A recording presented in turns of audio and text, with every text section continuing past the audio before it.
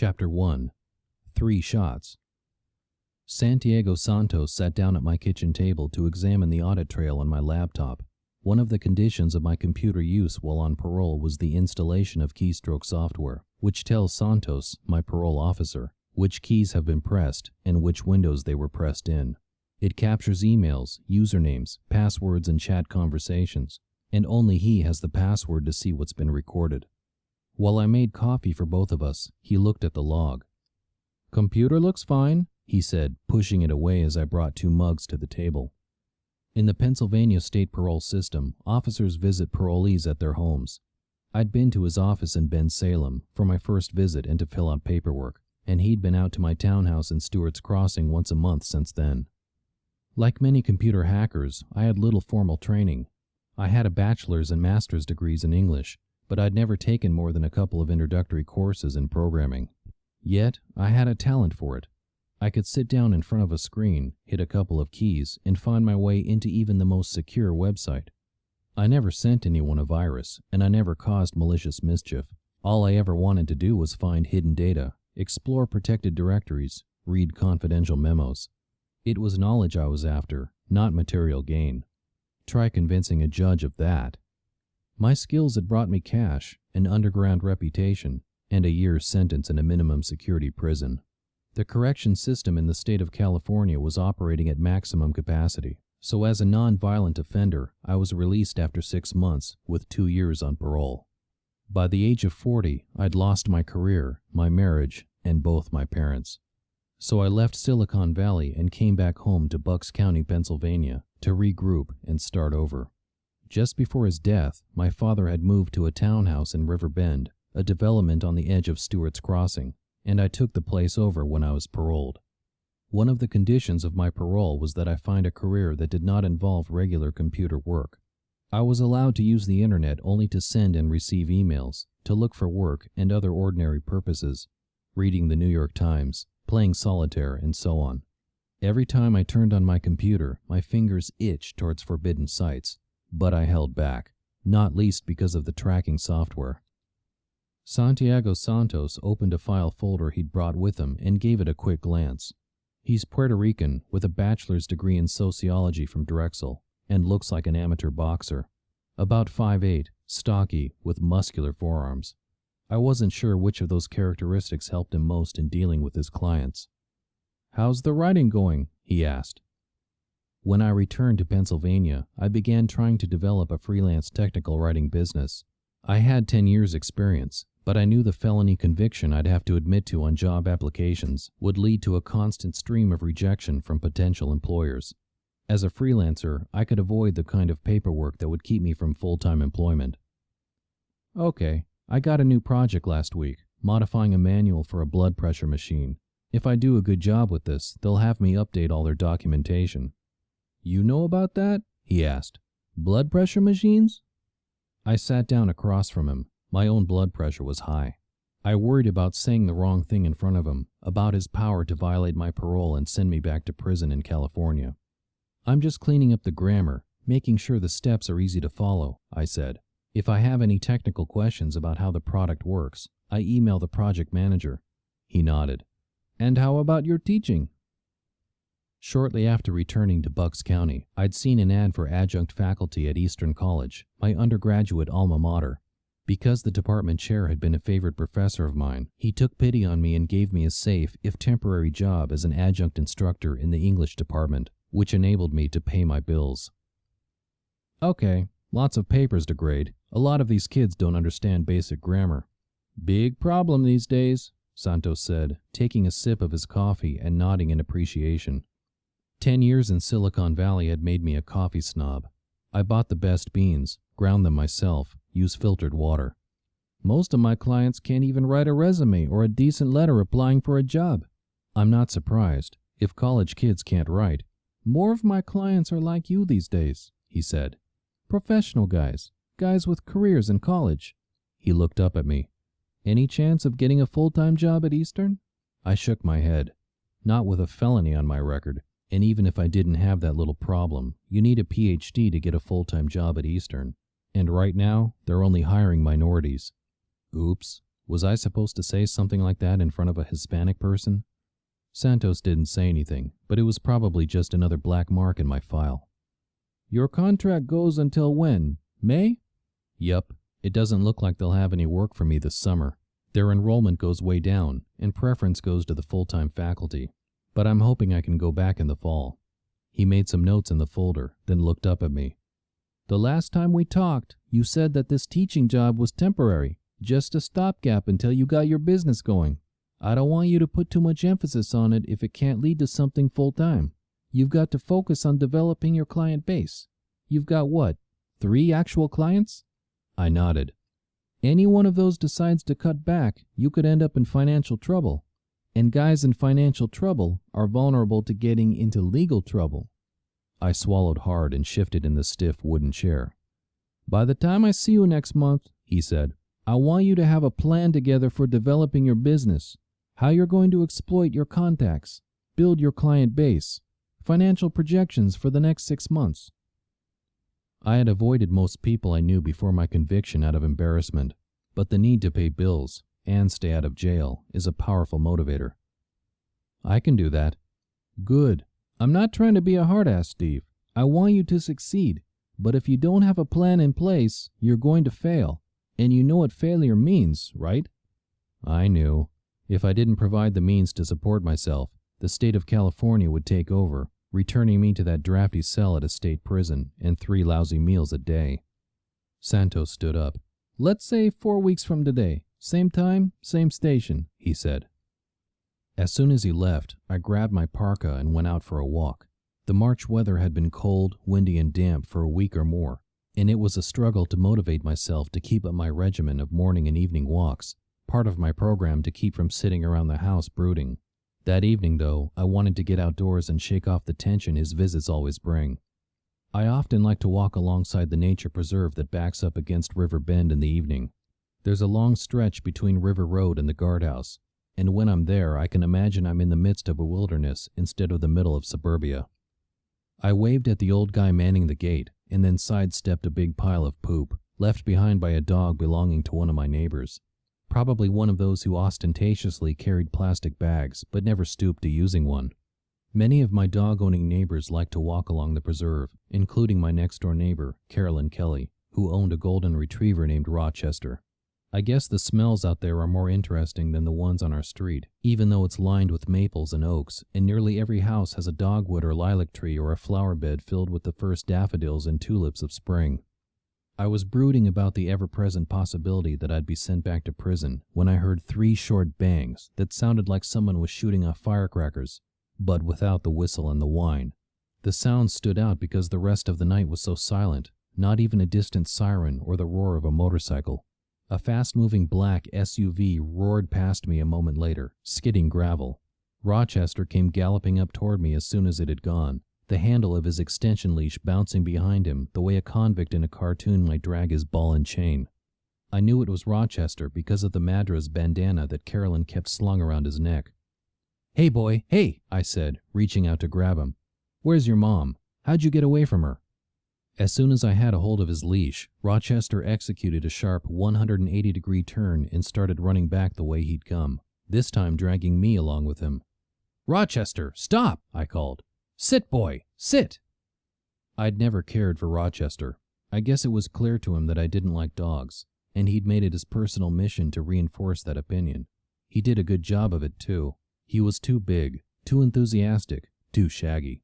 Whenever I stopped to talk to Carolyn, Rochester tried to jump on me, and Carolyn couldn't keep him in line. She took him for obedience lessons every Saturday, but his exuberance still overwhelmed his manners. He had huge paws and a big head. His fur was fine and attached itself to me, if I even passed within 5 feet of him, giving my lint brush lots of use. He had big jowls, too, and there was usually a line of drool hanging from them he was happy to wipe off on me. His paws were often muddy, and somehow the tip of his tail was always wet, and when he whipped it against my leg, it stung like the touch of a wasp. Galloping down the street, he ignored my commands to stop, but quickly I saw why he was in such a hurry. A narrow, grassed-over path from the access road into River Bend led off to an old Revolutionary War cemetery at the edge of the preserve. Carolyn had told me she often took Rochester up that path, and cars used it to turn around when they realized they were approaching the entry to a gated community. As I neared where the grassy path met the roadway, I saw Carolyn Kelly lying on the ground. All the activity of the past few minutes formed into a pattern in my head: the shots fired, the speeding car, the loose dog. I looked around as adrenaline raced through my veins. Was the shooter still there? No, he or she must have left in the car that passed me. I walked up to Carolyn and leaned down next to her. Blood seeped out of her jacket, and there was a growing pool next to her leg. I remembered learning in college biology that if the femoral artery running through the thigh was severed, you could bleed out in a matter of minutes. "Carolyn?" I asked. "Carolyn, can you hear me?" I had no idea how to do CPR, and I was worried I'd do the wrong thing, somehow hurt her further. I watched for a minute but could not see any rise and fall in her chest. I flipped open my cell phone, my hands shaking, and found my friend Rick Stemper's cell number.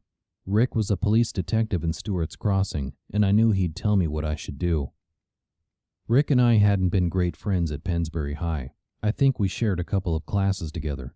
But when I'd been back in town for a few weeks, I was standing in line at the Chocolate Ear, a new cafe in the center of town, when I thought the guy behind me looked familiar. By the time I had my extra hot tall coffee, his name had come to me. "Rick?" I asked. I stuck out my hand. "Steve Levitan." He'd put on a few pounds since high school, but hadn't we all? Otherwise he looked the same, unruly mop of brown hair, broad shoulders, athletic build. There were bags below his eyes and a couple of laugh lines around his mouth, but in general, he looked pretty good. "Hey, long time no see," he said, and we started to fill each other in on the intervening years. He had joined the Stewart's Crossing Police Department after graduating from Penn State with a degree in criminal justice. His ex-wife liked worrying if her hubby would come home at night, and once Rick moved from beat cop to plain clothes, she couldn't muster up the enthusiasm anymore. 6 months after he'd made detective, she had dumped him for a firefighter. We bonded over mutual bitterness. I remember him asking that day, "If a tree falls in the forest and kills your ex-wife, what do you do with the lumber?" I laughed. "Are you still in contact with her?" "As far as I'm concerned, she's moved to Oregon," he said, "and I don't mean Portland." "Somebody shot Carolyn Kelly," I said when Rick answered his phone. "My next-door neighbor. I think she's dead." My voice was higher than normal, and I was panting for breath after that quick run with Rochester. "Whoa, Steve, hold on," Rick said. "Where are you?" I described the spot between River Road and the entrance to River Bend. "I'm on my way," he said. "Did you call 911? "Not yet." "Do it." He disconnected, and I called the emergency number. The dispatcher was calm and professional. She led me through what had happened and where I was, and promised to send police and an ambulance. All the while, Rochester paced around me, alternating between barking and whimpering. He'd strained to go over to Carolyn's body. Then when I pulled him back, he'd jump on me, as if he was trying to convince me to do something more than just wait for the police to arrive. I shivered in the cold, damp breeze, starting at every noise, worried that whoever had shot Carolyn hadn't been in that car, that he was still lurking in the wooded preserve. But the 1-2 punch of a visit from San Diego Santos and the discovery of Carolyn's body had knocked all the initiative out of me. All I could do was sit on the ground with the big golden dog next to me and wait for whatever fate had in store. Chapter 2. Rochester. I remembered the first time I'd met Carolyn, a few months before. Moving back to Pennsylvania from Silicon Valley had been more expensive than I'd anticipated, and I'd run through a lot of money my dad had left me. The townhouse was paid off, but there were still utilities and taxes and the business of putting food on the table. It was December 15, and I was just about ready to put on a paper hat and practice saying, "Would you like fries with that?" when I stumbled on an opening for adjunct faculty at Eastern College, my alma mater, a very good small college just upriver from Stewart's Crossing. I had to get up to the college as soon as possible that morning to meet with the department chair before the college closed down for Christmas break. I rushed through a quick shower, cut my chin while shaving, and didn't realize that I'd forgotten a belt until I locked the door behind me. I was opening my beat-up BMW sedan, the one I'd bought new 12 years before, when out of nowhere a huge golden beast came galloping toward me. I might have taken it for a lion if not for the long red tongue lolling out of its mouth as it ran. I heard a woman call, "Rochester, come back here!" The beast, which appeared to share its name with Jack Benny's valet, pinned me against the car, placing its large paws on my chest and licking my face. My CV and transcript pages went flying. "Rochester, down!" The woman pulled the dog's collar, and he fell to the ground, where he began sniffing my feet. "I'm so sorry," she said.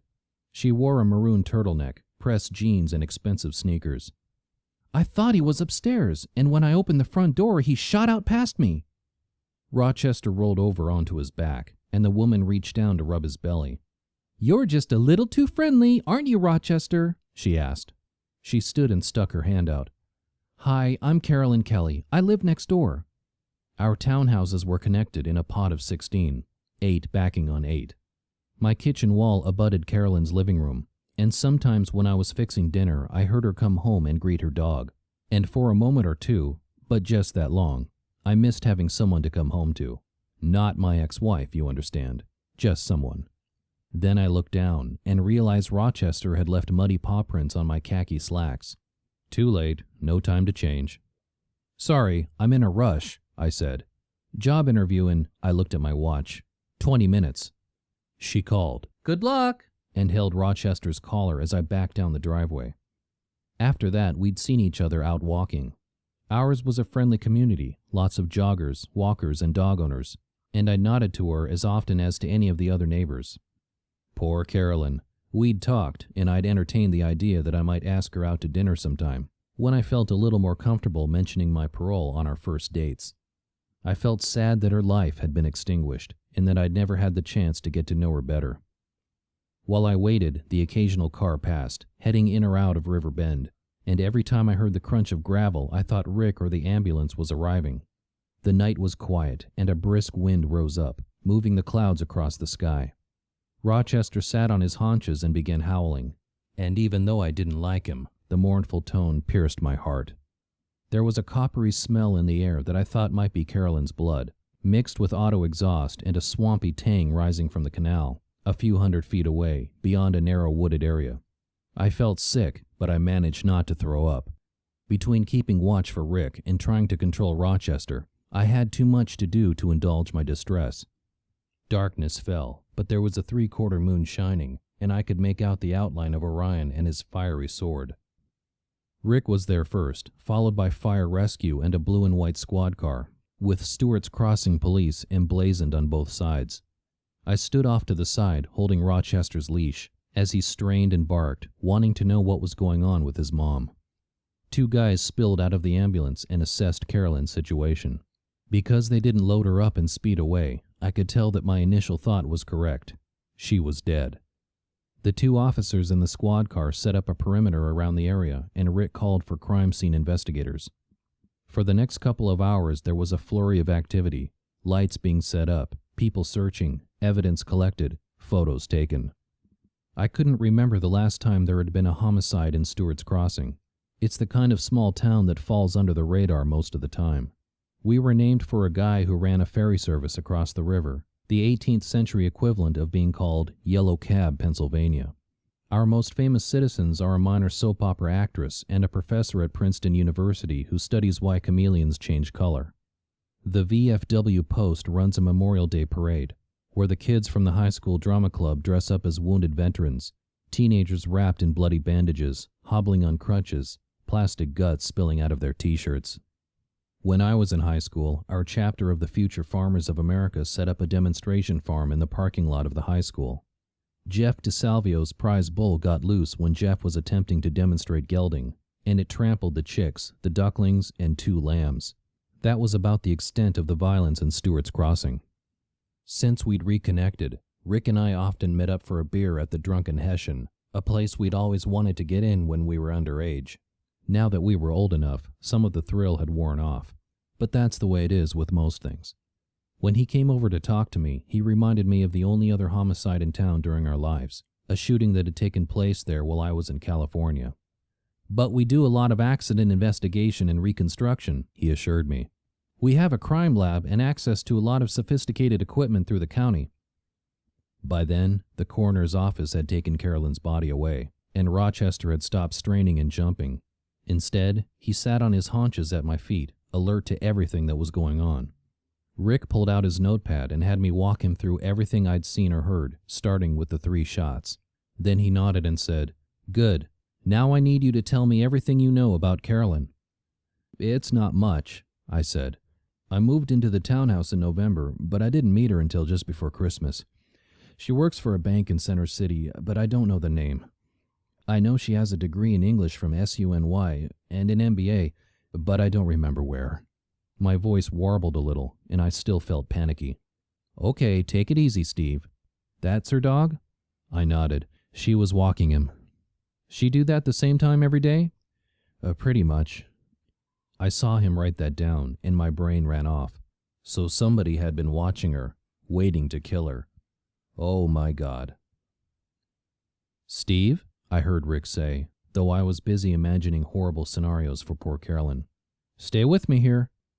I came back to the present. "Sorry, you were asking?" "She have any regular visitors? A boyfriend, maybe?" I shook my head. "She mentioned a guy from New York," I said. "I saw his car in her driveway one weekend. A black Porsche Cayenne."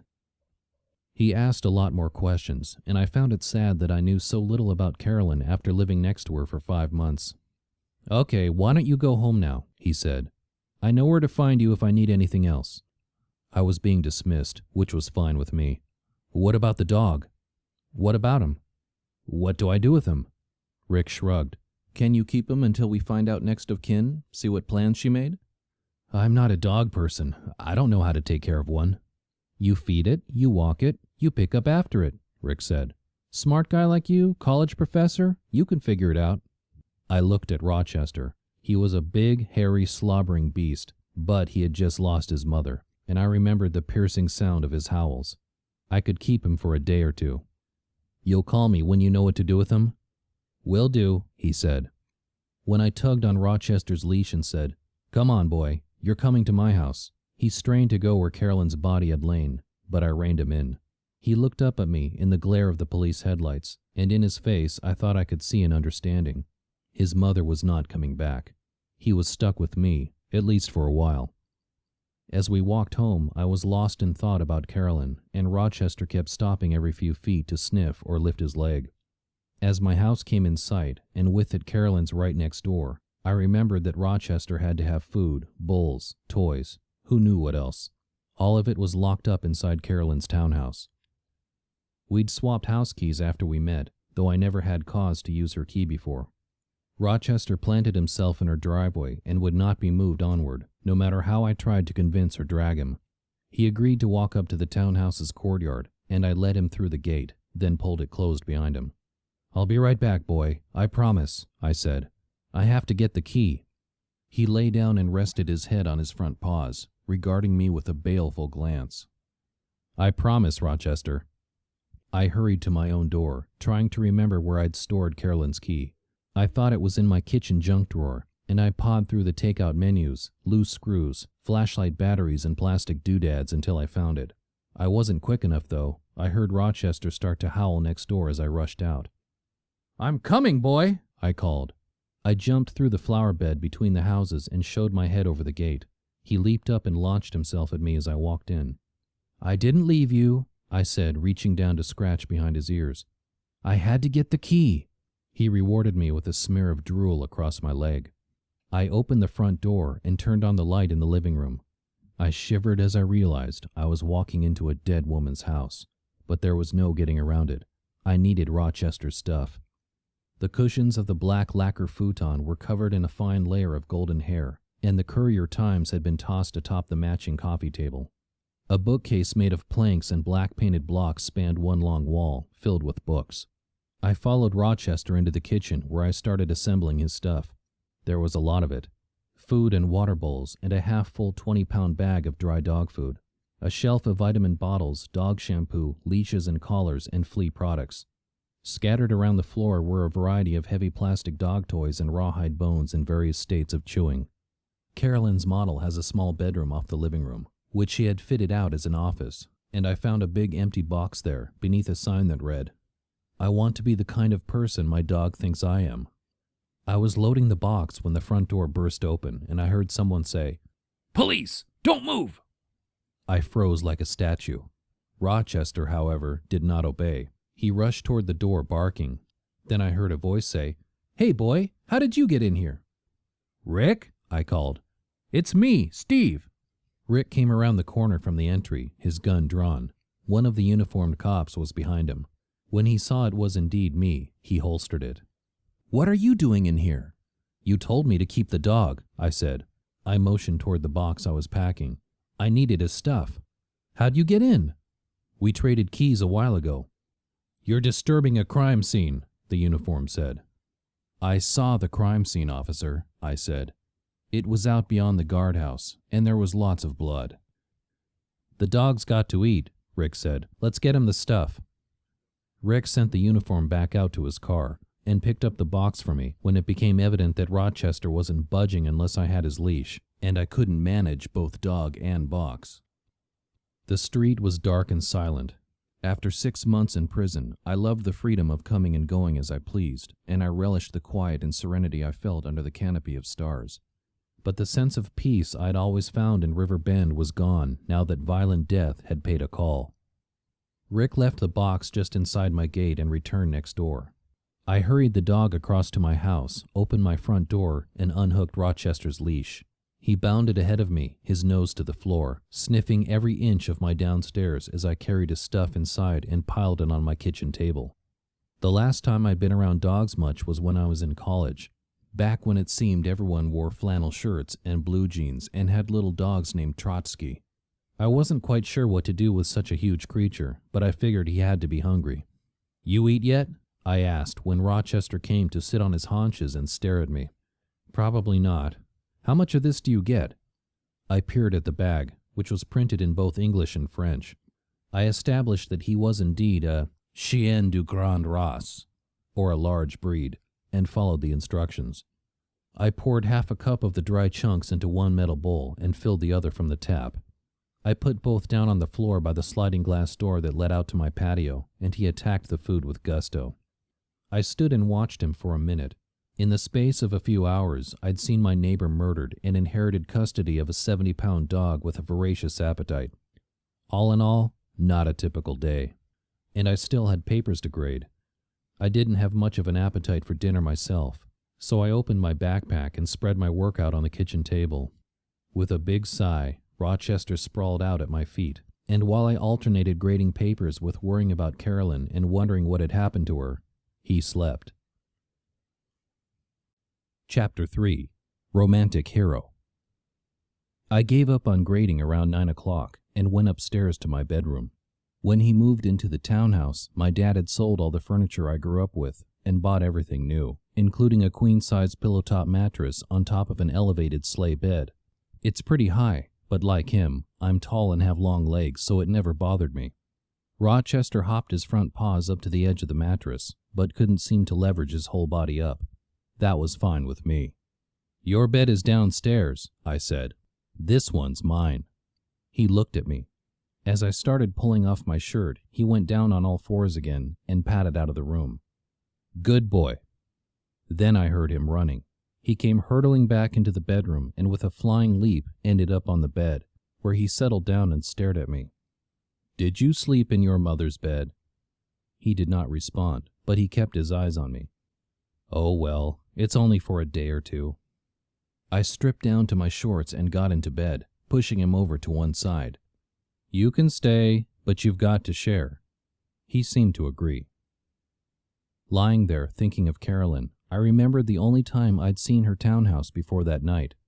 I'd gotten the job at Eastern, and on my way home from teaching, I often stopped at my favorite spot in town, the Chocolate Ear Cafe, for a raspberry mocha, a reward for reading and grading my students' ungrammatical papers. The owner, a pastry chef from New York named Gail Dukowski, used the best quality beans, guitarred chocolate syrup, and homemade whipped cream, and despite my coffee snobbery, I'd been seduced by the sweet drink. The fact that she was pretty and liked to flirt was a plus. A lot had changed in Stewart's Crossing during the years I'd been away. The feed store had been replaced by a real estate office, the local bank names had been painted over with national ones, and doctors had taken over several of the old Victorians. America's three obsessions: property, money, and health, all sandwiched together in a downtown area that still has one traffic light, though a steady stream of Land Rovers, BMWs, and Volvos are always circling, competing for the few available parking spaces. One of the best changes was the opening of the Chocolatier. In the 1960s, the old stone building on Main Street was a hardware store where my father bought the odd nail or high-intensity flashlight, and then when it closed, it sat derelict for a long time until Gail, who had grown up in neighboring Levitan, returned to Bucks County and opened the cafe. She painted the interior a pale yellow, which made the room seem sunny even in winter, and decorated the walls with vintage posters advertising chocolate products, many of them in French. The white wire tables and matching chairs seemed like they'd come direct from Paris, though they'd been padded with cushions more comfortable to American bottoms. The cafe always smelled of something delicious: lemon tarts, strawberry shortcake, or hot chocolate topped with cinnamon. The glass-fronted case was filled with exquisitely decorated pastries, petit fours covered in white fondant with tiny sugar flowers, individual key lime tarts scalloped with whipped cream, fudge brownies studded with walnuts and chocolate chips. The signature cookie was a chocolate version of the elephant ear, a curly pastry with a rich cocoa flavor. An industrial-quality Italian coffee machine churned out mochas, lattes, and cappuccinos, filling the room with the sound of drips and foams. Usually I stayed at the cafe to savor my drink, but one Friday in late January there was a water leak in the kitchen, and the sound of the plumber banging away wasn't conducive to grading. So I took my coffee back home, and as I stepped out of the Beamer, clutching the paper cup and a pile of student essays, Rochester came out of nowhere once again, this time trailing his leash behind him. I saw him coming too late, and the coffee and the papers went flying in opposite directions. Carolyn was very apologetic, helping me collect all the paper, and then she offered to make me a coffee to replace the one I'd lost. "I have a great espresso machine and I never get to use it," she said. "Please?" I didn't want to face grading without my treat, so I agreed. "I'm so sorry he attacked you again," she said, pushing the golden retriever in the door ahead of us.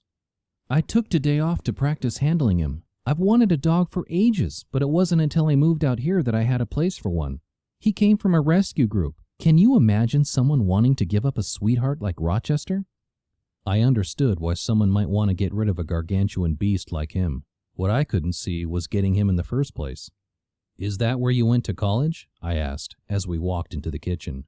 "Rochester?" "No, he's named after Rochester and Jane Eyre." In that moment, I knew a lot about Carolyn Kelly. Though full-figured, she had a pretty face, and she dressed well and knew how to use makeup and hairstyle to her advantage. The low-necked sweater she was wearing accentuated her cleavage, and I liked the way her jeans hung low on her hips. I figured she was educated because she knew Jane Eyre, and successful because townhouses in River Bend start around $300,000. True to her word, she had a very fancy espresso machine. "I've got Kona beans in the freezer," she said, opening the door and pulling them out. "I'll just slip some in the grinder." I started to like Carolyn even more. A woman who appreciated good coffee was a real find. My ex-wife, also known as the Jewish American Princess of Darkness, Satan's favorite squeeze, only drank iced tea, heavily dosed with artificial sweeteners. She used to bitch about the smell of coffee in the house, saying it made her nauseous. I'd have to give up brewing my own each time she was pregnant. Carolyn's kitchen was full of the latest and most high-end appliances, everything shiny stainless or bright primary colors. I noted her top-of-the-line KitchenAid stand mixer, a hanging tray of copper-bottom pans, and a wooden block of German knives. Carolyn's coffee offerings included a half a dozen unopened bottles of syrup, from vanilla to orange to raspberry, and a couple of twist-top canisters of toppings. While she bustled around making the coffee, I looked around her house from the vantage point of her kitchen table. The kitchen was at the front of the house, with a big picture window that looked out on the street. The butcher block table matched the blonde wood of the cabinets. Her decorating was minimalist, with a touch of Southeast Asia. A single bamboo screen, teak and bleached linen, with the occasional statue of a grinning monkey or a reflective Buddha. When I asked, she told me that she'd lived in Korea for a couple years as a teenager, and it had formed her sense of style. I could even see it in the way she dressed, very simply, with just a hint of Asian influence. She traded her usual sneakers for black Japanese sandals with white socks, and around her wrist she wore a thick gold bracelet she told me was made of Thai gold, They call it a bot bracelet, she said. That's the Thai money. A friend of my dad's in the service had one, and he used to joke that if you were ever captured in the jungle, you could break a link off to bribe the chief to let you go.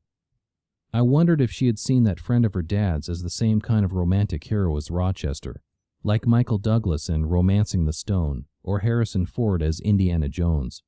It would be hard for an average guy to match up to those role models. A desk job in Philadelphia or some Bucks County hamlet doesn't lend itself to larger-than-life escapades. But maybe she'd like a guy with a criminal record, even if it was only for computer hacking. I filed that thought away for the future. I heard the buzz of the coffee grinder and then a percolating noise as the brown liquid dripped into the glass pot. Rochester came over and rested his big golden head on my leg, leaving behind a trail of drool and a fine coating of blonde hairs on my black jeans. He settled into a heap in the doorway that led back to the living room. Yet another reason to have a dog, I thought, to create an obstacle course in your own home. As we drank our coffee, we traded bits and pieces of background. I mentioned my divorce and relocation, but left out the part about meeting Santiago Santos at a nondescript office building in Doylestown and showing him the ways I was becoming a solid citizen.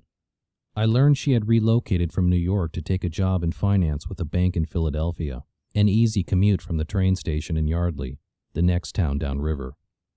There's a guy I used to date who lives in New York, and I see him now and then, but it's nothing serious, she said.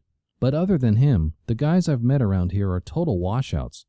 You know, sometimes I feel like behind my back someone has enrolled me in the Dork of the Month Club, and every few weeks, instead of books or CDs or baskets of fruit, I get some doofus standing at my door, wearing high-water pants, a pencil folder in his shirt pocket, and one of those ribbon things running around behind his head holding his glasses in place.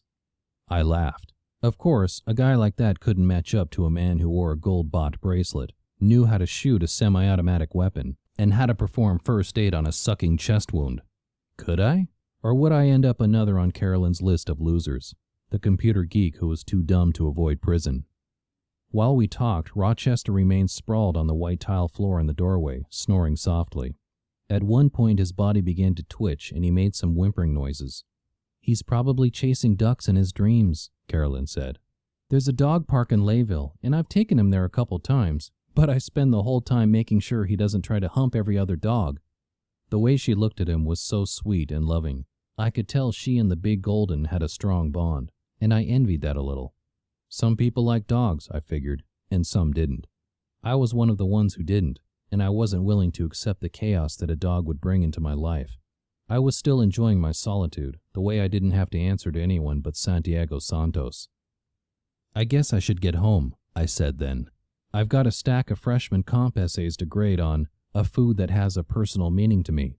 I figure I'll be reading a lot about pizza and burgers while correcting dangling modifiers, unyoking fused sentences, and introducing my students to the concept of punctuation and its place in the grammatically correct sentence.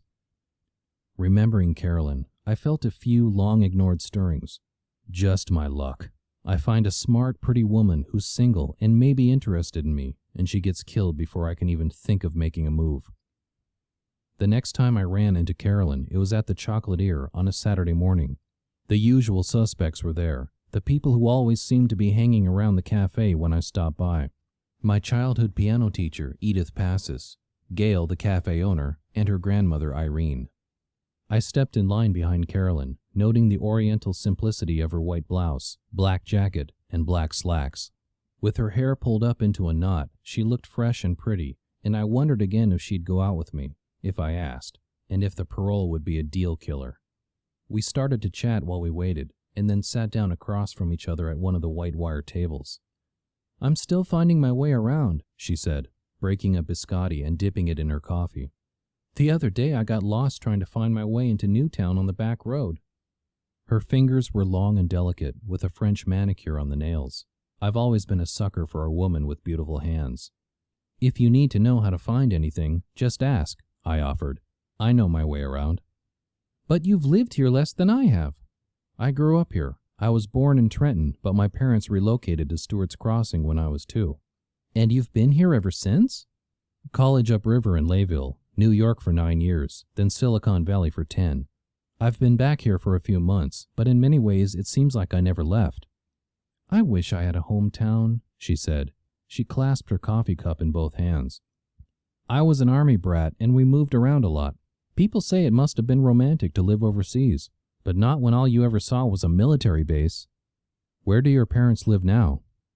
My dad was killed in the first Gulf War, she said, and my mom died last year. So it's just me, she smiled. And Rochester, of course. I'm sorry, I said. My mom died about the time your dad did, and then my dad sold our house and bought the townhouse next to yours for his retirement. Did you know him? He didn't get to spend much time there. He only lived in the townhouse for a few months before he passed away. I think I said hello to him a couple times, Carolyn said. I'm sorry I didn't get to his funeral. I know some of the other neighbors went. How could I tell her that the state of California had prevented me from looking after him in his final illness, had even kept me from his funeral? It was a busy time, I said, trying for vagueness. Carolyn left a few minutes later, and then Edith came over to sit with me. Do I seem confused to you lately, Steve? She asked. Confused? No. Why? I feel so distracted. It's been hard for me to concentrate on reading or playing the piano. And I've been losing track of my finances, too. I'm worried someone might be stealing from me because checks have gone missing. I contemplated Edith's decline as I cupped the white china mug which held the remains of my raspberry mocha. She had been a friend of my parents', and I remembered her at parties at our house, her black hair teased into a beehive. She wore glasses that feathered up at the edges and thigh-high black leather boots. Edith had become a touchstone for me in the few months since I'd been back, and it worried me that she might not be around much longer. I had lost so many people who had mattered to me, both my parents, my ex-wife, many friends who hadn't wanted to stand by me while my case made its way through the court system. I wasn't ready to lose Edith, too. Sometimes I think maybe it's just that I'm getting confused, she continued. I don't know what to think, and it's all so disturbing, after Walter worked so hard to leave me well fixed. I'd heard about criminals who preyed on the elderly, scammers who needed help moving money into the country or who promised elaborate yet unnecessary home repairs, which evaporated once the money had been paid. But Edith Passes had always been so smart and confident. I couldn't believe someone was taking advantage of her. I looked out through the mullioned windows at Main Street, thinking about what I could say. Edith must have been over 80 and still lived in the same small bungalow where she'd spent a lifetime giving piano lessons to local kids. I remembered sitting at her upright piano, struggling to master the simplest of songs. For 3 years, my parents forced me to trudge to Mrs. Pass's house once a week until they gave me up as a lost cause. Back then, she had true black Irish looks, coal black hair, pale white skin, and bright blue eyes. When I returned to Stewart's Crossing, though, I discovered her hair had gone stark white, and a medication she took tinted her skin a salmon pink. The blue eyes were still as fierce and blue, though I'd never say it to her face. I thought she looked like a gerbil, as if she ate chopped lettuce at every meal and lived in a pile of shredded newspaper. Her fingers were arthritic now, so she could no longer keep up with her students, and she'd given up all but the most advanced pupils, those she could help by ear. In addition, once a week she drove upriver to Eastern to tutor a couple of advanced piano students. She had always been so strong and vibrant, but that day she seemed to have shrunk and faded. I'm just finding it harder and harder to remember things, she continued, shaking her head. I saw you talking to Carolyn earlier. Gail told me that she was a CPA. I was thinking of asking her to help me sort things out. That's a great idea, Edith. She seems like a nice person. I can't imagine who could do this to me, Edith said. I don't have any children, you know, and none of my nieces or nephews live anywhere in the area. But I think Carolyn could help me. I was relieved. If anyone was cheating Edith, Carolyn would be able to help her. She wasn't my responsibility, of course, but my parents were dead and she had no children, and I felt a connection to her that went back many years, to dust motes dancing in the sunlight as I struggled to master Scott Joplin and the Caisson Song. Lying restlessly in bed, Rochester snoring lightly next to me, I worried about Edith and wondered if Carolyn had been able to figure out what was wrong before she died. I resolved to call Edith the next morning and let her know what had happened to Carolyn and see how she stood. Then I turned on my side and tried, once again to fall asleep. Chapter 4. The House Guest. Just before I dozed off, Rochester jumped down and made himself comfortable on the tile floor in the master bathroom, choosing a spot where he could, by raising an eyebrow, keep tabs on me. In the morning, I woke around 7:30, stretching and rubbing the sleep from my eyes. Rochester's head bobbed up next to me, his front paws planted on the mattress. I had almost forgotten about the events of the night before, but seeing him there brought it all back. "I suppose you want to go for a walk," I said, yawning. His head banged on the mattress a couple of times. I took that for a yes. But by the time I'd pulled on a pair of sweatpants, an Eastern t-shirt, socks, sneakers, and a fleece-lined jacket, Rochester had crawled under my bed and didn't want to leave. I lay down on the floor next to him. A few of his golden hairs had already lodged in my carpet, and I sneezed. "Come on, boy, let's go." I reached a hand under the bed to stroke the top of his head. "I know, you had a rough day yesterday. I did too.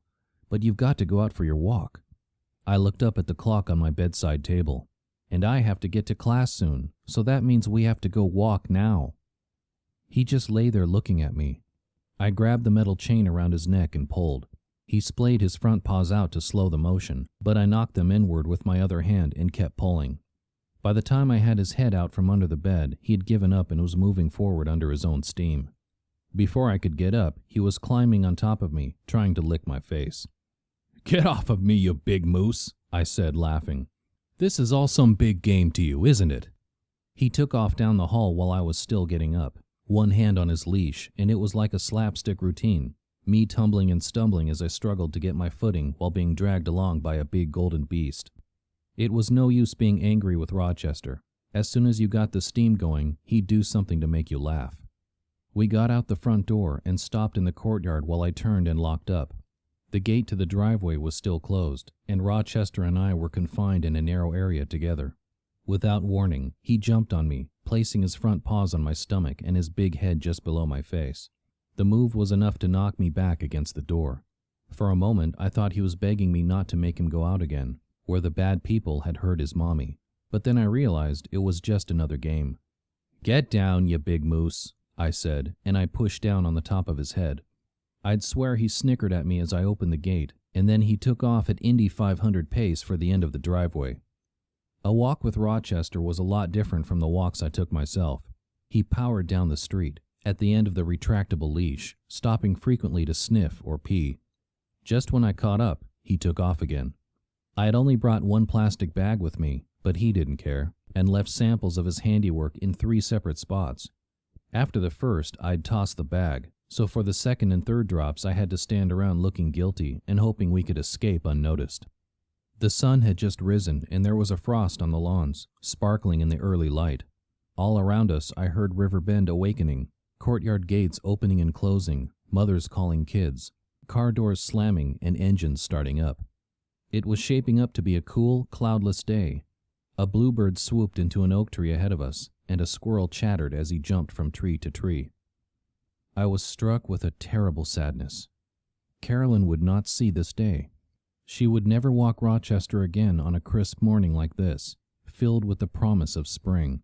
She would never drive down to the station in Yardley for her train to Philadelphia, or come home in the gathering twilight to the welcome of her dog. It was amazing how fast a life could come apart. Within a year, I'd turned 40, then lost my father, my job, my freedom, my marriage, and, as part of the divorce, my home in Silicon Valley. I'd struggled to put my life back together, but Carolyn wouldn't have that chance. There were some body blows you couldn't recover from. We saw a few neighbors and waved, but everyone seemed to be in a hurry to leave for work. It wasn't the same as in the evening when people stopped to say hello or share information. Rochester and I did a big circuit of the neighborhood, staying away from the area where Carolyn had been shot, and returned to my driveway where I picked up the newspaper. Rochester sprawled on the kitchen floor, panting, and I refilled his water bowl. He jumped up, lapping the water and spilling half of it on the tile floor, then settled down again to watch me. While I waited for the water to boil for my morning oatmeal, I scanned the pages for news of Carolyn's murder. I found a tiny report in the Crossing Connection section that a woman had been shot and killed along the perimeter of the park. Police were investigating and were waiting to release her identity pending notification of relatives. I poured a half cup of food into Rochester's bowl and replenished his water supply, then showered and dressed for work. It was a Wednesday, which meant that I taught technical writing from 9:30 to 10:45 and freshman comp from 11 to 12:15. I usually hung around for a while after that, chatting with colleagues and making myself available in case one of my students had the uncharacteristic desire to discuss his or her lack of course progress with me. "You be a good boy, Rochester," I said as I was leaving. "Take a nice long nap, and I'll walk you when I get home." Rochester had taken up a position under my dining room table, and from there he watched me leave. From the car, I used my cell phone to call Rick and see if he knew where Rochester was going, but all I could do was leave a message. I called technical writing my alphabet class because the students ran from Alyssa Applebaum to Levitan Z, who insisted on the first day, "Call me Lay, all my buds do." I wasn't Leighton's bud, but I refrained from saying so. He was an interesting case. He came to class every day, did the in-class work, and joined in the discussions. But he never handed in any papers. He reminded me of a kid I knew when I was at Eastern, who supplied half the campus with a variety of recreational drugs, and who was his own biggest customer. He had gone on to run his own cosmetics business, so perhaps there was hope for Lay Z. All through class I kept thinking about Carolyn Kelly and wondering what could have caused someone to kill her. I love to read mysteries, and quite often the solution is right there under the detective's nose, but the author drags out the discovery just to fill up 200 pages. In those cases, I figured out who did it long before the detective did, and often gave up on the book when it seemed like I was looking over the shoulder of an idiot. But it wasn't so easy in real life. All morning I was distracted, lecturing from rote and answering questions with half my brain. Could it have been something as simple as an angry ex-boyfriend?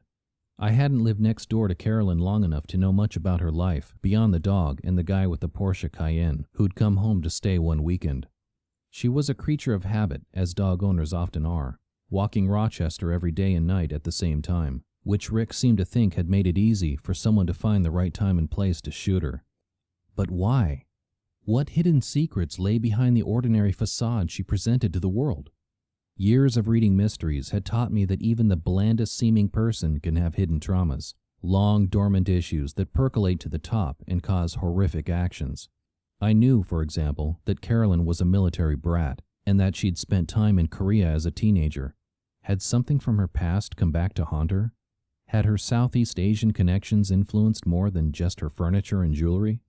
What if a high school classmate had become a high-level drug dealer and she had been laundering money for him through her bank? I shook my head to clear it. I was being ridiculous. The chances that my quiet next-door neighbor was an accountant by day and a drug smuggler by night were about as good as the chances that Mary and I would get back together and live happily ever after, which is to say so small that it could only be seen with an electron microscope. Freshman comp passed in the same sort of fog, and after class I went up to the faculty lounge, where I saw Jackie DeVere, a full-time professor I'd become friends with, making herself a cappuccino. "You're lucky you didn't get shot too," she said when I told her what had happened. "If you'd been a few minutes later, it might have been you." "I never thought about that. I just assumed they were shooting at her." "But why would someone shoot her?" she asked. "You said she was quiet." I shrugged. "You know the saying, still water runs deep. Though if that's the case, we've got a lot of Mindanao trenches here at Eastern." "The poor dog," she said. "To lose her mother and then be caged up in a strange house?" "He's not caged up," I said. "He can go anywhere in the house he wants." "You didn't put him in a cage?" "He's not a circus animal." "I don't mean a cage, I mean a crate. You leave a young dog like that in a crate during the day so he doesn't tear up the house while you're gone." I remembered seeing a big metal box in Carolyn's kitchen. At the time, I'd been so concerned with getting Rochester's food, and then with the police, that I hadn't thought to wonder what it was doing there. "I think I'd better get home," I said. I grabbed my cell phone and beat-up leather backpack and hurried to my car, giving up on the idea of meeting with any phantom students. All the way home, I imagined seeing my house in shreds when I opened the door. It wasn't too bad. Rochester had gotten hold of a stuffed bear my ex-wife had given me one Valentine's Day, its paws wrapped around a box of chocolates. That year, I'd given her a book of Spanish love poems in translation. She'd taken one look at the book, then appropriated the chocolate. The bear had been with the stuff Mary had packed up and shipped to Stewart's Crossing while I was in prison, and I'd never gotten rid of it. I guess I needed to remind myself that I loved someone once and been loved back. Bear stuffing was scattered around my tile floor. The head was under the dining room table, 3 paws lay in the kitchen, and Rochester was still working on the torso when I came in. "Not yours," I said, trying to tug the poor bear out of his mouth. He wouldn't give it up. "Listen, mister, you are a guest in this house, and not for much longer either. Now give me that bear." I pulled and tugged, and what was left of it exploded into a pile of fluff. As soon as I had the living room cleaned up, I called Rick. "I need to take this dog wherever he's going," I said. "Soon." I ranted for a couple of minutes about the stuffed bear, but even to my ears it sounded dumb. "She didn't make any arrangements," Rick said, when I let him get a word in. "Her only living relative is a great aunt in upstate New York. She's too old to take him. I'm interviewing the co-workers later. Maybe one of them will want him." "What do I do in the meantime?" "If you don't want to hold on to him, you can always take him to the pound." I hung up and looked at Rochester. He lay at my feet, his head on his paws in a gesture that seemed to say he was sorry. My anger deflated. It was time for me to get rid of that bear anyway. "But you're going into that crate from now on, mister." I dragged him out to the courtyard to wait while I went next door to Carolyn's. I knew it wasn't the crime scene, and Rick hadn't told me to stay out, so I figured it was okay to go over there and get the crate. Carolyn's doormat read, "Who are you? Why are you here? What do you want? Go away." I'd never noticed it before, and I laughed as I let myself in. Once inside, I couldn't resist a detour to check out the bookcase.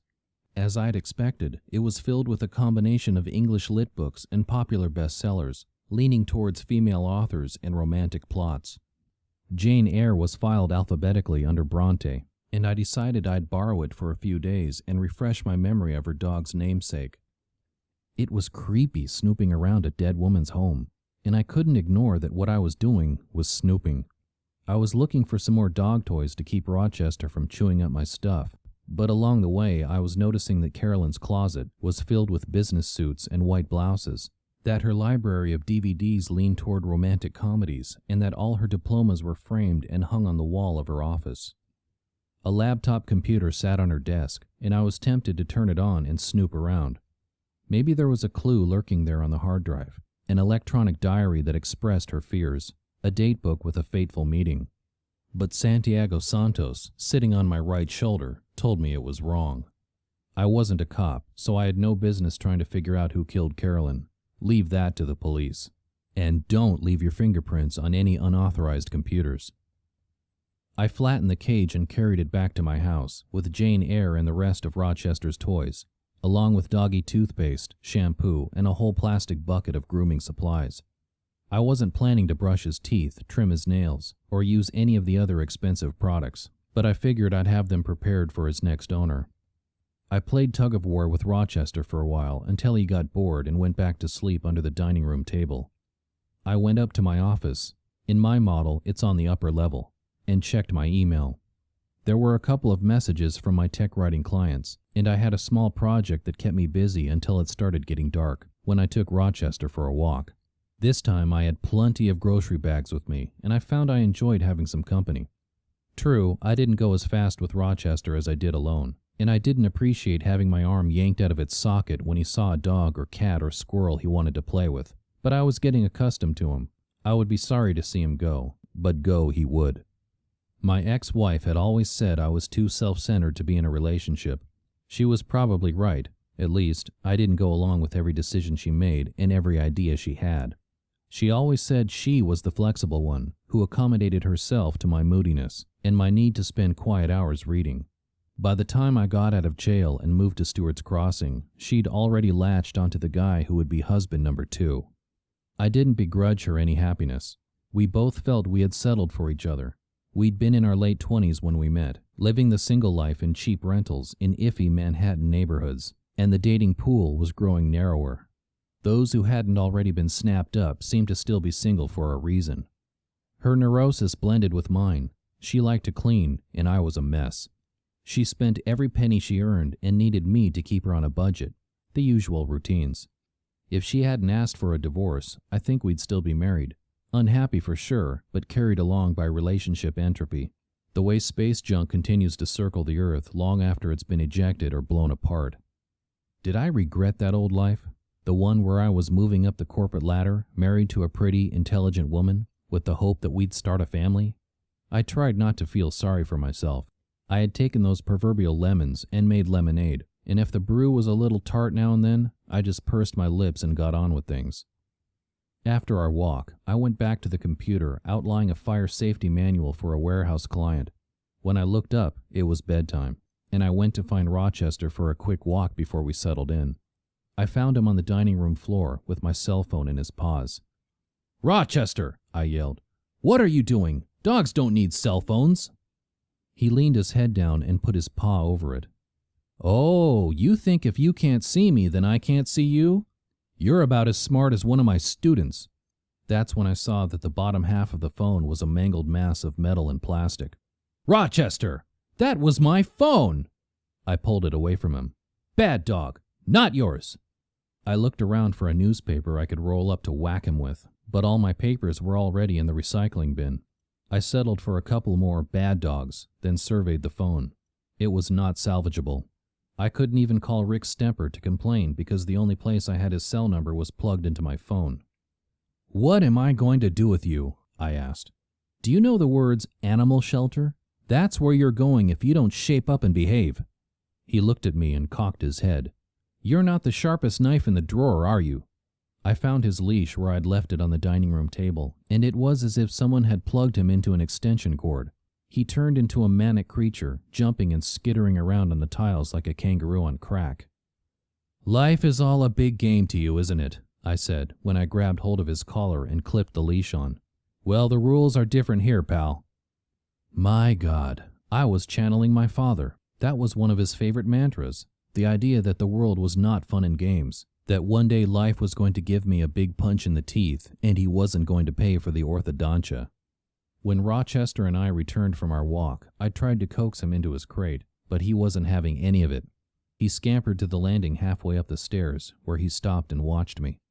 After a quick attempt at dog-proofing, I turned out the lights downstairs and climbed up to the second floor. Rochester was under my feet the whole way, and when we got to the top of the stairs, he took off toward my bedroom. As I followed, I saw him take another flying leap and land on my bed, and he wasn't budging. "All right," I said, standing by the side of the bed, trying to be stern. "But tomorrow when I leave for work, you're going into that crate." He looked like he would go along with that. I picked up Jane Eyre and got into bed, planning to read for a while. But Rochester wanted to crawl all over me and be petted, so my plans changed. "Are you a good boy?" I asked, ruffling his ears. "Is Rochester a good boy?"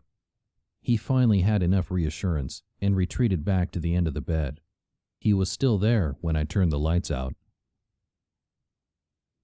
Chapter 5. The Break-In.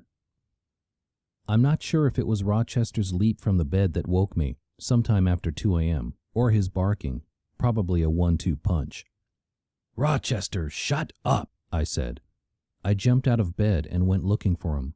He was in the office where my house backed onto Carolyn's, barking at the wall. "Are you crazy?" I asked, grabbing his collar. "You're going to wake up the whole neighborhood." He wiggled out of my grasp and ran back to the bedroom. When I followed, I saw him jumping into the Roman tub in the master bathroom and leaning his paws against the window frame. "What's the matter, boy? What do you see?" I stepped into the tub and stood next to him. From that angle, we could just see a corner of Carolyn's bedroom window and the pinpoint of a flashlight moving around in the darkness inside. "Good boy," I said, patting his head before I jumped out of the tub and rushed to the phone to call 911. I reported the burglary in progress and thought about getting out my dad's 9mm handgun from the bedside table and standing to watch at Carolyn's front door until the police arrived. Of course, since I'd never mentioned to Santiago Santos that I owned a gun, and it was probably a violation of my parole, I didn't think that was a good idea, especially because I was neither Starsky nor Hutch. So I returned to the window with Rochester, where we watched and waited. The pinpoint of light was gone, and I started to worry that I'd imagined it. Suppose the police showed up and there was no one inside Carolyn's house. They'd think I was crazy. A squad car pulled up 5 minutes later, red and blue lights flashing. By then I was dressed and went outside to meet them. "You called this in?" asked the female officer, whose badge identified her as P. Reinhardt. "I saw a light moving around inside there." I pointed up at the master bedroom window. "And my dog, well, it's really her dog. He heard something and started barking." That wasn't the order things happened, but I was nervous. "You sure no one's home?" Officer Reinhardt asked. As we walked up to the front door, I explained about Carolyn. The entrances in River Bend have glass sidelights on either side of the door, and the glass panel next to Carolyn's doorknob had been smashed. The door was unlocked. Reinhardt used a handkerchief from her pocket to open the door. From behind her, I saw that the living room was in shambles. Books strewn all over the floor, the sofa cushions slit, and stuffing everywhere. "It wasn't like that this afternoon," I said. She and her partner went inside while I waited by the street. She came down a few minutes later. "The upstairs was trashed too," she said. "There's no one there now." She called for a crime scene investigation, and Rick Stemper showed up a while later, wearing a pair of jeans and a polo shirt, and looking like he had just rolled out of bed. It was a replay of the previous night. Cops everywhere, Rick asking me questions. This time he took my fingerprints. "To eliminate them," he said. My pulse started to race. I had my prints taken in California, of course, which meant that when Rick entered them into his system, my record would pop up. I thought about telling Rick about my incarceration and parole, but it wasn't the time. It had never been the time. All those nights at the Drunken Hessian, the times we ran into each other at the Chocolate Ear or at the grocery, I'd kept from mentioning it. I was lonely, and Rick was my only friend in town, and I thought that he wouldn't want to hang out with me if he knew about my record. So I kept quiet. I did say, "You know I was there yesterday. I went back again this afternoon." Rick raised an eyebrow. "Just can't stay away, can you?" I explained about the crate and that I'd gone through the house, looking for Rochester's toys. I didn't mention looking through her closet or her books. I didn't think he'd understand. I was glad I hadn't touched her computer. I could just see Santiago Santos raising his bushy eyebrows as he asked me to explain what I was doing with my neighbor's computer, when the conditions of my parole restricted me to a single laptop with an audit trail. That alone might be enough to violate my parole and send me back to California as a guest of the state. While Rick and the male officer performed a complete search of the townhouse, I stood outside with Rochester, making small talk with Officer Reinhardt. "We see this kind of thing now and then," she said. "Somebody dies, and it gets in the paper, and some jerkwad takes that as an open invitation to rip the dead guy off." It didn't seem like that kind of burglary to me. A jerkwad like she was describing would want to get in, steal whatever was handy, and get out. But I kept my mouth shut. It was close to 4:30 that morning before I took Rochester back to my own house. "You're a good watchdog," I said, leaning down to stroke his head. "You heard somebody and you warned me. That's a good dog." As I sat on the floor, stroking his golden fur, I felt all the nervous energy and adrenaline of the last few hours catch up with me, and I yawned. And then I started to think. It was clear this wasn't the kind of obituary-motivated robbery Officer Reinhardt thought it was. After all, the Courier-Times hadn't even identified her. Somebody was looking for something in Carolyn's house. That's why they had ripped open the pillows and the couch and dumped the contents of the drawers. Was the burglar the same person who'd killed Carolyn? If so, what had he been looking for? Had he found it? What if he hadn't? Would he be back? What if it was Rochester he was looking for? Or what if he thought I had whatever it was? Would he come after me next? I couldn't confess these feelings to Rick. It just wasn't a guy thing to do. So I sat and told Rochester instead. I worried and petted the dog, and the acid feeling in my stomach dissipated a little, but not that much. The next morning, I was on autopilot. I took Rochester out for a walk, then sat in the living room with him watching mindless morning TV shows. My mystery fiction class doesn't meet until 12:30 on Tuesday and Thursday, and I use those mornings for grading papers or working on client projects.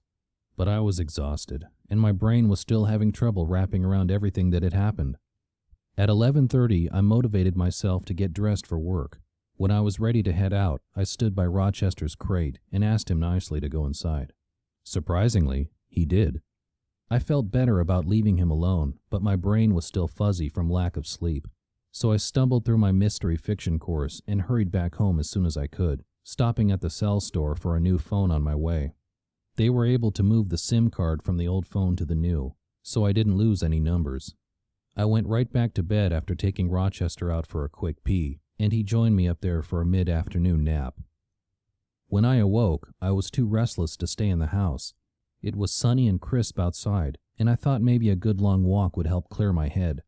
I got Rochester's leash, and he began jumping around the living room floor in a repeat of the previous night's performance. This time, though, I refused to chase him. I sat in a kitchen chair and waited for him to come to me. "I guess you do want to go for a walk too, don't you?" I asked when he did. However, as soon as I tried to clip the leash onto his collar, he ducked his head between his paws. "Is this a game? I try to hook you up and you hide from me. You know, even if you can't see me, I can still see you." I was able to wrestle him enough to get his leash on, and I grabbed a jacket and a couple of plastic bags.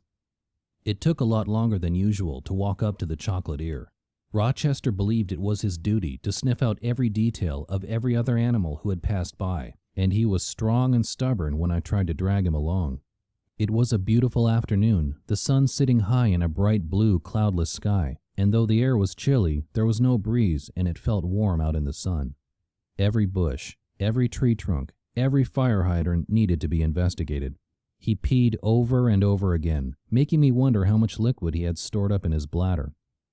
"Can Rochester come in?" I asked when we reached the cafe, sticking my head in the door.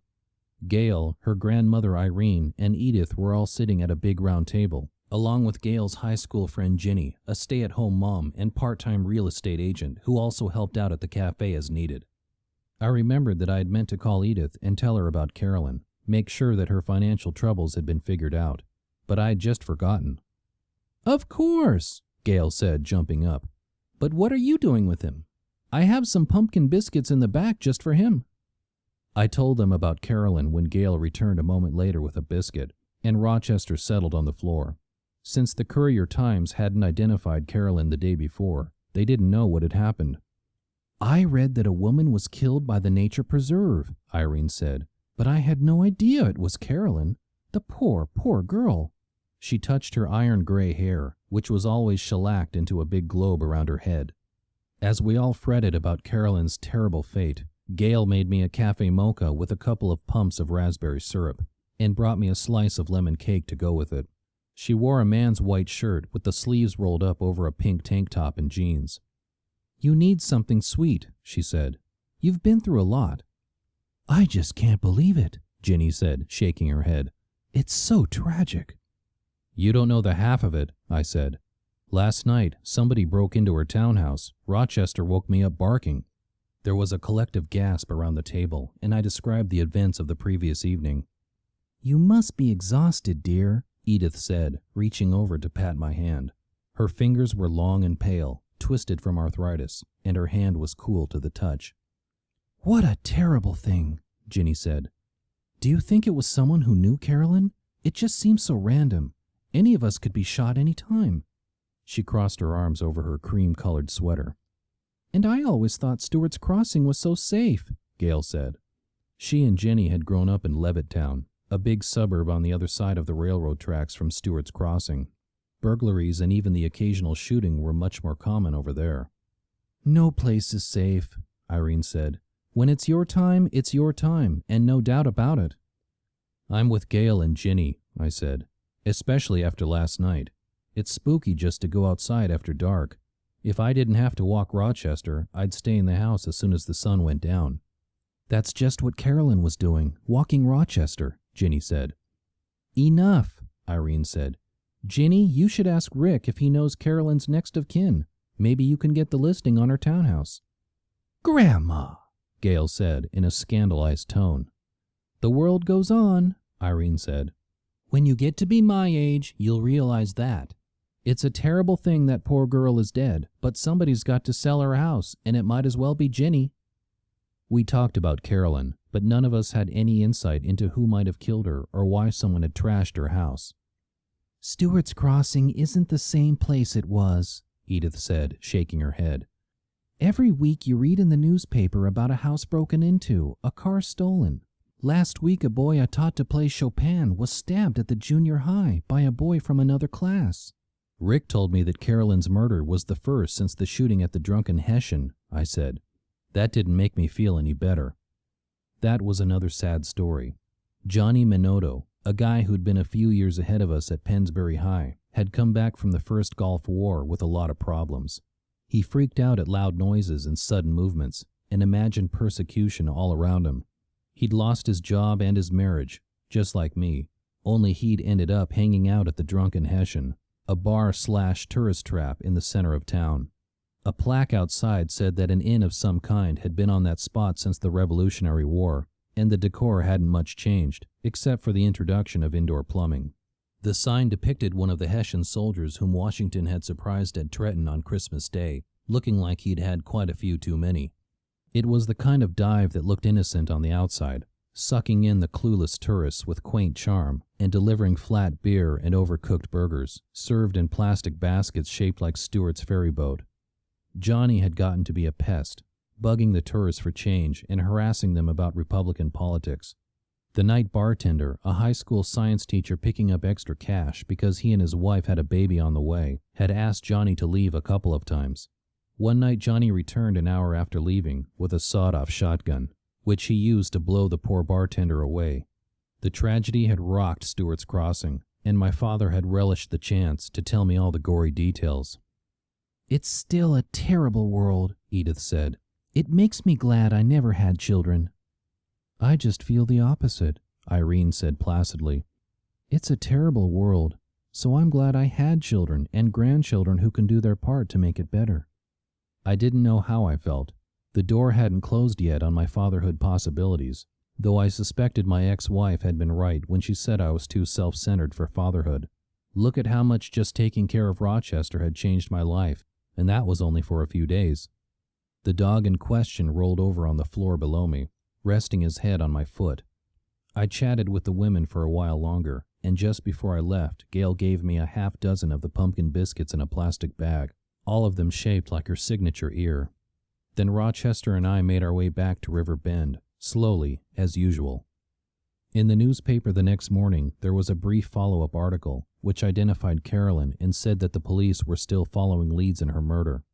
There was an obituary, too. She was being shipped to upstate New York, where her parents were buried and her great-aunt lived. But there was going to be a memorial service at a church near her Center City office in 2 weeks.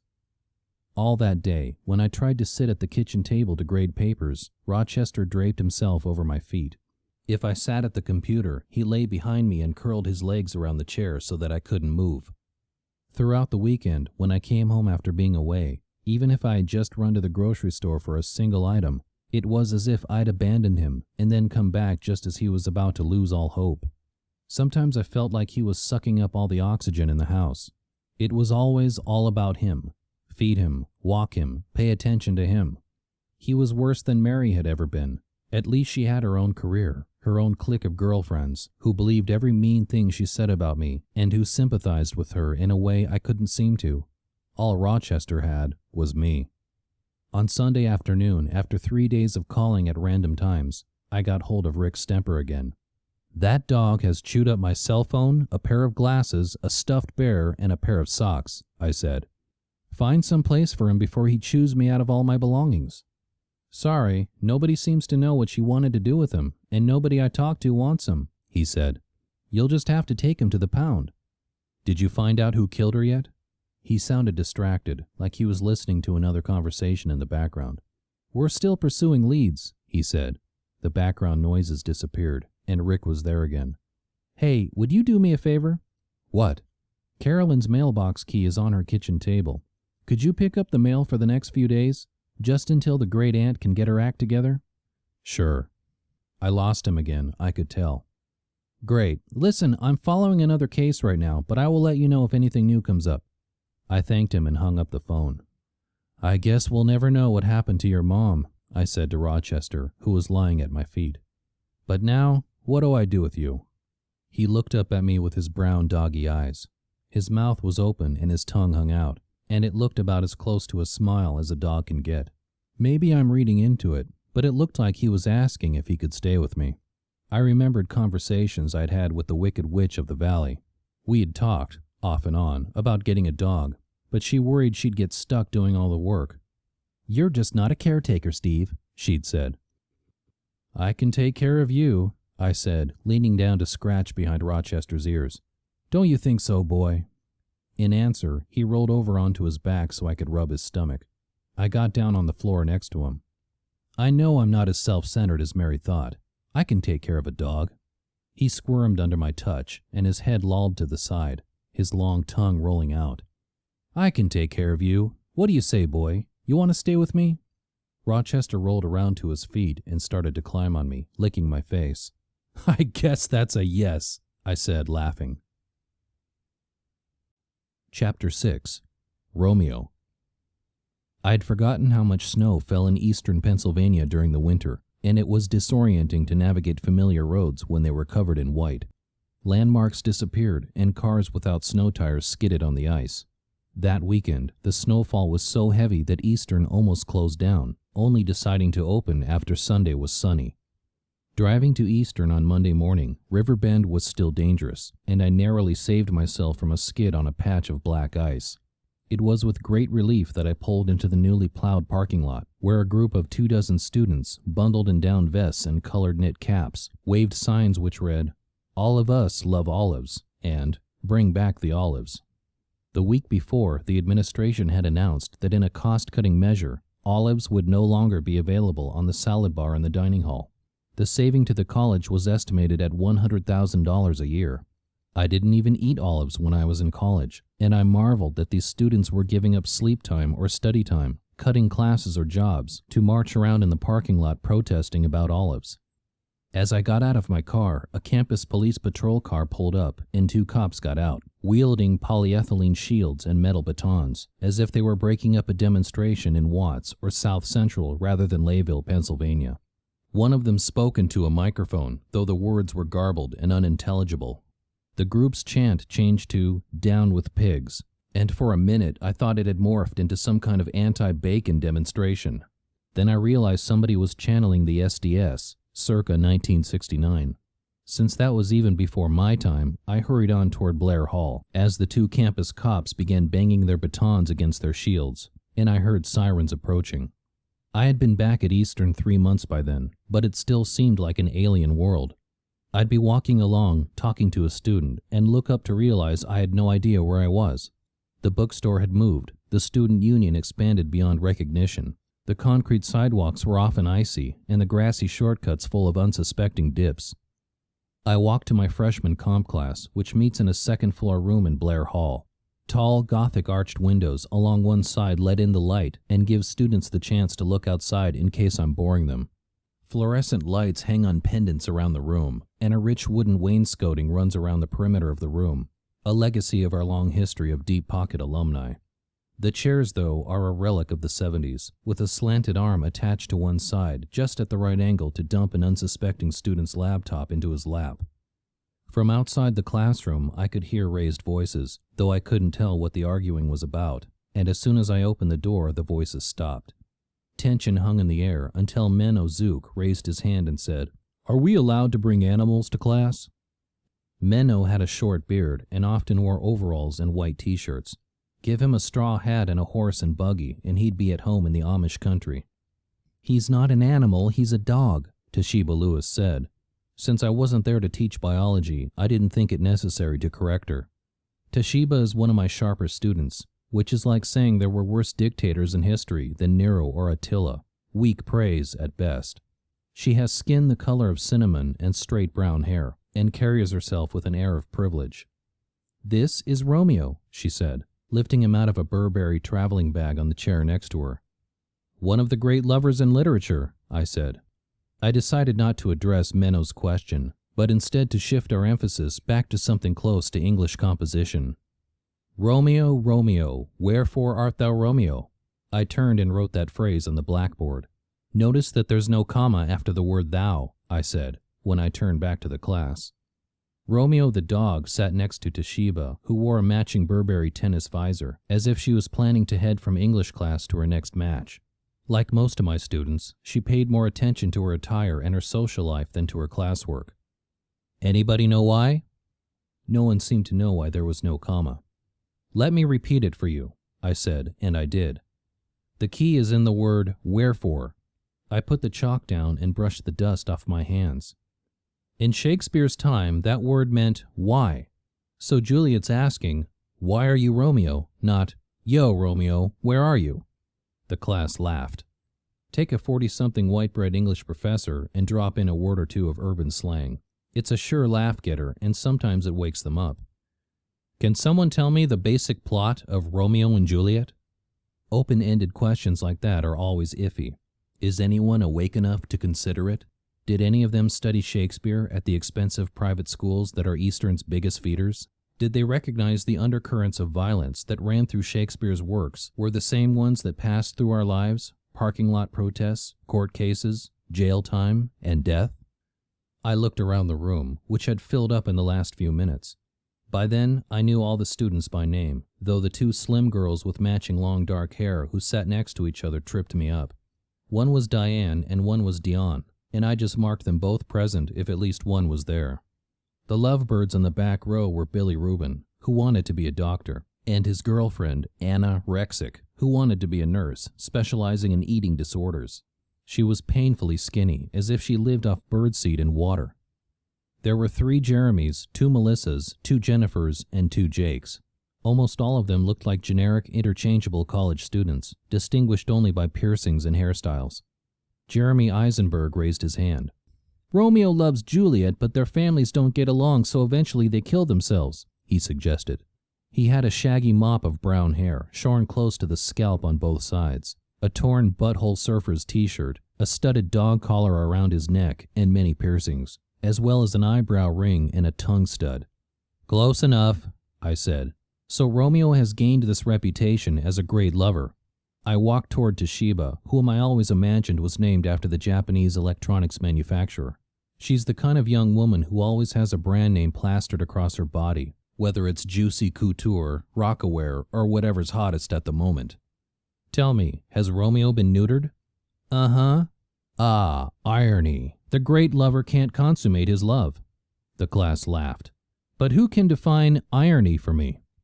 Melissa Macaretti disapproves of any antics in the classroom. She's a bulky young woman with mousy brown hair, wearing kilts and Fair Isle sweaters, the kind with the embroidered yoke that was popular back when I was a student, and she's often frowning. "The use of words to express something different from and often opposite to their literal meaning," she said, and I suspected she had some kind of electronic dictionary stuck away in her purse. But then, she always spoke that way. "Exactly. So Romeo's name is ironic. He's a lover who can't love. Let's think about the readings in our description unit. Where else have we seen irony?"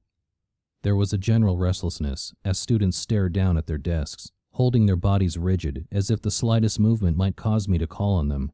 At times like that, I felt like my class was full of wild creatures, and at the slightest provocation, they could turn on me.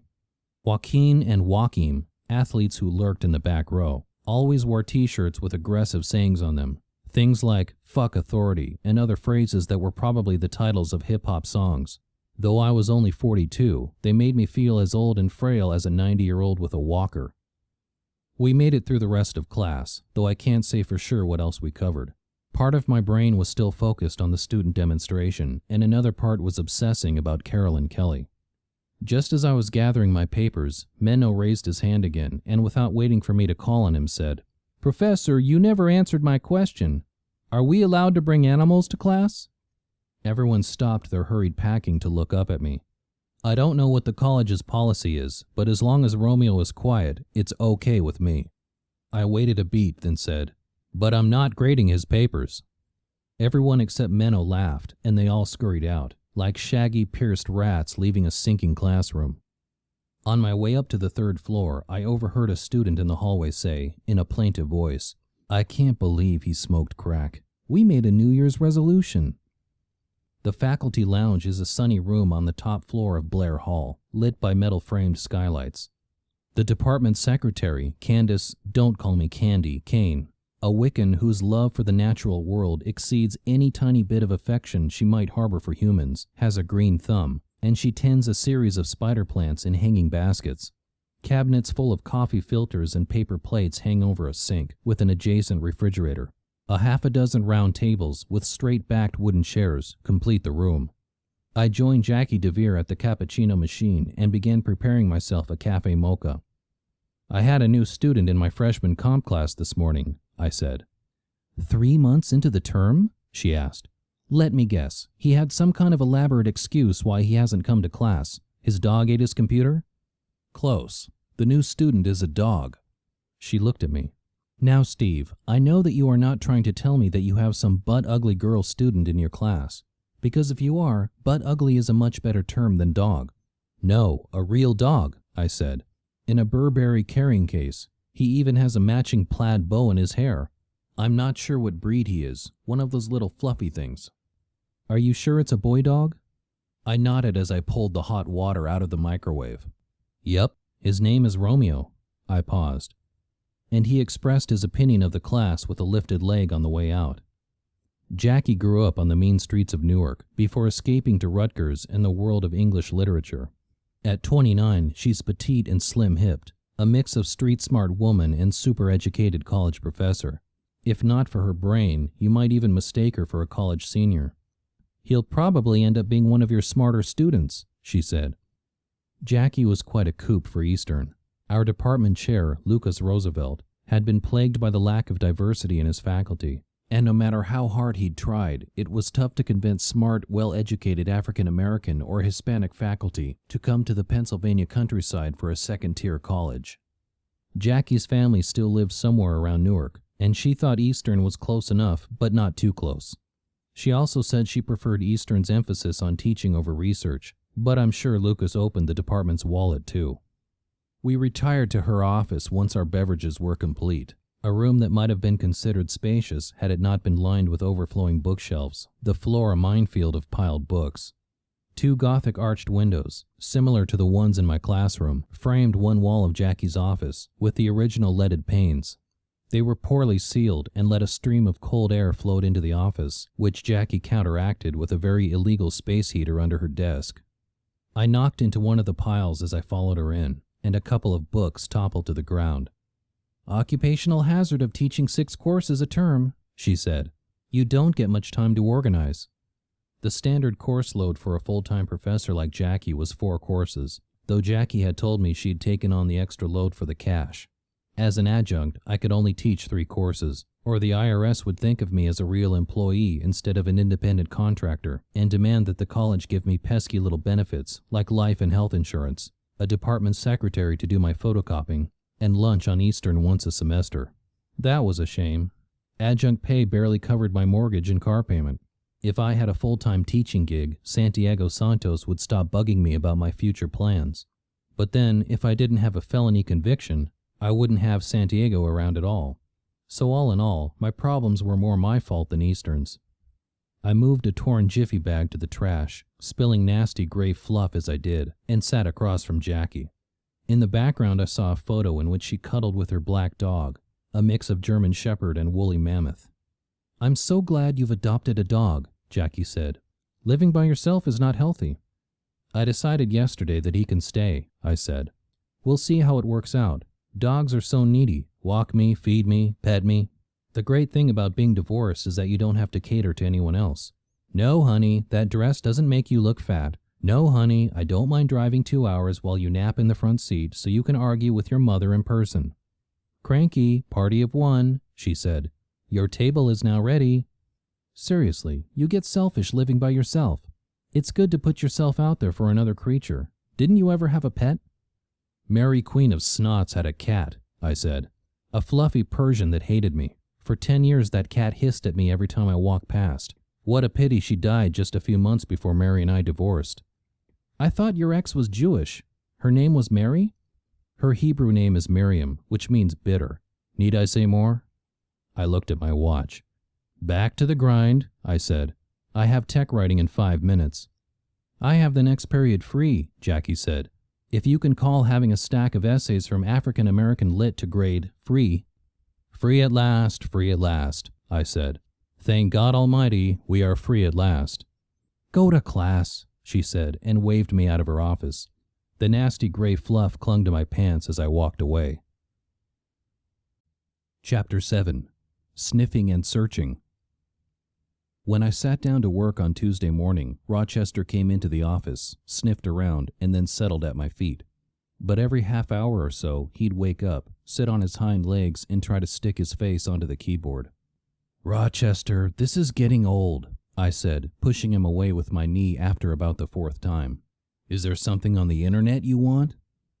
I looked at the page on my screen. I'd been at Google, searching for some information for a client, and a light bulb went off over my head. Why didn't I Google Carolyn?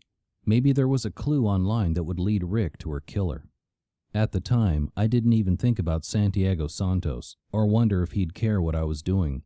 I put Carolyn Kelly in quotation marks so that Google would search for it as a phrase, and brought up over 31,000 hits. Even adding extra keywords such as Quaker State Bank and accountant didn't get me much in the way of results. None of the other commercial engines were much help either. Yahoo, MSN, Netscape, Metacrawler. There was just way too much out there. I searched by her phone number, her corporate title, even with Golden Retriever as an additional search term. I either got too much or nothing. You search for my name online, and even though there are other Steve Levitans out there, you can find me. Ghostly reminders of website work I'd done in the past, for my job, my legitimate clients.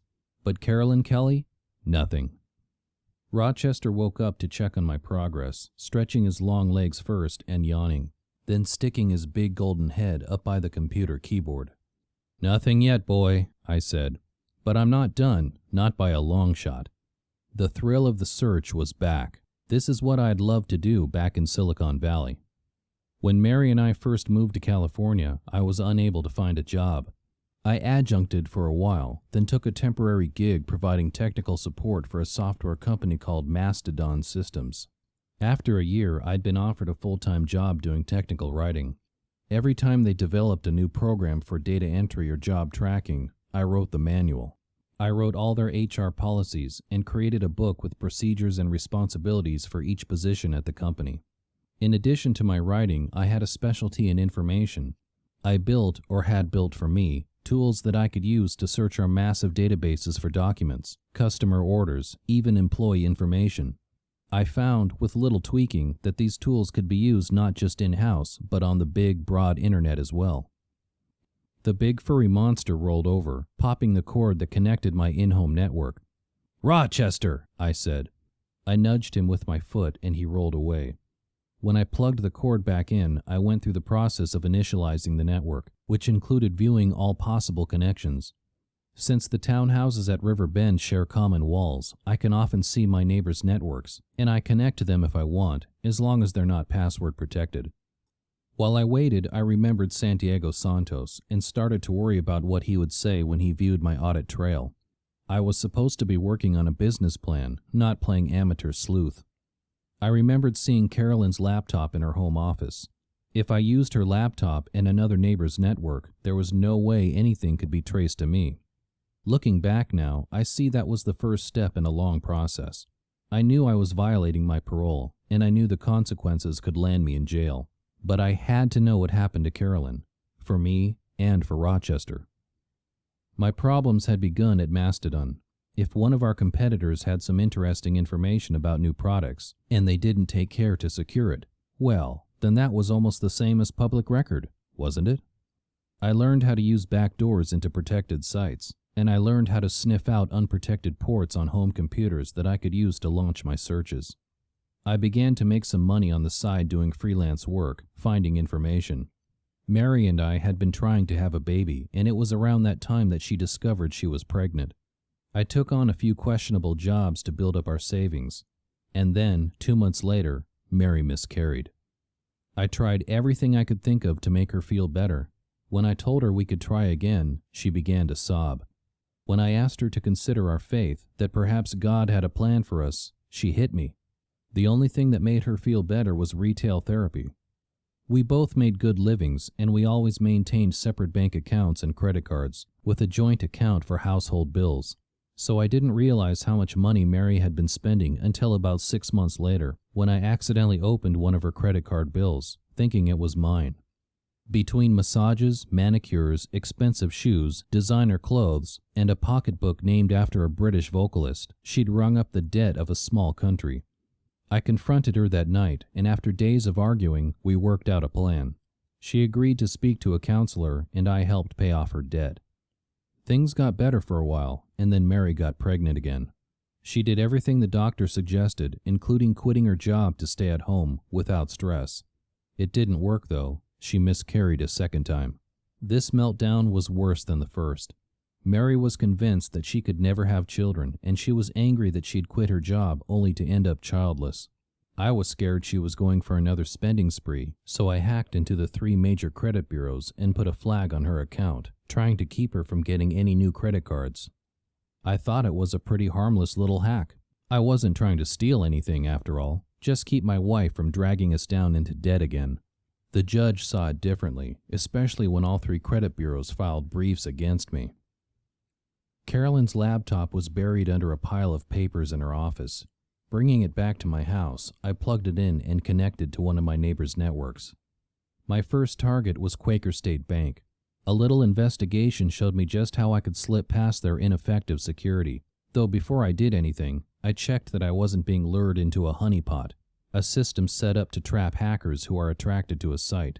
We'd had one of those at Mastodon. It appeared to be part of our network, a gateway that would let you into our customer and employee databases, but instead captured the IP address and other data from any computer that tried to access it. We belonged to a consortium of software companies, and we shared those IP addresses and forwarded them to the police for further investigation. I copied some files to Carolyn's computer from a set of disks that Santiago Santos would not have approved of, and then set my sniffers to work finding an open port on an unsuspecting user's computer that I could use to launch my surveillance of the bank. I ground some beans and brewed myself a cup of coffee while I waited. Rochester followed me downstairs, guarding the entrance to the kitchen for me. By the time my coffee was ready, I had to step over him to get to the stairs, and he scrambled up and followed me. When I got upstairs, I saw the sniffers had discovered a couple of open ports I could use. When you go online, you should be protected. There are a lot of guys like me out there in the world. I took a sip of coffee, burned my tongue, and sat down at Carolyn's laptop. A half hour later, I was reviewing QSB's employee records. Only for Carolyn Kelly, though. I discovered she made $80,000 a year, that she had 8 vacation days remaining in the calendar year, and that she had left a life insurance policy in the amount of double her salary to her great-aunt, who lived in Utica, New York.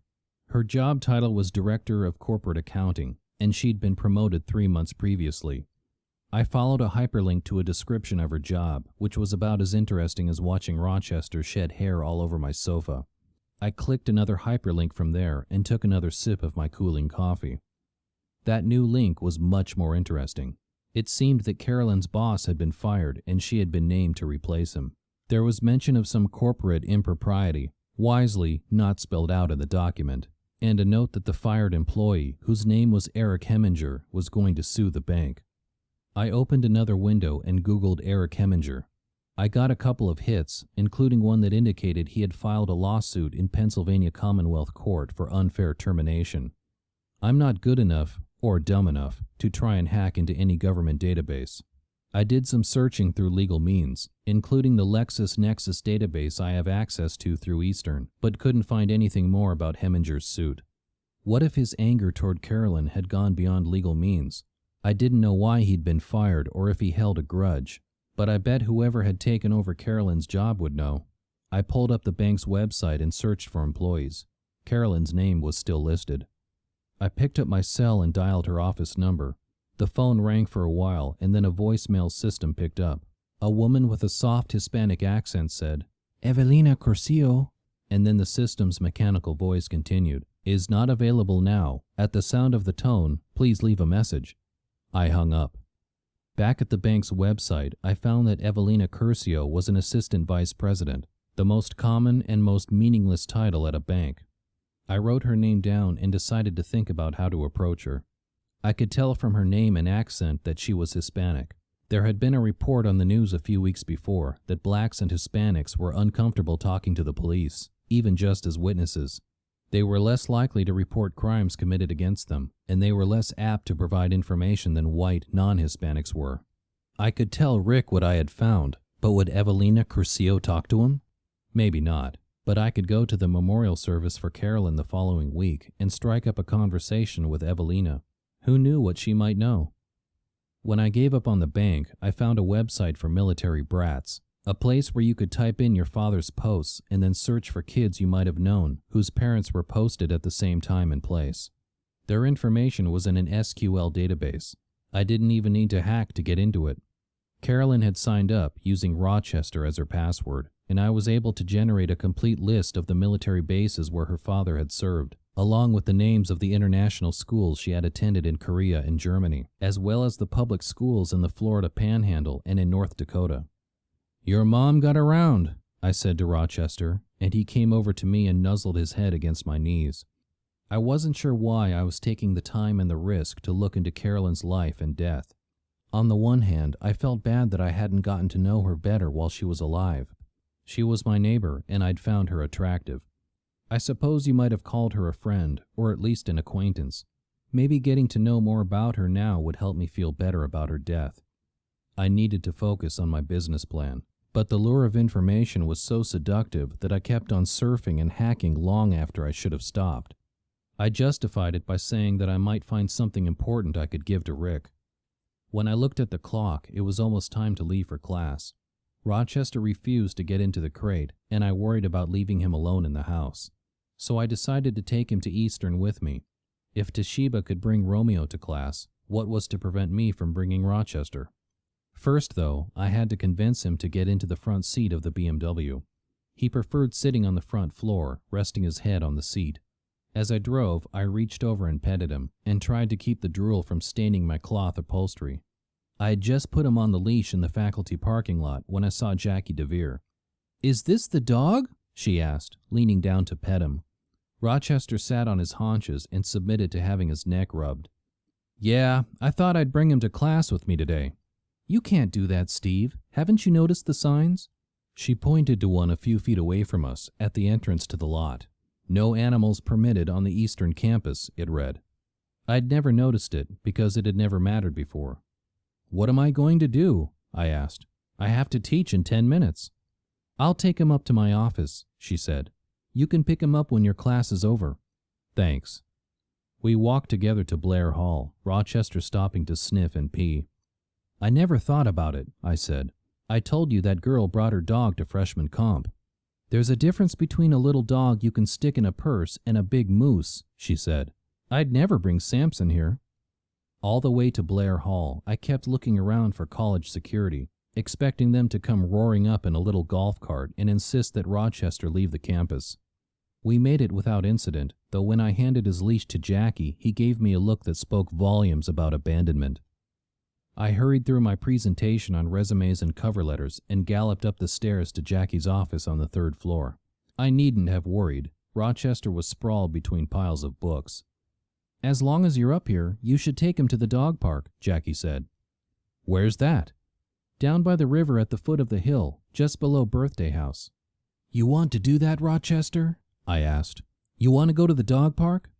He tried to do one of his crazy kangaroo jumps, which was just about impossible in Jackie's crowded office. He knocked over a pile of papers, and when I picked it up, I saw one by Menno Zook on the top. "You have Menno too?" I asked. "Last term," she said. She reached down to rub Rochester's neck as I hooked his leash. I should have gone right home and worked on my business plan, but I felt like playing a little hooky. If my students could throw together their papers at the last minute, I could delay my business plan for a few more days. Rather than walk through campus to Birthday Hall, I scrambled Rochester back into the Beamer and drove down to the river. Toshiba Lewis was lounging just inside the dog park fence watching Romeo sniff the butt of a Doberman Pinscher, who seemed to be enjoying the experience. "Hi, Mr. Levitan," she said as we walked in. Rochester began trying to hump poor little Romeo. I tugged on his leash and pulled him off. "Rochester, sit!" "Oh, I know Rochester," she said. "I thought he belonged to a lady." "My next-door neighbor," I said. "Did you know her?" Toshiba picked Romeo up on her lap and sat down on an ornately scrolled wrought iron bench. Rochester put his head right in her lap to continue sniffing Romeo's private parts. "Just here at the park," Toshiba said. "She liked to talk about skincare." "Skincare?" "I use Clinique, but she used Kiehl's," she said. "We always compared notes." I wish Toshiba had paid as much attention to her notes for freshman comp. "You can let him off his leash, you know," she said. "He can't get away." "But what if he goes crazy on some little dog?" I asked.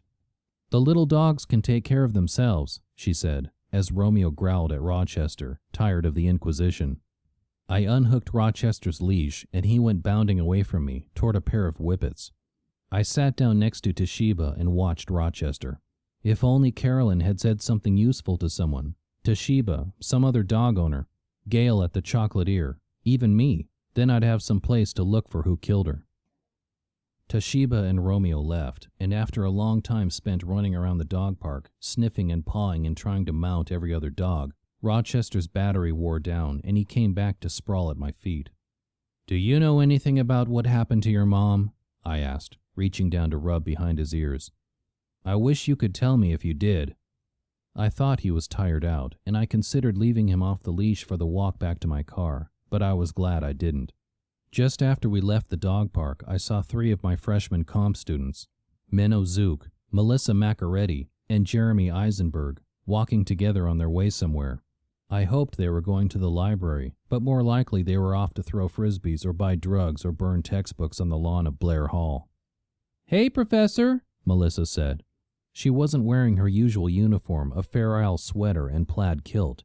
Instead, she wore black pants and a white blouse under an open parka. I saw the edge of a tattoo peeking out just above her collar. Menno and Jeremy were dressed like typical college males, jeans that rode down around their hips, baggy t-shirts advertising some hip-hop artist, hooded sweatshirts artfully left open. The only things that distinguished them were Menno's biblical beard and Jeremy's multiple piercings. He was wearing matching earrings, which looked like pencils stuck through his earlobes rather than behind the ears. They both echoed Melissa's greeting, though with somewhat less enthusiasm. Rochester went nuts, barking and jumping and straining at his leash. "Sorry," I said. "He's not usually like this." Menno gave me one of the looks he reserved for Toshiba and Romeo. "He's a pretty dog," Melissa said tentatively. "Pretty badly behaved at the moment," I said, wrestling him away from them.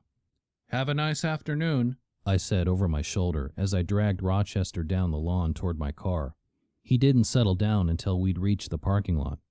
"What's up with you, psycho dog?" I asked. "You get overheated running around out there in the dog park?" His only response was to climb back into the front well of the Beamer. Chapter 9. 10-Digit Number. I'd been home for an hour when my doorbell rang, and Rochester began barking. As I tramped down the staircase, I could see Ginny Pryor through my sliding glass doors. Then I remembered Irene's suggestion that Ginny get the listing on Carolyn's townhouse. "Hi, Steve," she said. "Rick Stemper told me you have a key to Carolyn's house. He hooked me up with her great aunt, and I'm going to list it." "Sure, come on in." "I see you decided to keep Rochester." She reached down to rub behind the dog's ears. He jumped up and down like a crazed marionette, only settling once Ginny was sitting at the kitchen table across from me. "What can I say? I'm a sucker. Nobody else would take him, and I couldn't just drop him off at the pound." "Carolyn would be happy," she said. "If I can borrow the key from you, I'll get a copy made. I've got to get a cleaning service in before I can advertise it." She said she'd take a cup of coffee, and as I started grinding the beans, she said something I didn't hear. When I'd finished, I asked her to repeat it. "Have you heard anything more about what happened?" Rochester had curled his big golden body around her feet, keeping her from getting up. "Nothing since the night after she was killed." As I poured the grounds into the coffee maker and set it, I reminded her about the break-in at Carolyn's, though I didn't mention that I'd been in the house afterward to pick up Carolyn's laptop. "I'm afraid you're going to have a lot of cleaning to do." As I poured the coffees and we drank, we speculated about what was going on, but neither of us had much to offer. I gave her the key, and she said she'd be back after a trip to the locksmith. I spent the next half hour playing with Rochester. I couldn't motivate myself to go back to grading papers after reliving what had happened to Carolyn. Ginny returned and said, "You were right, the house is in terrible shape. There's no way I can get it ready to show without taking everything out. There's just too much damage.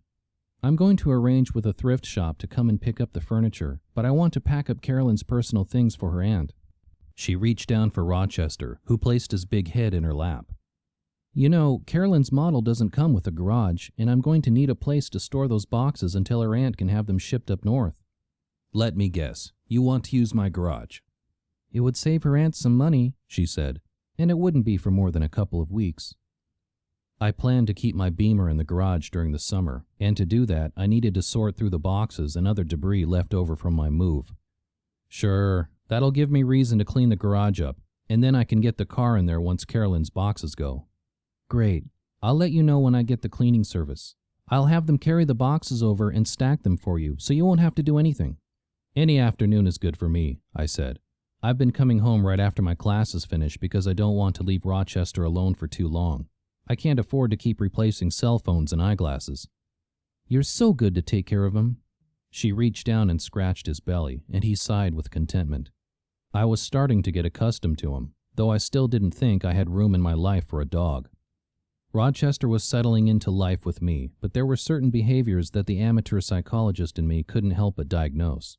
Whenever there was a loud noise, a gate banging shut on someone's courtyard, a trash can lid flipping shut, an insistent car horn, Rochester was alert and sought me out. Even once he'd established I was still alive and breathing, it was hard for him to settle down again.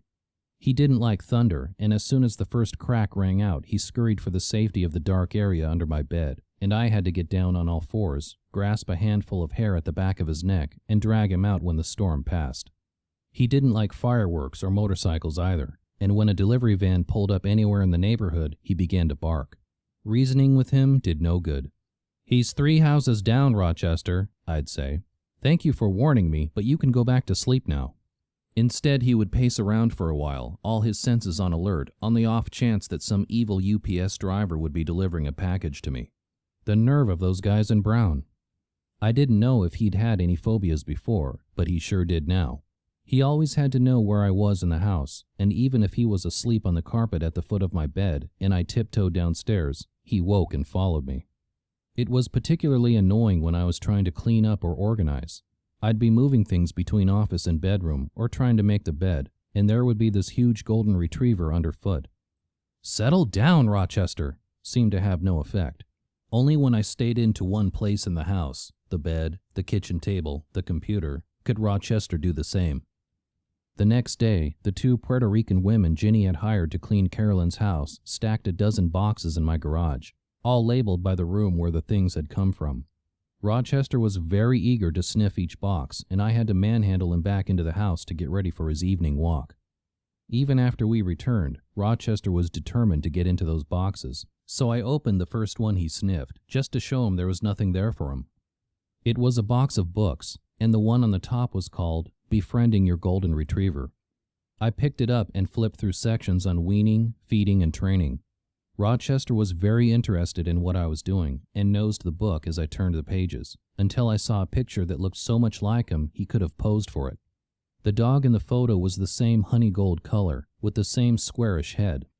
They both had a couple of curlicues of golden hair mixed into an otherwise straight coat, and the same large, alert brown eyes. The other photos showed that there was a lot of variation within the breed. Some Goldens were thinner, with narrower faces, and they ranged in color from ivory to deep red. But Rochester was the star, what the book called the breed standard. "Hey boy, that's you," I said, pointing. He sniffed the page. Carolyn had made some notes throughout the book, in margins, particularly in the section on training, and I'd been able to understand what she meant. But here, she had written a cryptic series of numbers above the picture that looked like Rochester. I wondered if it was a phone number. There were 10 characters in the sequence. Could it be a golden retriever owner or breeder? Maybe whoever it was knew something about Carolyn that would help Rick understand what had happened to her. I decided I wanted to show him that I could investigate too. I carried the book with me to the office and turned on Carolyn's laptop. I was still nervous about doing anything regarding Carolyn, however legal, on my own computer, because I worried that Santiago Santos wouldn't approve. I Googled the number, but it turned out to belong to an industrial cleaning service in Terre Haute, Indiana. Oh well, so much for showing Rick. I wasn't done investigating, but that number was a dead end. By this point, Rochester had given up on sniffing at me and gone to lie down on the carpet behind my chair, locking me in place because I couldn't move the chair backwards without running over him. Since he'd adopted me, I decided I'd have to do what I could to make a good home for him. I went back to Carolyn's laptop and started Googling resources about dogs, and Goldens in particular.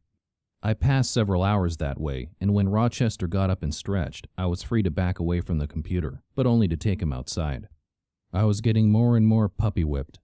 It was most evident when I was out walking him, and we came upon another neighborhood dog. With Carolyn, he'd met and befriended almost every Shih Tzu, every Newfoundland, and every dog of any size in between. I could barely walk him a few hundred feet without him spying another dog ahead and dragging me down the street behind him like the streamers on a just-married car. "Are you walking him, or is he walking you?" one of my neighbors asked that evening. "He's the only one who knows the answer to that, and he's not talking," I said as Rochester tugged me onward. At home, he was establishing that he was in charge as well. I learned to secure my small objects, and we had entered a period of truce when I was no longer losing anything valuable to Rochester's ravenous jaws. Now that I was a dog owner, I saw dogs everywhere I looked. Despite the on-campus signs, Toshiba wasn't the only student at Eastern with a puppy. I saw big black dogs running around the parking lot, a mutt rolling on his back in the grass while his owner read nearby, a girl parading 2 dachshunds who were so tiny they looked more like rats than dogs. At the mall, I saw the head of a teacup Yorkshire Terrier sticking out of a woman's pocketbook, and a pair of white dogs so low and fluffy they looked like walking floor mops. I was also much more aware of crime news on TV or in the paper.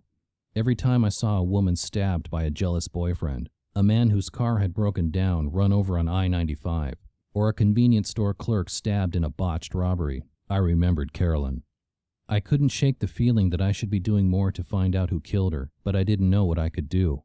I was resisting the temptation to go back online and try to hack into different databases. Late Saturday afternoon, Rick Stemper called me. "My date bailed on me tonight," he said. "Like I believe she has contagious gingivitis. Want to meet me for dinner? We were supposed to go to some Ches shithole in New Hope, but I'd be just as happy with a burger at the Drunken Hessian." He was at the bar when I arrived, chatting up a busty blonde in a low-cut top. As I was walking in the door, she said something to him, shrugged, and walked away. "Women," Rick said. "Can't live with them and can't kill them. At least not if you're a police officer. What was up with the blonde?" "Had to get home and finish grouting her bathroom tiles," he said. We sat down at a table in the back and ordered beers and burgers. "I did a little computer searching on Carolyn," I said after the beers had arrived. "Did you know that her boss was fired and she replaced him?" "By a little computer searching, what do you mean?" Rick asked. I shrugged. You know, Google, search engines, that kind of thing. Rick fiddled with the handle of his mug for a minute. It was cheap plastic, embossed with the logo of the Drunken Hessian, a red coat unsteady on his feet. "I know about your trouble in California," he said after a while. I felt an immediate adrenaline surge. "Oh," I said. "You even supposed to have a computer?" "I am. My parole officer has some tracking software installed so he can make sure I'm not getting into trouble." I didn't mention that I'd figured a way around it, using Carolyn's computer and a neighbor's network. Professional secrets, you know. "That's good, because I wouldn't want you to get into trouble because of Carolyn. I'll admit I haven't made the kind of progress I'd like, but I've still got some things to look into, some leads to follow." The waitress brought our burgers over, and I spilled some beer trying to move the mug out of her way.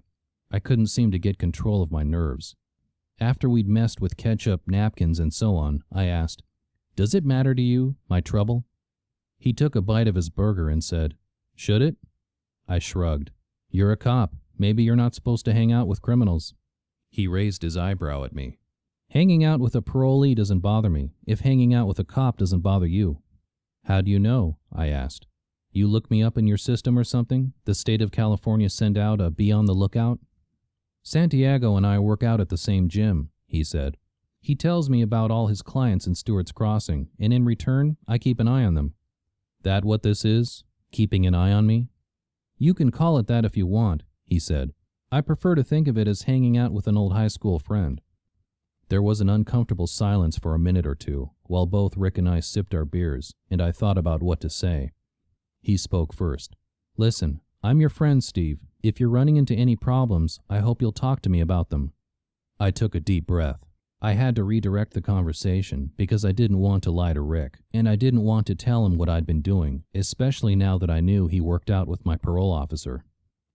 "Santos is on my back about a business plan, and I don't know how to go about it," I said. "He wants me to show him how I'm going to get new clients, but so far I've only been working for people I already know, former coworkers who've gone on to other jobs." I played with a packet of sugar.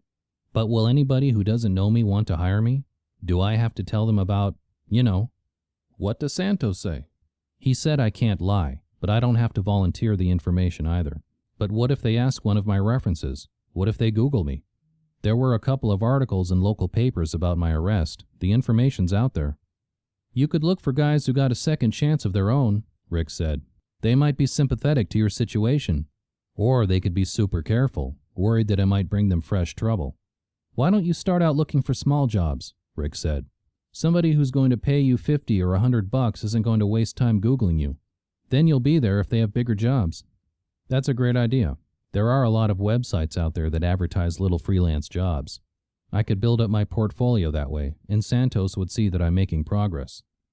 Though I was glad of the advice, the exchange with Rick left me feeling uncomfortable all weekend. Sunday morning, I took Rochester for a nice long walk, then retired to bed to work my way through the paper and the New York Times crossword.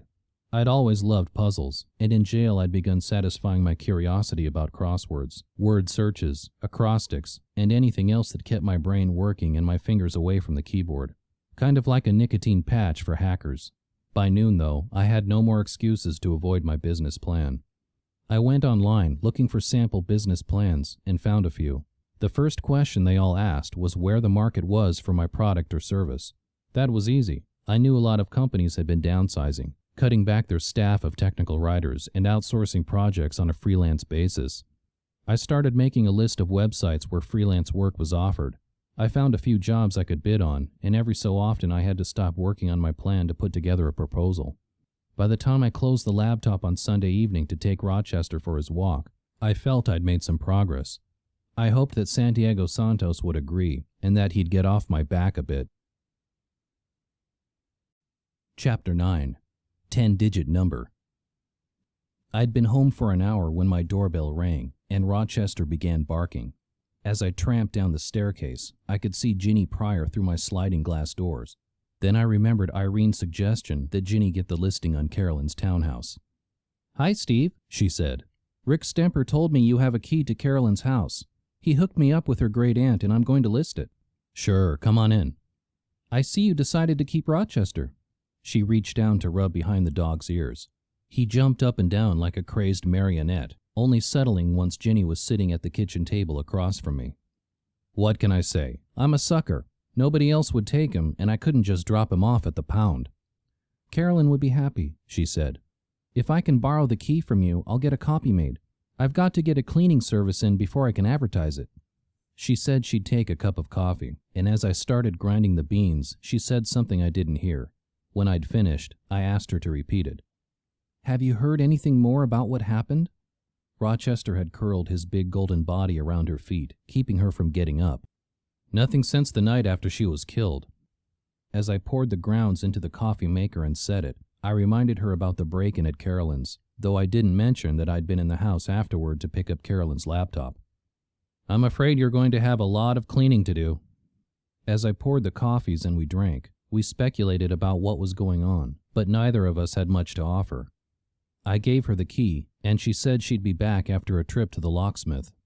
I spent the next half hour playing with Rochester. I couldn't motivate myself to go back to grading papers after reliving what had happened to Carolyn. Ginny returned and said, "You were right, the house is in terrible shape. There's no way I can get it ready to show without taking everything out. There's just too much damage. I'm going to arrange with a thrift shop to come and pick up the furniture, but I want to pack up Carolyn's personal things for her aunt." She reached down for Rochester, who placed his big head in her lap. "You know, Carolyn's model doesn't come with a garage, and I'm going to need a place to store those boxes until her aunt can have them shipped up north." "Let me guess. You want to use my garage?" "It would save her aunt some money," she said, "and it wouldn't be for more than a couple of weeks." I planned to keep my Beamer in the garage during the summer, and to do that, I needed to sort through the boxes and other debris left over from my move. Sure, that'll give me reason to clean the garage up, and then I can get the car in there once Carolyn's boxes go. Great. I'll let you know when I get the cleaning service. I'll have them carry the boxes over and stack them for you, so you won't have to do anything. Any afternoon is good for me, I said. I've been coming home right after my classes finish because I don't want to leave Rochester alone for too long. I can't afford to keep replacing cell phones and eyeglasses. You're so good to take care of him. She reached down and scratched his belly, and he sighed with contentment. I was starting to get accustomed to him, though I still didn't think I had room in my life for a dog. Rochester was settling into life with me, but there were certain behaviors that the amateur psychologist in me couldn't help but diagnose. Whenever there was a loud noise, a gate banging shut on someone's courtyard, a trash can lid flipping shut, an insistent car horn, Rochester was alert and sought me out. Even once he'd established I was still alive and breathing, it was hard for him to settle down again. He didn't like thunder, and as soon as the first crack rang out, he scurried for the safety of the dark area under my bed, and I had to get down on all fours, grasp a handful of hair at the back of his neck, and drag him out when the storm passed. He didn't like fireworks or motorcycles either, and when a delivery van pulled up anywhere in the neighborhood, he began to bark. Reasoning with him did no good. He's 3 houses down, Rochester, I'd say. Thank you for warning me, but you can go back to sleep now. Instead, he would pace around for a while, all his senses on alert, on the off chance that some evil UPS driver would be delivering a package to me. The nerve of those guys in brown. I didn't know if he'd had any phobias before, but he sure did now. He always had to know where I was in the house, and even if he was asleep on the carpet at the foot of my bed and I tiptoed downstairs, he woke and followed me. It was particularly annoying when I was trying to clean up or organize. I'd be moving things between office and bedroom or trying to make the bed, and there would be this huge golden retriever underfoot. Settle down, Rochester, seemed to have no effect. Only when I stayed into one place in the house, the bed, the kitchen table, the computer, could Rochester do the same. The next day, the 2 Puerto Rican women Ginny had hired to clean Carolyn's house stacked a dozen boxes in my garage, all labeled by the room where the things had come from. Rochester was very eager to sniff each box, and I had to manhandle him back into the house to get ready for his evening walk. Even after we returned, Rochester was determined to get into those boxes, so I opened the first one he sniffed, just to show him there was nothing there for him. It was a box of books, and the one on the top was called Befriending Your Golden Retriever. I picked it up and flipped through sections on weaning, feeding, and training. Rochester was very interested in what I was doing and nosed the book as I turned the pages, until I saw a picture that looked so much like him he could have posed for it. The dog in the photo was the same honey gold color, with the same squarish head.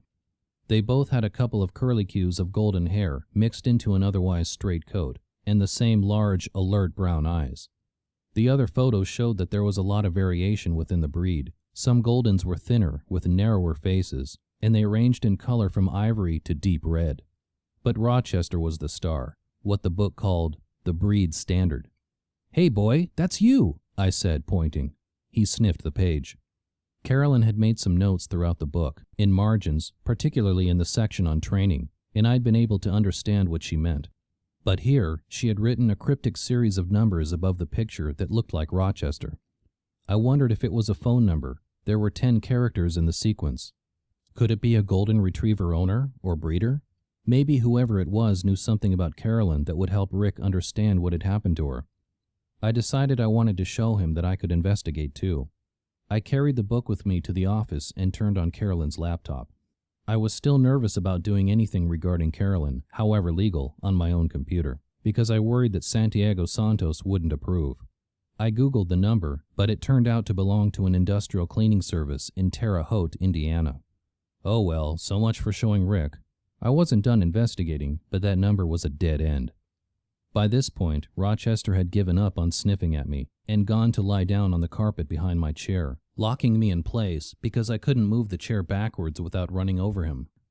Since he'd adopted me, I decided I'd have to do what I could to make a good home for him.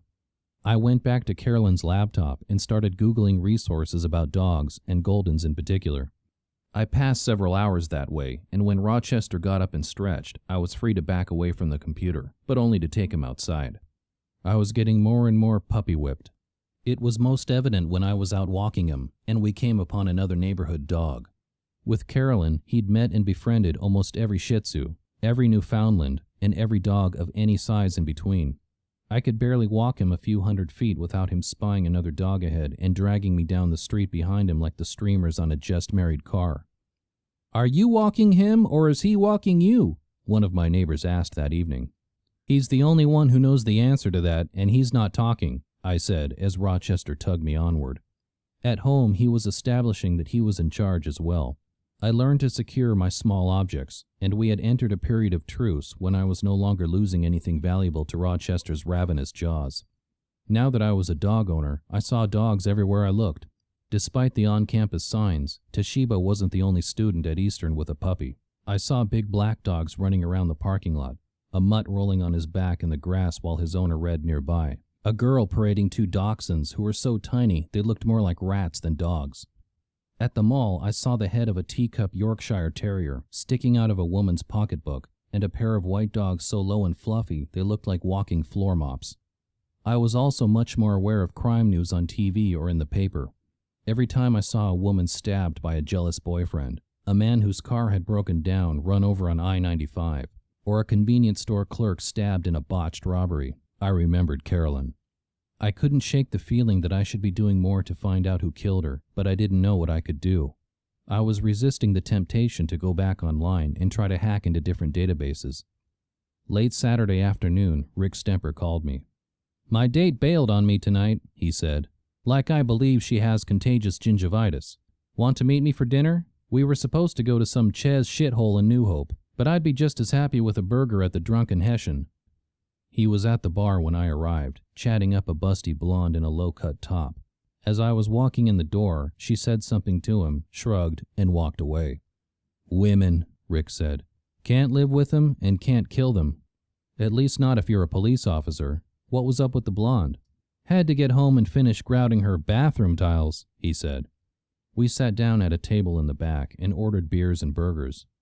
"I did a little computer searching on Carolyn," I said after the beers had arrived. "Did you know that her boss was fired and she replaced him?" "By a little computer searching, what do you mean?" Rick asked. I shrugged. "You know, Google, search engines, that kind of thing." Rick fiddled with the handle of his mug for a minute. It was cheap plastic, embossed with the logo of the Drunken Hessian, a red coat unsteady on his feet. "I know about your trouble in California," he said after a while. I felt an immediate adrenaline surge. "Oh," I said. "You even supposed to have a computer?" "I am. My parole officer has some tracking software installed so he can make sure I'm not getting into trouble." I didn't mention that I'd figured a way around it, using Carolyn's computer and a neighbor's network. Professional secrets, you know. "That's good, because I wouldn't want you to get into trouble because of Carolyn. I'll admit I haven't made the kind of progress I'd like, but I've still got some things to look into, some leads to follow." The waitress brought our burgers over, and I spilled some beer trying to move the mug out of her way. I couldn't seem to get control of my nerves. After we'd messed with ketchup, napkins, and so on, I asked, "Does it matter to you, my trouble?" He took a bite of his burger and said, "Should it?" I shrugged. "You're a cop. Maybe you're not supposed to hang out with criminals." He raised his eyebrow at me. "Hanging out with a parolee doesn't bother me, if hanging out with a cop doesn't bother you." "How do you know?" I asked. "You look me up in your system or something? The state of California send out a be on the lookout?" "Santiago and I work out at the same gym," he said. "He tells me about all his clients in Stewart's Crossing, and in return, I keep an eye on them." "That what this is? Keeping an eye on me?" "You can call it that if you want," he said. "I prefer to think of it as hanging out with an old high school friend." There was an uncomfortable silence for a minute or two, while both Rick and I sipped our beers, and I thought about what to say. He spoke first. "Listen, I'm your friend, Steve. If you're running into any problems, I hope you'll talk to me about them." I took a deep breath. I had to redirect the conversation because I didn't want to lie to Rick, and I didn't want to tell him what I'd been doing, especially now that I knew he worked out with my parole officer. "Santos is on my back about a business plan, and I don't know how to go about it," I said. "He wants me to show him how I'm going to get new clients, but so far, I've only been working for people I already know, former coworkers who've gone on to other jobs." I played with a packet of sugar. But will anybody who doesn't know me want to hire me? Do I have to tell them about, what does Santos say? He said I can't lie, but I don't have to volunteer the information either. But what if they ask one of my references? What if they Google me? There were a couple of articles in local papers about my arrest. The information's out there. You could look for guys who got a second chance of their own, Rick said. They might be sympathetic to your situation. Or they could be super careful, worried that I might bring them fresh trouble. Why don't you start out looking for small jobs? Rick said. Somebody who's going to pay you $50 or $100 isn't going to waste time Googling you. Then you'll be there if they have bigger jobs. That's a great idea. There are a lot of websites out there that advertise little freelance jobs. I could build up my portfolio that way, and Santos would see that I'm making progress. Though I was glad of the advice, the exchange with Rick left me feeling uncomfortable all weekend. Sunday morning, I took Rochester for a nice long walk, then retired to bed to work my way through the paper and the New York Times crossword.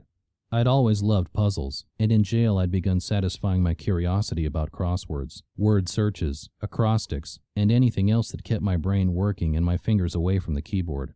Kind of like a nicotine patch for hackers. By noon, though, I had no more excuses to avoid my business plan. I went online looking for sample business plans and found a few. The first question they all asked was where the market was for my product or service. That was easy. I knew a lot of companies had been downsizing, cutting back their staff of technical writers and outsourcing projects on a freelance basis. I started making a list of websites where freelance work was offered. I found a few jobs I could bid on, and every so often I had to stop working on my plan to put together a proposal. By the time I closed the laptop on Sunday evening to take Rochester for his walk, I felt I'd made some progress. I hoped that Santiago Santos would agree, and that he'd get off my back a bit. Chapter 10. Like a Kid for the Childless. Maybe it was Rochester's influence, but I'd enjoyed Romeo's presence in the classroom. I was a little disappointed when Toshiba was late on Monday morning, arriving without her little dog. Teaching that morning was like walking through quicksand or explaining retirement investment to my ex-wife, slow going, without any promise of results. The high point was when Dion or Diane asked what seersucker meant. Jeremy Eisenberg said, "A seersucker is a person who gives blowjobs to clairvoyants," and everyone in the class who understood the words laughed, about half. His tongue stud glinted when he spoke, and a new dumbbell pierced his chin. Toward the end of the period, I wanted to give them a chance to brainstorm ideas for their next paper, an event that changed my life. All three Jeremys wanted to write about high school graduation. Dion was going to write about selling Girl Scout cookies, while Diane wanted to write about her mother's MS diagnosis, or vice versa. Billy Rubin, who made no bones about thinking English class would have no meaning for his life as a physician, wanted to write about meeting one of his neighbors, who drove a Porsche, and discovering the man was a doctor. It was the inspiration for Billy's career choice. Neither of the Melissas had any idea what to write about. Toshiba announced she was going to write about adopting Romeo, whom she found at the Humane Society in Layville. Menno grumbled, "More animals," so I turned to him. "What about you?" I asked. "Have you thought about what you'd like to write about?" "My father stole some cows from one of our neighbors, and when he got caught, the community shunned us," he said. "We had to sell the farm and move away. I want to write about that." "More animals," Toshiba mimicked. In a low voice, she said, "He's such a turkey you could stuff him and eat him for Thanksgiving." Dion and Diane giggled. Menno glared at her. Open war seemed to have broken out between them, though I wasn't sure why. The class had started to take sides. Melissa Macareni was in Menno's camp, while two of the three Jeremys sided with Toshiba.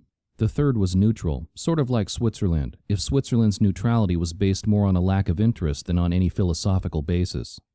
Before either Toshiba or Menno pulled out any weapons, I dismissed the class. "Email me or call my cell if you have any questions," I said, as they were all packing up to leave. Candy Kane had already told me in no uncertain terms that she was not my secretary, and any students who wanted me had to call me directly. "I want 3 pages, typed, double-spaced, next Monday. And I know all about supersized fonts and big margins, so don't try and pull any crap." That wouldn't stop them, but it was always good to get that information on the table. As Toshiba was walking out, I asked her how Romeo was doing. "I can't bring him to class anymore," she said. "That's why I was late. Security was waiting on me outside. They told me someone had complained and I couldn't bring Romeo to class, Even if you didn't mind. So I had to take him back to my house, she sneered. I'll bet it was Farmer Boy, with his stupid beard. He doesn't want to mess with me. I nodded. I didn't want to mess with Toshiba either. I met up with Jackie at her office on my way to the faculty lounge.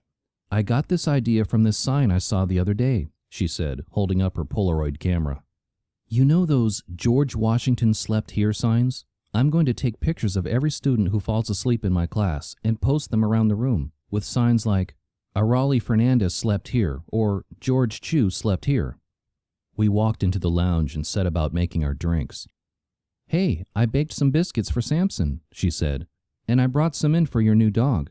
She handed me a baggie with half a dozen cookies shaped like dog bones. Thanks, I'm sure he'll appreciate them. Jackie was on a roll that morning, making catty remarks about the rest of the full-time faculty and about administrators I only knew by name. I could see why other professors sometimes called her the Blair Witch behind her back. She may have been petite and under 30, but her personality was as large as if she had been teaching for decades. On my way to the parking lot, in quick succession, I saw students wearing t-shirts which read, Save the whales, collect the whole set. Hard work pays off in the future, laziness pays off now. And half the people you know are below average, typical for the Eastern student body. I took my time driving home with the windows wide open for the first time since late fall.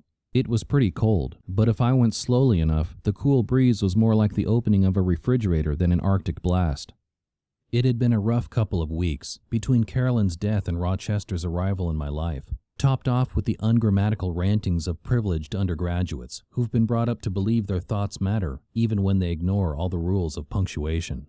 It was nice to snatch a few minutes to myself, rolling down River Road with the Delaware on my left and a series of wooded hills and fallow fields on my right.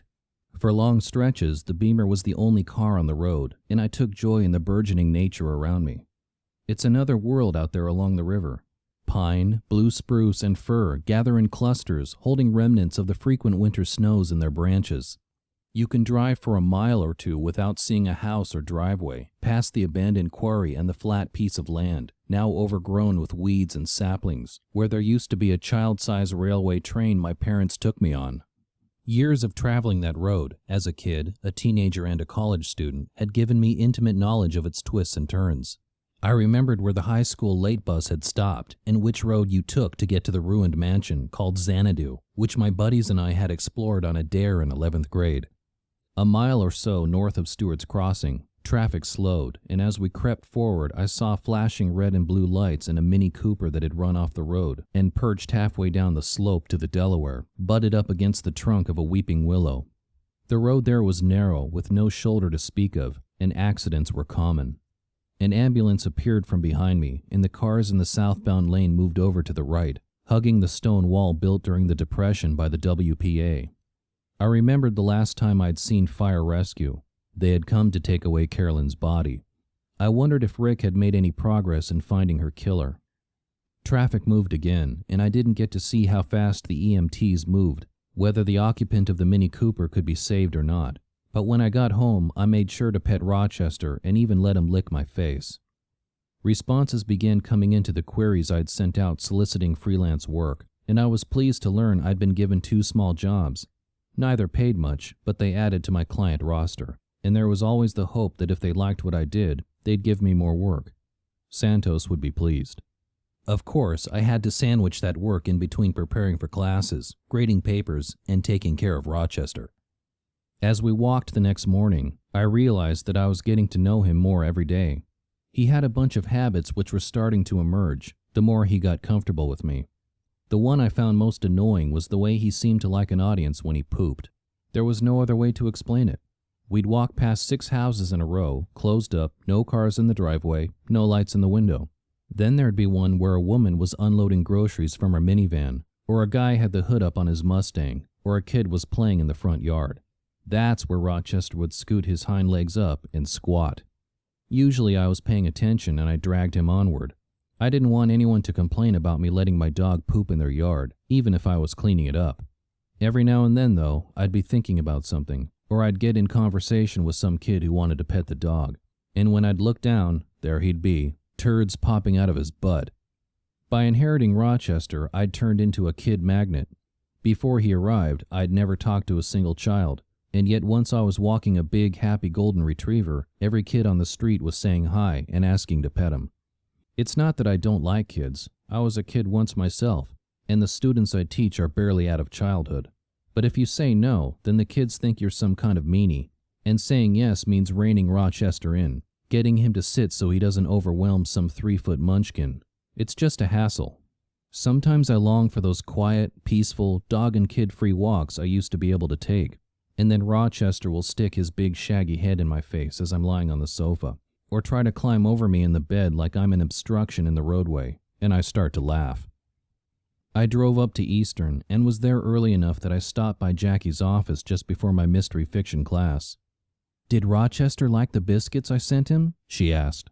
"Absolutely. I had to put the rest of them up on top of the refrigerator or he would have eaten them all at once."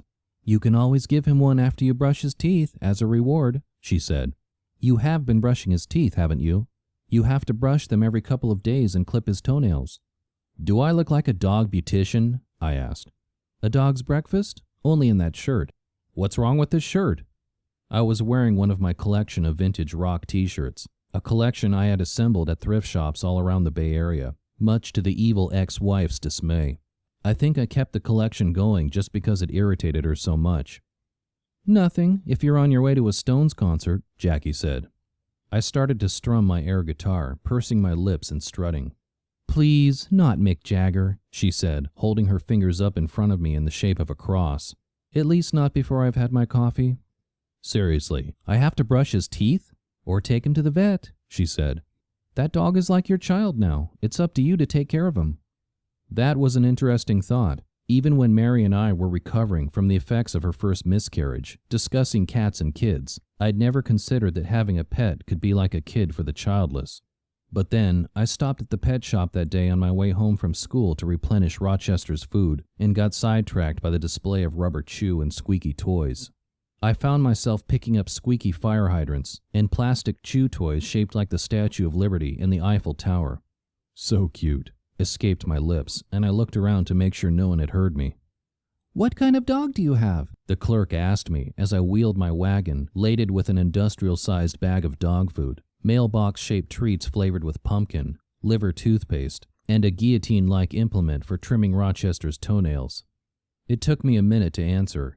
Even though I had a cart full of doggy products, I still hadn't connected myself as Rochester's owner. More like I'd been running a bed and breakfast for orphan dogs. "Golden retriever," I finally said. "They're so sweet," she said. "Does yours slobber?" "Like the Delaware," I said. We chatted and laughed as she rang me up. With what I had spent, I could have sponsored a couple of African orphans, but I handed over my credit card in good spirits.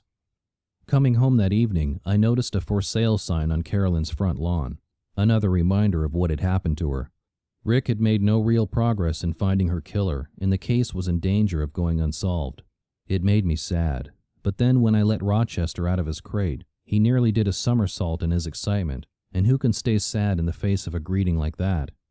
That night, I tried to put into practice the things Jackie had told me I had to do for Rochester, brushing his teeth, trimming his nails, and so on. He wasn't into the health aspect of teeth cleaning, nail clipping, and brushing.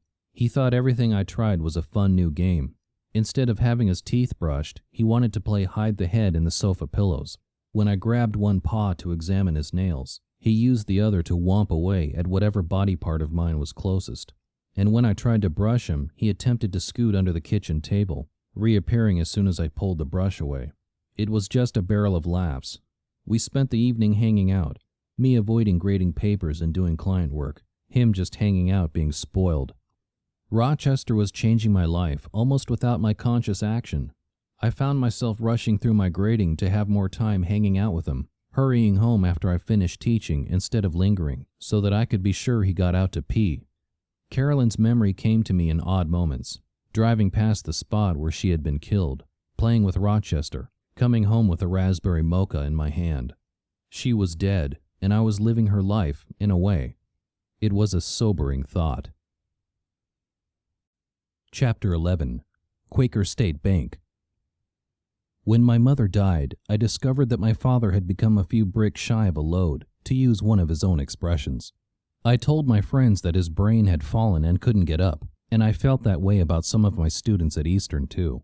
Sometimes they were witty, like the girl who once announced in class, "I always hold on to my ex-boyfriends, or at least their remains."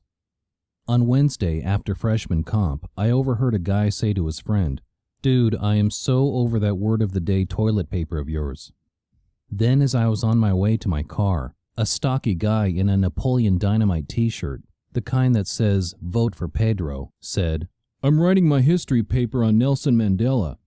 His buddy was built like a wrestler, short and squat. He asked, "The dude who hosts Deal or No Deal?" A third guy walking with them, the preppy type in a polo shirt with the collar turned up, snorted, "No, that's Howie Mandel. Nelson Mandela was the butler on Ozzie and Harriet." The wrestler said, "Dude, Ozzie is married to Sharon, not Harriet. Harriet's like one of those dogs that's always crapping around the house." The Vote for Pedro guy, who probably had never voted in his life, except for most likely to have the best dope at a party, said, "You guys are so lame. Nelson Mandela is like the George Washington Carver of Africa. We studied him in high school during Black History Month." I was shaking my head over that when I ran into Edith Passis at the faculty parking lot, and it was such a surprise to see her somewhere other than the Chocolatier that I almost didn't recognize her. Though it was early April, it was a cold, bright, blustery day, and Edith was wrapped up in a knee-length wool coat, her white hair covered in a matching tweedy cap. She had black leather gloves on her hands and big plastic sunglasses over her face. She looked like Greta Garbo on her way to the grocery store. I remembered that Edith tutored advanced piano students in Eastern's musicology program. "How are you doing?" I asked. "I'm hoping the winter is behind us. I get so afraid of driving in ice and snow." "I know how you feel." We chatted for a couple of minutes, and soon enough the topic of Carolyn Kelly came up. "The poor thing," Edith said. "She told me she was getting close to figuring out what was going wrong with my money." She shifted her pocketbook to one arm so she could pull off her leather gloves. The gesture reminded me of my mother, and a wave of memory hit me, missing her and my father as much as I ever had. "But I never did get the chance to sit down with her and find out," Edith continued. "And I gave her all my paperwork, too." "Ginny hired a cleaning service to box up all Carolyn's stuff, and she's storing it in my garage." I loosened my scarf as I warmed up standing in the sun. "I can take a look through what I've got and see if I can find that paperwork for you." "Would you, Steve? At least then I could find someone else to help me. Right now I just don't know what to do." "After all the torment I put you through with 3 years of piano lessons, it's the least I can do." She pooh-poohed that notion, telling me I was far from her worst student, but I thought that was the gloss of memory rather than actual truth. Later that night, I found Rochester sniffing at the door to the garage and whimpering. I guess he smelled his mom's stuff out there and wanted to go sniff it some more, so I let him out there, making a mental note that I had promised Edith Passis I'd look for copies of her paperwork. I sat down to read essays. The first on my pile was Menno Zooks, which began, "My father had been stealing cows from our neighbors for years before anyone caught him." I had just gotten hooked by that intriguing beginning when Rochester started barking at the garage door. "Hey, what's with the noise?" I asked. When I opened the garage door, he went right to one box, sniffing and pawing at it. "What's the matter? One of your toys in there? Come on, you've got plenty of toys inside." He wouldn't budge, even when I grabbed onto his collar and tried to drag him across the concrete floor. "Fine, I give up. Let's take the box inside and open it up." I carried it to the kitchen table and used a pair of scissors to cut through the heavy packing tape. The legend on the outside of the box identified it as coming from Carolyn's home office. I started lifting out file folders, books, and office equipment, looking for anything that might qualify as Rochester's toy. I found a leather business card case with a stack of her business cards inside and held it up to him, but that wasn't what Rochester was after. She also had a nice PDA, one of the newer models, and after admiring it, I placed it on the table. Rochester went for it, putting his paws up on the table and nosing the PDA around. I held it up for him to sniff, but he just kept pushing it back to me with his nose. "You want me to do something with this?" I asked him. I was starting to realize why people talk to their pets, even though I had no expectation that the dog would ever answer me back. Maybe it was a childhood spent watching Mr. Ed on TV. Or maybe it was just my way of communicating with Rochester. He had his ways, like barking and wagging his tail, and I had my own. Together, we might come to some satisfying level of interaction. In any case, I turned on Carolyn's PDA and started playing with it. I checked her calendar. There was nothing suspicious there. No, meet with shady characters while walking dog. She had a few dozen listings in her contacts, including my own. I resisted the impulse to play one of the games that came with the unit. All that was left was the built-in notepad. There, however, I hit pay dirt. Where are account statements? Read one entry. Underneath it was, follow the money, and beneath that a series of 10 numbers with the notation, who opened account? I went over to the bookshelf where I'd placed the Golden Retriever book and paged through to the picture that resembled Rochester, where she'd scribbled what I thought was a telephone number. The sequence of 10 digits in Carolyn's PDA matched the set in the margin of the book. So it was an account number, not a phone number. But did it relate to her murder? Mindful of what Rick had told me, I hurried over to the telephone to call him, but before I reached it, I stopped short. What did I have? A couple of notes in a PDA and what might be an account number of some kind. I needed to do some more research before I called Rick. Otherwise, I would look like an idiot, and this information, if it was important, might end up only as a few lines scrawled in a case file. All this time, Rochester was watching me, sitting on his haunches on the floor next to the kitchen table. "What do I do next, boy?" I asked. He came over to me and nudged the book in my hands. "I guess I have to know for sure if this is an account number and see if I can figure out what it has to do with Carolyn. Could it be an account at the bank where she worked?" He followed me upstairs and lay on the floor behind me as I opened up Carolyn's laptop and Googled Quaker State Bank, the bank on Carolyn's business cards, and the phrase, account numbers. It's amazing the stuff you can find online. A link directed me to a guy's blog which dissected the account numbers from prominent banks. I discovered that the account numbers for Carolyn's bank were indeed 10 numbers long.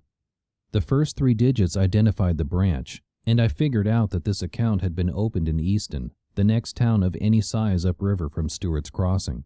The next 6 digits were sequential numbers that indicated when the account had been opened. It appeared that the account I was looking at had been opened in the previous autumn. The last digit identified the status of the account holder. If it was a 0, the account holder was an individual. If it was a 1, the account belonged to a corporation. The number before me ended in a 0. This was all still a big assumption, that the number in the Golden Retriever book, which matched the one in Carolyn's PDA, was connected to an account at Quaker State Bank. But I had studied a bit of philosophy and remembered Occam's razor. Make no more assumptions than necessary. Carolyn worked at QSB. QSB accounts had 10 numbers which fit certain patterns. A 10-digit number that matched those patterns was found among Carolyn's effects, along with her own guess that it represented an account. Therefore, the easiest assumption was that the number indeed identified a QSB account. I wasn't sure if that would hold up in a court of law, but it was good enough for me. I didn't quite know what to do next, though. How was I going to follow Carolyn's instructions to follow the money? Carolyn had been on the track of some evidence, and I was sure that finding that evidence had gotten her killed. The shiver that ran down my spine told me I was onto something, but still nothing strong enough to take to the police. It was time to turn my sniffers loose to find me an unsecured port on some ordinary user's computer, from which I could launch yet another visit to QSB's network. It was late by then, and while I waited for the sniffers to find me a port, I took Rochester out for a bedtime walk. The night sky was covered with fast-moving clouds, but in a velvety black gap, I recognized one constellation, Orion. The 3 stars hanging from Orion's belt, representing his sword, shone brightly, even when a thin sheet of cloud passed between me and them. I wondered if that was an omen for me. Was Orion's sword the weapon that I could use to bring Carolyn's killers to justice, or did it represent danger for me? Back inside, the sniffers had found me a port on a computer connected to the internet that I could use without detection, and I logged into QSB's system. "This is why I got in trouble in California," I said to Rochester, who had sprawled on the tile floor at my feet. "I'm good at this." It was a scary feeling, how much fun it was to break in somewhere I wasn't supposed to be. especially knowing how much trouble I'd be in if I were caught. But still, I navigated my way to the customer database and typed in the account number, then hit enter. There was a brief delay while my request was relayed over the internet to the QSB server, which reached into the bowels of its database to display the result. Edith Passes. What? I tried again just to be sure. After a few seconds, the same result. Edith Passes. Carolyn hadn't left me a roadmap to her killer. All she'd left was Edith Passes' account number. I frowned and shut the laptop down. Rick was right. I wasn't the detective. He was. I had to leave things in his capable hands. On the other hand, I could help Edith figure out where all her money was, so the search hadn't been a total loss. I shut off the computer and went into the bedroom, and Rochester followed on my heels. Chapter 12. Shell Casing. It poured that night, and Rochester spent most of it huddled under my bed. I lay on the floor next to him for a while, stroking his fur and making sympathetic noises, and I don't know if it helped at all. When I woke in the morning, it was still raining, but I didn't want Rochester to have any accidents inside, so I dug out my raincoat, found myself an umbrella, and grabbed his leash off the counter. For once, he wasn't underfoot. "Rochester, walk!" I called. No Rochester. "Don't make me come upstairs." He wasn't listening. What the hell? I sounded just like my own father, and I hadn't listened to him either. I climbed the stairs to the second floor and found him huddled under my bed, as close to the back wall as he could get. "Come on, Rochester. Let's go for your walk. You like walks." I could almost hear him saying, "Yeah, but not in the rain." I crawled under the bed, hampered a bit by the raincoat, which had not been designed for such adventures. I petted Rochester's head and smoothed the fur on his back, talking to him in dulcet tones, and nothing seemed to work. I hooked the leash into his collar, backed out from under the bed, and applied brute force to the situation. He splayed his paws out, but the carpet was old and worn, and he couldn't get much purchase. When I had his whole body out from under the bed, he gave up and followed along with me. He didn't like the rain. Neither did I, even though I had the benefit of a lined raincoat and an umbrella to protect my head. We walked down Sarajevo Court to Bratislava Circle and then back home, and when he saw my house ahead, he lowered his head down and bowled forward, dragging me behind him. As soon as we got inside the house, he stopped and shook, and water went flying everywhere. "I guess you need a towel," I said, slipping and sliding across the tile floor to get one. I did my best to dry him off, but it wasn't the greatest job, and he retreated back under the bed to shelter himself from me and the storm. I left around 11 o'clock for my mystery fiction, leaving Rochester under the bed rather than forcing him into his crate. I hurried home right after class to make sure he was okay and that he hadn't destroyed the house while I was gone. As I drove back into River Bend, I could see that the wind and rain had played havoc with the neighborhood. There was an unfamiliar doormat under the oak tree in my front yard, and the driveway was strewn with leaves and twigs. Puddles of water still littered the roadway. Since he'd been gypped out of his long morning walk, I took Rochester out for an afternoon stroll. We were drawn back to the place where Carolyn's body had been found. Though I tried to restrain him as we neared the area, he was just too strong for me and pulled me down the street like a dog on a mission. "I'm not your pull toy. What are you, part Eskimo sled dog?" But nothing would stop him, and he dragged me toward River Road, stopping at the grassy lane that led to the Revolutionary War Cemetery, the area where Carolyn had been shot.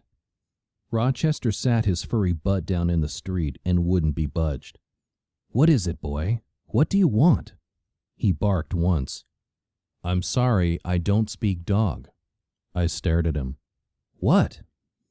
He heaved a big sigh, as if I was the dumbest human in the world, and started sniffing the area where Carolyn's body had lain. "Come out of there, Rochester," I said, pulling on his leash. "I'm sure you're disturbing a crime scene or something." But he kept moving farther into the underbrush, dragging me behind him, till he stopped, sat on his haunches, and barked once. "What's up, boy? Did you find something that belonged to your mom?" The rain and wind had cleared out the underbrush, and as I looked ahead, I saw something shiny, an empty metal cylinder a little over an inch long. The outside was a copper color. All those years of reading mysteries and watching forensics programs on TV paid off. I recognized I was looking at a bullet casing. I pulled out my phone and called Rick Stemper. "Did you ever recover any casings from the gun that shot Carolyn?" I asked. "Well, good afternoon to you too. Got your junior detective kit out again?" "I'm asking because Rochester dragged me down to where Carolyn was shot, and there's a casing here." He heaved a big sigh. "Wait there, I'm on my way." He brought gloves and an evidence bag, and he agreed there was a pretty good chance that the bullet casing came from the gun that shot Carolyn. I was going to tell him about finding Edith's account number, but I knew he'd frown on my ability to get into Quaker State Bank's systems, and maybe even violate me to Santiago Santos. Since I doubted Edith had shot Carolyn, I decided to keep that information to myself. He walked the area again with me, but the shell casing was the only new piece of evidence he was able to find. "The dog dragged you out here?" I looked at Rochester, who sat in the middle of the grassy path. "Yup." "You sure you haven't been out here every day looking for evidence?" "Get a life, Rick." "Just checking." He drove off, and Rochester and I walked home. He rewarded me with a big stinking pile of poop, which I got to scoop up with one of my plastic grocery bags. The joys of dog ownership. Back home, I had to return to grading, and there was Menno's essay waiting for me. I read about his father's many crimes and the way the Amish community had shunned him. Menno, his mother, and his brothers and sisters were all expected to adhere to the shunning. His father couldn't live with them anymore, and no one in the community would buy the produce grown on their farm, or sell his father any of the seeds or equipment he needed. His father had left home and moved to Easton. Menno and his brother Godfrey had chosen to go with him, though their two sisters and youngest brother had remained with their mother on the farm outside Lancaster. The essay was well written, with few small errors, and I found it very powerful. Having to choose your father over your mother, life outside the cloistered environment of the Amish to the life you'd always known, those were big steps for a boy of 14. Without her husband and sons to help on the farm, his mother had been forced to sell the property and move in with her brother's family. The community would not allow her to divorce Menno's father or to accept any money from him, not even child support. According to Menno's essay, she now worked for an Amish farm store, baking dozens of shoe-fly pies a day. Menno had left school at 12, but in Easton he'd been forced by the state to return, and he'd graduated from the public high school and qualified for a diversity scholarship at Eastern. "If my father wasn't a thief, I'd never have graduated from high school," he concluded. "I would be married now and working my own land, but I would still be bound by a useless religion. Now it is clear to me that what my father really stole was freedom for me, and I am grateful to him for it." It was a different approach, and I gave him a high grade and then went on to the rest of the papers in my pile. Each of the Jeremys made the same tired points about high school graduation, and Dion's essay on her mother's MS diagnosis, which should have been moving, was so riddled with grammar and spelling errors that all I could see were the comma splices, the fused sentences, and the dangling participles. Both of the Melissas wrote about boyfriends. Melissa Bentliff met hers at a debate competition, and in the end, she wrote, it was a debate that broke them apart. He was from a Catholic school and wanted to wait until marriage to have sex, while she disagreed. They broke up, and she later discovered that he was gay. "No wonder he didn't want to have sex with me," she concluded. I refrained from comment on her conclusion, but did mark up the way she began every sentence with I. "Try to vary your sentence structure," I wrote. "I know this is a personal essay, but there are other ways to begin sentences." Melissa Macaretti met her boyfriend at Eastern, she wrote, and he was unlike any boy she'd ever known in high school. Yes, I wanted to scrawl in the margin, college romances are always like that. Get on with it. But I kept my red pen to myself. He was a bad boy, the 21st century equivalent of James Dean or Marlon Brando. The thin, sexy Brando, not the walrus of his later years. Though she didn't come right out and say they had great sex, she implied that he had broadened her horizons. God save me from adolescence, I thought, as I graded her essay and moved on to the next. I kept waiting for the phone to ring, Rick telling me that the shell casing Rochester and I had found was the key that broke open the case, but no one called. Late in the day, I called him and suggested we meet up for a drink. He agreed, and around 6:30, after I'd given Rochester his evening walk and fed him, I convinced him to go into his crate, and I headed down to the Drunken Hessian. Rick was already there, sitting in a booth in the back and cradling a bottle of Corona. I got one of my own, then joined him. "Were you able to find anything out about Carolyn's ex-boss?" I asked, after being careful to say hello first. He nodded. "Dead end. The bank made him a settlement, and he dropped the lawsuit at least 3 weeks before Carolyn was shot. He used the settlement money to prop up his brother-in-law's business, and they got a big contract. He told me that he was glad about what Carolyn did. Otherwise, he'd still be stuck at the bank, and his brother-in-law's business would be bankrupt." "That's a bummer," I said. "He seemed like such a good suspect." "That's the way it goes." We ordered a platter of nachos to go with our beers. After the waitress had left, I asked, "Did you get any results from that shell casing?" "This is not CSI Stewart's Crossing," he grumbled. "We don't get results back from stuff like that before the next commercial break. I have to send that casing to a lab in Philadelphia, and they're backed up at least 2 or 3 weeks. It's going out tomorrow morning, so I'll get back to you, say by July 4th. "You're not taking this very seriously," I said. "You don't get it, do you?" Rick asked. "Carolyn's murder is the first one we've had in Stewart's Crossing since Johnny Minotto shot up this place 6 years ago. I don't have a team to help me. I'm tracking 4 break-ins, a vandalism at the synagogue on Ferry Road, 2 cases of domestic abuse, and a peeping Tom." He started playing with a sugar packet. "I want to find out who killed Carolyn as much as you do. More because it's my job." He took a breath, and I can tell he was trying to calm his voice. "Most people are killed by someone they know, a family member, ex-boyfriend, jealous coworker, that kind of thing. We've ruled all that out in Carolyn's case, and I'm stuck. I don't like this feeling, but I haven't figured out what else I can do." "Is there anything I can do to help you?" He shook his head. "Not without 10 months at the police academy and at least 3 years as a patrolman. Oh, and there's that messy issue of a felony conviction. The police frown on hiring the opposition." "Come on, Rick. I found out that information about Carolyn's ex-boss. I know computers. I can see what else I can find out. If you even use the word hacker, I'm getting up from this table.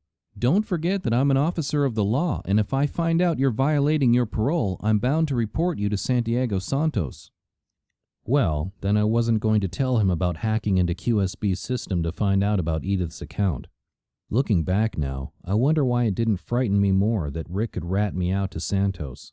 I guess the lure of hacking was so strong that I disregarded the signs, the way a smoker might ignore those warnings about nicotine, even as his lungs were filling with cancerous polyps.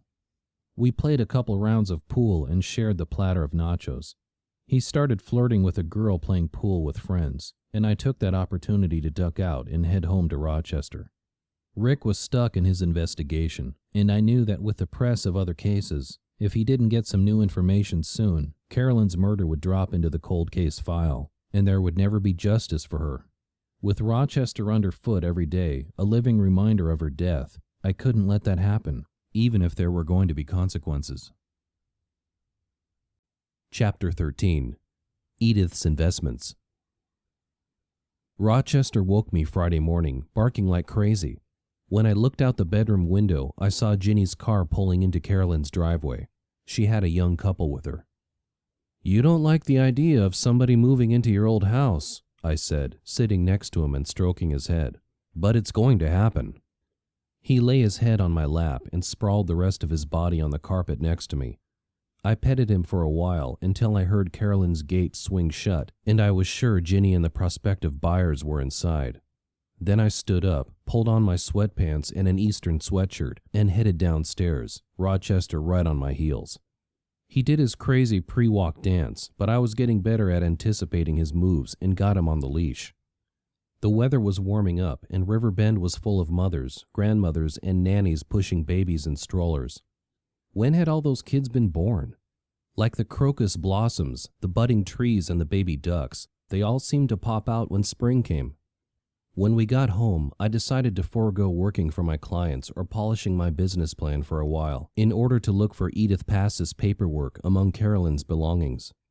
I'd match up the account number I had with the paperwork I found, and I'd create some kind of spreadsheet program she could use to keep better track of her money.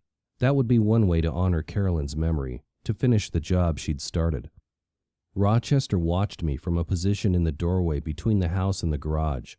Working in the chill, my bare arms and legs started to get cold. I picked out 5 boxes and I dragged each one into the kitchen. At that point, I was ready to call it quits. I was cold and sweaty and tired, and I hadn't made any real headway.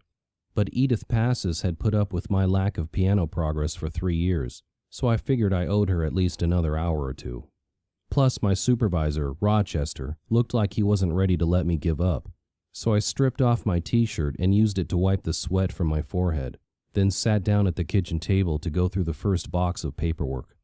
Everything was out of order, and it took me a few minutes to remember that someone had trashed Carolyn's house the night after her murder, strewing her papers around. I recalled a filing cabinet that had been dumped on the floor, and I groaned. This was going to be worse than grading freshman comp essays. It wasn't until 1 o'clock that I found the first piece of paper with Edith's name on it. I took a break for dinner and to walk Rochester, and then went back to the work by the light of the hanging lamp over the kitchen table. By the time I gave up at 11, I'd found a half a dozen statements on various accounts. From what I'd seen so far, Edith's late husband had left her quite well fixed. None of the paperwork I found matched the account at Quaker State Bank. Saturday morning, I took Rochester for a long walk, circling our way through all the different corners of River Bend. We were on Budapest Lane when we saw a father dragging his 5-year-old out to his Land Rover SUV. Yeah, life's a disappointment," he said to the boy. "Come back to me when you're 40 years old and your life sucks, and then we'll talk." That could have been me, I thought, as Rochester sniffed his way along the street. If one of the babies who had begun life in Mary's womb had come to term, and I was still back in an unhappy marriage in Silicon Valley. I was into delaying that morning. I took a leisurely bath, then fixed myself croissant French toast with maple syrup. After cleaning up the dishes and tidying the living room, I had no choice but to finish sorting through Carolyn's boxes. By the time I was done, I'd found 8 statements, which showed me that Edith's financial affairs were a mess. She had a checking and savings account at QSB, brokerage accounts with 2 different brokers, as well as a 401k account and an IRA, both managed by separate companies, which appeared to have been passed on by Walter, her late husband. In addition, it appeared that she held some stock certificates herself and had the dividend checks sent to her, rather than going through one of the brokerage accounts. No wonder she was having trouble keeping track of everything. Using Carolyn's laptop once more, I logged on to the website for the company that managed Walter's 401k. I knew Edith didn't have a computer, which made me pretty sure she hadn't yet set up online access to her account, so I did. At every step, though, I had to jump through hoops, often simple things I'd always taken for granted. Email address? I didn't want to use mine because I didn't want anyone to think I was trying to hijack her account. So I had to jump to another site and set up a free email account for her there. Then once that was set up, come back to the brokerage. Looking through the papers I had, I was able to piece together enough information, her husband's social security number, her date of birth, and so on, to get the account access established. Finally, I got to the point where I could see the records of her most recent transactions. I could have invited her to come over to my house and watch me while I did all this. But it was bad enough that I had Rochester hovering around. I didn't have to explain every last thing I did to him, and I was pretty sure I'd have to do that with Edith. When I pulled up her account information, I discovered that she had changed her address to a post office box 6 months before. Her statements and quarterly dividend checks had been mailed to that address since Thanksgiving. It was strange that she hadn't mentioned it, and even stranger that the post office box was located in Easton. There was no reason for Edith to have set up a box there when there was a post office in Stewart's Crossing. That reminded me of the Quaker State Bank account in Easton. What if Walter had set up the account before he died, and Edith kept using it? But the account number indicated the account had been set up in the past year, long after Walter's death. I started to wonder if Edith had business that took her to Easton. I knew she went to Layville once a week, but Easton was another 45 minutes north, in the opposite direction from Stewart's Crossing. Edith paid her bills from the checking account based out of the Stewart's Crossing QSB branch. Maybe that account and the one in Easton served different purposes, one for her personal expenses perhaps, and another for her piano teaching revenue and expenses? But Edith had stopped giving private lessons and only taught at Eastern, where I could see her paycheck was automatically deposited into the account at the Stewart's Crossing branch. It was all too confusing. I went back to the records of the online account and discovered that her quarterly dividend checks for January and March had been cashed, but they had not been deposited into her checking account. And since these were checks to her and not checks she had written herself, I couldn't see any more information, such as the endorsement, and I had no idea what had happened to the money. I was about to call Edith and ask her what she was doing in Easton when I realized that it might be connected to secrets she didn't want to reveal. What if she was supporting an illegitimate child or grandchild up there, or doing some charitable work she didn't want publicized? Or could someone else be diverting her mail and her checks? It was all supposition. In any case, I thought it would be better to see what I could do with each one of her statements before I presented her with anything that might be unpleasant. I tried to spend some time that afternoon on my client work, what I would have done the day before if I hadn't gotten so caught up in Edith's missing paperwork. Using my own laptop, I reviewed the work I had to do. It wasn't much, just finish up a set of forms for a client, petty cash reimbursement, vacation requests, and so on. But I was only using half my brain, so I quit after a couple of hours. I just couldn't stop thinking about Carolyn.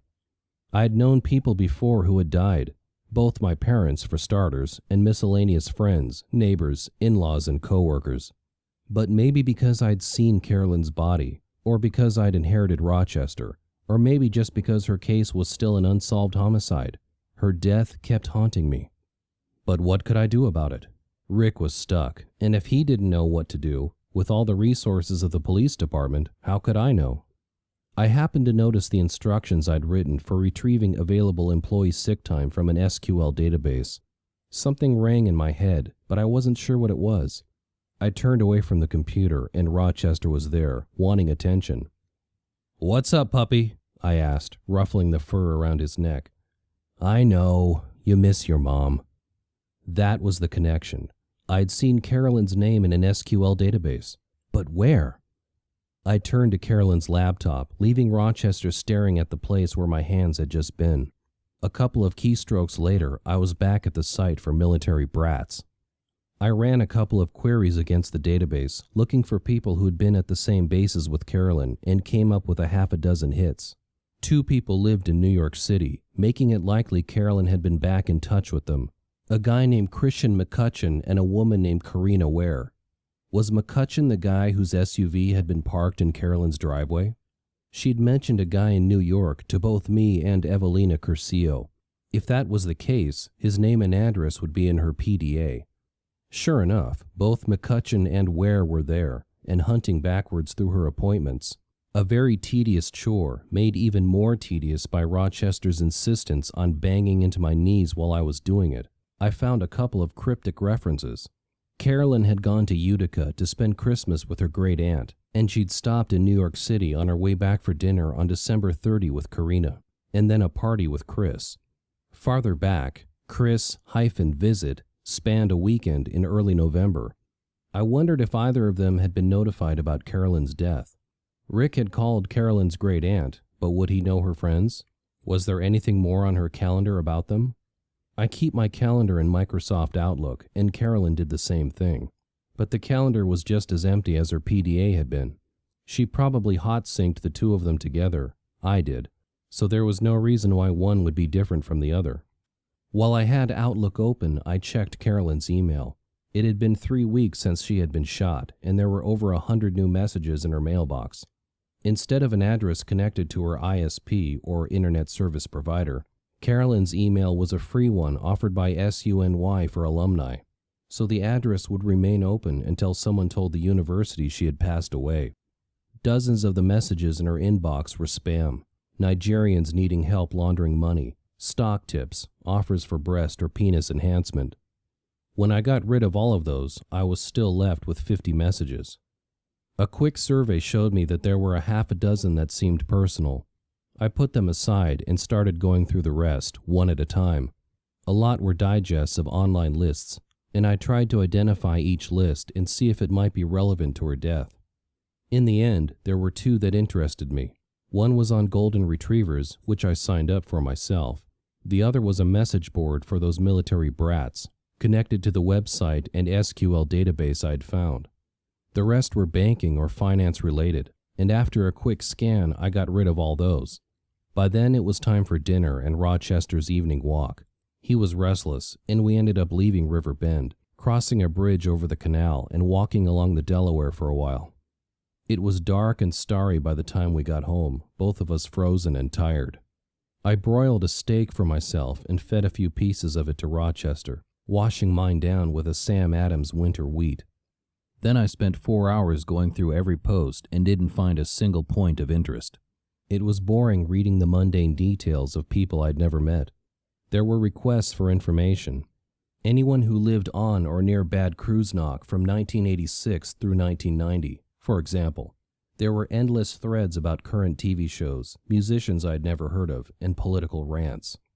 Chris McCutcheon wasn't a poster, at least not over the last couple of weeks, but Karina Ware often posted on the social life threads.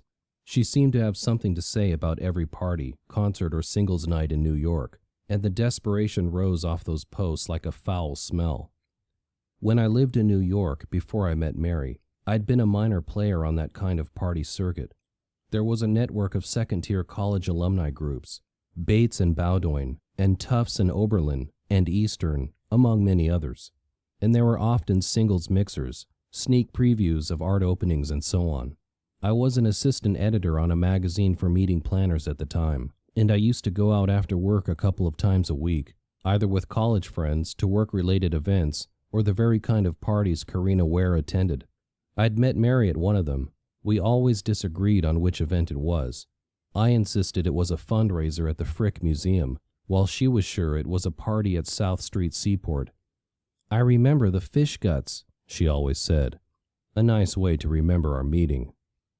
She wasn't conventionally beautiful. With frizzy brown hair she was always struggling to tame, wide-set eyes, and a high forehead, and when she laughed, her whole face lit up.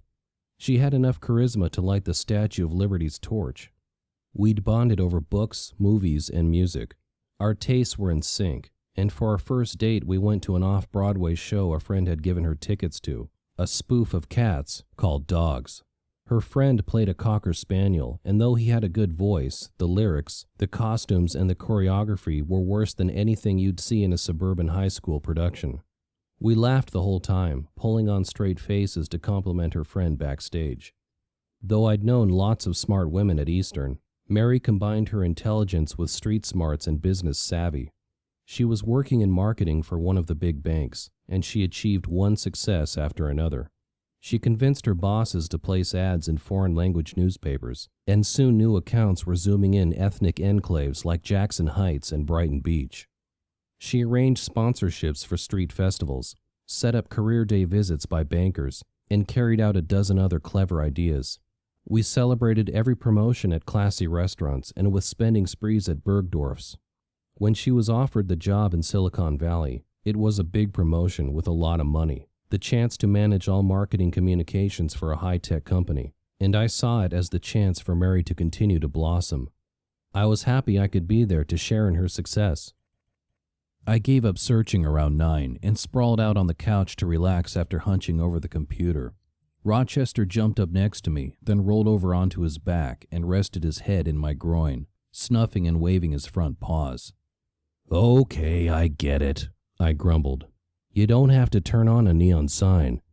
I reached for the TV remote with one hand and started scratching his stomach with the other.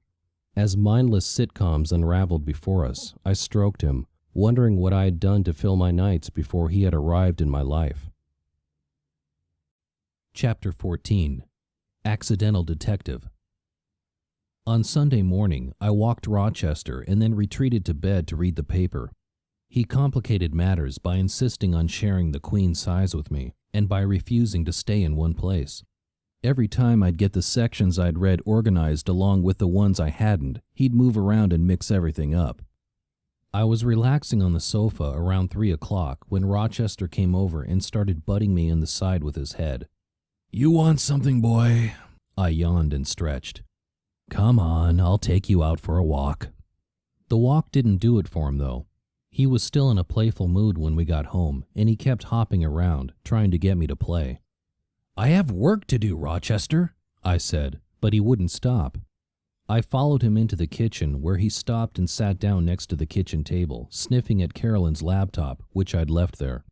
I remembered that there were still a few of Carolyn's email messages that I hadn't read, and sat down and turned it on. As soon as I did, Rochester was satisfied, and he sprawled around behind my chair. I'd saved the half-dozen personal emails she had received for last. She wasn't a great correspondent. No one yet had sent worried messages asking why she had been out of touch for weeks. The last message from Karina Ware was a response to one Carolyn had sent about a book she was reading, another in her series of novels centered around romantic heroes. "Wake up and smell the cappuccino, girl," Karina had written. "Guys like that don't exist anymore, and you're wasting your time hoping one of them is going to ride through your little town and swoop you up in his arms." The only message from Chris McCutcheon was one asking when Carolyn would be in New York next. How do you respond to your dead neighbor's friends asking about her? Send an email from her account? An email from your own account? A phone call? "Hi, you don't know me, but I lived next door to your dead friend." In the end, I passed the buck to Rick Stemper. I copied the contact information for both Chris and Karina into an email to Rick from my own account. Before I clicked send, though, I stopped to think. How could I explain having access to Carolyn's email? I didn't want to tell him about her laptop because I didn't want word to get back to Santiago Santos that I'd been using another computer. I got up to pace around the downstairs, made more complicated by Rochester following me around. Once again, I'd gotten myself into trouble, trying to do what I thought was right.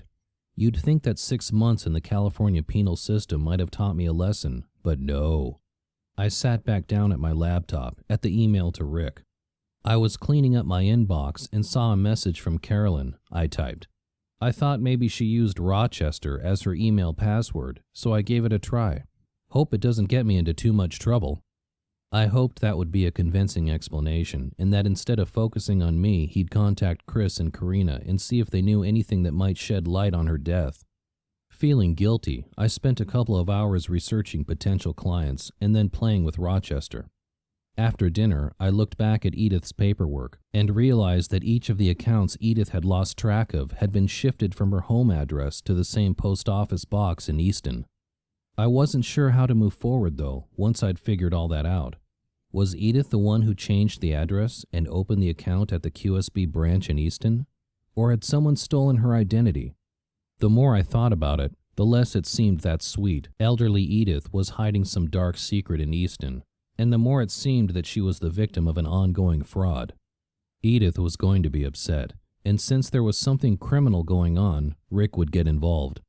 There was a lot more work to be done. Edith was going to have to contact each of these companies, let them know that there was fraud on her account, and then wait while they completed their own internal investigations. I called her and got no answer. That was a surprise. It was Sunday night, and I knew she didn't like to drive after dark. I was worried enough to call Gail Dukowski and see if she knew anything. I liked Gail, and I'd always been attracted to pretty blondes with a head for business. "I hope it's not too late to call," I said when she answered. "I know you don't get up early to bake." "No, it's okay," she said. "What's up?" I wondered if she'd go out with me if I asked. That wasn't what I'd called for, but the thought jumped unbidden into my mind. Then I remembered my felony conviction and focused on the business at hand. "I called Edith's and she didn't answer. Do you know if she went out of town?" "Yes, she went to see her cousin in Charleston," Gail said. "Just for a few days, though. I think she'll be back Tuesday or Wednesday." She sighed. "She's having her handyman recaulk her tub and shower while she's gone. I wish I had a guy who could do that sort of thing for me." I laughed. "You'd probably want more than just caulking," I said. She laughed too. "Well, yeah, and it wouldn't hurt if he was cute and had a sense of humor." I had the definite impression that Gail was flirting with me, so I flirted back. "Modern women," I said. "You want it all." We carried on like that for a few minutes, and when we hung up, I was smiling. The smile faded once I checked the balance of the fraudulent account. A lot of money was moving around, but the account held a minimal balance. A few weeks before, there had been a $400,000 deposit. one which had remained in the account just long enough for the check to clear. Poor Edith, I thought. She had been victimized. I wondered if the culprit was the handyman she'd mentioned, but if you were smart enough to cheat an old lady out of $400,000, would you come back to caulk her bathtub? I wouldn't. On Tuesday afternoon, I stopped by Jackie's office after class to say hello. I saw Menno Zook coming out and remembered that she taught the developmental writing class and that she'd mentioned him to me at the start of the semester. She'd had him as a student in the fall and liked him, though she knew he was going through a rough patch getting accustomed to college. "How's Menno doing?" I asked. "Is he complaining about me?" She shook her head. "No, he thinks you're fine in class. I'm just his general sounding board. I can relate to him. He's like me, a fish out of water. We're both far removed from our home environments." Jackie had grown up in Newark, the oldest of 3 kids in a single-parent household, and I figured it hadn't been easy for her. Menno's life was dramatically different, growing up on a farm in Amish country. But I could see her point. He was the only Amish kid at Eastern, as far as I knew, and though there were a sprinkling of other black faculty and black students, she had to feel isolated. "How are things going?" I asked, settling into the chair across from her. She shrugged. "Swamped as usual." She pointed at a stack of papers. "That's my afternoon and evening project. Sometimes I wish I could just run them all through a paper shredder and be done with it." "Give it a try sometime," I said. "See if the students notice the difference." She laughed. "You are a bad influence on me, and if I let you stay in my office, I'll never get any grading done. Be gone with you." "Have it your way," I said, standing up. "But you could just give them all A's, and then you'd have plenty of time to hang with me." "And when Lucas Roosevelt found out, he'd hang me out to dry," she said. "Remember, I don't have tenure yet. I have to be on my best behavior."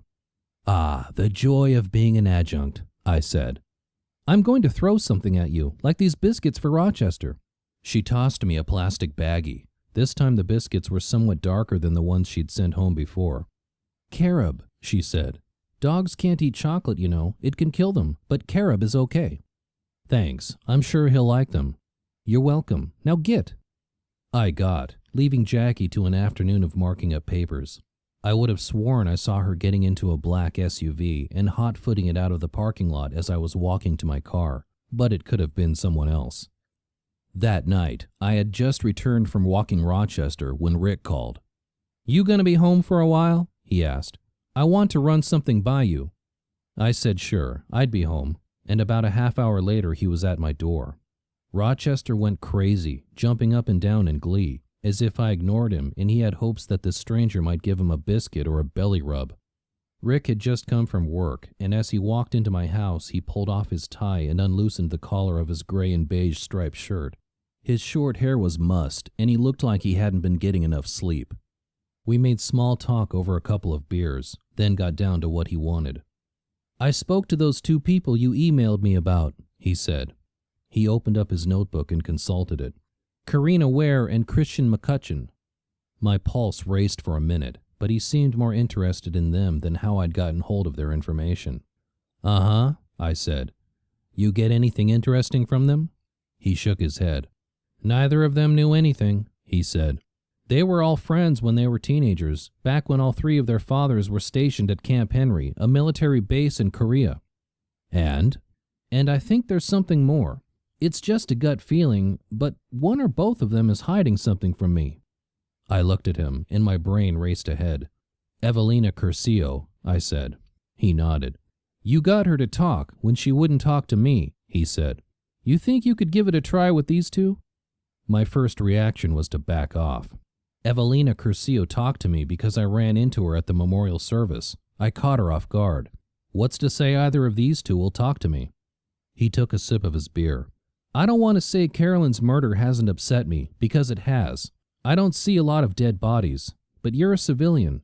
You don't see the stuff a cop sees. So I know Carolyn's death has hit you harder than me." I reached down to stroke Rochester's golden head. "I think maybe you can relate to these guys," Rick said. "Go up to New York. Meet with each one. Play it just the way it is. You knew Carolyn. You live next door. You feel bad that she's dead. You just want to talk to someone else who knew her." He smiled. "Plus, you get to play Nancy Drew." "How about Frank or Joe Hardy instead?" I asked. Somehow the whole teenage girl thing doesn't work for me. We came up with an email message I could send, where I indicated that I hoped it wasn't an intrusion, but I'd been trying to find someone I could talk to about Carolyn. I said I'd be in New York that weekend, and would appreciate the chance to sit down and chat. I have to get permission from Santiago Santos in order to leave the state, I said. I'm supposed to give him at least 2 weeks' notice. I'll square it with him, Rick said. I sent the messages and decided to turn the weekend into a mini vacation. First, though, I had to find someone to take care of Rochester while I was away. I called Ginny Pryor first. I figured she owed me a couple of favors. But her husband, Richard, as she always said, not the burned-up comedian, was allergic to dogs. Annie will do it, though, she said, referring to her neighbor. She loves dogs, and she always liked Rochester. I called Annie next, and she agreed I could drop Rochester off on Friday morning. I worried what he'd think. Would he imagine that, like his mom, I was abandoning him? Through Eastern, I had access to a small private hotel in Midtown that gave discounts to academics, and I was able to get a last-minute reservation for Friday and Saturday nights. I emailed my graduate school roommate, Tor, to let him know I'd be in town, and surfed around to see what the hot shows on Broadway were.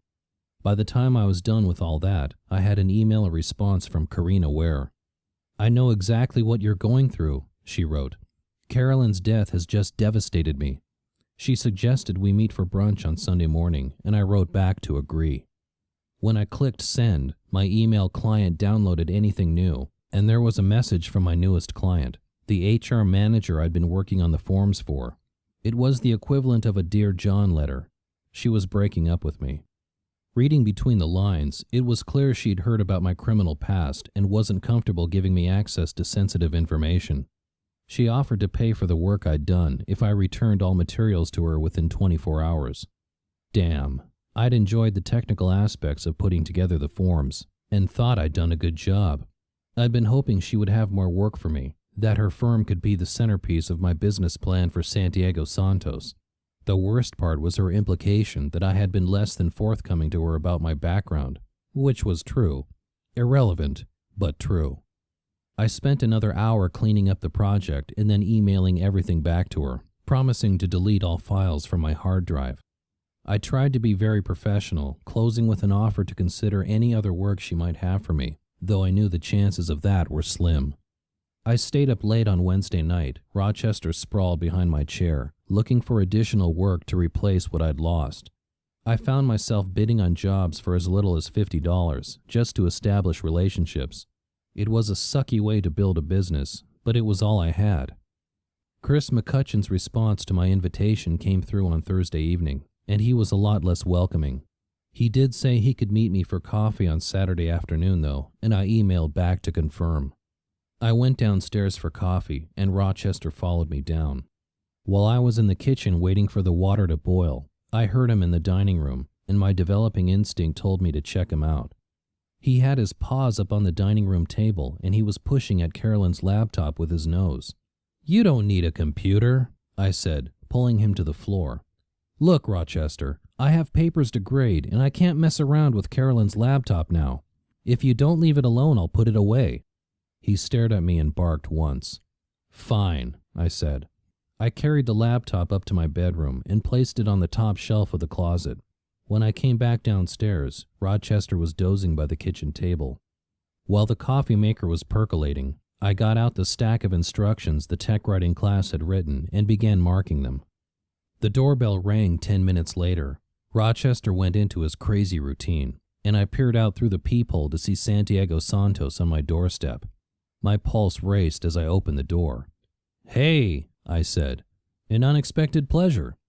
What a close call. If he had come in just a little earlier, he would have spotted Carolyn's laptop on the dining room table. The terms of my parole were clear. I was allowed one computer, which had to have the tracking software installed.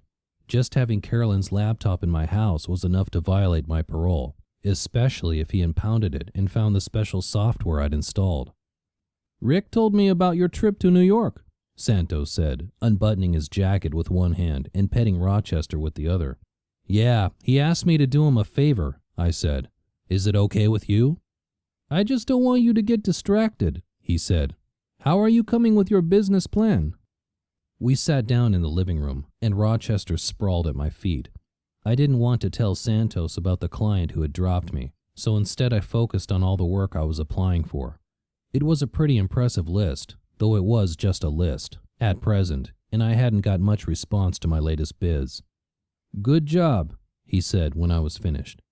I'm going to okay your trip, but I expect to see a strong business plan when we meet up next. I wanted to argue that I was already showing good faith by helping out the Stewart's Crossing police, but I'd already learned it didn't do any good to argue with a parole officer. So I just agreed that I'd have a killer plan ready, shook his hand one more time, and he left.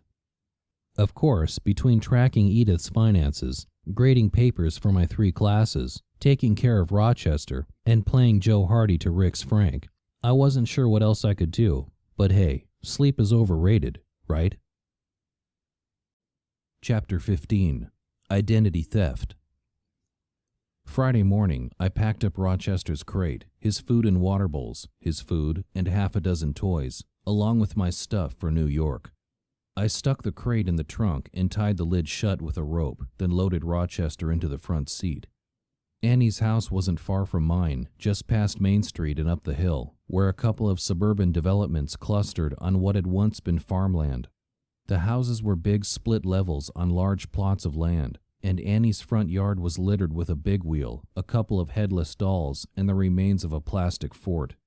She had 2 dogs, a Shih Tzu and a Terrier mix, but she insisted they would both get along with Rochester. And you don't even need to unpack the crate, she said, pointing back to the Beamer. My boys will keep Rochester in line.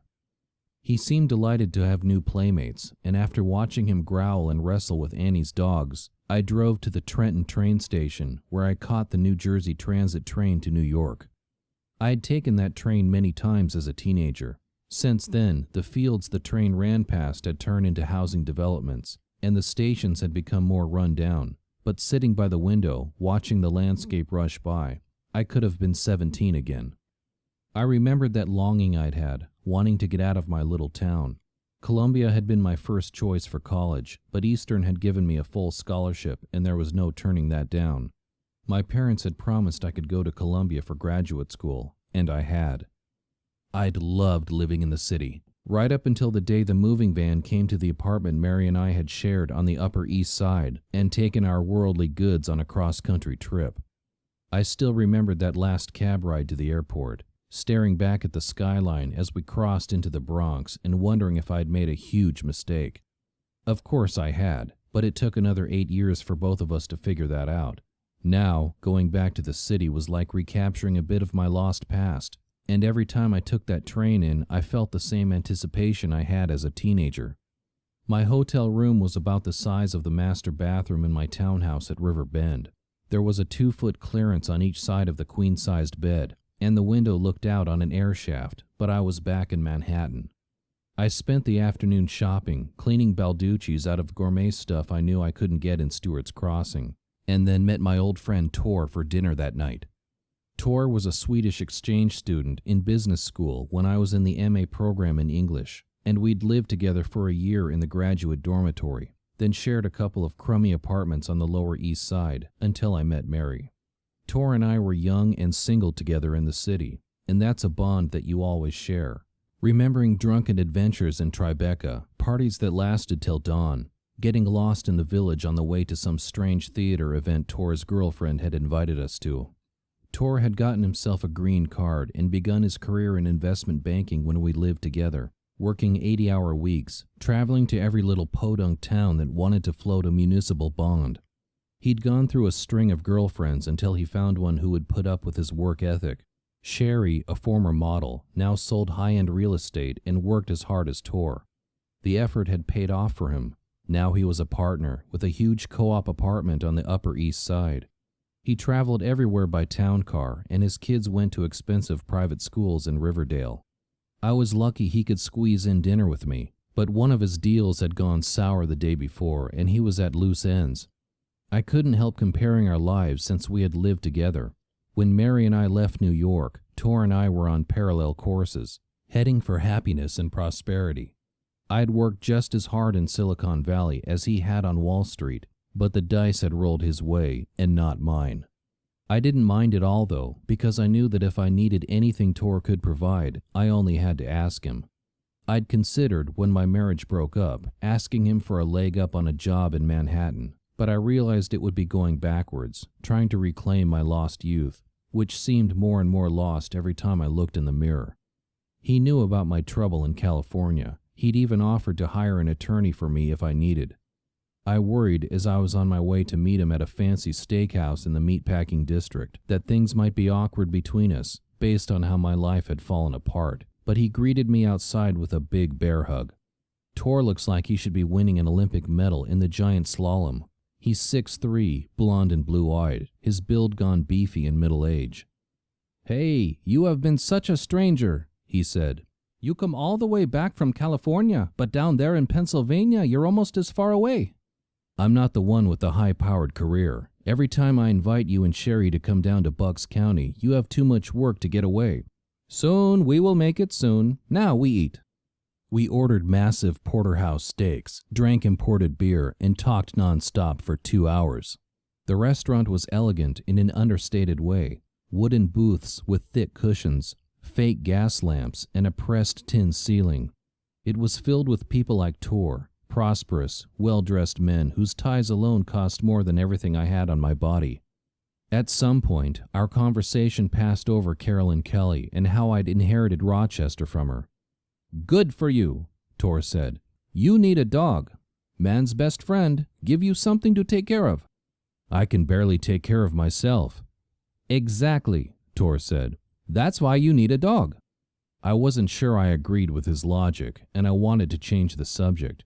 "Hey, you know anything about identity theft?" I asked. "What do you want to know?"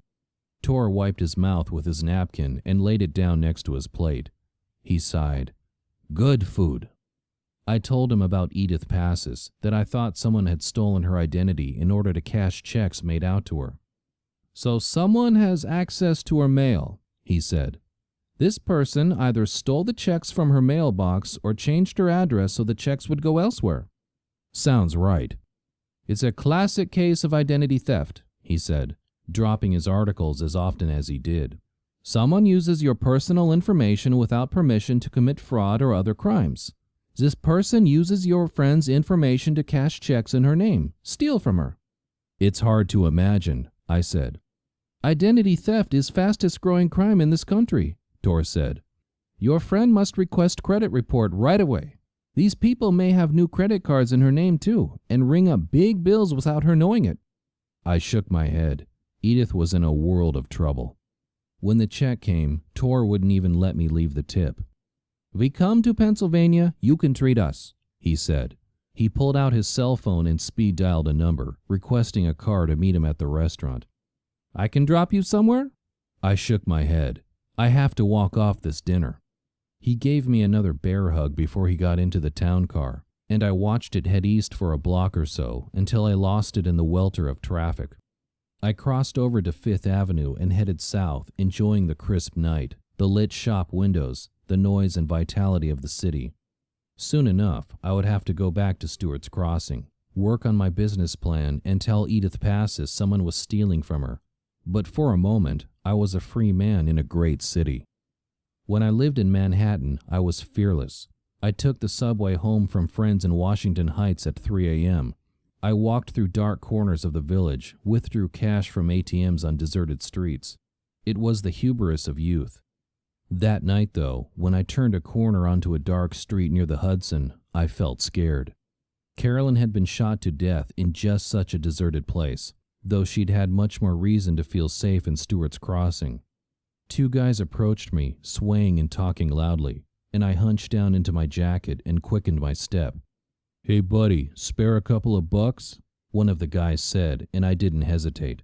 I took off at a sprint down the street and didn't stop until I reached a brightly lit avenue.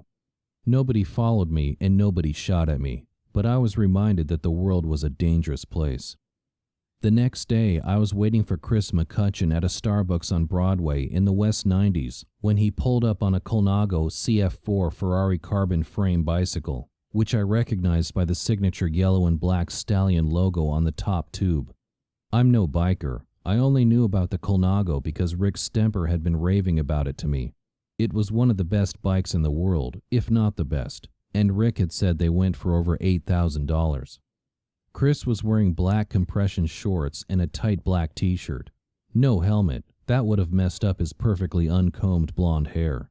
I admitted, he reminded me of all those guys in high school who were faster, stronger, or more coordinated than I was, and I disliked him on sight. I was sitting at a table on the street, shivering in my lightweight windbreaker, as he dismounted and locked his bike to a parking meter. "I don't have much time," he said, coming over to shake my hand as he was pulling off his black bike gloves. "I'm meeting a friend in half an hour for a ride over to Brooklyn and back." I didn't know where to start, how to get into such a complicated subject in a matter of minutes. But Chris McCutcheon saved me the trouble when he returned to the table after a minute with a bottle of water. My grande raspberry mocha seemed wasteful and decadent in the face of his asceticism, at least to me. "You wanted to talk about Carolyn?" he asked as he sat down across from me. I tried to remember if I'd ever noticed him when that black SUV had been parked in Carolyn's driveway, but I drew a blank. "I found her body," I finally said, and the words spilled out. "It's just really freaked me out, you know? And I realized that I hardly knew her, but we didn't have any friends in common. We were just neighbors, you know? And there was nobody I could talk to about her to, I don't know, get to know her a little better." If only to stop my blathering, Chris McCutcheon jumped in. "We lived on the same base in Korea when we were teenagers," he said. I think 13 or 14, and she was a year younger." He unscrewed the top of the water bottle and took a long drink. "She used to tag along behind me. There wasn't much for kids to do on the base, but they'd have movies now and then. And once in a while they'd have some kind of dumb social event, a Korean food tasting, for example." He made a face. "So I don't know, we just hung out. There weren't a lot of other kids our age." "What was she like then?" I asked, just to keep him talking. "A lot skinnier," he said. "Smart. She was always reading. She had this lousy little dog, too. Used to follow her everywhere. When it ran away, she was bummed." I could see the beginnings of the Carolyn I had known. Smart, bookish, loved dogs. "When did you two meet up again?" I asked. He used the bottom of his t-shirt to wipe a bead of sweat from his forehead. "About 5-6 years ago," he said. "She was living in the city then, and we ran into each other on the Upper West Side. She was with this other chick we knew in Korea, Karina. I'm having brunch with her tomorrow. She'll give you all the details, I'm sure." He frowned. "Carolyn and I went out a couple of times, but then we just ended up friends." He drank some more water. "Military brats. We don't attach to people real well. Sometimes the only ones we get to know are other people like us."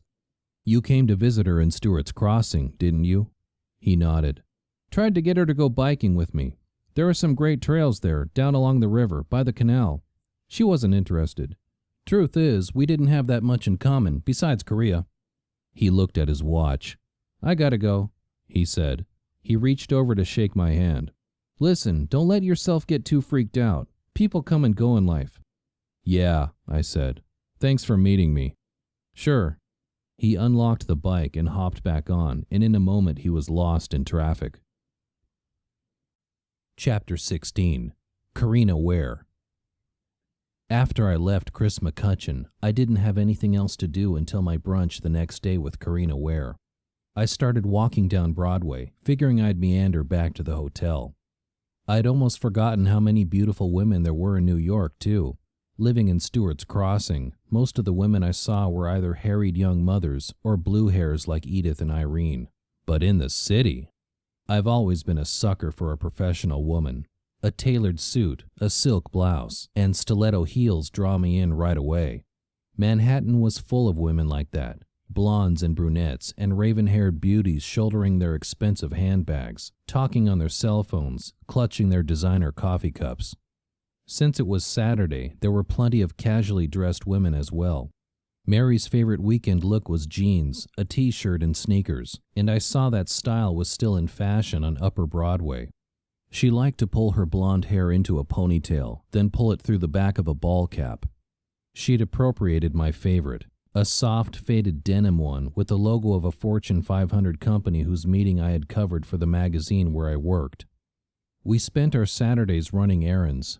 Mary loved to cook, and she was always dragging me down to Chinatown for expensive spices, to Little Italy for handmade sausage, to the Green Market in Union Square for fresh produce. I was her beast of burden, tagging along behind her, carrying the bags while she picked through bunches of Swiss chard or examined the freshness of salmon fillets. We'd laugh and talk, share apple fritters from a stand in the Green Market, and just enjoy each other's company. Broadway seemed to be conspiring to remind me of Mary and our life together. I passed the store where we'd bought our mattress, the office building where she'd been working when we met, a favorite Italian restaurant. I saw young couples holding hands, as we'd done long ago, before the move to California, the miscarriages, and the ugly divorce. At Columbus Circle, I looked into the park and my heart skipped a beat when I saw a woman about Mary's size, a blonde ponytail pulled through a denim ball cap. She walked into the park and I couldn't help it. I followed her. I knew it wasn't Mary. She'd cut her hair short after we moved to Silicon Valley, and the ball cap was in one of the boxes of stuff she had shipped to Stewart's Crossing while I was in prison. But the past was drawing me back. The night of our first anniversary, we went to one of the free concerts in the park. Mary had taken the afternoon off, packing a picnic basket at Balducci's, including a chilled bottle of champagne with plastic flutes. I met her right there at Columbus Circle, kissed her in front of the statue of old Chris, and then we walked into the sheep meadow, where we staked out a piece of lawn. "I'll spread the cloth while you open the champagne," Mary said. While I wrestled with the wire and cork, she laid out a colorful Indian throw she'd had since college, anchoring the corners with books and take-out containers. We fed each other grapes and slathered brie on Swedish flatbread. "I can't believe we've been married a whole year," she said. "I can." She turned on her side to look at me. There was a little bit of brie on her lip, and I picked it off with a napkin. "What's that supposed to mean?" she asked. "It means we've packed a lot into the last year, and I remember it all." "Speaking of packing," she said. She reached over and picked a clover from the grass, then discarded it when she realized it only had 3 lobes instead of 4. "Packing for a vacation?" I asked. We'd gone to France for our honeymoon, spending a week in Paris and then another traveling to the chateaux of the Loire Valley, but we hadn't been away since then. I was munching on a croissant filled with chicken salad when she said, "Maybe a different kind of trip." She sat up. I looked at her. "What kind?" "I've been offered a promotion," she said. "Manager of Public Relations and Publicity for the West Coast region." She reached over to brush a stray hair from my forehead. "The job is based in Palo Alto, Silicon Valley." The high-tech industry had just begun to boom, and we'd talked a bit before about the possibility of relocating to California, but it had never been more than an idle speculation. "When did this happen?" "Yesterday. I didn't want to tell you until I had a chance to think about it." I finished my croissant and picked up the champagne bottle. Both our glasses were empty, and I filled them both. I had accepted a long time before that Mary was more ambitious than I was, and that happiness in our life together lay in going along with what she wanted. It wasn't much of a sacrifice. I loved her, and I wanted her to be happy. I thought I would do just about anything to make that happen. It turns out I did a lot more than agree to move to California to try to make Mary happy. I remember the concert, which finished with the William Tell Overture, complete with cannons and fireworks. How it felt to lie there under the stars with Mary, my arm around her shoulders, her head nestled into me, the music and the light show celebrating the commitment we had made to each other the year before, the new commitment we were making. Our life in Silicon Valley was full of fireworks too, though not the good kind we'd experienced in Central Park. I taught as adjunct for 2 semesters, making pocket change and complaining about student papers, before I found the gig at Mastodon. And Mary wasn't happy with her new job either. But we'd made that big move, and we had to make the best of it. Eventually she got a job she liked, and my temp job at Mastodon turned permanent, and we started trying to make babies. Looking back, it seemed like our lives had been on a trajectory, one that began in Central Park that night, and which ended right back there. Only this time, I was on my own. I followed the blonde in the ball cap for a little while, thinking, and then realized that I'd lost her when I wasn't paying attention. I looked around. I was surrounded by trees, dappling the ground around me with sparkles of daylight. I sighed and started to find my way out of the woods. The next morning I woke early, but had no dog to walk. Instead, I went down to the hotel's business center and checked my email. There were 3 responses to my bids for work, all no. Had they discovered my background? Had someone else been just better for the job? What would Santiago Santos say? Why was I wasting my time and money spending a weekend in New York when I needed to be back in Stewart's Crossing, job hunting and watching my pennies? Back up in my room, I put on my sneakers, my sweatpants, and a sweatshirt, and headed out for a brisk walk around Manhattan. I went south on 5th Avenue all the way to 14th Street, then headed east to the river. The area seemed a lot safer in the daylight, but I still shivered when I remembered the drunken guys I'd run from on Friday night. As I walked, I was reminded of how expensive it was to live in Manhattan. Doorman buildings, high-performance cars on the street, expensive clothes and other merchandise in shop windows. Where did people get the money? What would I do if my plans for a technical writing business fell apart? My bank balance kept shrinking. The twice-monthly paycheck from Eastern wasn't quite enough to pay my bills, so I continued to dip into the little money my father had left me. What if I got sick? What if Rochester got sick? I'd seen how fast the bills piled up when my mother was hospitalized. What would I do in May when the Eastern paycheck stopped coming in? I worried my way back up 5th Avenue, crossing over to the hotel just in time to take a quick shower and head out to brunch with Karina Ware. We'd agreed to meet at a little cafe on the Upper East Side, just around the corner from her apartment. Fabulous breakfasts, she had emailed. Their eggs Benedict are just to die for. It was a charming place, decorated like an Italian country inn, with rough stone walls, tendrils of flowers dangling over the bar, and waiters in white shirts, black pants, and spotless white aprons. There was no single woman in the dining room when I arrived, so I waited on the curb for her. 10 minutes passed, then 15, then 20. I was just starting to worry that I'd been stood up when a cab pulled up and a breathless blonde jumped out. "Steve?" "Karina?" She embraced me in a big hug, kissing my cheek. "I'm just so devastated about Carolyn," she said. She looked anything but devastated. Her wavy blonde hair was carefully styled, and her skin glowed as if she had just stepped out of a beauty ad. She wore a pink strapless dress and a flouncy skirt, and a black linen jacket over her shoulders. "Sorry I'm late," she said, pulling back. "It was a bear getting a cab." "I thought you lived in the neighborhood," I said. "I do, but it's 6 blocks. Can you imagine 6 blocks in these shoes?" I looked down at her feet and realized she was quite a bit shorter than I'd thought. The strappy black sandals she wore had at least a 2-inch heel. "I can't imagine walking from here to the restaurant in those shoes," I said. "You men," she said, playfully slapping my shoulder. "Come on, I'm ravenous." I'd known women like Karina Ware when I lived in New York. Hell, I'd married a woman like her. She had Mary's taste in footwear, and I remembered that when we were dating, Mary had the same flirtatious tone. Of course, after we married, we said little more to each other than, "Can you stop and buy toilet paper on your way home from work?" But that's the way true romance turns out. Despite her obvious familiarity with the restaurant and each and every waiter, Karina agonized over her menu selection. I had already decided to go with her recommendation on the eggs Benedict, but she was worried about her cholesterol, and the French toast was loaded with sugar, and the pancakes just laid in her stomach all day. She settled on an egg white omelet with mushrooms and green peppers and just the merest hint of cheese. "I mean it," she said to the waiter.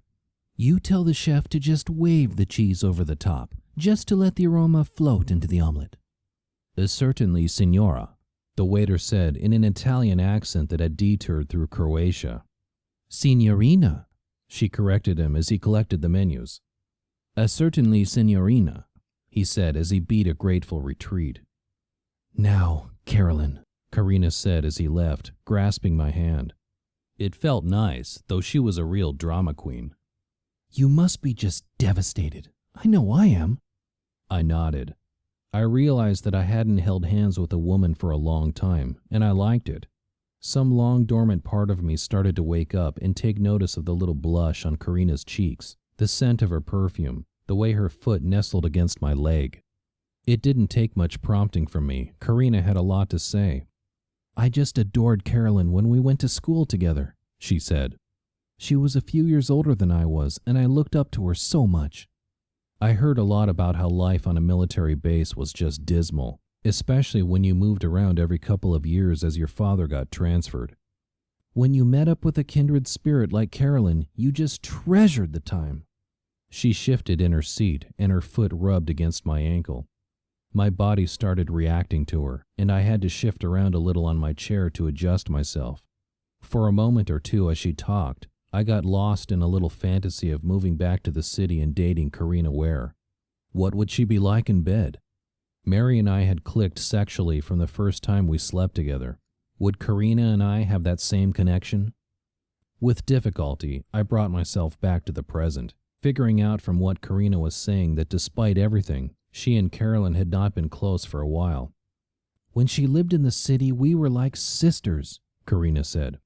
"I mean, we went everywhere together.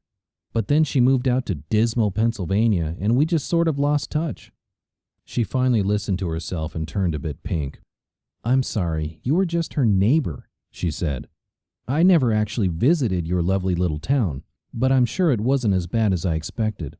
Living in New York, you do get a little spoiled."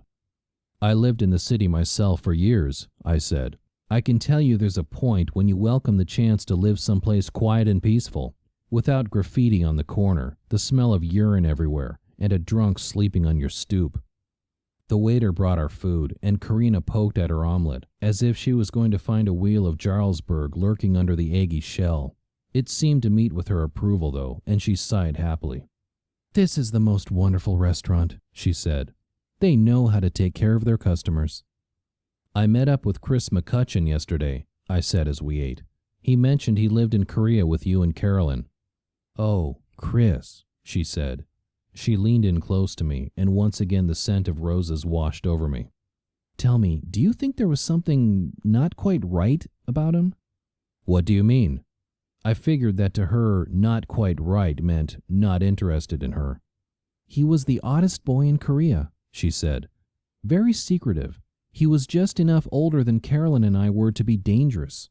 He loved to flick his cigarette lighter, and he was always threatening to set our hair on fire." "That's a little odd." "Did he happen to mention her little dog?" Karina asked. "He did say she had a dog." Again she leaned in toward me. Damn, if she didn't stop doing that, I was going to lose track of the conversation altogether. "And did he say what happened to it?" I had to think for a minute, remembering our conversation and trying to ignore the stirrings in my groin that worsened every time Karina got close to me. "Did it run away?" "That's what everyone said." Karina put down her fork. "I don't think so." "What do you mean?" "Chris would catch bugs and then twist off their wings," she said. "He used to brag about it, and he didn't like Carolyn's dog at all. He was always saying what he'd do to it if it ever came near him." I thought of Rochester. "But he came to Stewart's Crossing to visit Carolyn. He must have been okay with Rochester." "He must have grown out of it," Karina said. "But don't you think it's strange that he hated that little dog so much, and then one day it just disappeared?" "Wasn't there any investigation?" "Carolyn's father didn't like the dog. He said she was just overreacting, but I'll bet you Chris had something to do with it." The thought gave me the creeps. Chris McCutcheon presented such a confident face to the world. Was that all a facade? Had he been responsible for hurting Carolyn's dog all those years before? "So tell me about you," Karina said, reaching out to touch my hand again. "You lived in the city?" My skin tingled where she touched me, sending those messages to my groin again. Mary and I had stopped having sex when she got pregnant the last time, and there hadn't been anyone since. I realized how much I'd missed that intimacy. Taking care of yourself just doesn't have the same impact. We talked through the rest of our meal and through cappuccinos. But the more Karina talked, the more she reminded me of Mary, and that was a turnoff. I had loved Mary once, found her sexy, loved taking her to bed. But things had changed a lot since the days of our Manhattan courtship. By the time Karina and I finished our coffee, all I wanted to do was go back home. Maybe I wasn't quite as ready to start dating as my body hoped. "Would you like to come over to my place?" she said, after the waiter had taken my credit card away. "It's not far, and we could continue getting to know each other." "You're so kind to offer," I said, taking her hand and squeezing it lightly. "But you know, I took in Rochester after Carolyn died. I have a friend looking after him for the weekend, but I'm worried about him. I don't want him to think I've abandoned him so soon after Carolyn's death." Karina frowned, but then she smiled, as if she was worried about what the frown lines would do to her perfect complexion. "Well then, I may just have to come down to, Stevens Crossing, myself." "Stewart's Crossing," I said. "You'll have to let me know if you do." She kissed both my cheeks as we stood outside the cafe and squeezed my hand. I ignored the pressure in my groin. "Feel free to call me again," she said. "It's so good to talk about the things that upset us." It had gotten colder outside, a brisk wind whipping down the street from the East River, and I shivered in my windbreaker. Like a dumb college kid, I'd been seduced by the early spring sunshine. "Thank you," I said. A cab came by, and with a shrill whistle she flagged it down. I felt a tremendous sense of relief as the cab passed out of sight. Chapter 17. Online Research. I called Rick from the train and arranged to meet him for dinner at the Drunken Hessian. Then I sat back to consider everything I'd learned. I had a much better understanding of identity theft after my conversation with Tor, and I knew that I had to collect more information from Edith before I could consider contacting anyone to try and recover some of the money that had been stolen from her. I didn't know quite as much as I would have liked about Chris McCutcheon, Karina Ware, and what had happened between them and Carolyn Kelly and Korea when they were teenagers. I would have to do a lot more research, but I knew that there was something there. Had Chris hurt Carolyn's dog? Had she suspected him? How could she have remained friends with him if she had? I had only had Rochester living with me for a few weeks, but I knew I would be pretty angry if anyone hurt him. As the countryside sped past, I was worried that Rochester might have forgotten me, that he'd have settled into life at Annie's as easily as he'd settled in with me, and that bothered me. As soon as the train reached Trenton, I ransomed my car from the station garage and headed back to Annie's house. I needn't have worried. When Annie opened the front door, all 3 dogs rushed at me, yipping and barking and jumping around like performing seals. "Maslow, Lacan, come here," Annie called, and her dogs rushed up to her, tails wagging. "Can you tell my husband is a therapist?" she asked. I was left with Rochester, who was so happy to see me that I felt even worse about leaving him. "Were you a good boy?" I asked, ruffling his ears. "Did you play nice with the other doggies?" "For the first day, he sat around and moped," Annie said. "But Maslow and Lacan convinced him to play. He was just fine in the end." I had about an hour to play with him at home before I had to leave for the Drunken Hessian to meet Rick. Rochester just seemed happy to be back home, and after a quick walk and a bowl full of doggy chow, he was content to sprawl under the dining room table until I returned. When I got to the bar, Rick was already there, flirting with a 20-something brunette in a dancer's leotard, and I had to wait until he had gotten her phone number for him to come over to the booth and sit down. I recapped what I'd learned about Chris and Karina, though he was most interested in the Colnago, the fancy bike Chris had ridden. "That's the price of a small car," he said. "He drives an SUV too," I said. Somewhere in the back of my head, a bell rang. "Hey, I saw a black SUV speeding away after Carolyn was shot. It could have been his car." "Or it could have been one of 1,000 others," he said. "You didn't notice the make or model." I shook my head. I wasn't paying attention.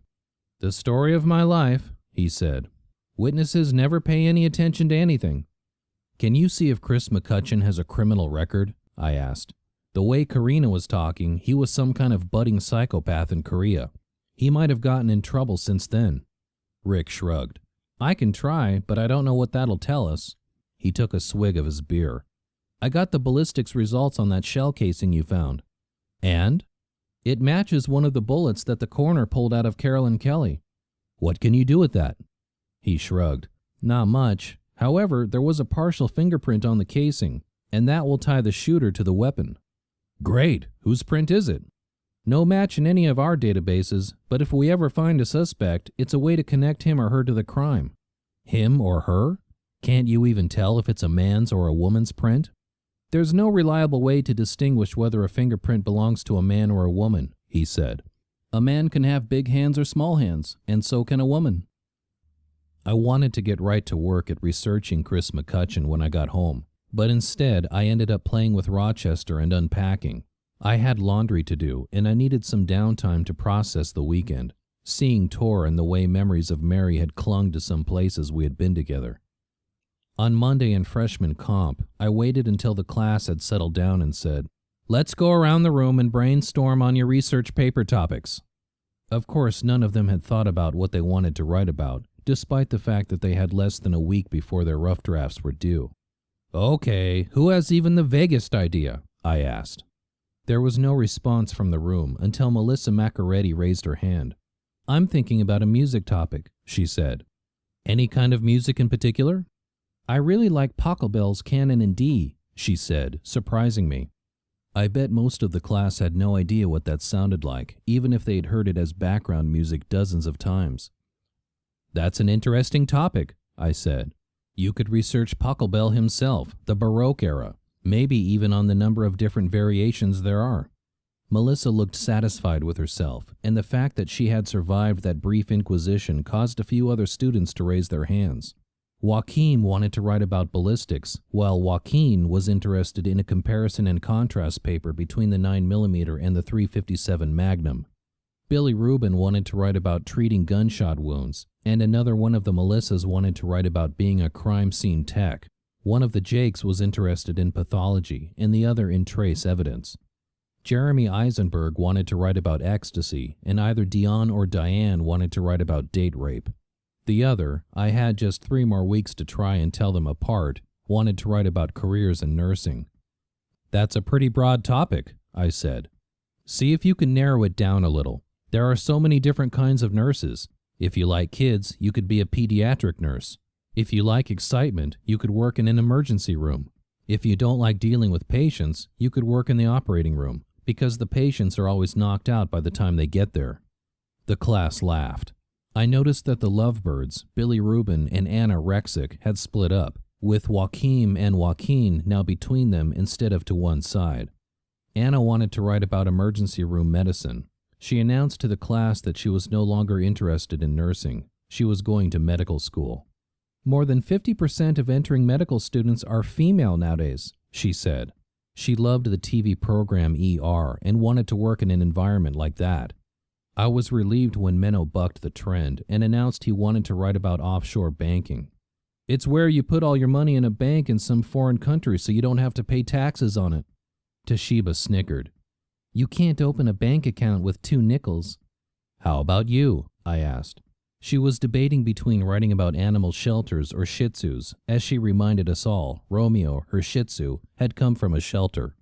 "Is Shih Tzu spelled like shit?" Menno asked, earning a glare from Toshiba.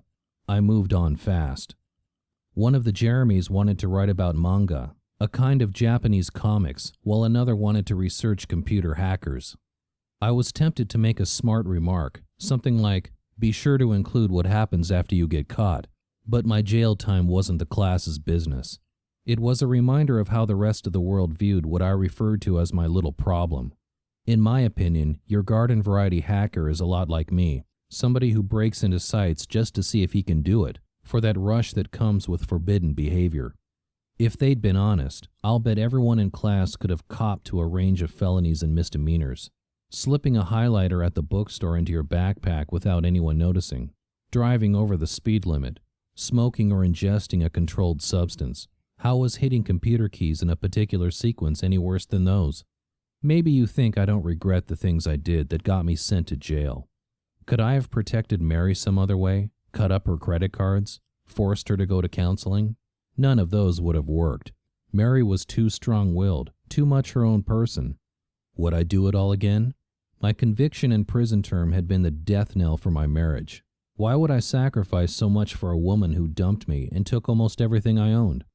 Then again, I loved her. I thought it was my job, as the husband, to protect her. I know, it's sexist, and I know Mary was quite able to take care of herself. But we are wired in certain ways. I couldn't seem to tame my curiosity, and I doubt I could have held back when there was something I thought I could do to help Mary through the aftermath of the miscarriage. I gave the class my cell phone number again. Since I don't have an office here at Eastern, you can just drop by and ask me any questions, so feel free to email me or call me, and I'll help you out. Up in the faculty lounge, I ran into Jackie DeVere. Do you know what kind of license plate frame I saw this morning? Jesus died for you, as if the sacrifice of our Lord was something to instant message about. What is up with that? Were they charging by the letter when that idiot ordered his frame? Conservative Christians are destroying our nation's educational fabric, I said. News at 11. Jackie left for a committee meeting, and Dee Gamay, one of the other adjuncts, came in grumbling. People on this campus have no respect for human life, she said. It sounded like human laugh. What happened? I asked, eager for any diversion. This big black SUV nearly ran me over in the parking lot, she complained, dropping a pile of books on the table next to me with a thud. Disgruntled student? More like nasty faculty member, she said. It was that Jackie DeVere. I know she doesn't like adjuncts, but that doesn't mean she has to kill us.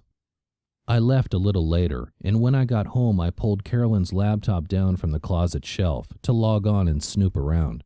I thought of what Santos would say if he ever found the computer or discovered what I'd been doing. My natural curiosity, as well as the seductive power of knowledge, pulled me forward.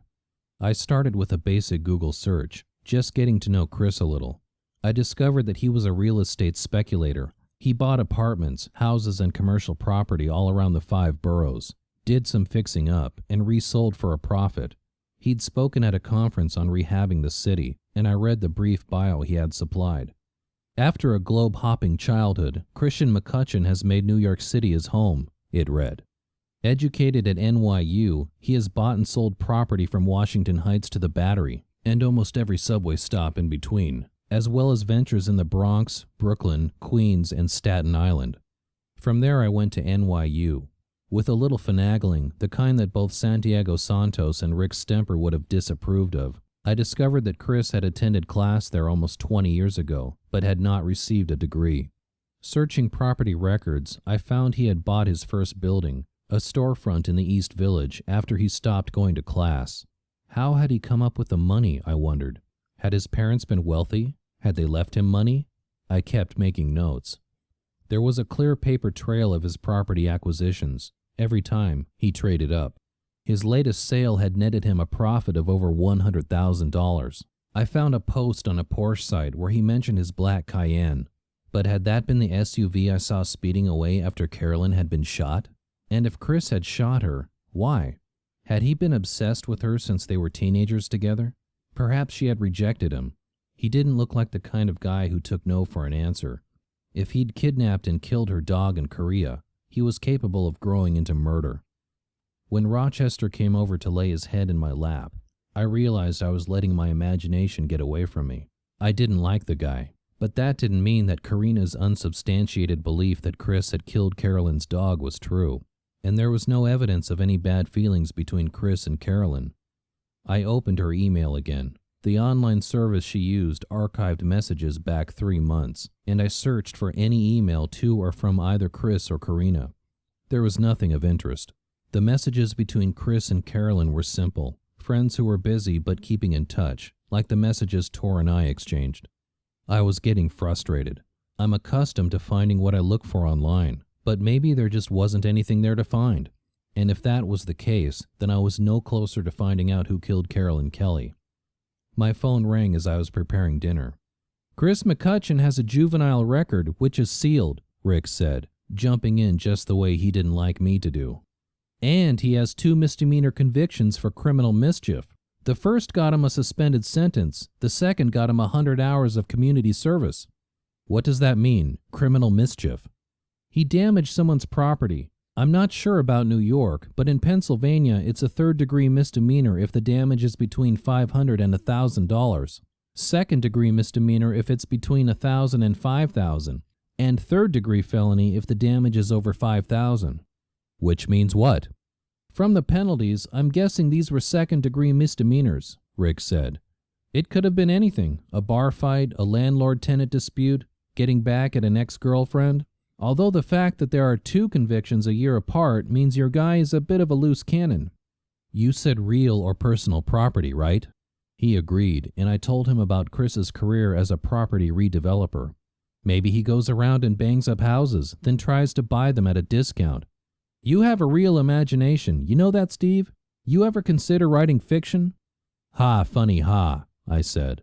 So the guy has a temper. He could have been mad at Carolyn Kelly and shot her. Try taking that to a judge, Rick said. Right now I've got nothing, and the chief is pressuring me to shelve this as a lost cause and move on.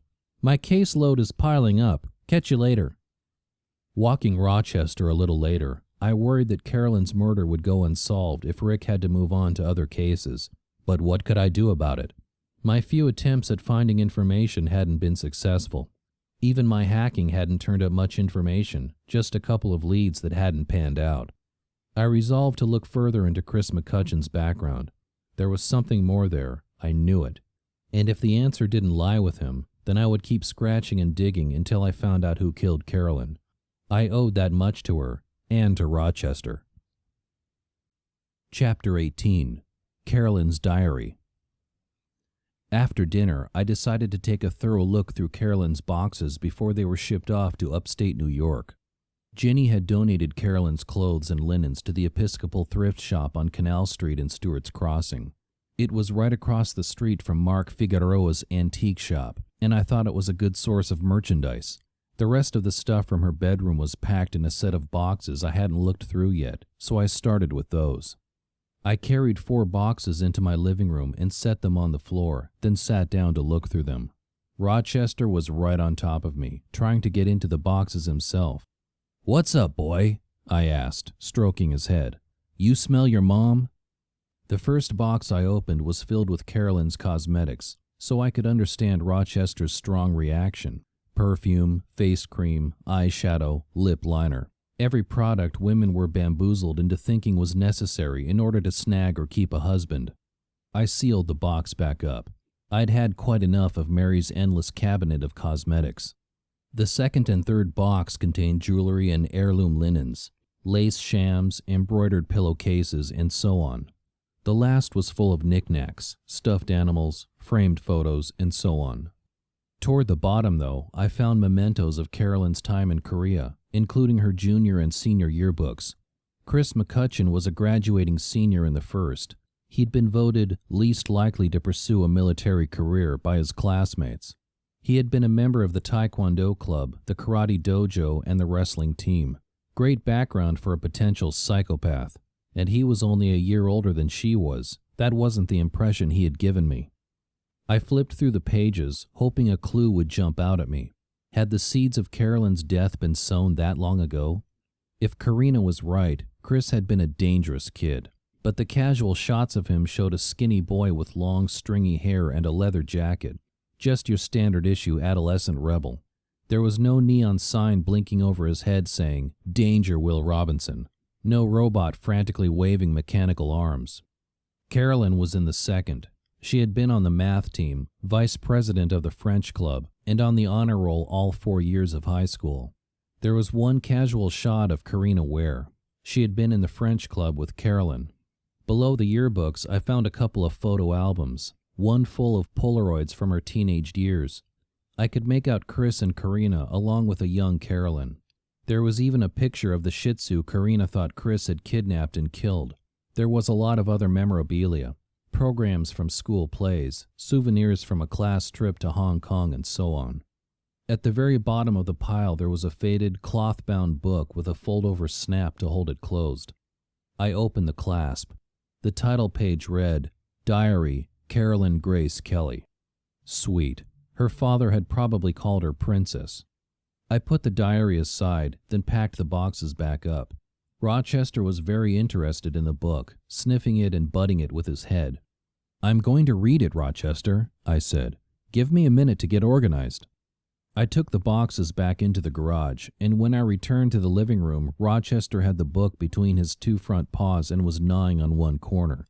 "Not yours," I said. "Give that back to me." I had to tug hard on the book to get it out of his grip. I went upstairs, the dog right on my heels. I lay down on the bed and he disappeared for a minute, but I knew what he was up to. And sure enough, he was building up speed in the hallway for a jump onto the bed. He came galloping into my room and landed with a huge whoomp on the bed next to me. "Stay down there," I said, using my right foot to position him. He lay down with his head on his front paws, watching me. I opened Carolyn's diary and started to read. I skimmed a lot. She wasn't Aunt Frank, and the prose was about the level of my students' papers. Descriptions were non-existent, as was dialogue and characterization. But hey, she wasn't trying to write the great American, or Korean for that matter, novel. She was just recording the thoughts and feelings of a teenage girl in unusual circumstances. The dog was named Kimchi, after the spicy Korean cabbage dish. Her father didn't like either very much. There were a lot of mentions of him, and then one day, in capital letters, "Kimchi is gone." She and her mother had hunted all over the base. They had asked the MPs to keep an eye out. They had put up lost dog posters. There had been no sign of him. Carolyn's father said some Korean on the base had taken Kimchi home for dinner, though there was only enough meat on his bones for an appetizer. Carolyn thought he was cruel, and described at length how she had cried over the dog's disappearance. Karina and another girl had been very supportive, though the boys, led by Chris McCutcheon, had tended to agree with her father. For some time after Kimchi's disappearance, Chris had mimed gnawing on a bone every time he saw Carolyn. She thought he was a real meanie. Karina had believed Chris was behind Kimchi's disappearance even then. She had led Carolyn on a snooping expedition behind Chris's family quarters, where there was some fresh dirt. That had sealed it for Karina, and she had pressed Carolyn to challenge Chris. Carolyn had refused. Good sense on her part. If he was guilty, he was damaged, and you didn't want to press someone like that. If he was innocent, she was just going to make life in a small community that much more difficult. There was one entry after Chris had left the base for college in the States that intrigued me. Carolyn had written about how devastated Karina had been when Chris left, and how she couldn't seem to stop talking about him. "Does Karina love Chris?" she had written. "Is she jealous of me plus Chris?" What did that mean, I wondered. Carolyn hadn't written about Chris as a boyfriend. She hadn't even spun any romantic fantasies about him. They were friends, it seemed. He was a bit like a big brother to her, especially when it came to teasing her. Their fathers were friends, so the two were often thrown together. But once Chris left Korea for NYU, there was no more than a fleeting reference to him, a postcard he had sent home of the Statue of Liberty as a torch singer. Had to explain to Karina what a torch singer was, Carolyn noted. Even then, she didn't get the joke. After Carolyn graduated from high school, her father had been posted to Germany. Carolyn had gone to Utica to spend the summer with her great-aunt, then on to SUNY. The diary's entries stopped after a couple of months in college. There was no indication of whether she'd been in touch with Chris once she returned to the States. I only knew that the three of them had reconnected when they were all living in Manhattan. I closed the book and looked down at Rochester, who had turned on his side, his legs splayed out. He snored lightly, and his chest rose and fell with each breath. Had the diary provided me with anything I didn't already know? At least I had Carolyn's viewpoint on what had happened to Kimchi, not just Karina's. All the suspicion was still on Karina's part. I looked at the materials stacked next to me on the bed. Carolyn's great-aunt wouldn't have any use for them, but Karina or Chris might.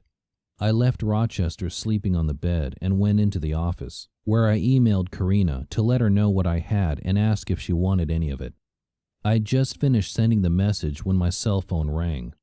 "Hi, Professor Levitan, it's Melissa Macaretti. Sorry, but I'm at my boyfriend's place and he doesn't have internet, or I'd have emailed you. Can I use information I got from talking to one of my professors in my paper?" "Sure," I said. "You reference it like a personal interview." "Which is how?" "Okay, who is the professor?" "Professor Richard Livorno in the music department." I knew him. He'd been around when I was in school. His cousin, Francis "Chicky" Livorno, was a minor mafioso who had been indicted my junior year, and there had been rumors running wild around campus that his cousin Richie was connected too. The school paper had a field day, learning that Livorno was the Italian name for a city called Leghorn in English, which was also a breed of chicken, hence Chicky's name. The paper had christened Professor Livorno as Strings, because in addition to teaching, he played the violin, and for a few years afterward had always referred to him as Professor Richard Strings Livorno, in the style of mafia figures. I explained to Melissa how to quote him using a signal phrase and had to resist saying, "According to Professor Richard Strings Livorno." Then we went over how to cite the interview in her works cited list. By the time we were done, I wanted to ask her, "Do you want me to write the paper for you too?" I took Rochester out for a quick walk around 11, and then out of habit, I glanced at my datebook for the next day and realized, with a sudden drop in my stomach, that Santiago Santos was due to come by for a follow-up visit the next afternoon. I had just wasted the entire evening looking through Carolyn's diary when I should have been working on my business plan. I was sunk. Sure, I had been looking for new clients, even picking up a couple of small jobs, but I still didn't have a clear idea of what I was going to do for money once the Eastern paychecks stopped coming in. Santiago Santos wasn't going to like that.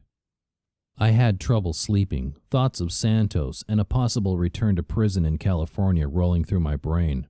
I got up around 2 a.m. and tried to work at the computer, but it was no good. I woke up around 7, not feeling refreshed at all, and let Rochester drag me around the neighborhood as I continued to stress over the visit from Santos. When I got back home, the phone was ringing, never a good sign so early in the morning. "Steve, it's Santiago Santos," he said. "I'm sorry, but I'm not going to be able to get out to your place this afternoon. I got an emergency with another client." "That's okay," I said, trying to keep the relief from my voice. "I understand." "I know it's irregular, but do you think I could come by Sunday afternoon, say 2 o'clock? My calendar is pretty jammed."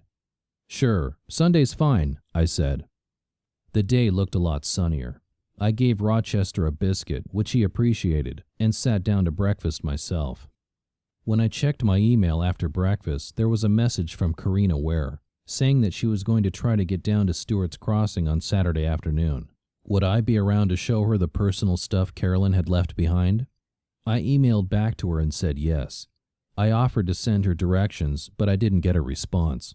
It struck me that I didn't know much about Karina beyond her connections to Carolyn and Chris. What did she do for a living, for example? I knew I was supposed to work on my business plan, but I had a reprieve of a couple of days, so I indulged my curiosity instead of doing what I should. Gee, isn't that how I got in trouble in the first place? Opening Carolyn's laptop once more, I Googled Karina and was surprised at how many hits I got. Many of them were useless. She attended an awful lot of parties that got written up in online gossip columns. However, I did find out that she was in charge of location scouting for a chain of fast food sushi restaurants called Walk and Roll. To me, fast food sushi was an oxymoron. Good sushi was prepared by a trained chef, not thrown together by a high school kid in a paper cap. It was served according to long-standing Japanese traditions, not slung onto paper plates and handed across a counter by a teenager with an attitude. Karina Ware sure had attitude, though. I'd seen it demonstrated at brunch, and I saw it online, too. She'd rubbed a couple of people the wrong way, and they'd taken to the internet to voice their complaints. A man named Surinder Darthi accused her of underhanded negotiations, concealing her affiliation with Walk and Roll as she negotiated for a lease on his storefront in Washington Heights. He thought she was a real witch. CS for Dad owned a shopping center in Manhattan Beach that was in danger of default. If Karina had signed the lease for a Walk and Roll outlet there as she had promised, he would have been able to use that commitment to hold off his lenders. Instead, she had delayed until the deadline had passed, and then negotiated a deal with the creditors who had taken over the plaza. Karina had agreed to serve on the board of an organization called Kids in Danger, whose sole purpose seemed to be preventing gay men and lesbians from adopting children. Karina had also promised that Walk and Roll would cater their fundraiser.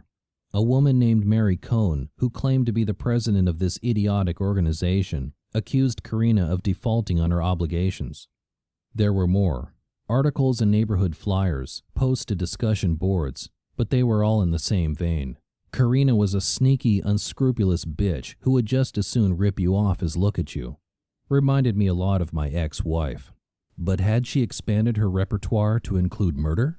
I found a picture taken at an event called Shooting for a Cure, a breast cancer fundraiser held at a private gun club in Manhattan, which showed Karina in plastic glasses and protective earmuffs, aiming a handgun at a target, so she could shoot. Was that Chris McCutcheon behind her, steadying her hand? It was impossible to tell for sure, but he was the right height, and it could have been him. The photo implied that both Chris and Karina knew how to shoot, and I knew both had access to Chris's black SUV. Karina might have been jealous over Carolyn's friendship with Chris. Based on what Karina said of his youth and his criminal record, Chris might be some kind of psychopath, but I had nothing more than that. I knew what a defense attorney would claim on LA Law or Boston Legal. Circumstantial evidence. Rick would need a lot more to arrest either one of them. I still had some time before I had to go up to Eastern for my mystery fiction class, so I loaded Rochester into the Beamer and drove up to the Chocolate Ear. As usual, Gail had a couple of biscuits for Rochester, and it was warm enough that the two of us could sit out at one of her curbside tables to enjoy our respective treats. I was reading an essay that analyzed the dialogue in Rita Mae Brown's Talking Cat Mysteries when Rick Stemper pulled up in front of the cafe in his white pickup. He nodded hello, then came out a few minutes later and sat with me. Rochester was all over him. "Hey boy, down," he said. "I don't have any treats." Rochester didn't believe him. "All right, I have one," Rick said. "Courtesy of your Aunt Gail." He gave Rochester the biscuit, and the dog flopped down at his feet, chewing noisily. "Yeah, you guys keep giving the dog treats, and then he turns into a big fat monster," I said. "Get over it. What's new?" I told him I had found Carolyn's teenage diary. "You think that has any bearing on her murder?" I shrugged. "Karina Ware thought Chris McCutcheon killed Carolyn's dog in Korea," I said. I wanted to see if Carolyn believed that. "And did she?" "She didn't say so in the diary, but maybe Karina had an ulterior motive for suggesting it." I told him about Carolyn's suspicion that Karina had a crush on Chris. "I'm waiting for this to matter somehow," Rick said. "Suppose Chris and Carolyn have been getting together, and Karina's jealous," I said. "I know Chris has been down for the weekend because I saw his SUV in Carolyn's driveway. If Karina wants Chris for herself, she could have killed Carolyn to get her out of the way." He sipped his coffee. "It's a motive, but how could I prove it?" I saw the way Rick was holding his coffee cup, thumb on one side, the four fingers wrapped around, and something registered. "Fingerprints," I said. "If I got you Karina's fingerprints, you could compare them to the print you found on the shell casing, right?" "How are you going to get her prints? You going up to New York again?" "No, but she's coming to Stewart's Crossing on Saturday." I told him about the email, that she wanted to see Carolyn's mementos of Korea. "Offer her a drink," Rick said. "Then leave the glass wherever she puts it down and call me after she leaves. I'll come over and pick it up." "Why don't you just come over?" I asked. "We don't have to tell them you're a cop. You're just a friend of mine who stopped by." He nodded. "That would preserve the chain of custody," he said. "If I witness her use the glass and then I take direct possession of it." I told him what I'd learned in my online research about her. "Just because she's a bitch doesn't make her a murderer," he said. "God knows if bitchiness was a crime, both our ex-wives would be behind bars for life." "That's something I can toast to," I said, raising my cappuccino. He drained the last of his coffee and reached down to scratch behind Rochester's ears. "You take care of this pup," he said to me. "He's a good boy." I watched his truck merge into the busy Main Street traffic. Rick was a good cop, and I wanted him to keep his job. Maybe Karina would have some answers for us. If she didn't, I feared we might never find out who killed Carolyn. Chapter 19. Edith's Money. That afternoon, since I wasn't going to get a visit from Santiago Santos, I decided it was time to tell Edith Passes what I thought was going on. Before I did, though, I did some quick research on the three main credit bureaus and how Edith could request her credit reports. I called Edith to make sure she'd be home, gave Rochester a biscuit, and then set off. It was a gorgeous spring afternoon, the kind that make me wonder why I would live anywhere other than southeastern Pennsylvania. The sky was a cloudless, crisp blue, the color of Tiffany boxes. Every tree seemed to be coming into leaf, a burgeoning sonata of green. The flower beds under the Victorian streetlights on Main Street were sprouting tulips and daffodils.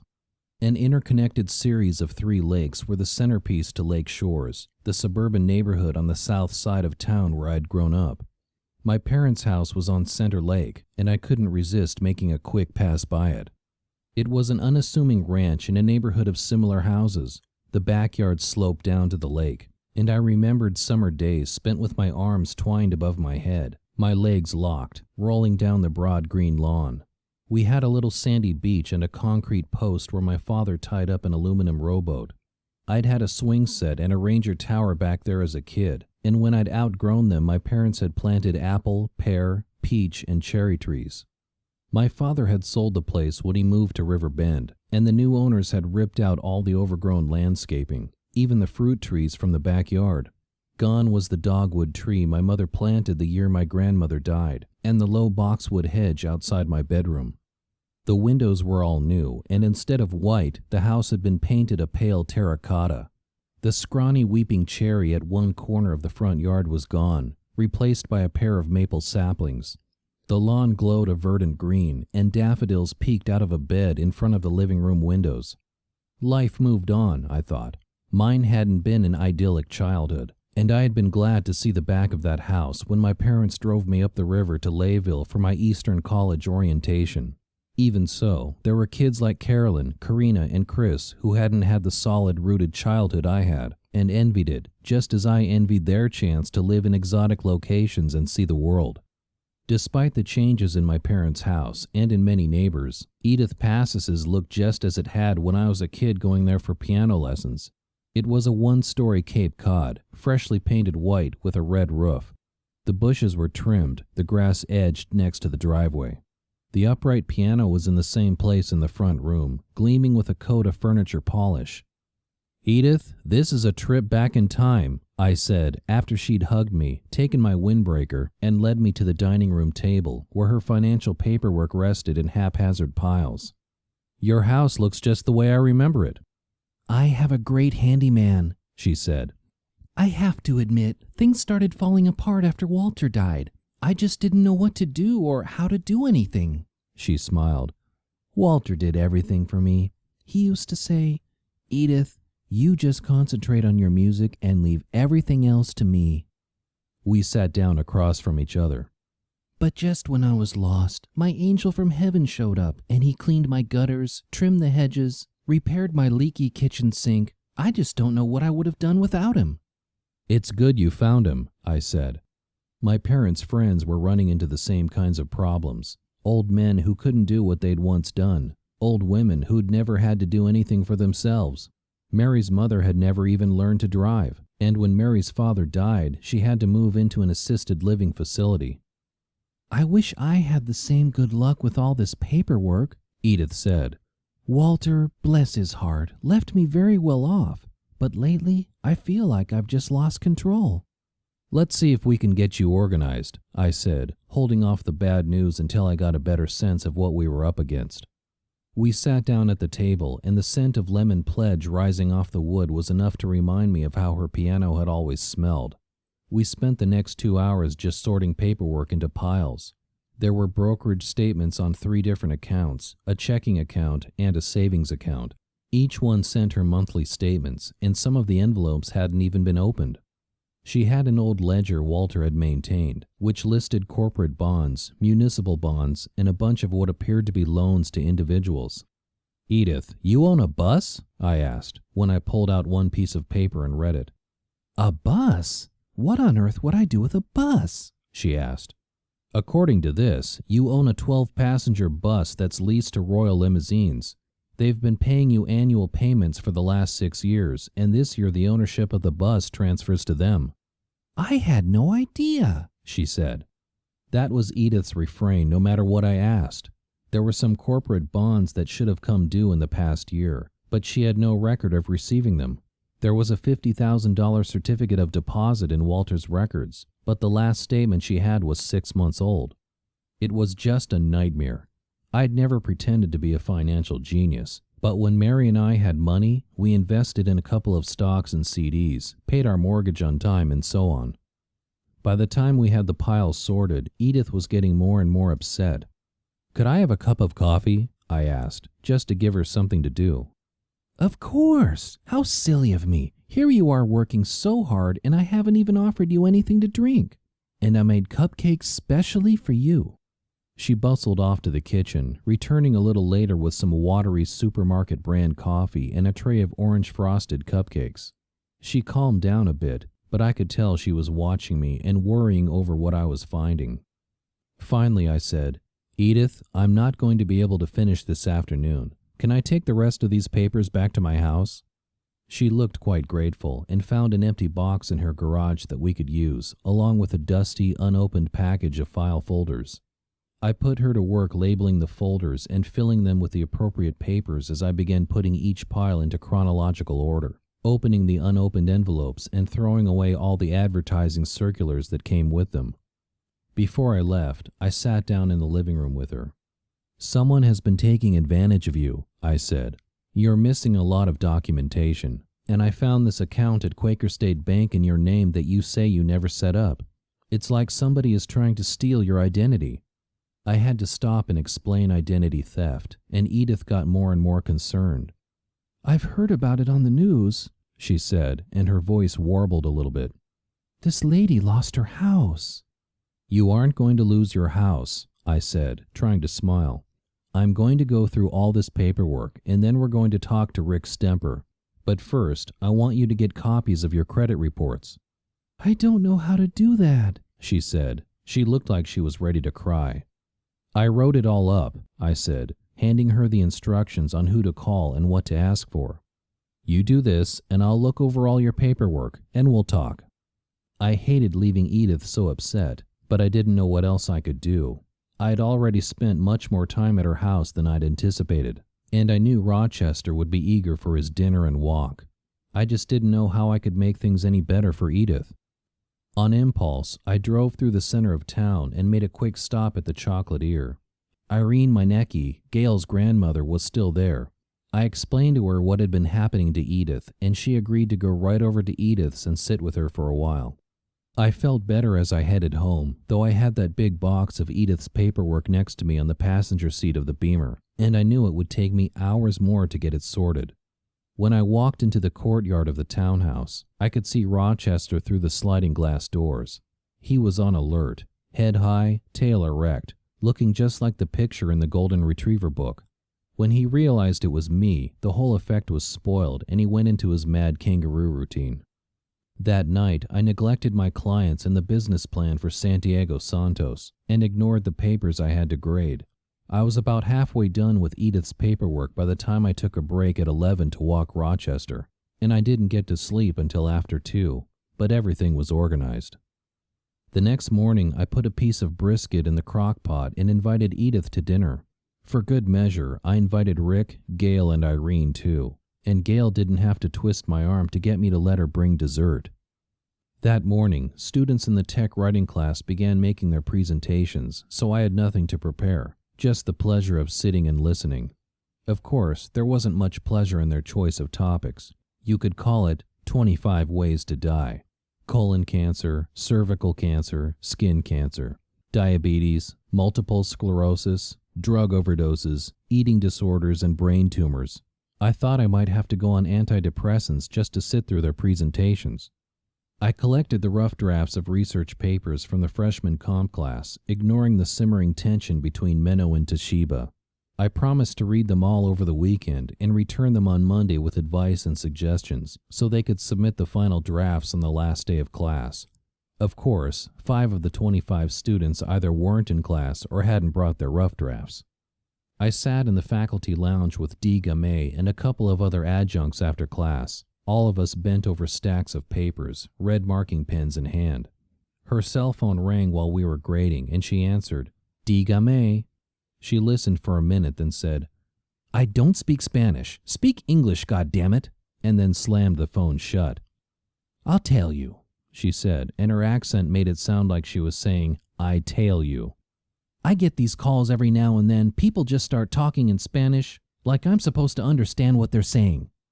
Do you speak Spanish at all? I asked. She shook her head. Not a word, and I'm not about to start learning. I learned a little living in California, I said, sipping my tea. And I know that dígame means speak to me. So even though you think you're saying your name, some Spanish person is going to think that you're saying talk to me in Spanish. I never heard of such a thing, she said, as if she didn't believe me. Check with the Spanish department if you want, I said, as I went back to work. Most students had improved enough that I could get over the basics of grammar and punctuation and focus on content. Menno's paper was one of the better ones.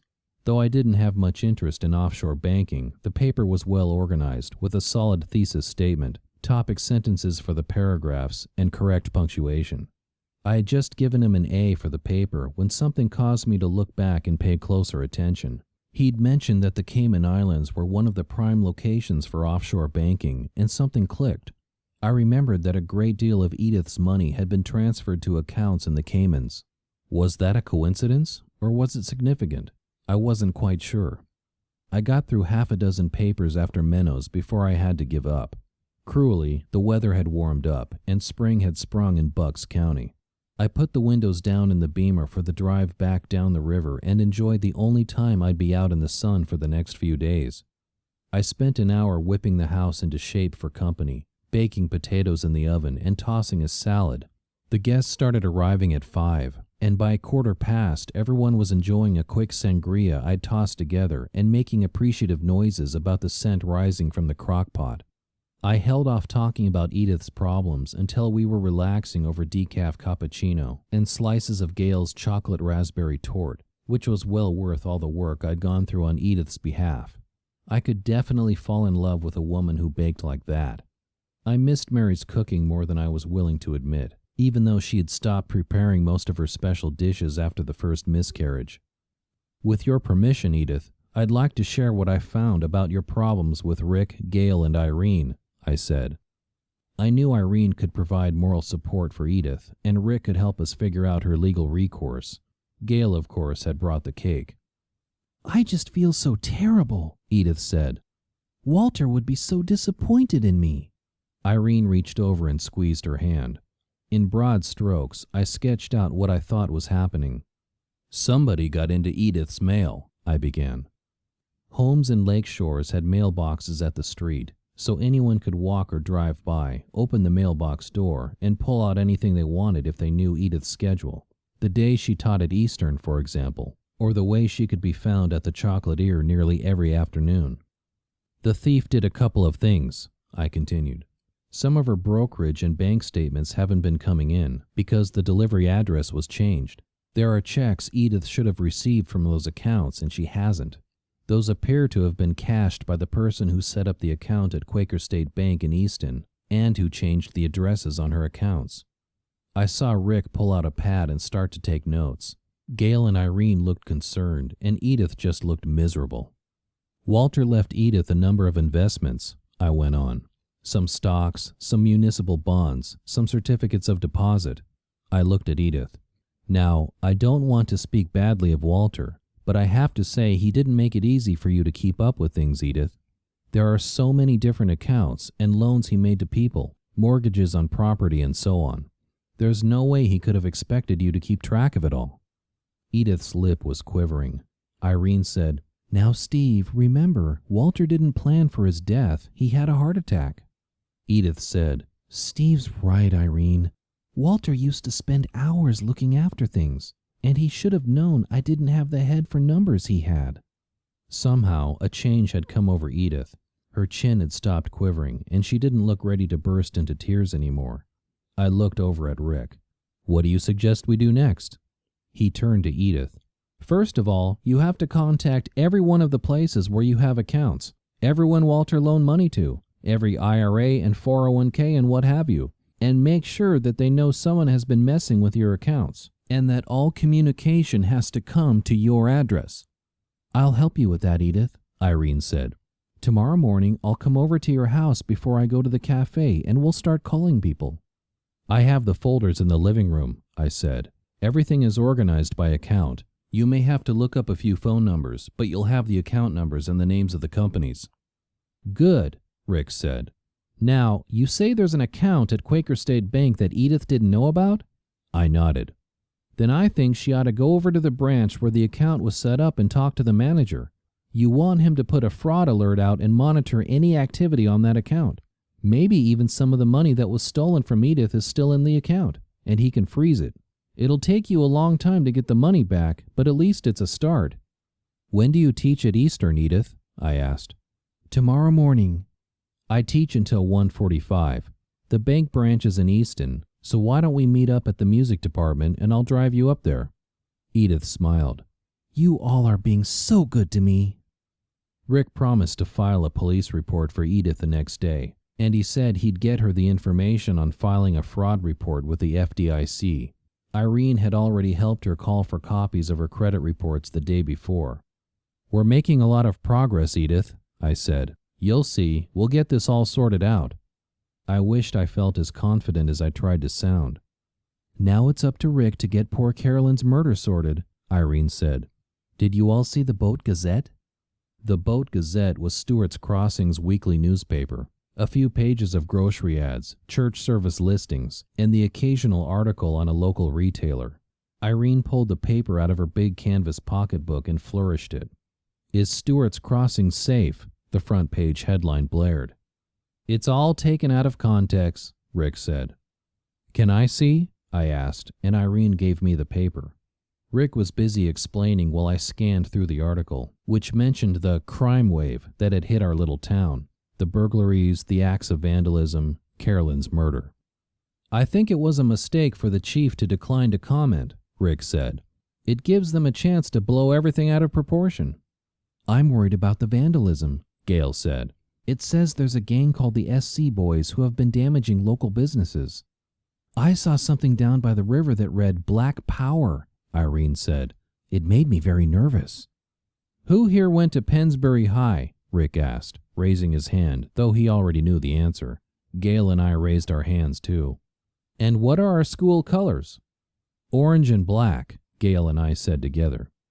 "Kids have been writing Black Power slogans as long as I can remember," Rick said, "along with orange rules and a bunch of other variations." "There's still the murder," Edith said. "People are saying it just isn't safe to walk around Stewart's Crossing after dark anymore. They're bringing up the shooting at the Drunken Hessian again." "Now, you know that's silly, Edith," Rick said. 2 murders in 10 years is not a crime wave." "But people are talking," Gail said. "I hear it at the Chocolatier every day since this article came out. Are you any closer to finding out who killed Carolyn?" "I wish I could say we were, but the trail is cold, and until we get a break, I don't know what else I can do." After everyone left, I graded research papers for a couple of hours, then sat with Rochester on the living room sofa, stroking his silky golden head. "There has to be something I can do to help," I said to him. "The question is what?" Chapter 20. Easton. The next day, Thursday, the mystery fiction class handed in their final papers. I was carrying the stack out of Blair Hall when I heard 2 girls talking. "What's with the whole list thing?" the first girl asked. Frizzy-haired and chunky, she looked like the stereotypical best friend on some 80s sitcom. "It's like a hobby," her friend said. She was the pretty one, wearing a form-fitting tank top in black with silver spangles and white slacks. She looked like she was ready for a night on the town, not a lecture in economics or history. "I keep lists of the guys I've slept with, looking for patterns. I've got a Matthew, a Mark, a Luke, and a John, and when I was on vacation in Florida, I even slept with a Jesus, though he pronounced it Jesus." "You are nuts, girl," the best friend said. "Now I'm working on the rest of the apostles." The pretty girl, whose brown hair was cut and styled like some MTV goddess, started counting on her fingers. Peter, Andrew, 2 James, John, Philip, Thomas, and Matthew were pretty easy. I even lucked out and met a British guy at a club in New York whose name was Simon. But I'm lost when it comes to Thaddeus, Matthias, and Judas. You know how hard it is to find a guy named Judas? It's not exactly the most popular name in the Bible.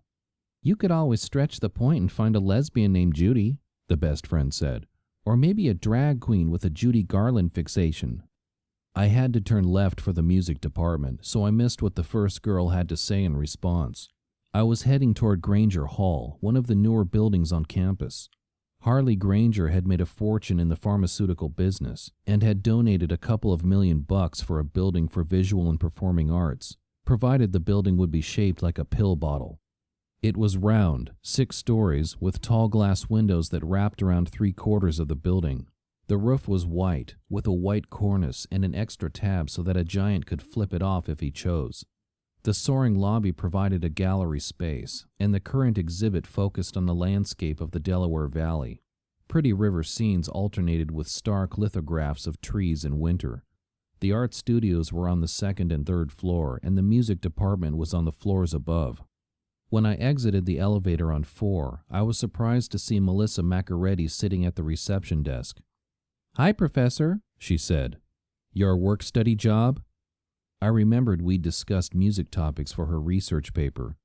"Uh-huh. How can I help you?" "I'm looking for Mrs. Passis," I said, and she directed me down the hall to a wedge-shaped room where a violin quartet was practicing something Baroque. Behind them, through the tall windows, I could see down to the Delaware, where a small powerboat was creating a V-shaped wake behind it. Edith sat in the back of the room, a happy expression on her face. Her smile darkened a bit when she saw me and remembered what we were going to do. When the concerto finished, we walked out to where Melissa sat. "Goodbye, dear," Edith said to her. "You be sure to say hello to your young man for me." Melissa said she would. As we waited for the elevator, Edith said, "I hate the idea of going up to confront this bank manager, but I know it has to be done." "It won't be so bad," I said. "Remember, they're the ones at fault, not you." Though there was still a chill in the air, the drive up the river road to Easton was very pleasant, and we chatted about spring and the exhibit in Granger Hall.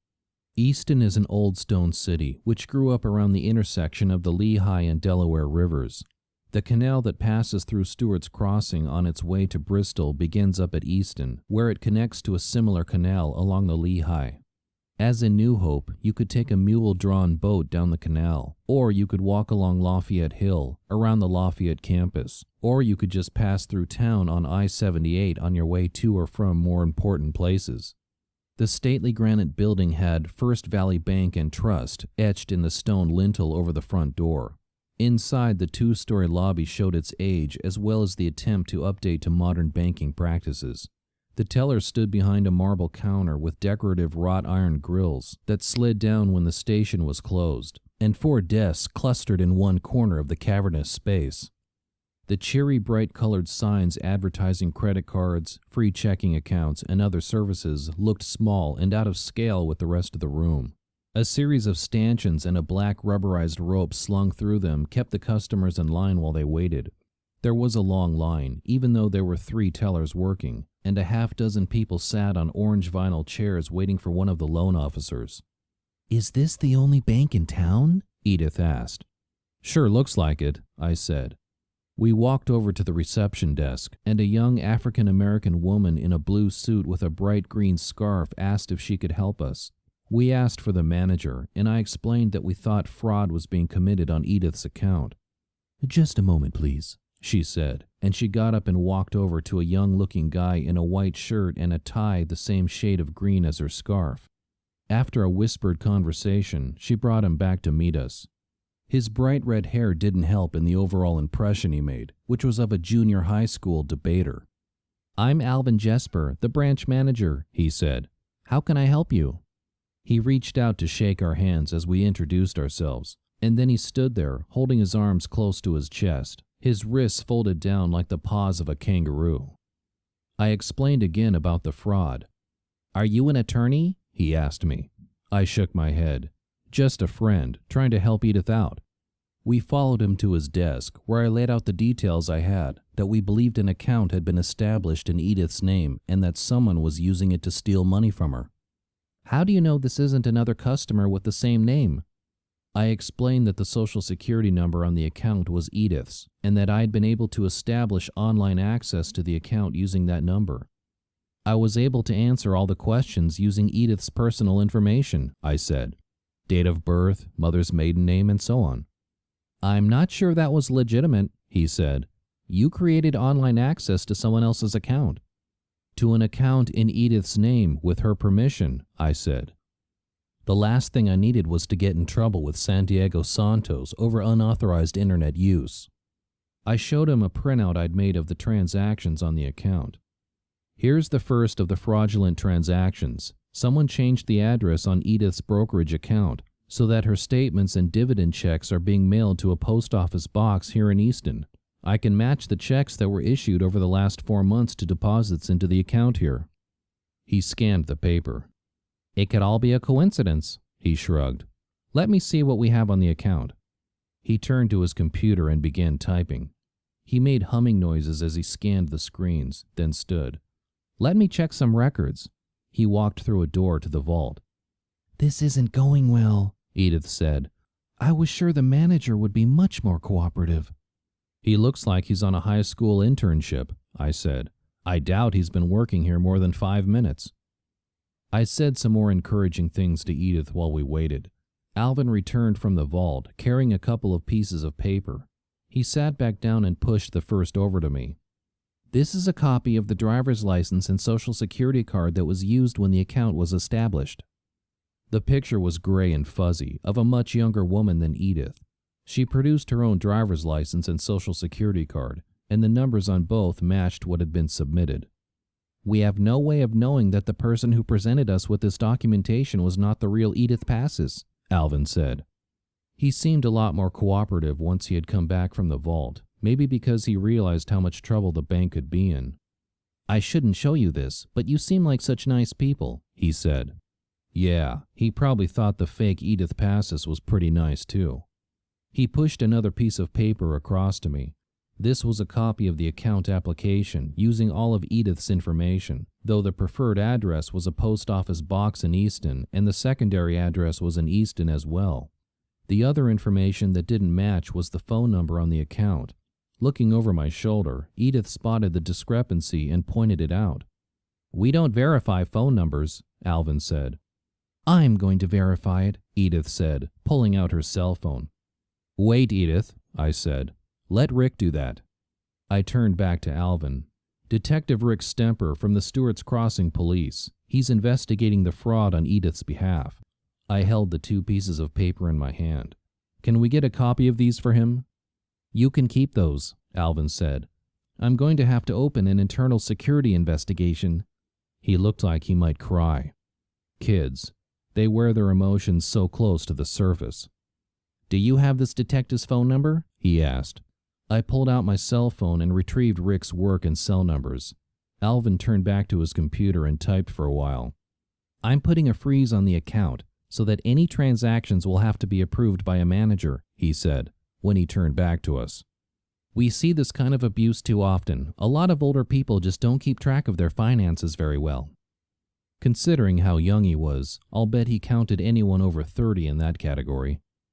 Thank you very much for your help, I said. We all stood up and shook hands, like adults, and I'll bet Alvin Jesper was very glad when we walked out of the big glass doors. I can't thank you enough for coming up here with me, Edith said as we walked back to the Beamer. I never could have done this myself.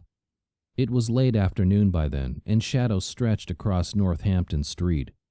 I'm happy to help, Edith, I said.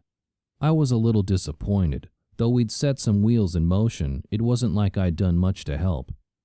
I'm sure the post office won't tell us who is registered to the P.O. box, I said. Rick can get it, though. I thought for a minute. Why don't we drive past that street address on our way home? We won't stop or go inside, but we can tell Rick what we see. I didn't know much about Easton, but I figured out that the numbered streets began at the Delaware and ran west. We were looking for an address on North 24th Street, which seemed like a pretty straightforward proposition, since Northampton Street was the dividing line between north and south. I pulled out of the parking space and headed west. There was no North 24th Street. There was a South 24th, but it dead-ended into a park on the north side of Northampton Street. They used a false address, Edith said. I'm not surprised. If the bank manager had been old enough to have a driver's license, he might have recognized it was a fake. "Steve, that young man was very nice." We argued, in a genial way, over the bank manager's youth, and within about 45 minutes we made it back down the river to Layville. I dropped Edith at her car and then made a quick stop at the English department to fax the paperwork Edith and I had picked up to Rick Stemper. Thinking of Rick made me think of Carolyn. What hadn't we seen? Was there a clue in front of us that we weren't noticing? Part of the thrill of hacking came from thinking outside the box, from looking at a problem and coming up with a creative approach. Why couldn't I do that with this problem? The question I kept coming back to was motive. Why would someone kill Carolyn Kelly? All the usual avenues had led us nowhere. Family, friends, coworkers. As I pulled into my driveway, I looked once again at Carolyn's house. The break-in. We hadn't thought about that. I had to assume that her death and the break-in were connected. From the damage done, it was clear that whoever broke in was looking for something. They'd torn through her office, dumping out the contents of her filing cabinet. Was it paperwork they were after? Again, I wondered if her death had something to do with her job. Suppose she'd found evidence of corporate malfeasance, money laundering, stock fraud, something like that. That evidence would be on paper, and if she had the only copies, then the crime might go undetected. How could I look for what the burglar wanted when I didn't know what it was, or if the burglar had found it? While I was walking Rochester, I called Rick from my cell phone and asked if anything unusual had happened at Carolyn's office. "What do you mean, unusual?" he asked. "What do you think the burglar was looking for at Carolyn's house?" I asked. "Maybe they looked for it at her office, too." "Evelina Curcio got her office," Rick said. "I asked her if she noticed anything missing or anything unusual, and she said no." I juggled the phone as I bent over to grab Rochester's poop with a plastic bag, and almost dropped it right into the steaming pile. Rochester seemed to find that very funny. "Did you pick up fingerprints at Carolyn's house?" I asked Rick. "Didn't match anything in the database. It's possible that the burglary is unrelated to her murder. We've seen cases where somebody breaks into a dead person's house or breaks in during the funeral."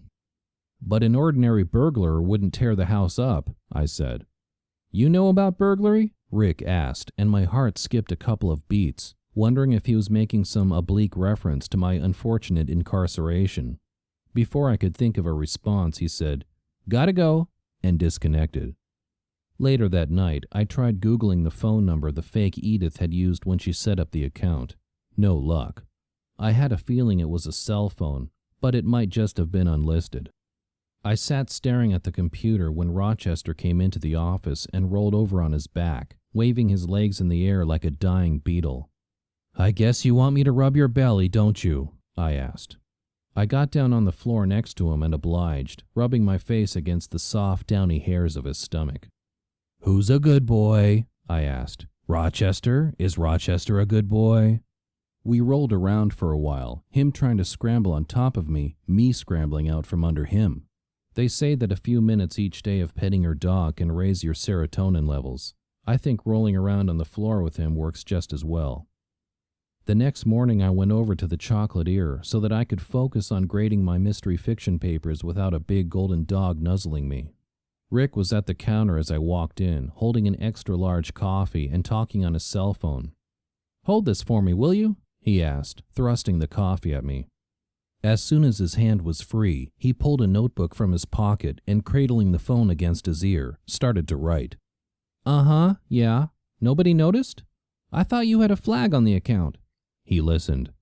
"Even new employees should know the rules," he said. "You have surveillance tapes I could look at?"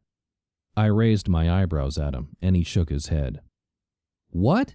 How can the recorder be broken, Alvin?" His body tensed even further, and his mouth set in a grim line.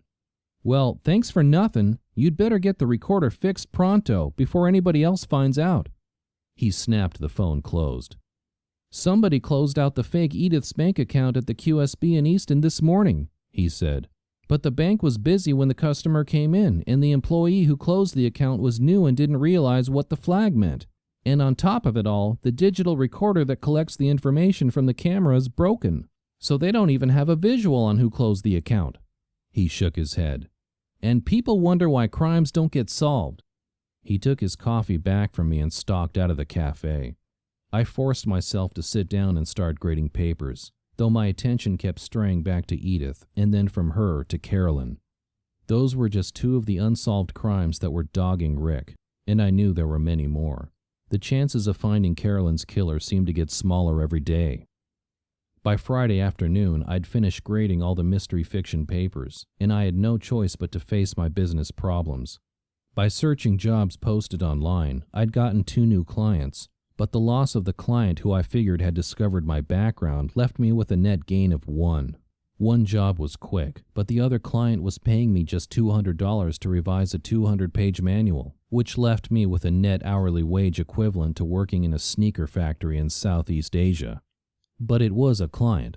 I hadn't spent much time on the project yet because of all the time I'd spent researching Carolyn's friends and Edith's money problems. I spent some more time online that evening, bidding on jobs and sending out resumes. When I took Rochester out for his walk around 11, he made a point of peeing on the "for sale" sign on Carolyn's lawn.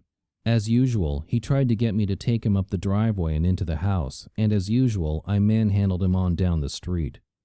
It was a cool, clear evening, a scattering of stars strewn across the dark sky. As I've done since I was a kid, I wished on the first one I saw. It was a habit I'd lost, living in New York and then the suburban maze of Silicon Valley where Mary and I had bought the house where we thought we'd live in with our children. Since coming home, though, I'd started again. Sometimes I wished for simple things. I wanted to get through all the papers I had to grade quickly, or for a cold to clear up fast. Sometimes I wished for things for other people. I'd been wishing for a quick resolution to Edith's troubles, and when the roof of the chocolatier had been damaged in a storm, I wished that the insurance money Gail received would be enough to fix it. When money was tight, I wished for a lucrative new client, or an unexpected check, and sometimes those wishes came true.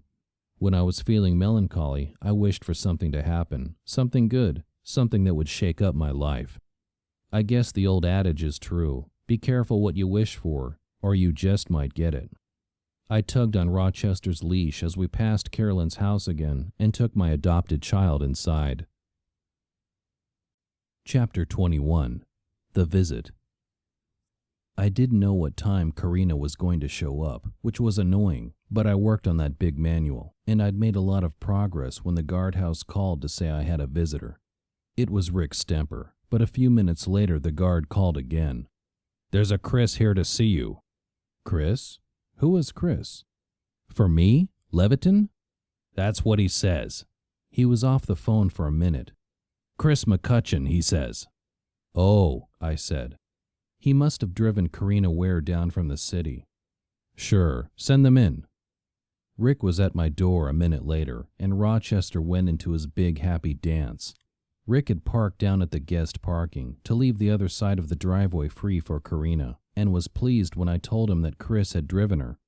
We hung around the front door waiting, and I had the chance to look at Rick in his off-duty mode. From his posture and his military short brown hair, you'd peg him as a cop, and the touches of gray at his sideburns gave away his age, though he was in better shape than he had been in high school. He was wearing khakis, deck shoes, and a dark green polo shirt. If I'd made a couple of different wardrobe choices that morning, we'd have looked a lot alike, but instead I was wearing jeans and a t-shirt from a Meatloaf concert years before. I wondered if Rick had a gun hidden somewhere on his person, or maybe a knife stuck into the side of his shoe. Oh, wait, I'm in TV mode again, I thought. A few minutes later, a black SUV pulled into my driveway. At the sound of the car doors opening, Rochester started barking, and when I opened the front door, he went ballistic, barking and snarling and struggling to get out of my grasp. Karina and Chris hung back as I manhandled Rochester into a sitting position. Chris wore jeans, a fitted t-shirt, aviator sunglasses, and finely tooled leather boots. Karina, on the other hand, was dressed for cocktails at a chic Soho bar, low-cut white blouse, red leather miniskirt, matching red high-heeled shoes. She had a brown leather jacket over her shoulders. Despite myself, I thought she looked hot. I introduced Rick as a friend who dropped by. By then, Rochester had stopped barking, but he was growling and showing teeth. "Why don't I take the dog for a walk?" Rick suggested. "Has he got a leash?" "On the kitchen counter," I said. He always used to like me, Chris said. I'm so sorry. I've never seen him like this. I knew there was a reason why I didn't like dogs, Karina said. Rick returned with Rochester's leash, and it took both of us to get him hooked up. Then, pulling on the leash tight so that Rochester's collar was almost up to his ears, Rick walked him out. Once the way was clear, Karina and I touched cheeks, and Chris and I shook hands. I offered them both lemonade and brought it out in big plastic tumblers. Red for me, blue for Chris, green for Karina. We sat on the sofa and chatted about their trip. No trouble finding the place? I asked. Oh, that's right. You've been to Carolyn's before. I turned to Karina. But this is your first time in Stewart's Crossing, isn't it? I'm allergic to the suburbs, she said, sounding only half kidding. Let me get the stuff that Carolyn left behind, I said. I'd tidied up as much as I could, vacuuming Rochester's golden hair, dusting the bookshelves, and even mopping the white tile floor on the lower level. Karina made suitable noises about how sweet the house was, how much space. Chris sat on the leather sofa as if the day was about Karina and he was just along for the ride. I brought the box out, and we spread the contents on my coffee table.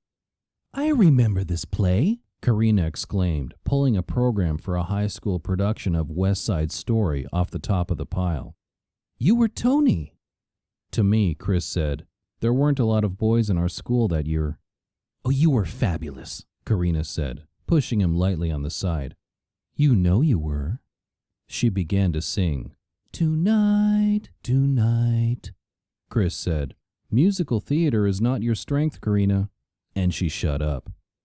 They went through the yearbooks, the programs, and the other paperwork. Karina took a couple of things, but Chris didn't want anything. I just came down to drive Karina, he said. Unlike her, I like getting out in the country. The country is different, Karina said. You know I love to go biking with you in Westchester. I found it hard to imagine Karina on a bicycle, but if she liked Chris McCutcheon enough, I could see her pretending until she had a ring on her finger. It's nice that Chris brought you down here, I said to her. You guys will probably get to spend a lot of time together now that Carolyn's out of the picture. What do you mean? You wanted Chris for yourself, didn't you? Ever since Korea, you've wanted to be the center of attention, but Carolyn was always around. Convenient for you that she's gone now, isn't it?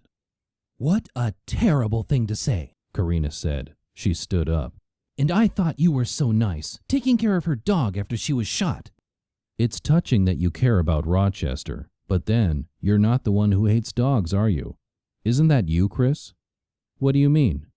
Come on, Karina and I both know what you did to Carolyn's dog when you were a teenager. What the fuck? He stood up too. That's ancient history, Karina said. I can't believe you brought that up. You still have those violent tendencies, Chris? I asked, still reclining on the sofa. Like maybe you got mad at Carolyn about something and shot her? We should go, Chris said. Dragging Karina along, he stalked to the front door, then outside, not even saying goodbye. When I followed them out, I saw Rick down the block, lying on someone's lawn with his hand looped through Rochester's collar. As soon as Chris and Karina drove away, he let the dog go, and Rochester came galloping down the street to me. Hey boy, what was up with that behavior? I asked, as he jumped on me, placing his front paws on my waist. Do you remember what kind of car you saw leaving after Carolyn was shot? Rick asked. We walked into the house. I just remember it was a black SUV. And what was Chris driving? You think Rochester recognized the car? At least the type of car, he said. I don't think he got the license plate number that night. At least he didn't tell me. Which is why he barked at Chris, even though he's been here before and Rochester liked him. That's what I think. He emptied the lemonade from the blue and green tumblers, then put each one in a separate evidence bag. The crime lab's backed up at the moment, he said, but I should get prints back within a week. Rick started for my front door, but stopped when I said, I might have stirred the pot a little this afternoon. He turned around. What do you mean? Well, I might have pointed out that both Karina and Chris had motives for killing Carolyn. You didn't, he shook his head. Who died and appointed you detective? Carolyn Kelly. That's low, Steve. I'm working this case, you know I am. There just isn't a lot to go on. I know. That's why I'm trying to stir things up. You are not the cop here, Steve. You've got to let me handle things. You needed my help to get their fingerprints. He blew out a big breath. Yeah, and I can see it was a mistake. Listen to me. You are not to do anything else without checking with me first. Yes, Dad. You know, that attitude was cool when we were 17. It's lame and childish at 42. And with that, he stalked out the front door. Rochester came tumbling down the stairs, sliding across the tile floor to me. I don't know, boy. People just keep leaving without saying goodbye. Nobody seems to have any manners these days. I knew Rick was right. I spent my life among teenagers and their snarky attitude was rubbing off on me. And I shouldn't have provoked Chris and Karina the way I did. But I was frustrated with the lack of progress. The detectives on NYPD Blue would have goaded one of them into a confession before the commercial break. But as Rick had pointed out, I was no cop. Rick's reprimand reminded me that if I didn't get a business plan together by my appointment with Santiago Santos the next afternoon, I'd be getting bad feedback from him too. So I sat down with the sample business plans I downloaded a few weeks before and tried to come up with one of my own. I'd already put some of the material together, demand for my services, my qualifications, and so on. I'd also created a list of all my personal contacts, including friends, relatives, and former coworkers, who might be able to point me towards some work. I went back through my email and generated a log of all the jobs I'd applied for, along with the responses I'd received. There wasn't much good news there. Maybe my plan was flawed. Suppose there wasn't the demand I expected, or potential clients were scared off by my felony conviction. Would you trust your sensitive computer materials to a convicted hacker after all? What else could I do? I'd spent the last 20 years working around words and computers, and I didn't know anything else. I didn't even know how to work the computerized cash register at the Chocolatier, though I supposed I could learn. Would Gail hire me? Would any responsible business owner trust a felon with access to money? I started to feel worse and worse. Rochester must have known what was going on, because he came over and laid his big golden head in my lap. I gave up worrying and sat down on the floor to play with him. After reading the paper Sunday morning, I spent a couple of hours finishing up that big manual. I decided that the only thing I could do was talk over my problems with Santos. At least he'd feel that I was trying, even if I didn't have much of a plan ready to show him. He couldn't send me back to prison before the semester was over, right? Chapter 22. Jobs for Felons. Carolyn's laptop was stored on the top shelf of my closet by the time Santiago Santos arrived on Sunday afternoon.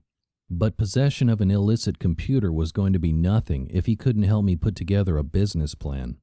He checked the audit trail on my laptop, then pushed it aside. "Sorry we have to do this today," he said. "Let's see if we can make it quick and painless. How's your business going?" "I wish I had better news," I said. "I just can't seem to get things going." I went on to confess the fears that I had, that perhaps the whole freelance business was a bad idea, that I worried no one would hire me. "I've been trying," I said, "but I'm just not getting enough work."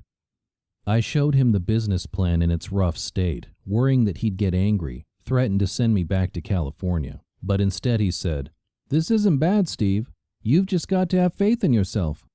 "It's just that I don't know what else I can do. I don't have a backup plan." "Well, let's work on that," he said. "What else can you do besides writing and teaching?" I shrugged. "I haven't done anything else for 20 years. "Have you looked into the work opportunity tax credit?" he asked. "Private employers get a tax credit if they hire individuals from 8 different groups, and one of those is ex-felons."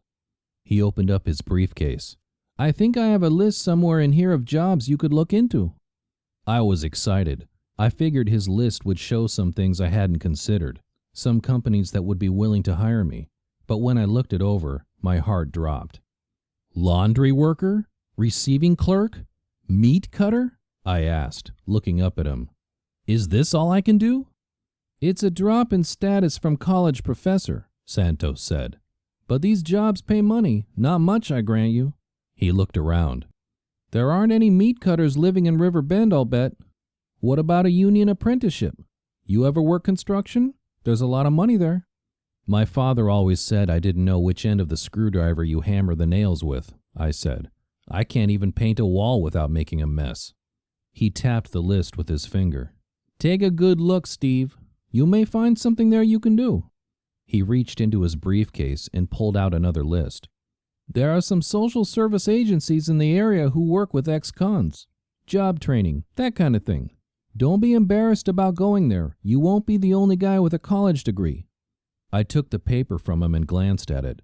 I remembered shopping at Goodwill stores for vintage clothing when I was in college. I never thought I'd end up one of their clients. I think I lost a job because they found out about my record, I said. I was thinking maybe I could sue them to get the job back. I read somewhere online that you can sue an employer if they discriminate against you based on your record. Santos sighed. Discrimination based on criminal history is illegal in Pennsylvania, as long as the job isn't related to your offense. But you're in a strange situation. It would be hard for you to find a white-collar job that doesn't require some use of computers, internet, that sort of thing.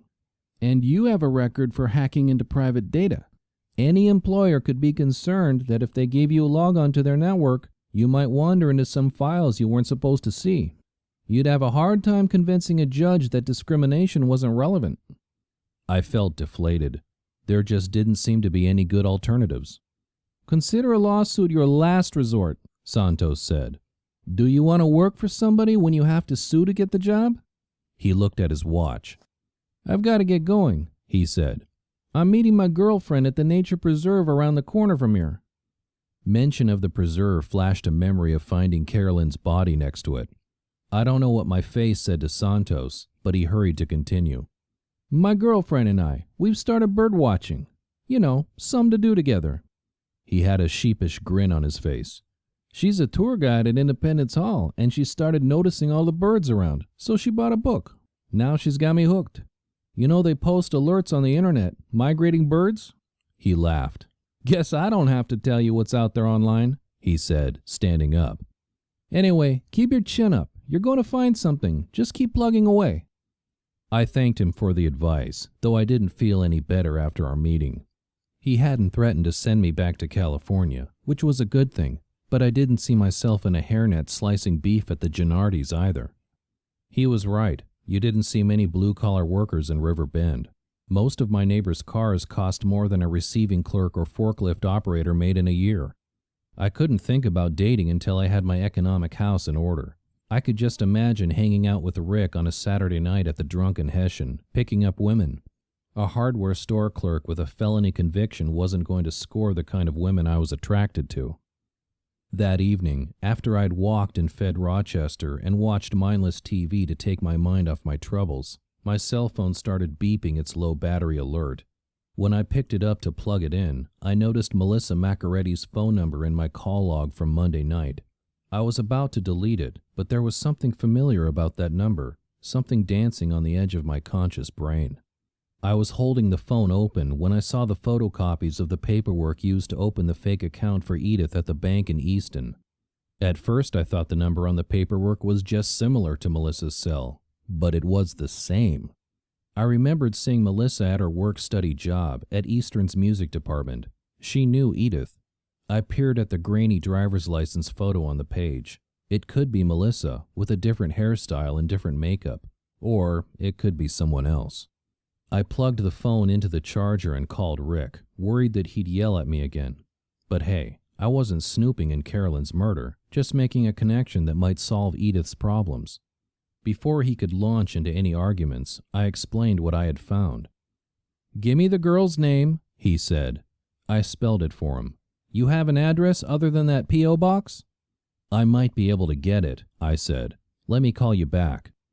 I logged into Eastern's mainframe and pulled up my class roster.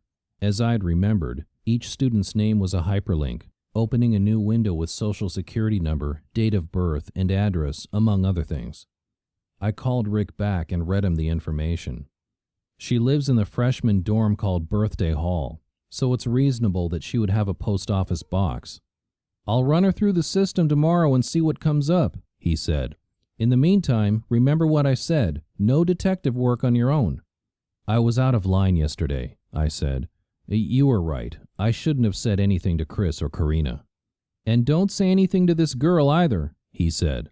You don't want to spook her. If she's still got any of Edith's money on her, we want to catch her with it. If you let her know we're onto her, she's likely to hide it or spend it, and that's no good for Edith. I sighed. I understand. I won't say anything to her. Chapter 23. A Walk Along the River. On Monday, the tech writing class continued giving their presentations. I was curious to see what Leighton Z was going to do, since he'd never handed in a research paper. He was scheduled to give his presentation that day, and not surprisingly, he wasn't prepared. He was wearing a t-shirt that read, "On the other hand, you have different fingers," and beltless jeans that threatened to slip off his hips. "Come out into the hallway with me," I said. He followed me. "You haven't handed any papers in this semester, Leigh," I said. "Did you think I would pass you just based on your attendance?" He shrugged. "I did the in-class work." "Not enough. Right now, something like 85% of your grade is an F. You don't have to make a presentation. At this point, it doesn't matter. You don't even have to come back for the rest of the semester." "Can't you cut me a break, Prof?" he asked. "I mean, showing up every day's got to count for something." "Yeah, 10% of your grade. It's all spelled out in the syllabus, Leigh." "You're an asshole, you know that?" he said. He stood up straight, as if that would give him some kind of height advantage on me. But I'm just over 6 feet, so we were pretty much at eye level. "You want to call me names? Call me whatever you want, in front of the academic dean, so it'll go on your record." "I can't believe this shit," he said. For a minute, it looked like he wanted to hit me, but then he turned away, heading down the hallway muttering. I'd heard about students who got violent from other professors, but this was the first time I'd experienced it myself. While the class pretty boy, Ira K. Lindo, who went by the nickname IK, was giving his presentation, I wrote down everything I could remember of the conversation. I went from there to freshman comp, where I returned the rough drafts of their research papers. We went over MLA-style citations again, and I repeated, for what was probably the 50th time, if you use someone else's exact words, you must use quotation marks, and you must identify who said those words, and why I should trust them. To do anything else is theft. I caught myself. I didn't mean to be sending any coded messages to Melissa Macaretti. I mean plagiarism, which is a kind of theft after all. Jeremy Eisenberg didn't get the whole citing your sources thing, and so I went over it again, and then again. By the time the hour and a quarter had passed, I thought maybe I'd gotten it through their heads, but only the final drafts would prove if I had. I resisted saying anything to Melissa about Edith's stolen identity. I was pretty shaken from my encounter with Leigh Z, and Rick was right. I wasn't the cop. It was up to him to see if he could catch her with Edith's money. I'd already done what I could for Edith. I had driven her to Easton and set the wheels in motion for her with the bank and with Rick. After class, I went up to the English department and used one of the computers in the adjunct area to type my confrontation with Leigh Z into an email to Lucas Roosevelt. I had just finished when Jackie came by on her way to make copies. "You won't believe what happened to me today," I said. "If it involves a smart, well-behaved student, then I probably won't," she said. "Otherwise, I'd believe anything, especially at this point in the semester." I told her about Leigh Z and how he'd threatened me. "It makes me a little nervous to go out to my car," I admitted. "I mean, suppose he wanted to run me over." "Our students may be slow and lazy, but I doubt they're homicidal," Jackie said. She knocked on wood. "Though you never know."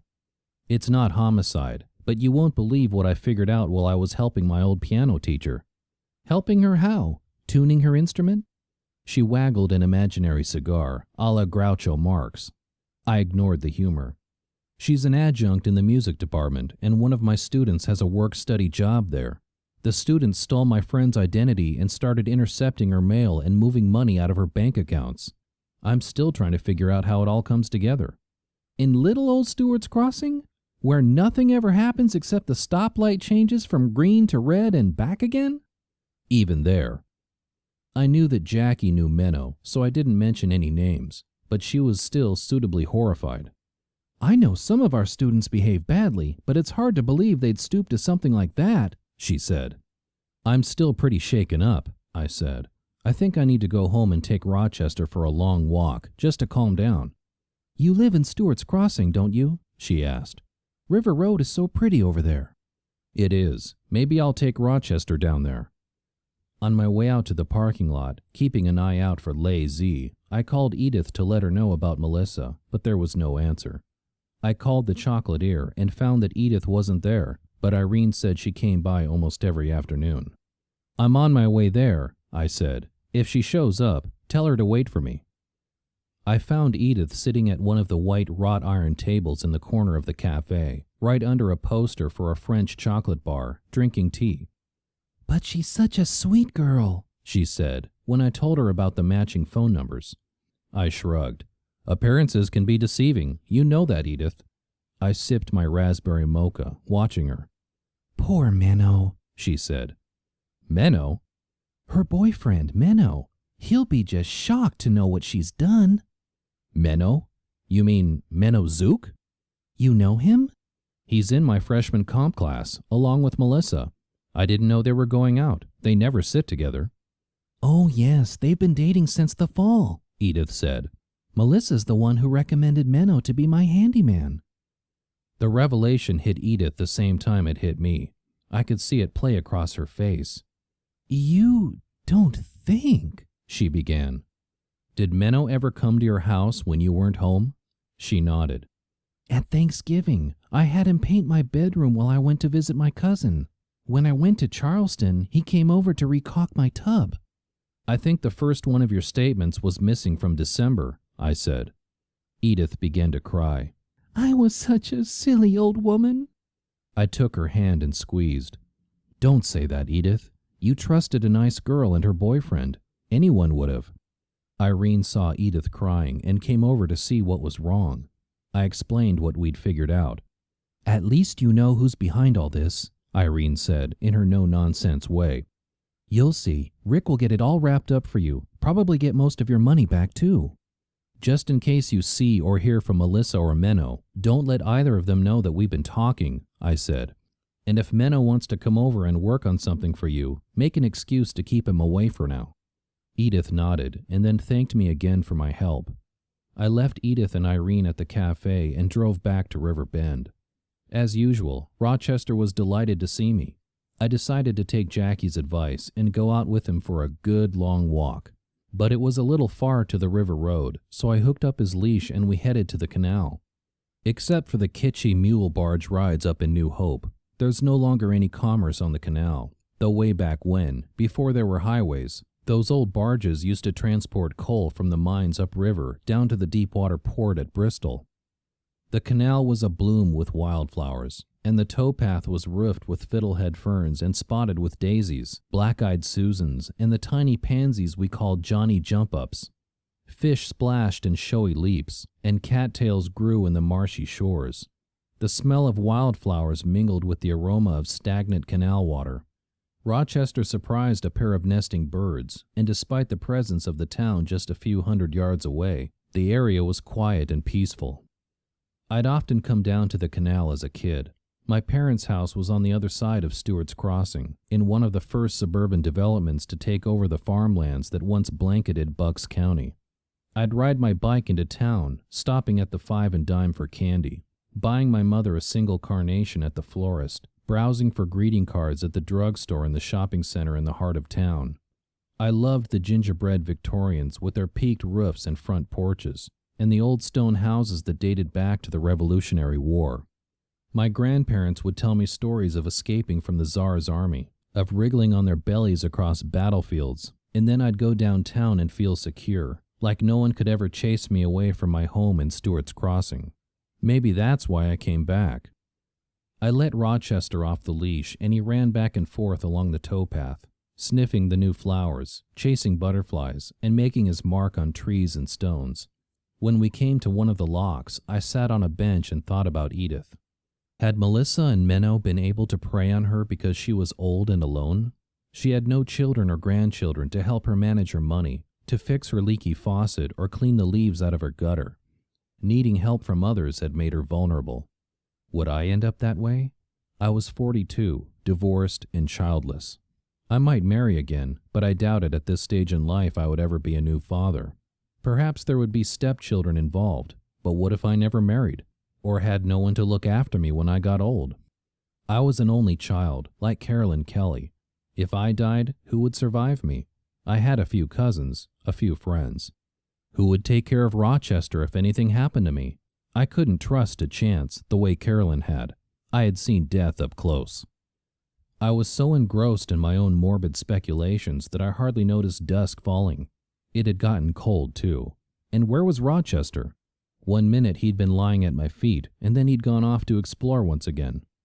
"Rochester! Here, boy!" I stood up, rubbing my hands to restore their circulation, and called the dog again. I heard a woof in the fields that ran to the river, and I started making my way through the new green growth, calling his name. I caught up with him almost at the river road. "Bad dog," I said, grabbing his collar. "You come when Daddy calls." He jumped up and I knocked him down. "Come on, we've got to get home." We started walking up River Road toward Ferry Street, which would take us back over the canal toward River Bend. It was pitch dark by then, and only the river side of the road had a shoulder, so we walked up that way, cars coming up fast behind us and then zooming ahead into the night. I never saw the car that hit me.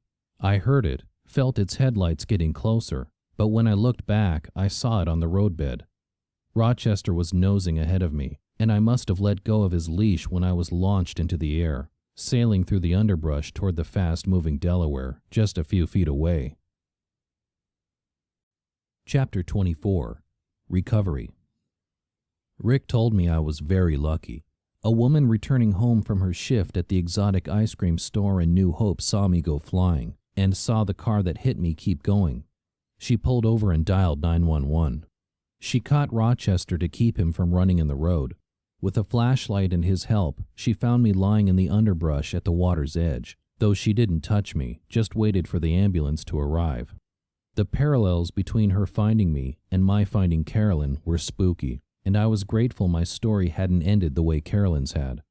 I hadn't been carrying any ID, but Rick heard the description of a Caucasian male and a wild golden retriever on the police radio, and he drove out to investigate. I had a concussion and a couple of fractured ribs, but other than that, I got away pretty lucky. They kept me knocked out for about 24 hours, but on Tuesday evening Rick was at my bedside ready to ask me some questions, and though my head hurt like crazy, I managed to sit up. "Oh, where's Rochester?" I asked. "Annie Abogado has him," Rick said. "Don't worry about Rochester. What happened to you?" All I remembered was walking Rochester by the canal, night falling, and then walking back along the river road. "That's a dangerous stretch," Rick said. "People go way too fast. Accidents happen all the time." "What if it wasn't an accident?" I asked. Rick looked up at me from the chair next to the bed. "Somebody got a grudge against you?" "You got a pen and a piece of paper?" I asked. "Make a list." Tops on the list was Leighton Z. "You told the kid he was failing?" Rick asked. "And he got violent, started cursing, and I thought he was going to hit me." While Rick wrote the information down, I looked around. Hospital rooms had gotten nicer since the last time I was in one, with Mary. It was painted a soothing light green, with a lot of complicated electronics around, including a computer on the table next to the bed. Rick was sitting in an upholstered recliner, and 2 nice local landscapes hung on the wall. It still smelled like a hospital, though. "I didn't say anything to Melissa Maccaretti in class," I said when he'd finished writing. "But she saw me taking Edith to the bank on Thursday, and maybe she or her boyfriend wanted to keep me away from Edith." I explained about Melissa's work-study job. "So that's how she's connected to Edith," he said. "You neglected to mention that when we talked on Sunday." "And how she got her boyfriend a job as Edith's handyman." I told Rick what I remembered from Menno's essay on his father and how he'd been shunned by the Amish community. "I got the sense his father's a pretty bad guy," I said. "I wouldn't be surprised if Menno's been learning from him." Rick took more notes.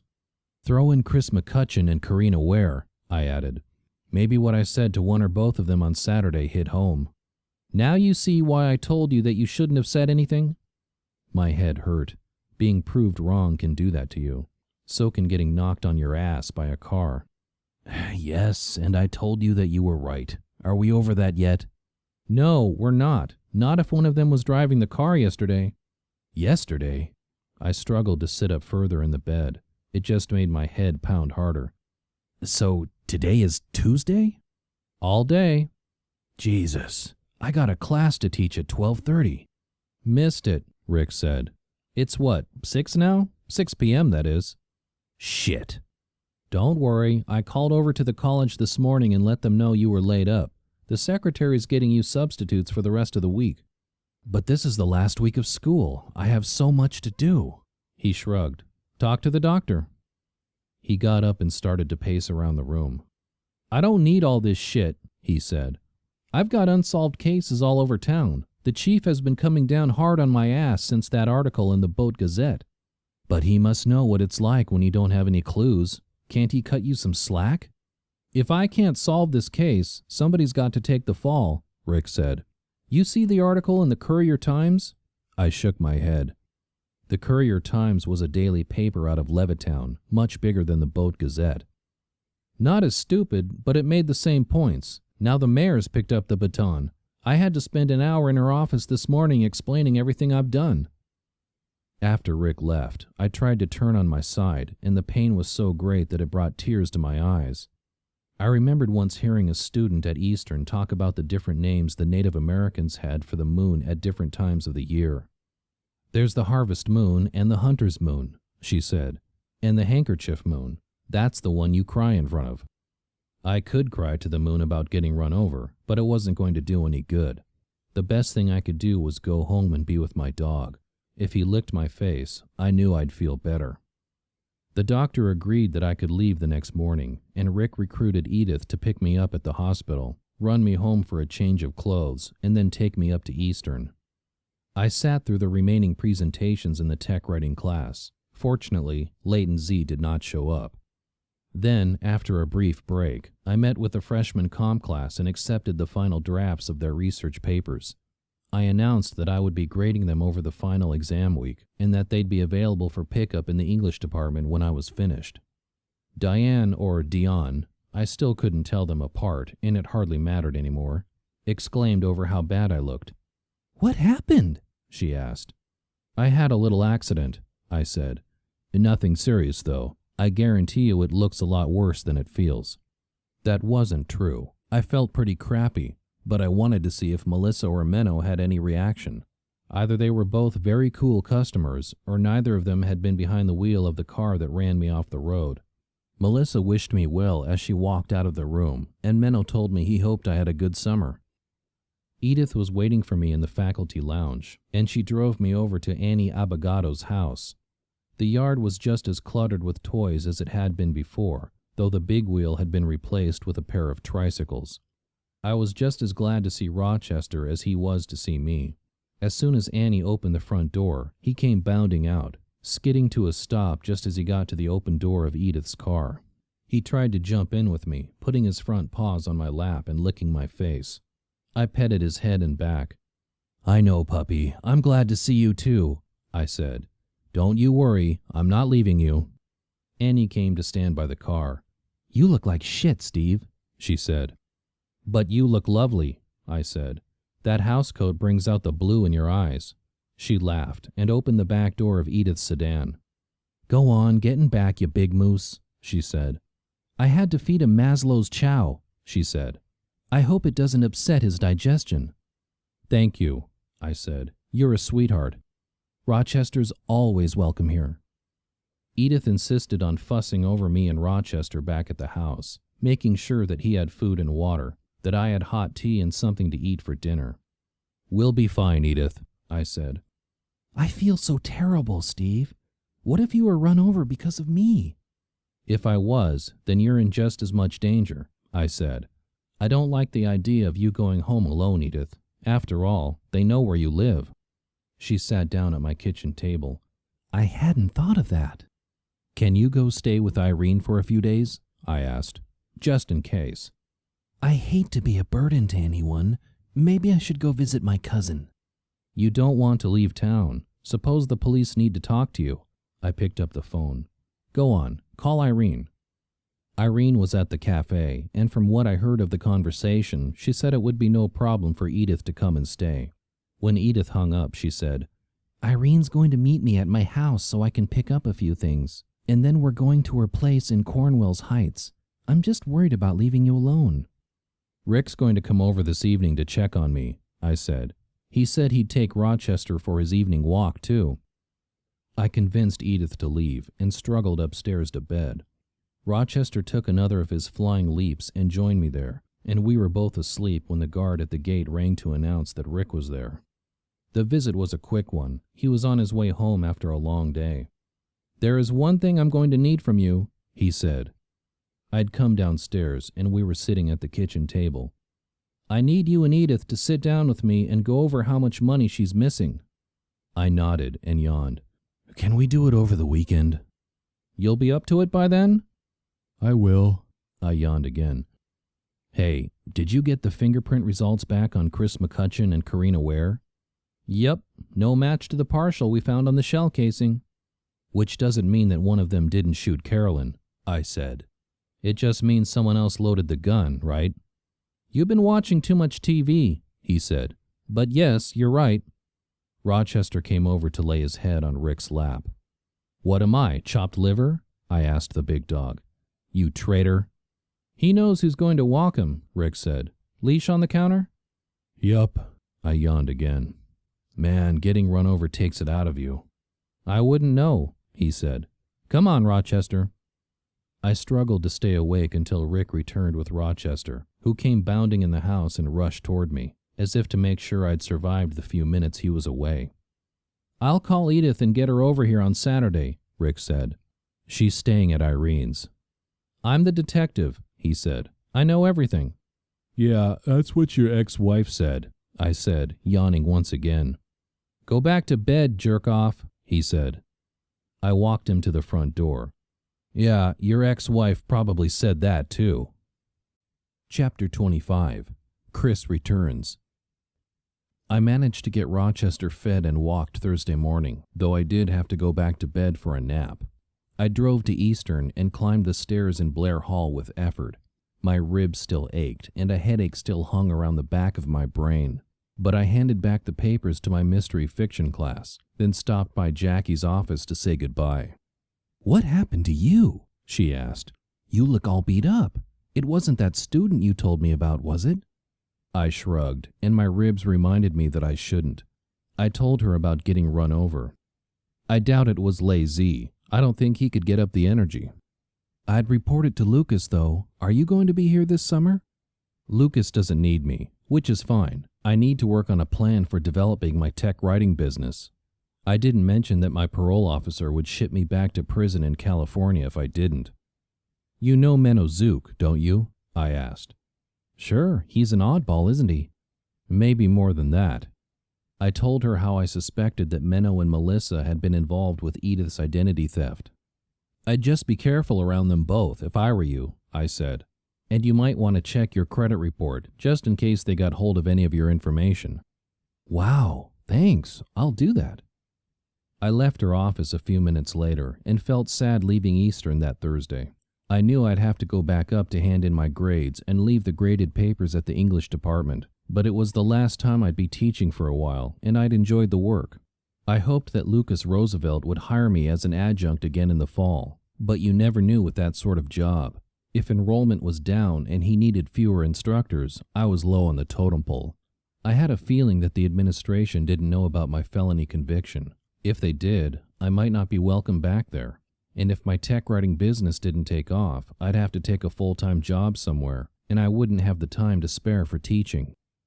When I got home from Eastern, I had to take a nap. When I woke, I was feeling almost myself again. The headache was gone, and my ribs only ached when I breathed.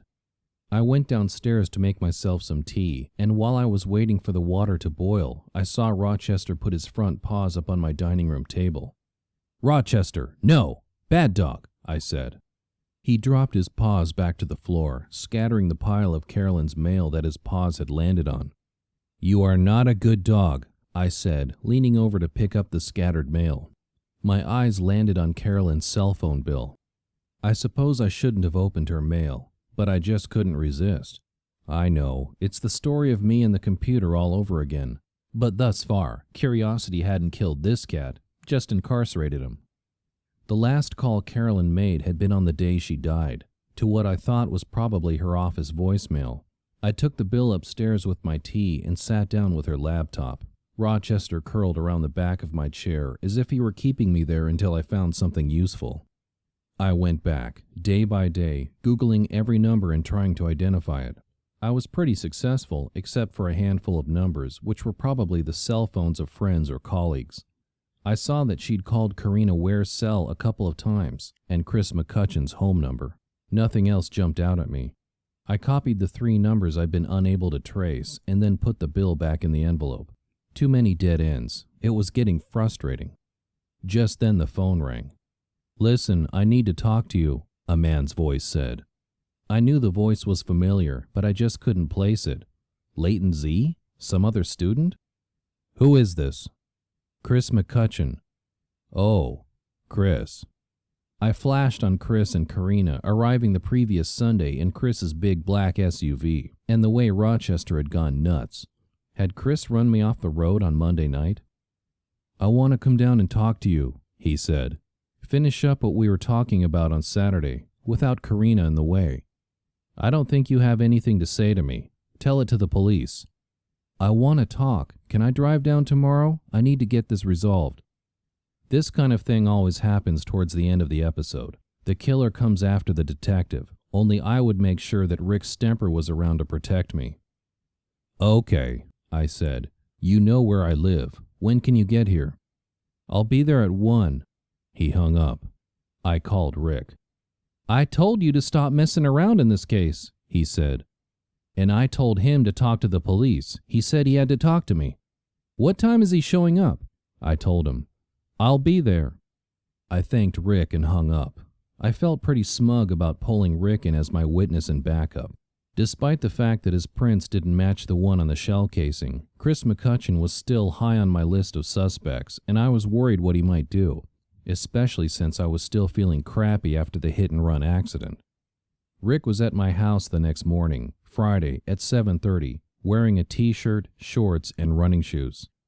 "I came to borrow your dog," he said. Rochester went into his spasms of joy upon seeing Rick, jumping up and down and doing the deranged kangaroo routine he'd once saved for me. The two of them took off, and about 45 minutes later they were back. Sweat was streaming off Rick's face and soaking his t-shirt. His short brown hair was plastered to his head. Rochester was panting, his long tongue lolling out of his mouth like the red carpet at some fancy event. He went straight for his water bowl, and after slurping up the contents, spilling half of it on the floor, he flopped on the tile with a happy grin on his face. "You're coming back at 1, right?" I asked. Rick shook his head. "No, but I don't want to meet with Chris McCutcheon alone." I felt my voice getting higher by at least an octave. "Good. Maybe I'm knocking some sense into your head after all. I'm not coming back at 1 because I'm not leaving. I've got clean clothes in the car. I'm going to take a shower and hang out until McCutcheon arrives. He may be planning to show up earlier to sabotage you." Wow, good thinking. That's why I'm the detective. While Rick showered and dressed, I made chocolate chip pancakes for us and gave Rochester his chow. Then Rick settled down with my laptop and his cell phone at the dining room table. I didn't tell him that I had Carolyn's laptop upstairs. It wasn't the kind of thing I wanted him to mention to Santiago Santos. I went upstairs and started going through the list Santos had given me, looking for anything I could do. I didn't have the mechanical aptitude for construction, and I had the feeling I'd probably slice my hand off if I tried to become a meat cutter. I called the social service agencies on the list and got the dates for workshops and training sessions, enduring a humiliating litany of questions. No, I didn't have any substance abuse problems. No, I was not a registered sexual offender. I did not need debt counseling or a psychological evaluation. I just needed a job. Just before 1, the guard called to announce Chris McCutcheon. I told him to have Chris park in the guest parking lot. I wanted to see if Rochester would go nuts again if he didn't see the car. "You going to hide somewhere?" I asked Rick. He gave me a look.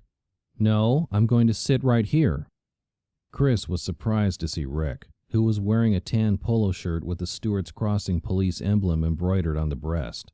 But he was happy enough to see Rochester, who did his gleeful visitor dance for Chris, unlike the mad wild beast he had become the previous Saturday. Maybe it was the car after all. "I wanted to clear some stuff up with you," Chris said, as the three of us sat in the living room. Since we didn't need his fingerprints anymore, I didn't bother to offer him anything to drink. "Like what?" Rick asked. "Like what happened to Carolyn's dog, for starters." He looked down at his knees, then back up at us. "I'd only had my license for like a week," he said, "and it wasn't even my fault. I wasn't speeding, just driving along this road that ran along the perimeter of the base, and I felt the wheel bounce, like I'd run over something." "Let me guess," I said. "Carolyn's dog?" He nodded. "He must have gotten out of the house and run away. There was a lot of underbrush out there. I didn't even see him." "Why didn't you tell anybody?" I asked. "My father was a real hard-ass. He'd have taken the keys away from me for a year, and for something that wasn't even my fault. 'We all have to accept responsibility for our actions, Christian,' he used to say. I wanted to ask him if he took responsibility for moving us around every 2 years. "What about Carolyn?" Rick asked. "Didn't you want to at least tell her?" "She had this huge crush on me," Chris said. "I knew it, and I was kind of flattered. If she found out, she'd have hated me." "And you never told her, even after all these years?" "I wanted to, just to clear the air. But then we hooked up for a while, and I didn't want to mess that up. Especially after she moved down here and got Rochester, I knew that she would hate me and never want to talk to me again." "And why tell us now?" Rick asked. "I've got this deal about to go through," he said. "In Brooklyn, I'm buying this old warehouse, going to convert it to condos. I need city approval for the deal, and if you guys keep nosing around, asking questions, they might get cold feet. I've leveraged everything I own on this deal. If it goes south, I'm in receivership." "Talk to me about malicious mischief," Rick said. Chris looked at him. "Those charges were so bogus," he said. "The first building I bought, it was this little one-story in Washington Heights. Some Dominican dude who it turns out was just fucking with me." "So you fucked with him?" Chris frowned. "No, man, I was naive. It was my first deal. The guy told me he'd signed the papers and sent them to his attorney, so I thought the building was as good as mine, and I went there to start rehabbing. I cleared out all the trash and started knocking down walls. Dude comes in, goes ballistic on me." "And?" I asked. "He didn't want to sell. He was just trying to hold up his tenant for higher rent. When he saw I'd started tearing the place apart, he called the cops. I had to pay to have everything fixed, and the judge gave me a suspended sentence." "And the second time?" Rick asked. "Another asshole. I was buying this fourplex in Jackson Heights, in Queens. One of the units was vacant, and somebody broke in to use it as a shooting gallery." He looked at us to make sure we knew what he was talking about. I'm sure Rick did, but I had no idea why someone would try and set up a gun range in an abandoned apartment. "For drugs," he said. "That's what they call them, these abandoned buildings where the junkies hang out." He leaned back on the sofa. "There wasn't a shred of evidence to connect me, but somehow the asshole got in that I had a prior. So the judge thought I was just trying to knock the price down. He gave me 100 hours of community service. I could have fought it, but it was easier just to go along." "What did you have to do?" I asked. Rick shot me an angry glance, but I was curious. "I worked with Habitat for Humanity," he said, "fixing up properties in Bedford-Stuyvesant. It was pretty cool. I still help them out when I can." I looked over at Rick, and he shrugged. I knew the fingerprints didn't connect Chris to the shell casing, and Karina's theory that his psychopathic behavior had begun with killing Carolyn's puppy was beginning to look flimsier than Jeremy Eisenberg's research paper on ecstasy, which had represented it as a happy kind of drug, what pot was to the 60s. "You ever let Karina borrow your car?" Rick asked. Chris frowned. "She drives like shit, but yeah, I let her sometimes. She works for this fast food place. She's the one who goes out to look at new locations, and sometimes it's too far for a cab and there's no other way to get out there but to drive. But I try to have excuses whenever I can." "She borrow your car back in March?" Rick asked. Chris thought about it for a minute, and then recognition dawned in his eyes. "You mean, like when Carolyn—" "No way, man. Karina can't shoot a gun for shit. I know, I've been to the range with her. Plus, Carolyn was like her friend, almost her only female friend. She'd have never shot her. Not even over you? I asked. Especially not over me, he said. I admit I've been bouncing back and forth between them, never at the same time, you know. But I'd break up with one of them and then see the other, and we'd hook up for a while, then break up again. And which were you hooked up with when Carolyn was killed? Rick asked. Neither, Chris said. He started counting off on his fingers. Last year, New Year's, Carolyn stopped by my place on her way home from her aunt's. I hooked up with Karina once, a few weeks later, but then I met this girl on Valentine's Day and the two of us were going hot and heavy for like months. So Karina had no motive to kill Carolyn based on your relationship with her? Rick asked. He shook his head, then pulled his Palm Pilot out of his pocket. When was Carolyn killed? I told him the date and time. He plugged it into his calendar. I was in Connecticut that week, he said. I can prove it if I need to. Guys I met with and so on. That day I had dinner in Westport. There's no way I could have driven down here, shot her, and gotten back to Connecticut for dinner. He closed the PDA. And I had the car with me the whole time, so Karina couldn't have borrowed it. She could have rented, I said. But she wouldn't have done it, Chris insisted. I mean, I know she's a bitch, but her and me and Carolyn, we have this bond, you know? Had, I guess, when it comes to Carolyn, the whole military brat thing, Korea, you know. We spent our whole childhoods here in Stewart's Crossing, I said. Rick and me both, but I'll take your word for it. Chris left a little while later.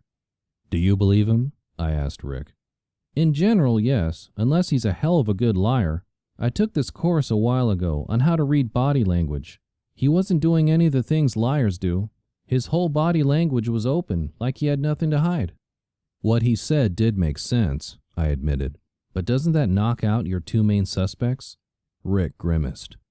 If they weren't guilty, it's good to get them knocked out, he said. Lets me focus elsewhere. As Rick was getting ready to leave, I mentioned that I had pulled Carolyn's cell phone bill from her mailbox. I remembered how Rochester had knocked it off the table and wondered if he had done it deliberately. A couple of times, it had seemed like he was pointing me toward clues. He'd alerted me to the break-in at Carolyn's. He'd found the shell casing in Carolyn's PDA, and he'd sniffed out the box that had all of Carolyn's Korea souvenirs. Was there something in the cell phone bill he wanted me to see? Rick asked for the bill, and I went upstairs to get it. While I was there, I picked up the list I'd made of who the numbers belonged to, as well as the unknown ones. Something was familiar about one of them, and I closed my eyes, trying to place it. Like my own cellular number, it began with a prefix I knew was unique to my carrier.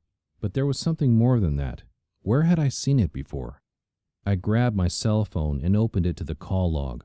Melissa's was a match for one of the unidentified numbers on Carolyn's bill. For a minute, I was confused. Hadn't I already figured something out about Melissa's number? Then I noticed Edith's Quaker State Bank paperwork and made the final connection. Melissa had used her cell number when she opened the account at Quaker State Bank. Carolyn must have discovered it and called her. Wow, that was a revelation. I carried the paperwork downstairs and showed it to Rick. I need to write this down, he said, pulling his pad out. All right, so we know Carolyn promised to help Edith sometime in March, and then we have a call that Carolyn made to the phone number on the account. They've got to be connected, I said. Carolyn's death and the fraud on Edith's account. But how? Carolyn started looking into Edith's account. She called Melissa and confronted her. 4 days later, Carolyn was killed. Why wait the 4 days? I shrugged. They had to figure out who she was and where she lived, and then they had to track her for a day or so to figure out how to kill her. He nodded. But why kill her? All Carolyn had was a phone number. But she worked for the bank, and she had the power to shut down the account, I said. While he made some notes, I went upstairs to the bathroom, and on my way back, I noticed the student papers I had collected from the freshman comm class.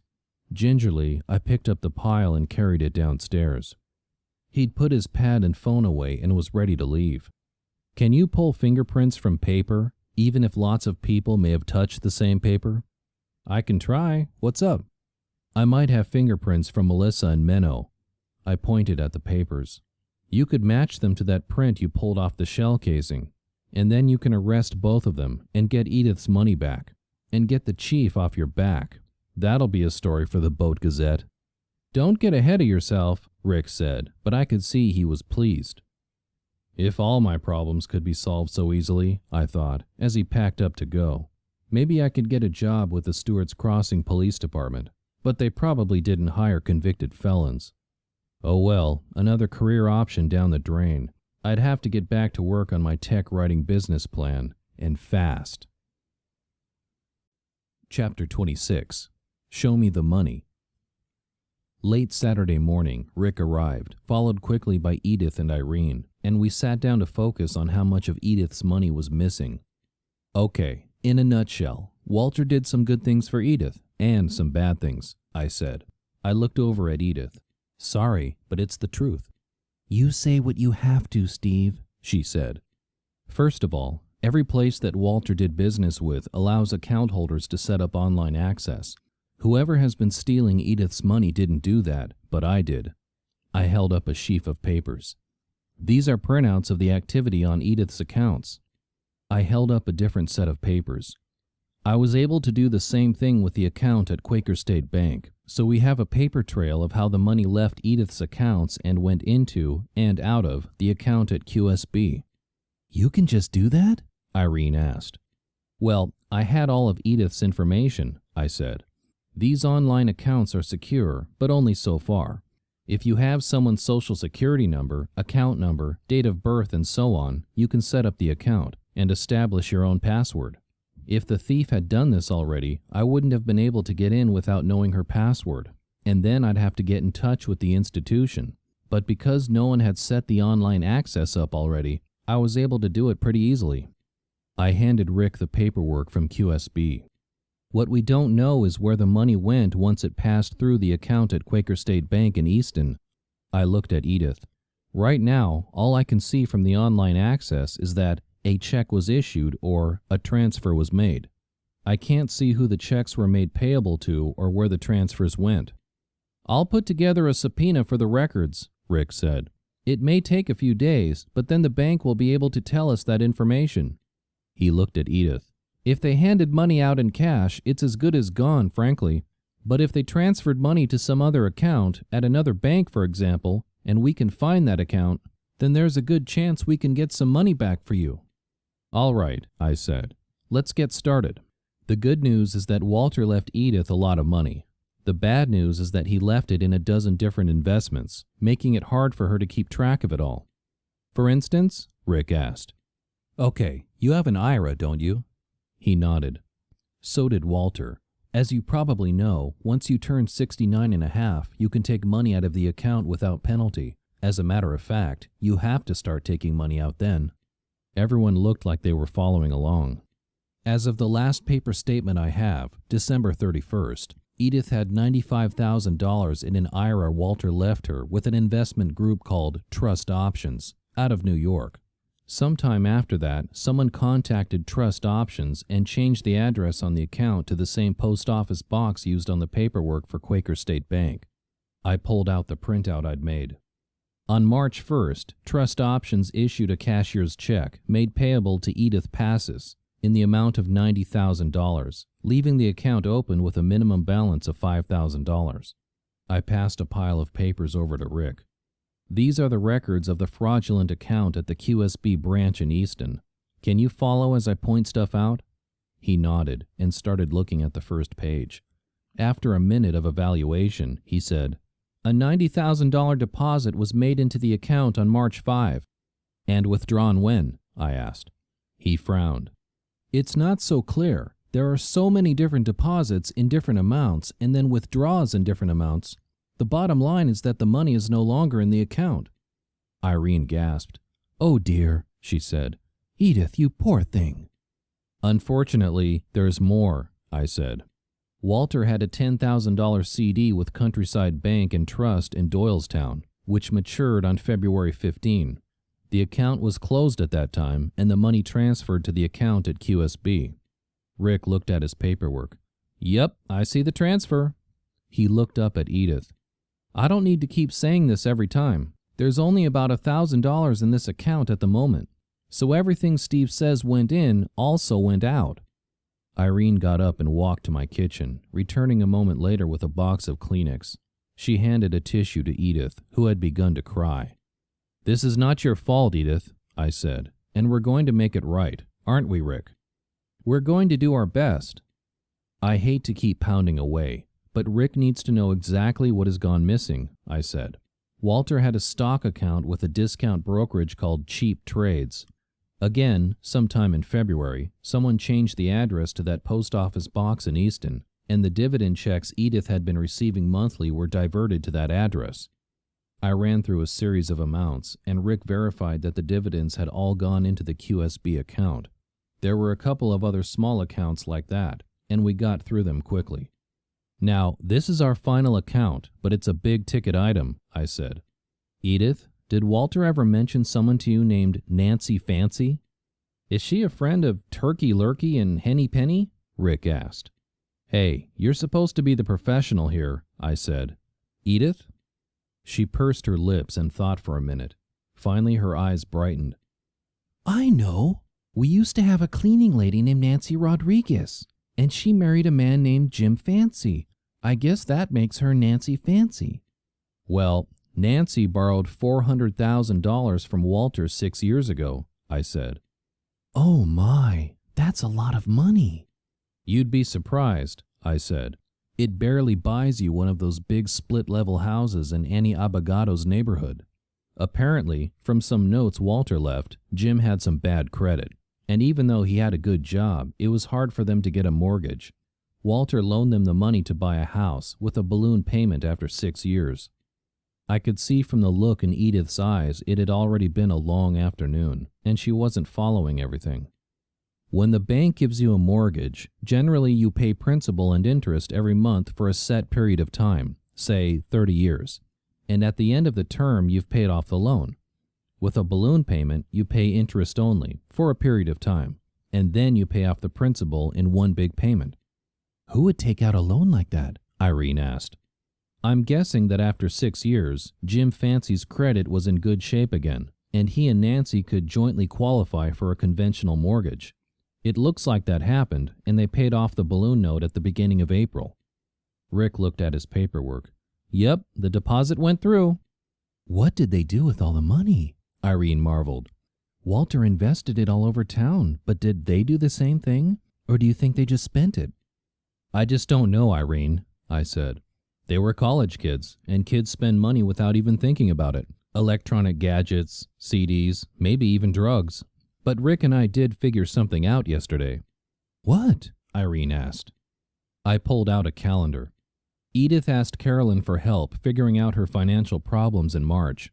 Since Carolyn worked for Quaker State Bank, we think she did some investigating that led her to Melissa and the cell phone number she used when she set up the account. On the Friday before she was killed, Carolyn called that number.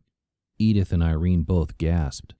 Melissa must have known that the $400,000 mortgage was coming due on April 1st, so she had to keep Edith in the dark until after that happened. Gently, Rick said, "We think Carolyn was killed to prevent Edith from finding out what was going on until after that mortgage check came through." That was the last straw for Edith. She began crying openly. "That poor girl," she said. "I had no idea. I should have gone directly to the police. This is all my fault. If I wasn't such a silly old woman, Carolyn would still be alive." "This is not your fault, Edith," Rick said. "You didn't even know a crime had been committed when you talked to Carolyn, and if you'd come to me instead of her, I would have told you I couldn't do anything, that you should just get yourself a good accountant." He frowned. "You're just as much a victim here as Carolyn was, and I guarantee you we will find out who did this to you and make them pay." I told Irene about how Edith knew my student, Melissa, through her work-study job at the music department, and how Melissa had recommended her boyfriend, Menno, as Edith's handyman. "I'm glad I never asked him to do anything for me," Irene said tartly. "Although if he was here now, I'd certainly give him what for." "Any luck on tracing Melissa or Menno?" I asked Rick. He shook his head. Yesterday afternoon, I had deputies go to the dorm at Eastern, Birthday Hall. Her roommate hasn't seen her since Thursday morning, though she hasn't moved her stuff. I called her parents in Massachusetts, and they haven't heard from her. You think she's on the run? I don't know. The street address that the college has on file for Menno Zook is the same one that was used on the application to start the fake account in Edith's name. And as you and Edith discovered, that address doesn't exist. His father has a record, so I tracked him through his parole officer. He says Menno doesn't live with him, and he hasn't seen him in a couple of weeks. Well, I saw both him and Melissa in class on Wednesday. They may have gone to ground out in the Amish country, Rick said. The father, Floyd, told me his ex-wife's name is Sarah, but you know the Amish and technology. There's no phone listed under her name, and he says she had to sell the farm and move, and he doesn't know her new address. Yeah, he was shunned, I said. I explained what I had read in Menno's paper. So it's not surprising that he doesn't know where his ex-wife is. Zook is like Jones to the Amish, Rick said. There's dozens of them, and Zook's her married name. Her maiden name is Yoder, which is just as common, and she could be staying with her family. I've got a detective out in Lancaster who knows the Amish checking around, but that could take some time. He frowned. I even went into the property appraiser's database to see if Melissa Macaretti or Menno Zook had bought property in their own name, or in their parents' name. No luck. They're both a lot smarter than I gave them credit for, I said. When I was in college, I had no idea about money, CDs and IRAs and bank accounts. My parents gave me an allowance, and I had a work-study job. If I ever had more than $50 to my name, I'd be surprised. Irene shepherded Edith out a little later. Well, that was a pretty lousy experience, I said once they were gone. Had to be done, Rick said. She has to understand the whole problem before she can start to solve it. That doesn't make it feel any better. You up to walking the dog, or you want me to do it? How about we divide the labors? You walk the dog, I'll order a pizza. He called, Rochester! And the traitorous dog went right to him. Chapter 27. Back at Eastern. I spent the rest of Saturday and most of Sunday grading papers. By Monday, I had finished and was ready to return them to Eastern. It was the kind of day that made me love living in Bucks County.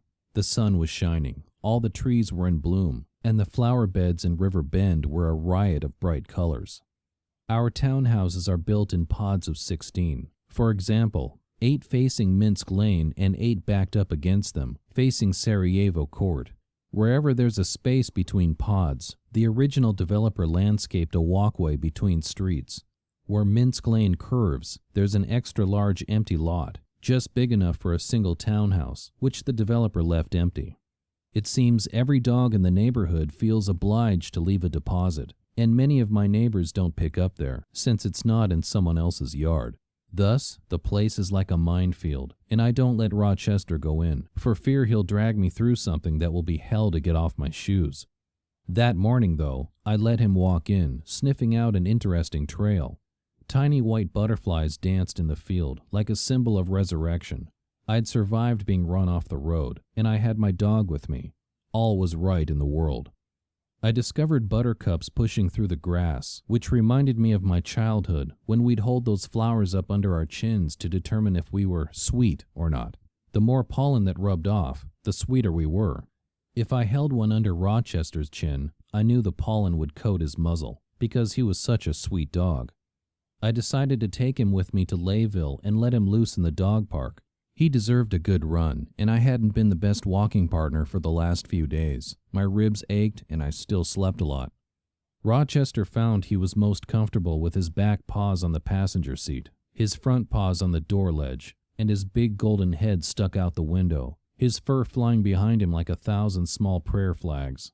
The slopes along River Road were sprinkled with wildflowers, and it was clear spring had arrived. I always preferred to drive the river road between Stewart's Crossing and Layville, rather than taking the inland road, which ran through the centers of Washington's Crossing and New Hope. River Road hugged the Delaware's banks and threaded its way under maples and sycamores, past broken-down stone walls, fallow fields, and renovated barns that served as vacation homes for wealthy New Yorkers. The fields were already green, the trees in leaf. Sunlight glinted off the river, and fish jumped in the shallows. I parked in the faculty lot, hooked Rochester on his leash, and took him upstairs to meet Candy Kane, who'd warmed up to me once I'd started talking about my new dog. And yes, I knew I wasn't supposed to call her Candy, but I couldn't resist. Kind of like my problem with computer information. In case security stopped me, I figured they would be more forgiving now that school was out. I handed in my grades for the term, as well as a stack of graded papers for students who would never come back to pick them up. Rick had taken away Menno's and Melissa's papers for fingerprint analysis, but I didn't tell Candy. "This place is like a ghost town," I said. Usually, when I walk down the hallway toward Candy's post at the center of the 3rd floor of Blair Hall, a half-dozen faculty members have their doors open. There are students milling around waiting to speak to Lucas Roosevelt, or coming and going from faculty consultations. The part-time tutors hold court at the big round tables outside Candy's office, which has a pass-through window where students can hand in late registration cards to be stamped, drop off messages for professors, and interact with the staff without being able to intimidate them. That Tuesday, there wasn't a single faculty door open, except Jackie's, and there were no students anywhere in sight. "Today's the last day of finals," Candy said. "Most of the students have already left for the summer, and the faculty, they were out of here last week, except for the few who give final exams rather than final papers." Rochester lay down in front of the faculty mailboxes, and Candy petted his head. "The whole campus is emptying out," she said. "I drove in this morning up to that little street that runs by Birthday House, deserted. It was creepy." "We're going down that way when we leave here," I said. "I want Rochester to run around in the dog park for a while." "Just be careful," Candy said. "You know how the crime rate goes up in Layville when the college empties out." Layville is a small town, but it revolves around college students. When they leave for Christmas break or for the summer, whole blocks empty out, and there are apartments ripe for burglary. Those who stick around find themselves walking empty streets at night, vulnerable for mugging, and incidents of vandalism go sky high. The problems of the big city have come down to the small towns, at least Layville. Candy and I chatted for a while as Rochester dozed. Her student assistant, a senior, had decided to skip graduation and had left the day before, moving to New York for a fresh start. It reminded me of my own move to the city, and I wondered how many more fresh starts I had left in me as I said goodbye to Candy and walked down the hall to Jackie's office. I liked living in Stewart's Crossing and didn't want to move again, at least not for a long time. Yet I needed to earn a living, and as I'd already discovered, there weren't that many jobs for ex-felons. I was 42 and still stuck, at least to a degree, in my midlife crisis.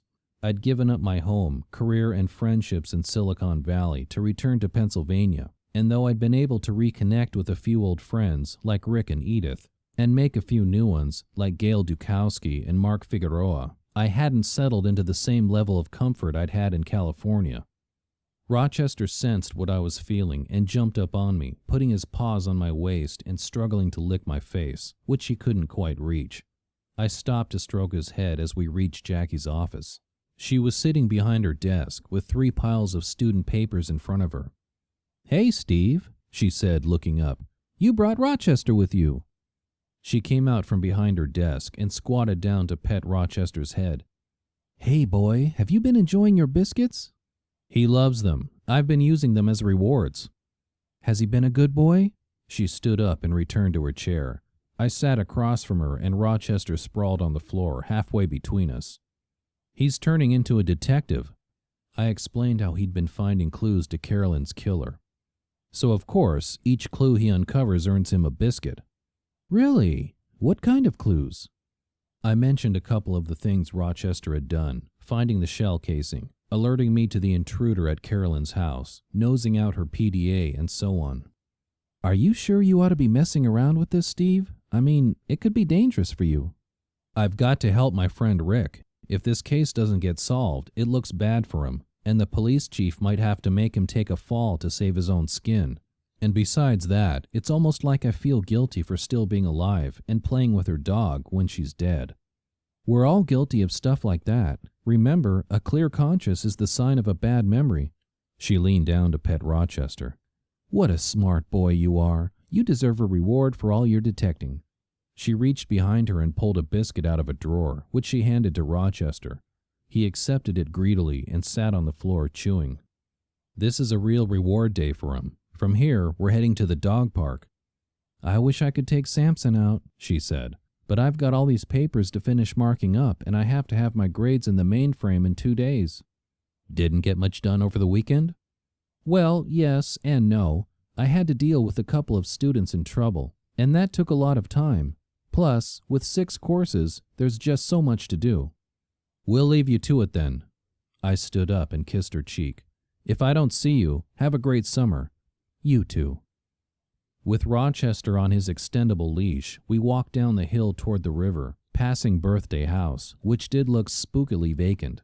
Instead of windows wide open, curtains flapping in the breeze, competing strains of rap and hip-hop blasting out into the air, there was just a single student loading plastic trash bags overflowing with clothes into a station wagon with Connecticut plates.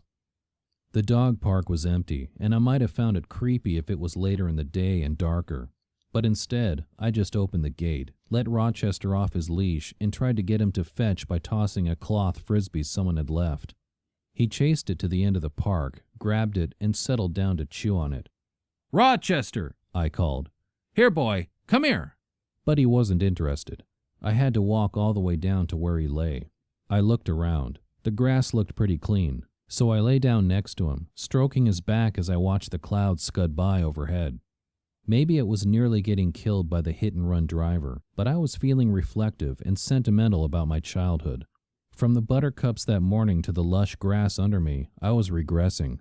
My dad had been obsessive about our yard all the time I was growing up, watering and fertilizing and filling in dead spots with new sod. I remembered our backyard, the way it sloped down toward the lake, and how I'd lie there and stare up at the planes passing overhead, dreaming of places I'd go and flights I'd take. I spent a while wool gathering in the dog park. It was so quiet and peaceful I think I dropped off. Rochester lay next to me, gnawing on the frisbee until he heard the scraping of the gate opening and took off down the field. I yawned and sat up, looking to see who he might be playing with. But there was no one there. I must not have closed the gate properly, and it had blown open in the breeze. "Rochester, come back here!" I called, but he was out the open gate before I could even get up and start to chase him. He took off, running around the fence toward the wooded area and the river road beyond it. "No, Rochester, come back!" It was like I was calling some other dog, for all the attention he paid me. I started running after him, but I was middle-aged and out of shape. By the time I reached the gate to the dog park, he'd disappeared into the woods. My heart seized. Mary had always complained about my ability to lose myself in my work, shut her out. "You never listen, Steve. You're a lousy husband. It's a good thing we don't have kids because you'd be a rotten father too." Maybe she had been right. Her miscarriages had been a sign from God that we would not be good parents. Once in a fit of depression and anger, she'd told me I couldn't be trusted to take care of a dog. Now Rochester was going to run into the street and get hit by a car, and it would be on me.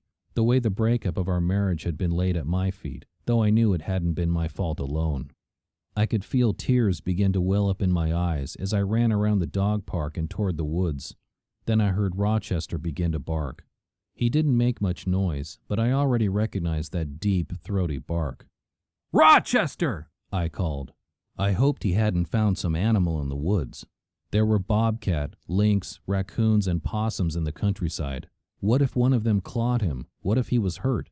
My heart pounding, I stumbled to the edge of the woods, then followed the sound of his barking. "What is it, boy? What have you found?" And then I stopped short, because I saw him, standing by the body of a young man, probably an Eastern student. Just beyond the man lay a young woman of the same age. The woods had been a popular trysting spot in the spring when I was a student, particularly for freshmen living in Birthday Hall. The rooms were all doubles, and if you didn't have a cooperative roommate, there weren't many places on campus you could go with your sweetheart. And sometimes couples who didn't want to be seen together would meet out there as well, 2 guys, for example. I stepped closer. There was something familiar about the bodies. The boy was face down, wearing dark pants and a white shirt. From the side, I could just see the edge of his black beard. But it was the girl who I recognized first. She was lying so that I could see part of her face, but before I even saw it, I noticed the plaid skirt. There was only one girl at Eastern who dressed that way, Melissa Maccaretti. And if I was right, the boy next to her was Menno Zook. Chapter 28. Tony Rinaldi. I stood there for a moment. I had seen dead bodies before, most recently, Carolyn. Sometimes I think I spent a good part of my childhood at funerals. My father's father was one of 12 children, and my father had dozens of aunts, uncles, and distant cousins. I was an only child, and so my parents dragged me along with them as we traveled to funerals up and down the eastern seaboard. But there's a difference between seeing a dead person in a coffin, cleaned up, made up, and looking peaceful, and seeing a dead body at your feet, somebody you'd known well. Seeing Carolyn's body had been a big shock. And now, Menno Zook and Melissa Maccaretti. I hadn't known them more than casually. They'd been students, and I knew how they looked, how they wrote, and something of how they thought. But we'd never shared a pizza and beer, never sat around talking. I could tell from the condition of their clothing that they'd both been dead for some time. Menno's white shirt had been soaked and had stuck to his torso when it dried. There were leaves and twigs in his and Melissa's hair, and dried blood pooled around Melissa's head. My first instinct was to call Rick Stemper. I knew that Layville wasn't his jurisdiction, but he would know what I should do. I prayed that he'd be answering his cell phone, and he was. "I found Melissa Maccaretti and Menno Zook," I said. "You did? Where?" "At Eastern. Actually, Rochester found them." I explained in too much nervous detail about taking him to the dog park, about how it had been so empty, how he'd managed to get out the gate when it had swung open in the wind. "Hold on," Rick finally said, interrupting me. "Are you saying they're dead?" "It looks like it." "Jesus, did you call 911? "Not yet. I thought I'd call you first and you'd tell me what to do." "Are you an idiot? Didn't we go through this once before? You always call 911 first.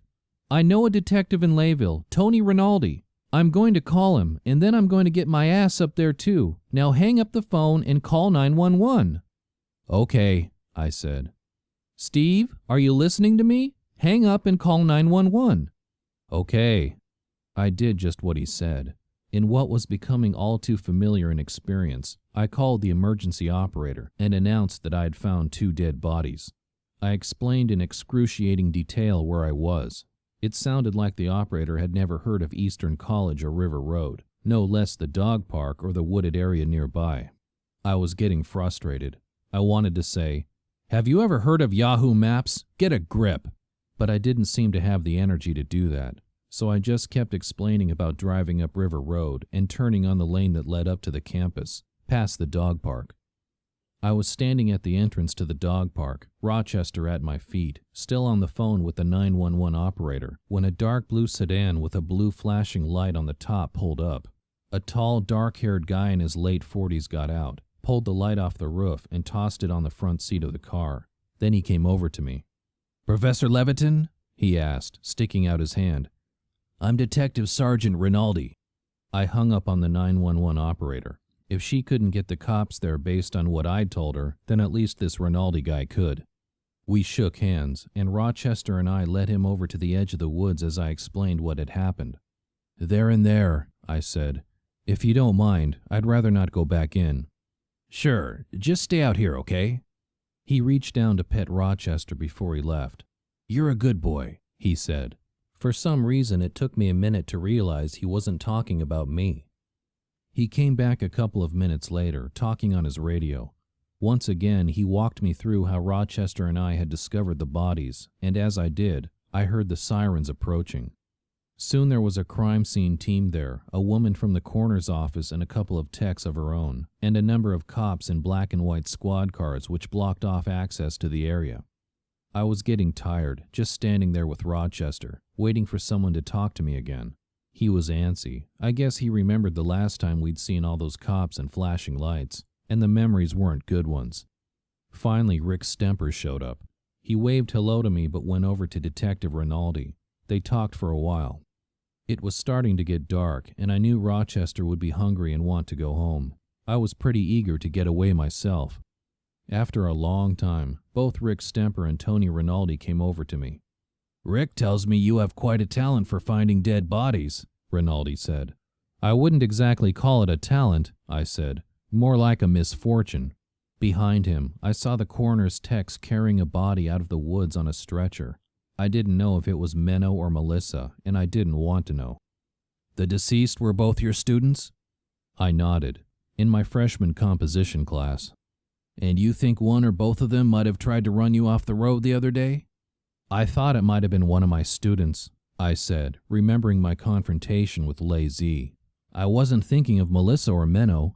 I turned to Rick. You think it was them?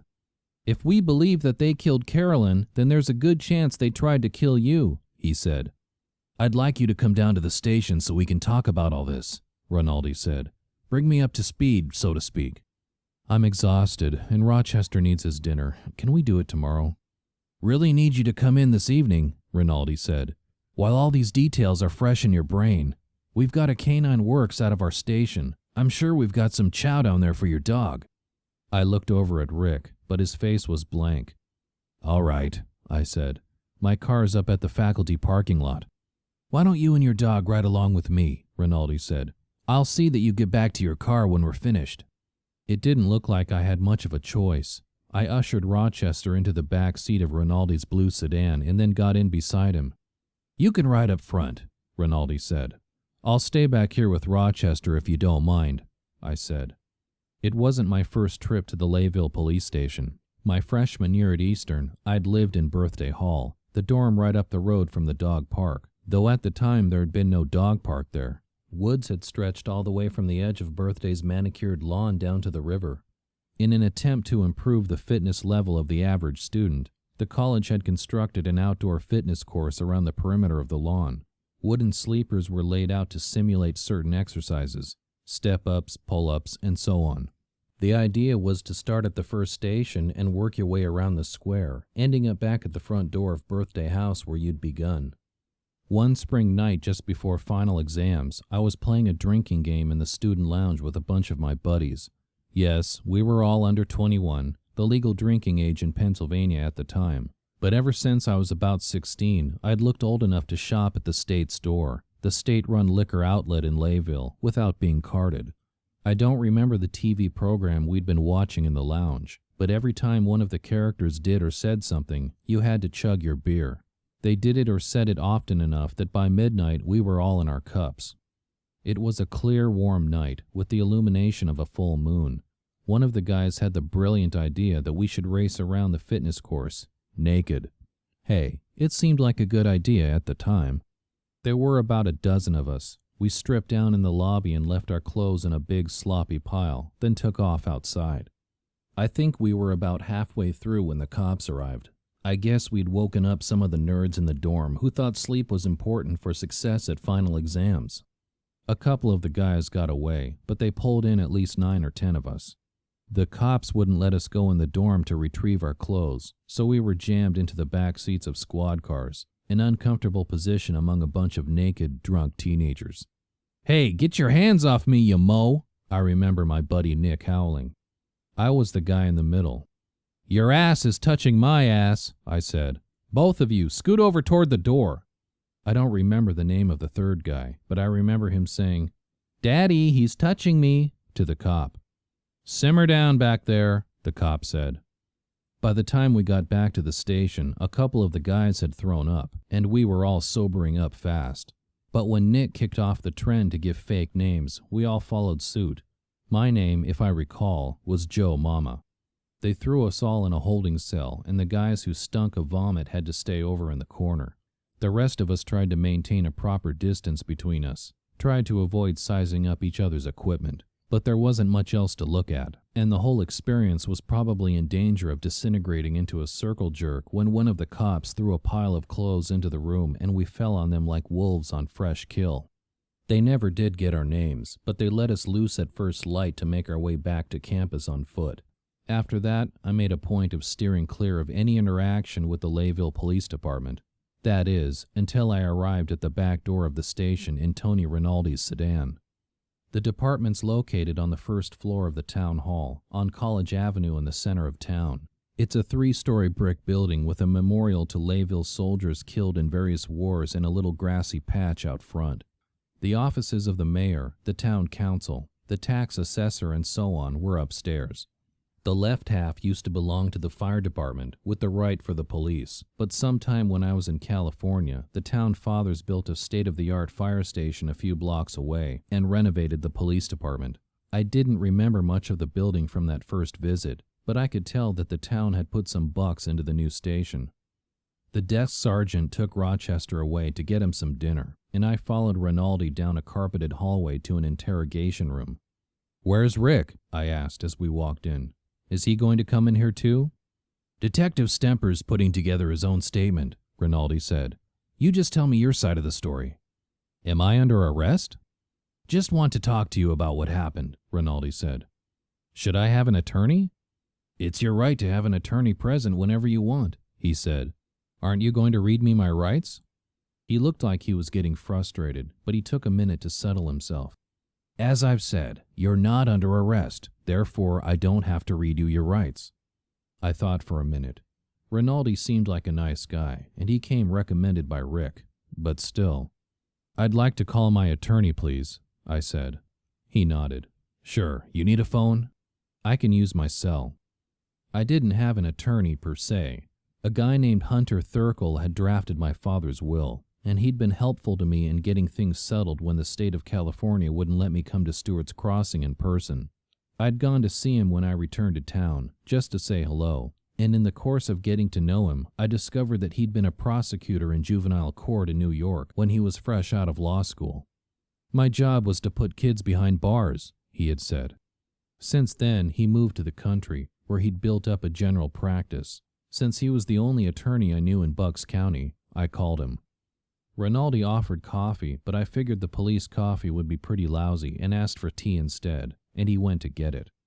"You haven't been arrested and you haven't been charged?" Hunter asked, when I explained the situation to him. "That's what the detective said." "You made a good choice to call me. Don't say anything till I get there." When Rinaldi returned with my tea, I told him that my attorney was on his way. He nodded. "All right, I'm going to do some research and the desk sergeant will let me know when your attorney gets here."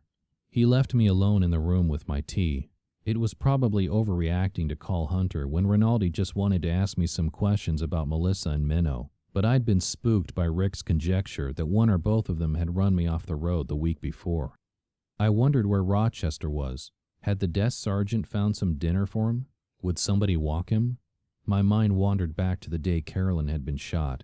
The experience had traumatized Rochester. The sound of the bullets, the smell of the discharged firearms, the speeding black SUV. Would this experience upset him further? Would we never be able to come back to the dog park without being haunted by bad memories?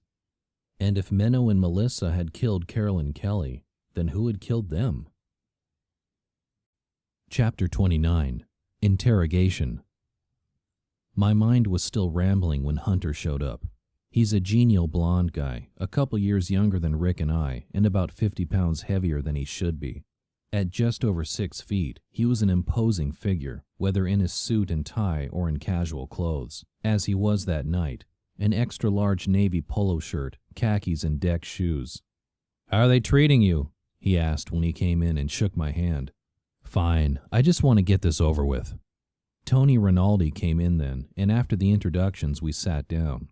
After getting my permission, he turned on a tape recorder and established his name and rank, my name and Hunter's, and the date, time, and location of the conversation. "I'd like you to start way back at the beginning," he said. "Tell me about your neighbor, Carolyn Kelly?" "I only knew her at all because of her dog," I said. "Rochester, the golden retriever.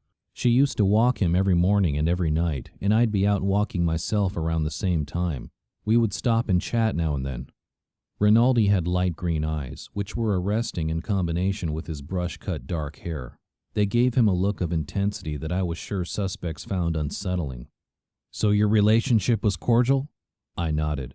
"You liked her dog?" "He was okay. I wasn't much of a dog person." "Yet you took ownership of the dog after she was shot?" "There was no one else. He was going to the pound if I didn't take him in." "But at the pound, he might have found a family, right? He's what, a purebred golden retriever?" "As far as I know." Those go for what? Close to $1,000, right? Are you suggesting I killed Carolyn so that I could get her dog? Because that's ridiculous. Hunter reached over and touched my sleeve. Let's not jump to any conclusions, Steve, he said. Detective, is this all necessary? I don't see how it relates to the 2 bodies Professor Levitan found this afternoon. It's just curious, is all, Rinaldi said. Your neighbor was shot, a woman you hardly knew, and yet you seem to have a lot of motivation to keep your hand in all the details of this case. I looked at Hunter, who nodded. I wouldn't call it motivation, I said. Curiosity, and Rochester has a knack for finding useful information. Rinaldi's eyebrows raised. The dog? It's probably all coincidence, but he led me to the shell casing and to the information on Carolyn's friends. Which didn't pan out, Rinaldi said. That's true, but I still felt obligated to report it to Rick Stemper. He gave me a look which I interpreted to mean I had been keeping Rick busy with useless diversions, and I was very glad that Hunter was there. We were sitting at a blonde wooden table in hard, straight-back chairs in a matching wood. There were 2 posters on the wall, both advertising scenic Bucks County. One was a photo of rafters running the rapids upriver on a summer day, a mix of men and women in orange life jackets gripping paddles. The second was a shot of Pennsbury Manor, William Penn's home. We'd gone there on school field trips, learned about life in colonial times from ladies in white aprons, walked through the herb garden and tried to avoid the smell and noise of the nearby landfill. That part didn't show in the poster. They were clearly handling a better class of criminals in Layville these days than they had when I was a college student. I know you went over all this with Detective Stemper in Stewart's Crossing, but it would be very helpful if you could run through exactly what happened on the evening that Ms. Kelly was shot. Sensing an objection about to arise from Hunter, Rinaldi looked at him and said, Since the homicides may be related, it would be helpful for me to get the story direct from a witness, rather than just reading through Detective Stemper's notes. I looked at Hunter, and he quirked an eyebrow, as if it was up to me. I decided to plunge in. It was just after dusk, I said. I heard 3 shots, in quick succession, but at the time I didn't realize they were gunshots. You always hear people banging, doors slamming, that kind of thing. It wasn't until I saw Rochester come running toward me that I thought something was wrong.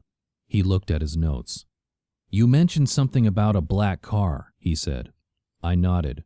Right after I heard the shots, this black SUV came barreling past me. Again, I didn't think much of it at first. It's a long run from the gatehouse of River Bend to River Road, and people often drive down it pretty fast. I picked up the styrofoam cup of tea, which had cooled down, and noticed my hand was shaking a little. I took a sip of the tea, which needed sugar or flavor of some kind. I put the cup back down on the table before I could spill any of it. You and Detective Stemper are old friends, isn't that right? Rinaldi asked. The tone of his voice was just this side of grating, very determined, edgy, as if he wasn't going to stop asking questions until he had the answers he wanted. We knew each other in high school, I said. We ran into each other a few months ago and got friendly. So your friendship with him gave you an inside track on the investigation, Hunter said. Detective? Just trying to establish some facts, counselor. Rinaldi looked back at me.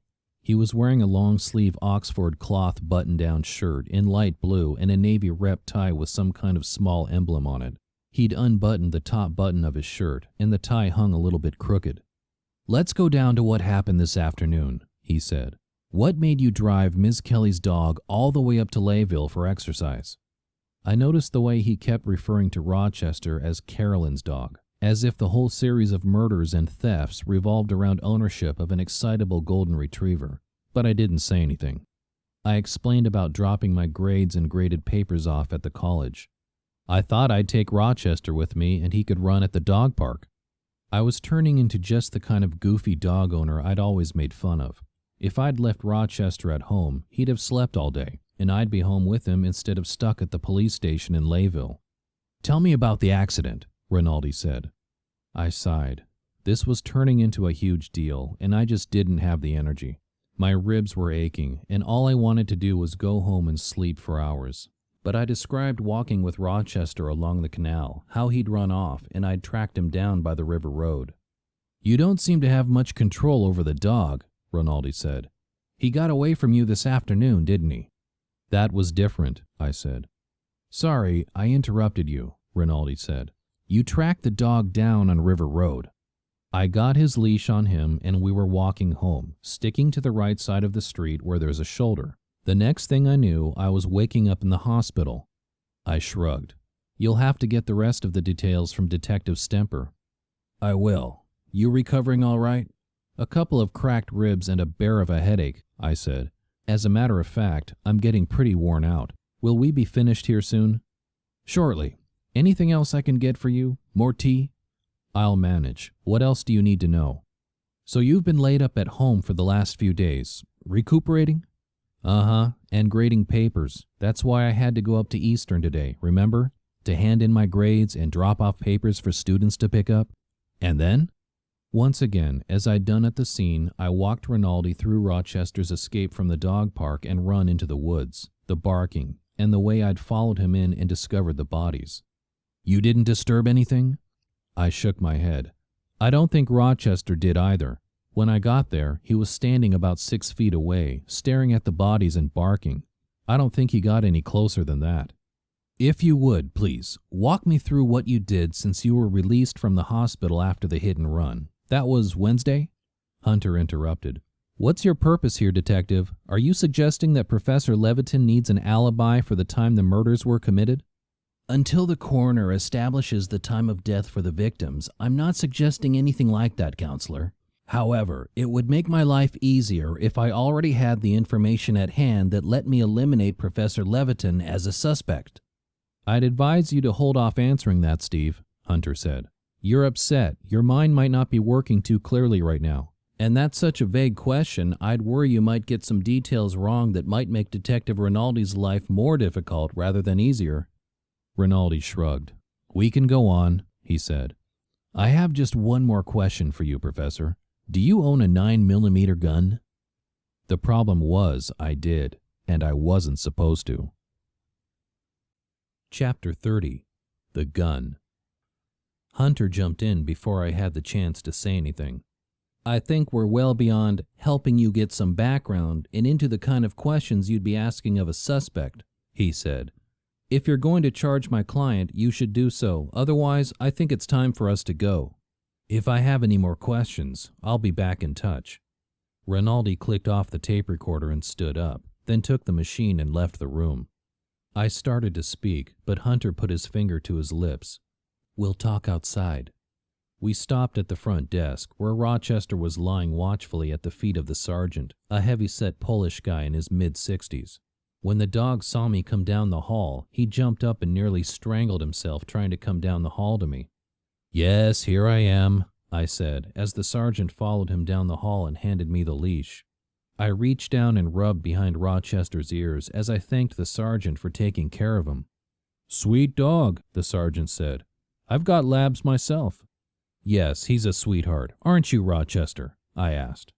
We walked outside, and Rochester made a beeline for a boxwood hedge next to the war memorial, where he let loose a long stream of urine. Thanks for coming out tonight, Hunter, I said. I appreciate it.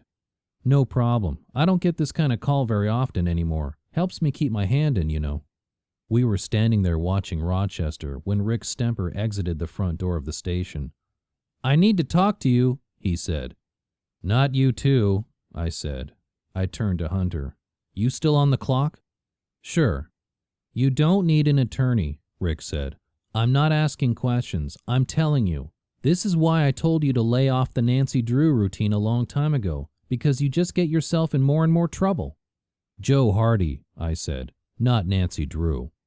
Are you suggesting my client is under investigation? Hunter asked. Cut the crap, Hunter. This is not Brooklyn Juvie. I know that Steve didn't shoot those students, though he had the motive and the opportunity. I looked at Rick.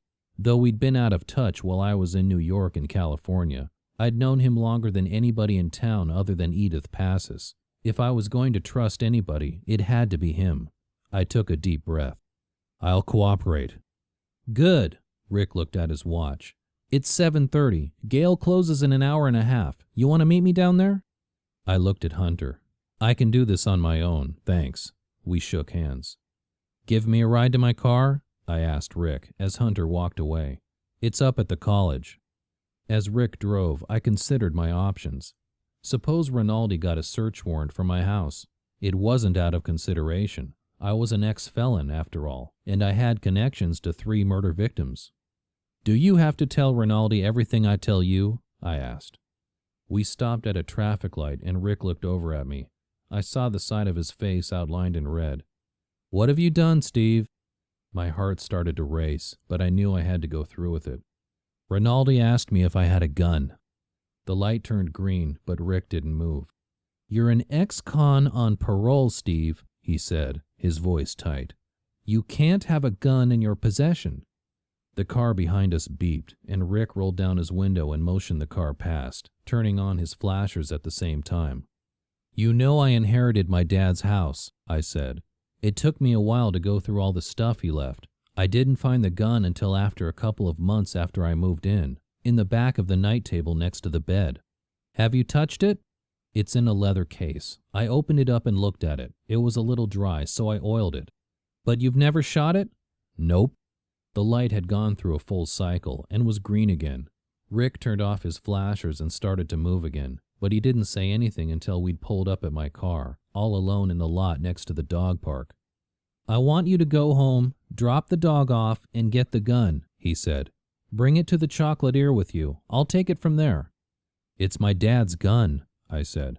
"You made a decision a few years ago, Steve. You knew it was illegal to break into computer databases, and you did it anyway. The moment you did that, you left the ordinary world, the place where you had a whole lot of rights and privileges. Listen to me carefully. You are a felon. You are an ex-con. You don't get to keep a gun, even if it belonged to your dad. Even if it was some kind of heirloom that's been in your family since your great-great-grandfather shot some Cossack with it." I remembered Mary in a hospital bed after her second miscarriage, the way she had cried, and I had tried to comfort her, knowing that as soon as she was able to, she'd be charging her credit cards to the limit again, moving us to the edge of bankruptcy. I couldn't make her feel better, but I could protect her from the consequences of her actions. That's when I took that step, when I left the ordinary world. I went home that night and hacked into all 3 of the major credit bureaus, putting a flag on Mary's account that indicated possible fraud, shutting off her access to credit. Would I do it again? Damn, I didn't know. Could there have been a different solution? We'd tried counseling after the first miscarriage, and it hadn't helped. The only thing that had made her feel better at all was becoming pregnant again a few months later. How many times could we have kept trying? "I understand," I said. "Look, I'll talk to Rinaldi for you, and when this is over, I'll get him to turn the gun over to me, and I'll hold it until you get your rights back." "I appreciate it," I said. I took a deep breath. Should I tell him about Carolyn's laptop and the hacking software I'd installed on it, or had I exhausted all his patience by then? Rochester made the decision for me, jumping up and sticking his head between us. "Guess the pup wants you to get moving," Rick said. "See you at the Chocolatier." The time for confessions was over. I got the dog and set out for home. I dropped Rochester off, got the gun from the nightstand, and pulled up at the Chocolatier about 30 minutes later. The glass display cases were nearly empty, most of the delicious smells gone. Rick and Gail were the only ones in the place. She was busy at the espresso machine, and he sat in the front window of the cafe, at a metal table for 2. I laid the leather case containing my father's 9mm Glock on the table in front of him, then sat down. "It's unloaded." He opened the case and ejected the cartridge, just to be sure, holding the pistol aimed down at the floor as he did so. "I'm going to work this with Tony," Rick said, leaning forward in his straight-backed white wrought iron chair. The room, which had always seemed homey when it was filled with customers, now was creepy and desolate. The lighting was too bright, and the French pop music that Gail always played in the background had been shut off. "Because there's such a clear connection to Carolyn's homicide. Now, I don't want you to do anything on your own, but I do need your brain power working with me." I nodded. "There's someone else involved," I said. "Someone we haven't considered yet." "Exactly." "Someone who killed Melissa and Menno." I shivered and hoped Gail would hurry up with the hot coffee.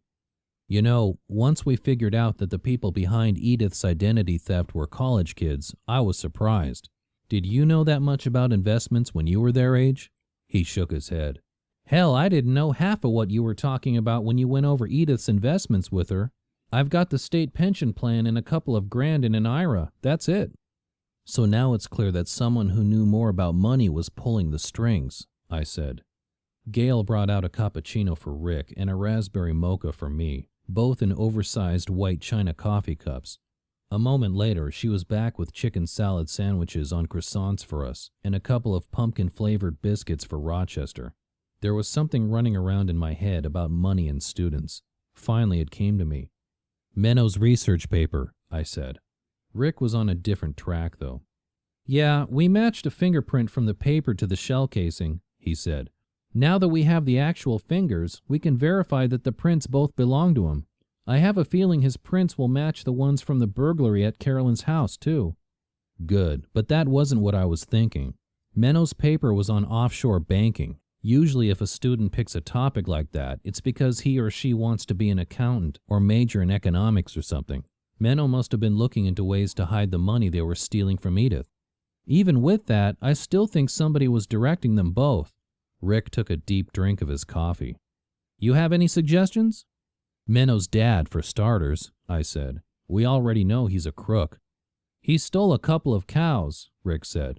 Hardly qualifies him to know about sophisticated financial stuff. He frowned.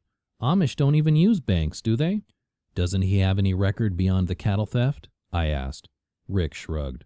Some petty crime. He associates with some known lowlifes. Lowlifes who could get Menno a gun and Melissa a fake license? Yeah, I guess so. He pulled out a pad and started making notes. Tony's going to start nosing around at the college for anyone who knew either of them, he said when he finished writing.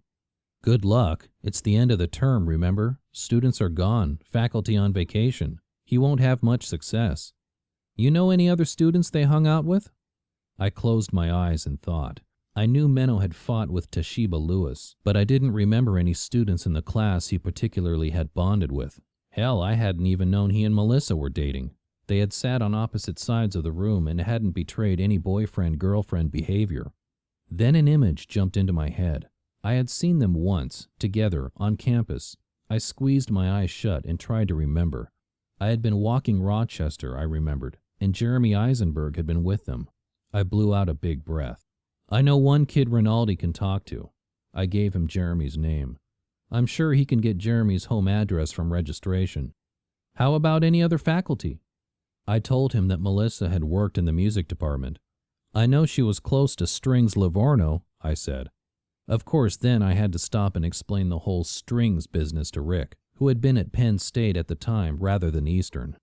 You're saying this professor had mafia connections? If you want to call it that, I said. And Menno took a course last semester with one of my colleagues, Jackie DeVere. I remember seeing him in her office once or twice. Maybe she knows something. Rick took a bunch of notes, and we ate our sandwiches and drank our coffee. He and I walked outside together as Gail shut down the lights and locked the door. I realized that I still hadn't told Rick about Carolyn's laptop, and wondered if that information would come back to haunt me in the future. Chapter 31. Ballistics. I spent most of Wednesday catching up on emails, following a couple of the leads Santiago Santos had given me, and trying desperately to find some new business. My next paycheck from Eastern would be my last, and without that regular infusion of cash, I'd be back to dipping into my savings. Around noon, an email came in from Dee Gamay, the adjunct at Eastern who didn't speak Spanish. She had accepted a full-time job as a writer for a medical equipment company and needed someone to take over a couple of freelance jobs for her. I called her immediately and agreed. The biggest client was a local hospital where she worked for the risk manager, editing and polishing manuals and forms. I didn't have much healthcare experience, but I knew I could learn fast. Thanks, Dee. I appreciate it, I said. Don't thank me yet, she said. He rats like a third grader and gets angry when you try to improve his grammar. Even over the phone, her accent came through as heavy as soup, with rights sounding like rats. I've taught at Eastern, I said. I can handle third graders. She laughed, and when she hung up, I called the risk manager and introduced myself. I've got an inspection coming up next week and changes to make to 3 manuals and a ton of forms, he said. How fast can you get on this? "If you buy, I fly," I said. "Send me what you need and I'll get right on it." A few minutes later, an email arrived from him with a huge document attached that took forever to download. When I opened it, I discovered that it was full of red markups. Every page had multiple comments and changes, often referring to other sections of the document that needed to be moved, clarified, or rewritten. It was a much bigger project than the risk manager had led me to believe, not least because, as Dee had said, he wrote like a third grader. I could barely understand the changes he wanted, and sometimes they were contradictory. It was full of made-up words too, like cardio-preliminary, when it was clear he meant cardiopulmonary, and diagnosticate, which could either be diagnose or diagnosis. I could see it was going to be a major pain, but the money was good, and with my papers graded and my Eastern responsibilities complete, I had nothing else to do but work on it and take care of Rochester. The work was mind-numbingly boring, reviewing policies and procedures for all kinds of medical procedures I knew nothing about. But I focused on correcting the grammar, making notes, and coming up with questions. A lot of the forms were for patient consent to procedures, and I figured that if I didn't understand what was being said, the patients wouldn't either. Inside, though, I was delighted. From the way the risk manager talked, he had a constant stream of work, keeping up with new regulations and new equipment, and the money we'd agreed on would be enough to replace most of my Eastern paycheck. The phone rang around 5 o'clock, and I snapped out of my concentration. As I reached for it, I realized my back was stiff and my shoulders needed flexing. "Can you be at Gail's Cafe at 6? Rick asked. "Tony Rinaldi wants to talk to both of us." "That's certainly better than the interrogation room at the Layville station," I said, but Rick had already hung up. I didn't like the idea of putting aside this new work so soon after I'd gotten it, but I figured I could get back to work after our meeting. I hurried Rochester through his evening walk, tugging him past any number of interesting smells in the interest of getting liquid and solid results. As soon as I scooped the poop, we were on our way back home, and shortly afterward I was out the door. It was a beautiful spring evening, and we'd switched out of daylight savings time, so the sun was positioned just over the horizon, bathing the canal in a warm, golden light. Wildflowers had sprung up everywhere, and I passed half a dozen joggers on Ferry Road. I got to the Chocolate Ear just at 6, and found Tony Rinaldi already there, sipping a cappuccino and talking on his cell phone. He'd shucked the tie I saw sticking out of his sports jacket, but he still looked professional and focused. By the time I had a coffee of my own, he was finished with his call. "You'll be happy to know I got the ballistics results," he said. "You're in the clear." "What does that mean exactly?" I asked. Rick wasn't there yet, so we had a couple of minutes to kill, and I guess the guy decided to humor me. "When a bullet is shot through the barrel of a gun, it gets marks on it," he said. "Initially, all guns of the same model from the same manufacturer will produce similar marks. But the older a gun gets, and the more bullets that travel through its barrel, the more distinctive the marks become." "Okay," I said. "The gun that was used in these 3 homicides is a few years old, and it's been shot a number of times, so it has had time to develop a particular signature. In addition, Glocks leave a distinctive image on the cartridge case." He took a sip of his cappuccino. "Once a bullet strikes a target, the impact deforms it," he continued. "But in contrast to bullets, cartridge cases do not strike a target and thus are not deformed by impact. Therefore, case imaging is much better than bullet imaging at linking 2 cases." "Rochester found a shell case at the place where Carolyn was shot," I said. "Did you find any cases around Melissa or Menno?" He nodded.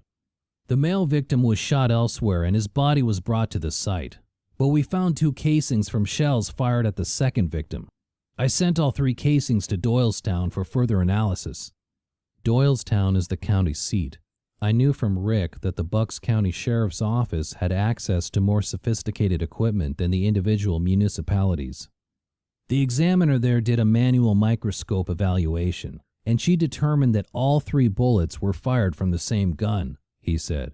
"Over the last decade, the Bureau of Alcohol, Tobacco, Firearms, and Explosives has built a database of case markings, and the ballistics expert in Doylestown ran our cases through it. They are a close match to cases recovered from a home invasion case in Hamilton Township." Hamilton was a nice suburb on the north side of Trenton. Rick came in then, nodded at both of us, and walked up to the counter where he ordered his own coffee from Gail, who was clearly trying not to listen too closely to what Tony Rinaldi was telling me. He looked like he'd had a long day. The tail of his white shirt had come out of his khakis, and one pant leg was stuck into his desert boot. "The examiner warned me that it's all a subjective judgment," Tony continued, "and we can only be sure the same weapon was used if we find the weapon. But it does seem to let you off the hook. The signature on your gun is very different, much cleaner." He paused. "Rick's already told you I can't give the gun back to you, hasn't he?" I nodded. "I understand." "What?" Rick asked, coming to sit down between us. Tony ran quickly through the ballistics results with him, then said, "Did I tell you we found the girl's cell phone in her pocket?" Rick shook his head. "Anything interesting there?" "Last call was a text message from the male victim asking her to meet him in the woods."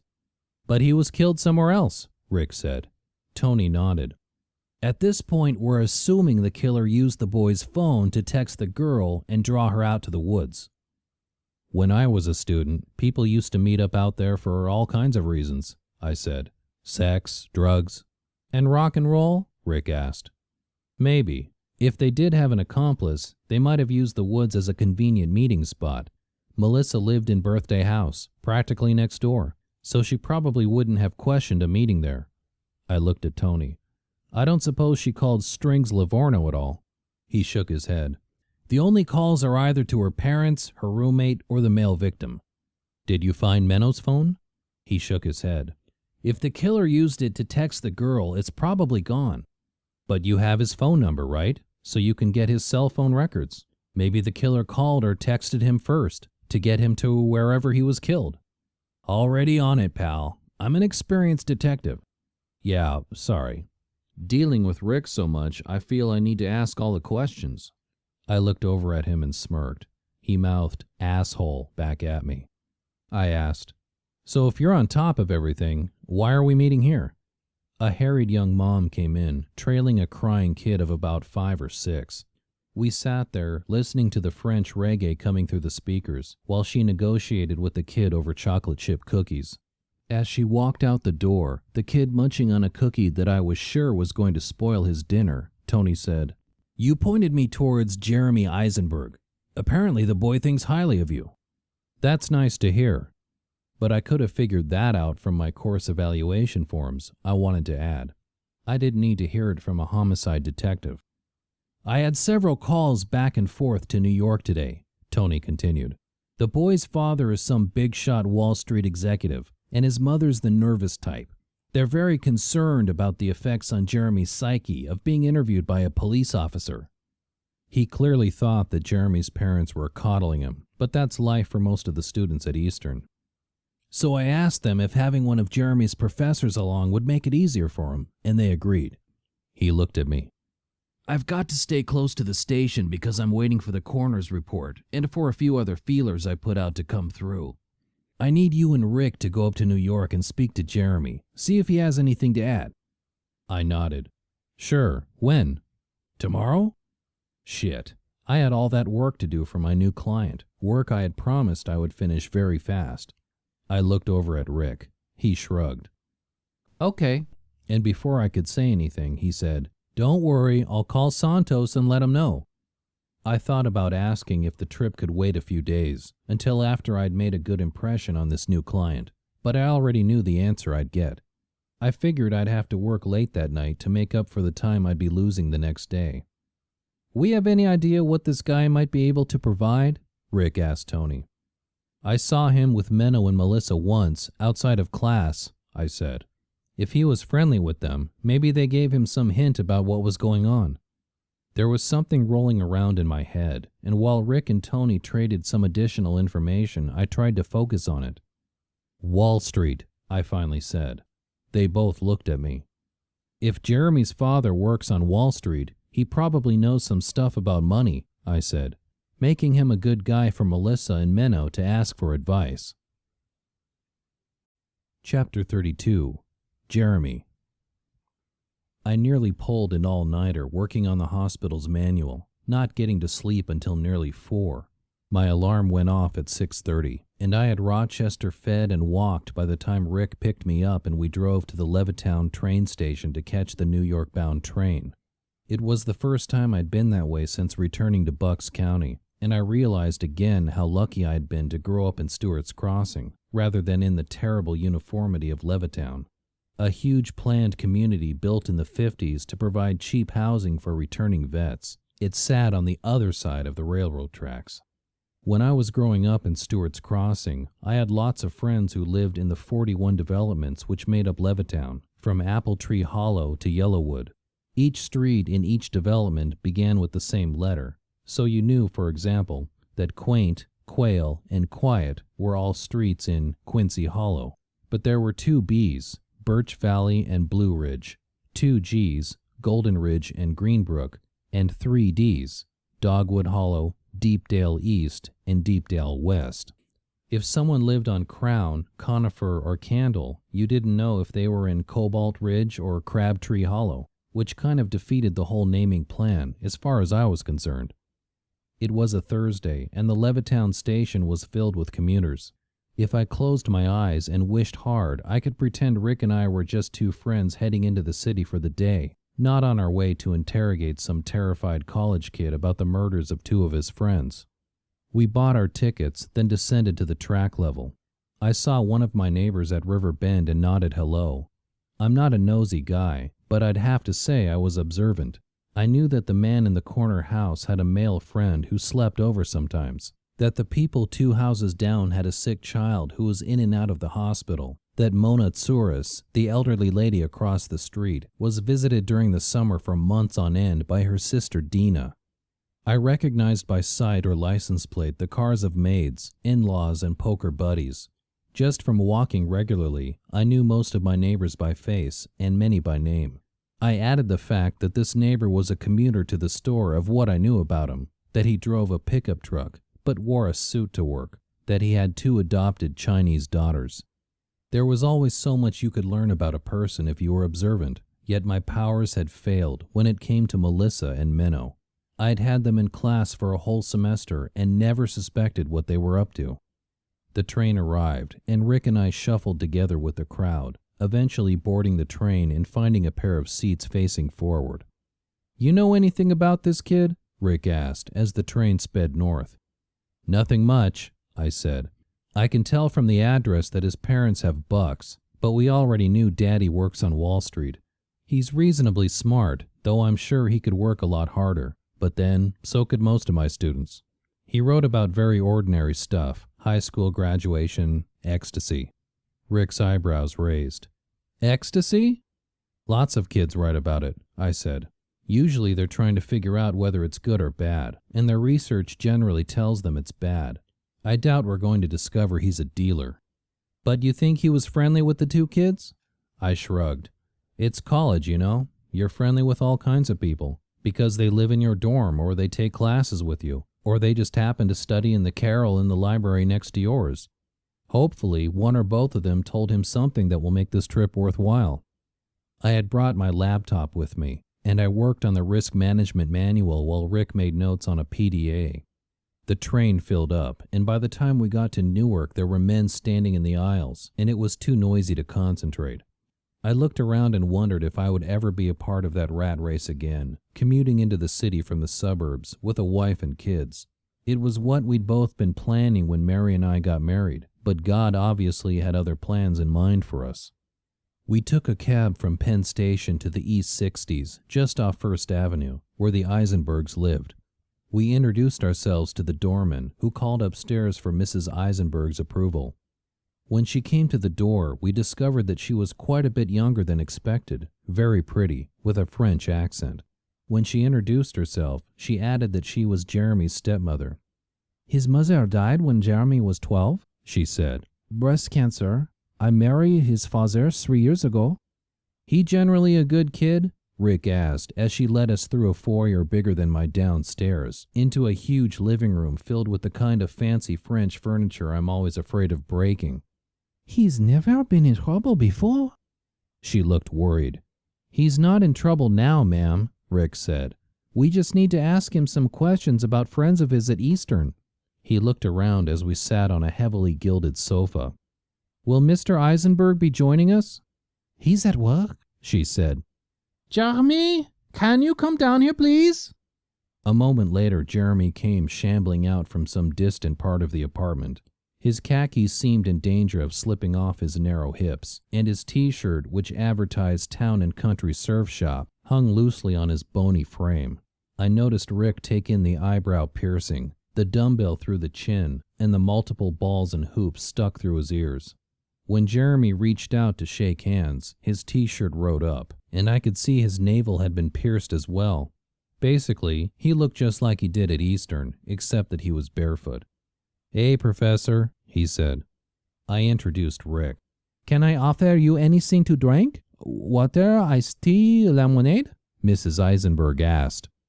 Rick and I both asked for lemonade, and Mrs. Eisenberg called a white uniformed maid and ordered for all four of us. Jeremy flopped down across from us on another gilded couch, and I was worried for a minute that it would collapse under him. Mrs. Eisenberg sat catty-cornered to us in a French provincial-style armchair. I looked at Rick, and he nodded. "I have some bad news, Jeremy," I said. "Two of the students from our freshman comp class have been killed, and I'm helping Detective Stemper here figure out what happened." "Melissa and Menno," he said. "You heard?" He nodded. "Toshiba emailed me. She's friends with this girl Rwanda, who was Melissa's roommate." I looked over at Rick, and he frowned at me. I didn't quite know what that meant, but I guessed I was supposed to keep Jeremy focused. "Were you friendly with Melissa and Menno outside of class?" I asked. He shrugged. "Sort of." We waited. Finally, Jeremy said, "I had kind of a crush on Melissa for a while, until it was pretty clear I wasn't wild enough for her." "What do you mean, wild enough?" Rick asked. "You seen her Facebook page?" Rick looked confused. "It's a social networking website," I said. "Like MySpace, only you have to have a college or university email address to sign up. Supposedly keeps the creeps out." To Jeremy, I said, "Can you show us?" "Sure." He pulled himself up off the sofa and disappeared into the bowels of the apartment. The maid entered as he left, handing around crystal tumblers filled with pale yellow lemonade. "I'm so glad you were able to come up here," Mrs. Eisenberg said to me, taking a glass from the maid. "I'm sure it's a great comfort to Jeremy." "Dealing with death is difficult for all of us," I said. "I'm sure it's tough on Jeremy being away from school with all this happening." "He's been on the phone, talking and texting and instant messaging, nearly non-stop," she said. "I'm sure it's just been devastating for him." While we waited for Jeremy to return with his laptop, Rick and I sipped our lemonade, and I took a surreptitious look around the apartment, which bore the unmistakable imprint of a high-end decorator. Everything went together too well to have been assembled casually. I wondered if the place had always looked that way, or if it represented the taste of the second Mrs. Eisenberg. The walls were painted a pale blue, and the accent pillows on the gilded sofas were navy. The paintings on the wall had probably been acquired at high-end auctions, and even the few family photos on the end table were framed in silver. It had probably been tough for Jeremy, losing his mom so young, and I would have bet anything that his dad didn't sacrifice too much time at the office to hang out with his son. Did growing up in such fancy surroundings make up for it? Probably not. The rich kids I'd gone to school with at Eastern had taken their backgrounds for granted, assuming that everybody went to St. Bart's for Christmas or skiing in Aspen over spring break. When he returned with his laptop, Jeremy looked anything but devastated. As a matter of fact, he looked sort of gleeful. Oh well, if a girl turned me down in favor of a guy who ended up getting her killed, I'd probably feel pretty vindicated too. He logged on to the website and pulled up Melissa's profile. She certainly showed a different side of her personality than the one I saw in freshman comp. In most of the pictures she had posted, she was barely clothed, and she had several tattoos on strategic body parts. They weren't the standard butterflies and roses you often see on teenage girls either. She had a devil head, complete with horns on her right shoulder. A unicorn's head with spiraling horn was positioned suggestively on her left thigh, and she had a barbed wire rope tattooed around her right ankle. Her favorite saying was, "Born to be wild," and in her personal statement she'd written, "I like the contrast between the face I present to the world and my true self, which I keep hidden and only reveal to those I trust." I remembered Melissa's habitual uniform of Fair Isle sweaters and plaid kilts. What were the other students hiding under their outward costumes? Did a boy like Jeremy, with his gangsta-style t-shirts and low-waist pants, cover up a soul that longed for the days of prep school and squash tournaments? Did our football players secretly long to be poets? And did the preppies in their button-down shirts yearn to play the drums at smoky jazz clubs?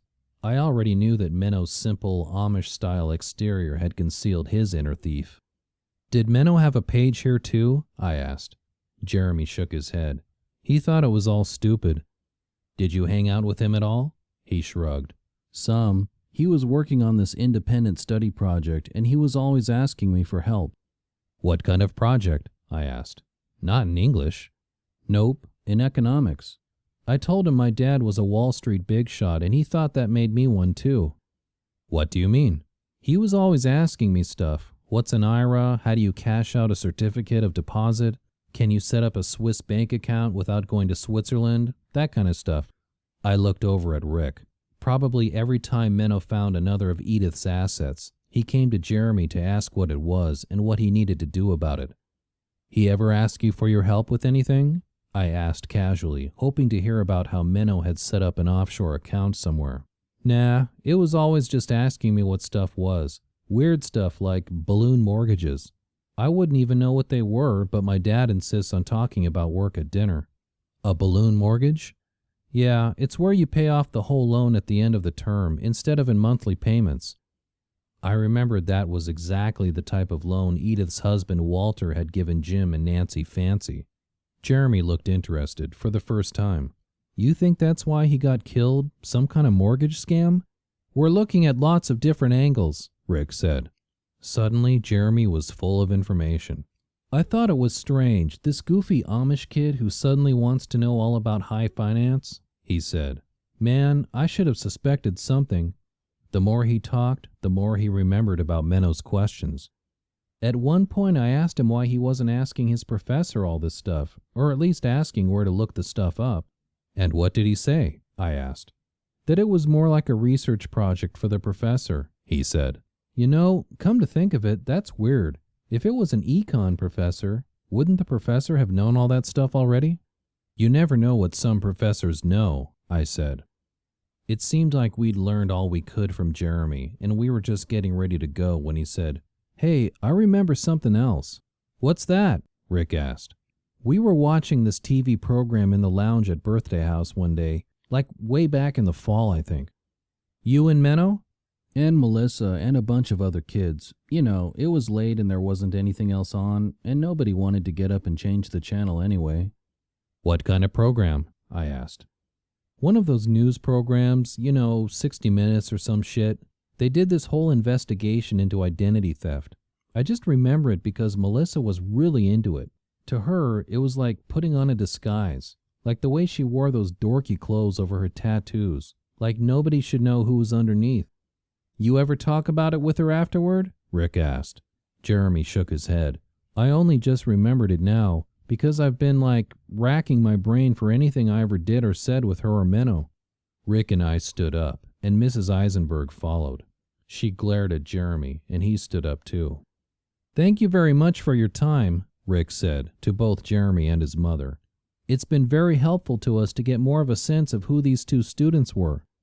"You can email me if you have any more questions," Jeremy said. Yorker_dude@hotmail.com. "Great, thanks," I said.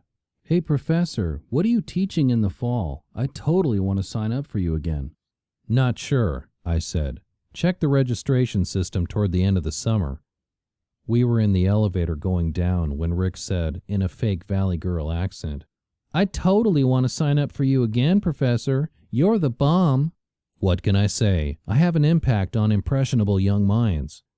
Fortunately, the elevator opened, and I was spared Rick's response. Chapter 33. Suspects. While we waited at Penn Station for our train back to Trenton, Rick called Tony Rinaldi to tell him what we had learned. and I paced around the waiting room, worrying about all the work I had to do. It was clear that I'd be pulling another all-nighter if I had any hope of getting the work finished on time. Forget about early delivery, which I'd been hoping for. I'd thought it would be a good way to impress the new client. Now I just wanted to keep the account. Pacing wasn't doing me any good, so I picked up a copy of the Village Voice. I was scanning the classifieds when one of the ads jumped out at me. You, Girl in Black Raincoat, DVD of Mr. and Mrs. Smith at Blockbuster on 47th Street. Me, blue polo shirt and jeans. We both agreed Brad Pitt is hot. You probably thought I'm gay, but I'm not. Call me. A woman across from me was on her cell phone. I want the wedding without the husband, she said. I want to wear the dress and have a party all about me. If only I'd been able to convince Mary to do the same thing, how my life would have been different. Our train is still a half hour away, Rick said when he finished his call. You want to grab some fast food? When we'd gotten our trays and picked a table that was almost clean, he said, I think we're closing in, but I need to know more about all these players. Do you think you could do some of your online magic? I was surprised that Rick would ask me to do something that was so opposed to the conditions of my parole, and the surprise must have been evident on my face. Nothing illegal, he said, and I'll square anything you need with Santos. I just don't have the time or the computer savvy to do what you can do. I knew that if I told Rick I didn't have the time, that I had to focus on my new client, he'd back off. But I'd been pushing to be involved in the case for so long, I couldn't back out. I'd just have to fit everything in. What do you need? Right now we have at least 3 people who could be pulling the strings here. We know all 3 have some connection to the kids. Menno's father, the music professor Melissa's close to, the professor in your department who knows Menno. It could be someone else we know nothing about, but right now we need to focus on these 3. Which one of them has the motive here? Which one needs money or has some criminal background? I can put some research together for you. Only legal, he repeated. No hacking, nothing I can't tell Santos about. Strictly legal, I said, though in my mind I was crossing my fingers behind my back. Whoever killed Menno and Melissa hadn't been confined by legality, and though Rick had to be there was no reason I had to be too. I had Carolyn's laptop and the neighbor's network, and as long as I was careful, there was no way I was going to get caught again. Oops, there was that hubris. I'd thought I wouldn't get caught when I hacked into the credit bureau databases to adjust Mary's credit rating. I was a master, of course. There was no way anybody would catch me. See where that attitude got me? Why didn't I seem to be able to learn from my mistakes? I spent the train ride working on my client manual, trying not to think about the hacking I had ahead of me, but my fingers itched every time the bad grammar in the manual stopped me and my brain immediately switched tracks. It was early afternoon when I got home, and I walked Rochester and petted him and told him what a good boy he was. I was tired, and the bumpy train ride to and from New York had made my ribs ache. I got into bed, propped my head behind a couple of pillows, and put Carolyn's laptop on a cushioned board in front of me. I turned on my own laptop and left it in sleep mode next to me in case I needed it. I didn't think Menno had been doing an independent study project for some economics professor, but I wanted to be sure. I logged onto Eastern's website and did a quick search. I remembered that there were rules about independent study projects, and buried deep in the bowels of the site, I found that you had to be at least a junior before you'd be allowed to undertake such a project. I switched to my own laptop and shot off a quick email to Rick and Tony, copying the relevant portions of the document. Back on Carolyn's computer, I started looking for information, beginning with Strings Livorno, Melissa's favorite music professor. I was able to substantiate my memory of the incident involving his cousin, but the professor himself never came up in any criminal connection, just lots of scholarly articles on the Baroque era in music. Strings had been pretty busy writing and publishing. Did he also have a sideline in procuring guns and fake IDs for students? I looked up his picture on the Eastern website. He looked as I remembered, though a lot older. A thin face with a pointy chin, accentuated by a neatly trimmed goatee. The earring in his left ear was a more recent addition, but he looked more like the elderly academic than a mafia kingpin, or even accessory. Strings was close to retirement. He probably knew all about IRAs and 401ks and retirement accounts. He could have counseled Melissa and Menno on exactly what to do with all the money they pulled out of Edith's various accounts. I checked the Bucks County property records and found that he owned a small home in Layville. A little more snooping discovered that he hadn't exactly planned well for his retirement. He'd be getting a college pension that was barely enough to buy canned tuna fish, and he still owed nearly $50,000 on his mortgage. He had a checking account at Quaker State Bank with a few grand in it, and a pair of $10,000 CDs at the same bank.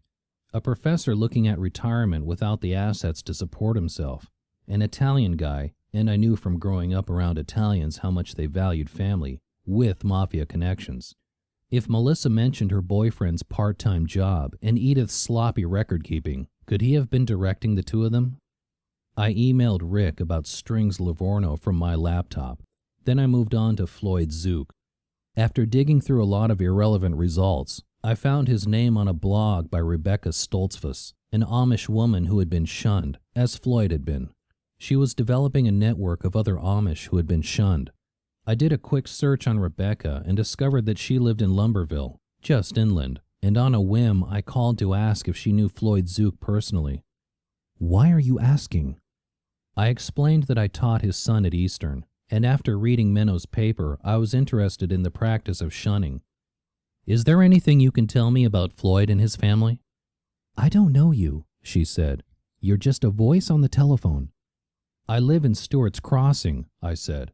"I'm not far from you. Could I come over and we'd talk face to face?" "I don't want to get Floyd in trouble." "I'm not a cop or anything." "But you're in English," she said. "You wouldn't understand." She hung up. Growing up in Pennsylvania, I knew a little about the Amish, including the fact that they called non-Amish people the English. But I didn't know enough, and I wanted to know more. I sat there staring at the slideshow of pictures on Rebecca's website, and one popped up showing her and a beautiful golden retriever. I looked over at Rochester. "What do you think, boy? You think maybe you could get this woman to talk to me?" It was just after 4.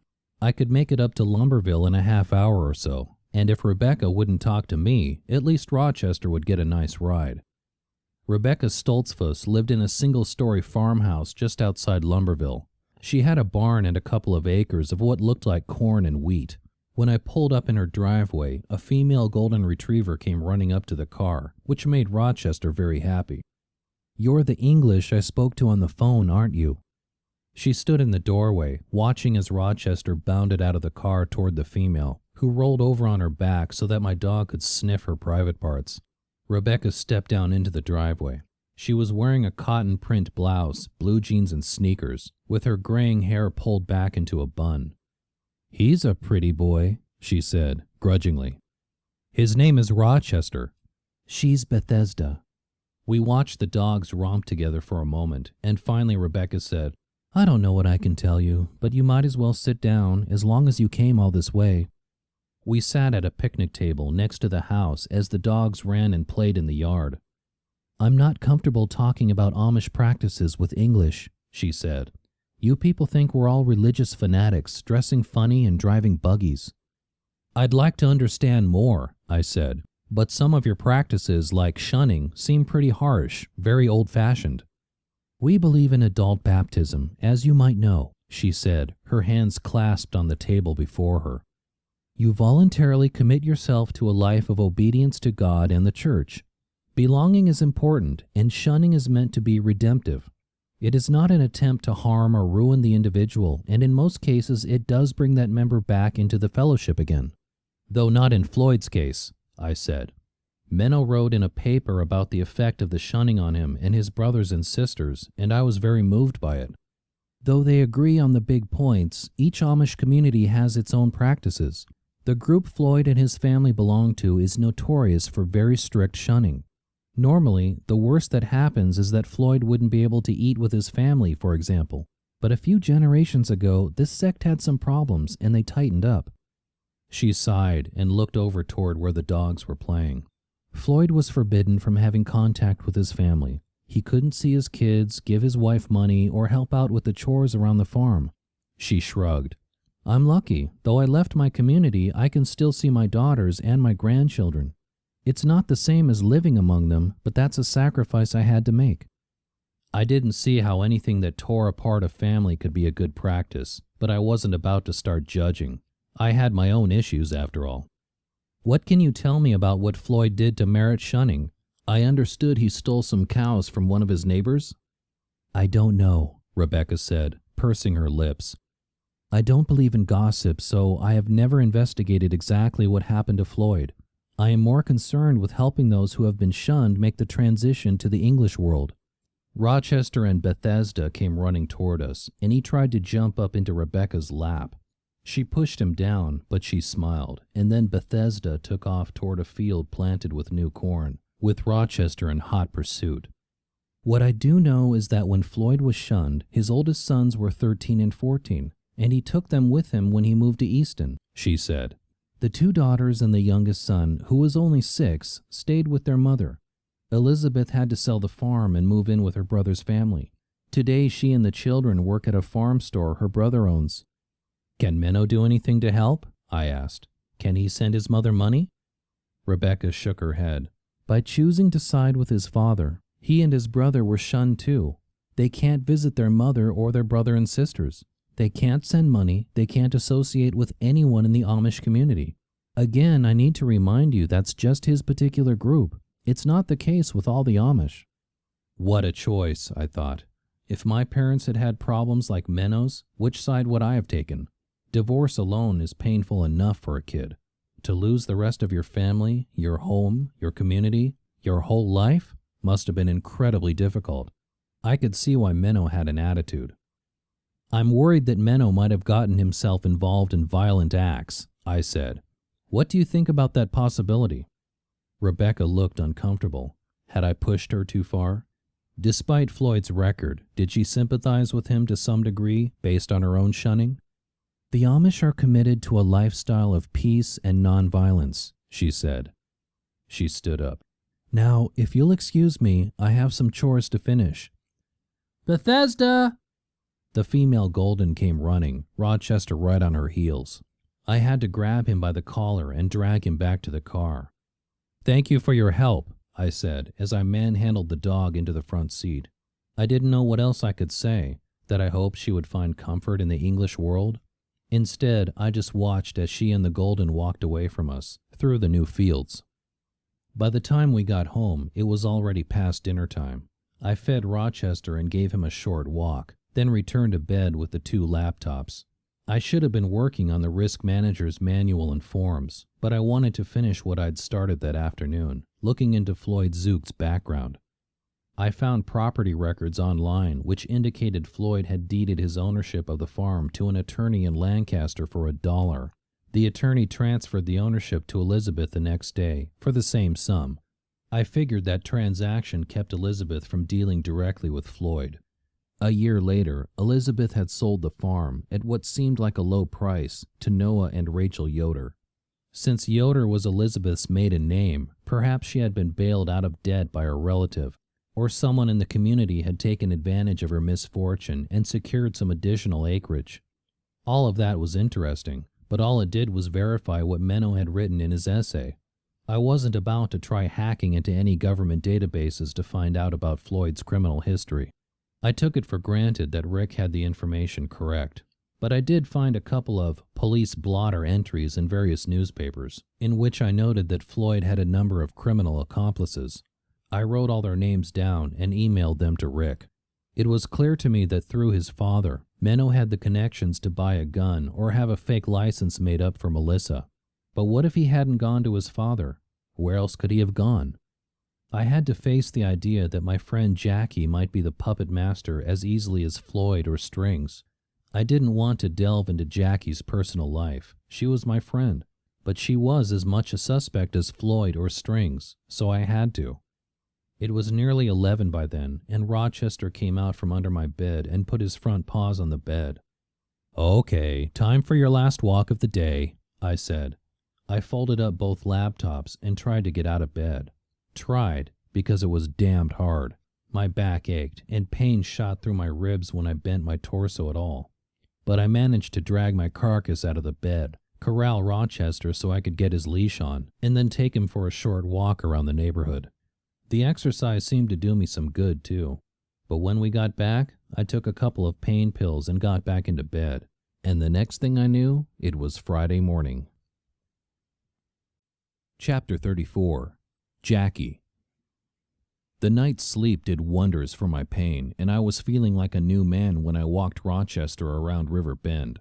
Well, maybe not new, marked down perhaps, but not quite tossed into the trash yet. After breakfast, I emailed my client the questions I had about the parts of the manual I'd already edited. I figured that I would keep him busy for a while, and maybe the stalling tactic could buy me a few extra days.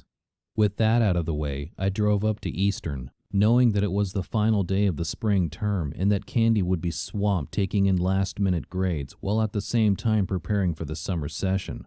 The college closed down for a week between terms, so it was the last day to get anything accomplished before the vacation. When I arrived at the English department at Blair Hall, Candy was on the phone, and there were 2 students waiting for her at the window. "Can I look something up in the files?" I asked, and she nodded.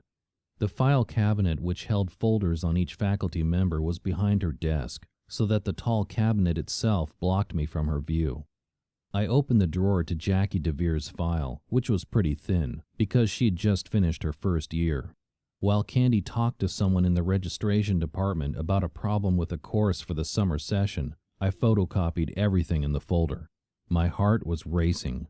If Candy got off the phone and came around from behind her desk to chat with me, she'd see I wasn't copying from my own file, but Jackie's, and she'd want to know why.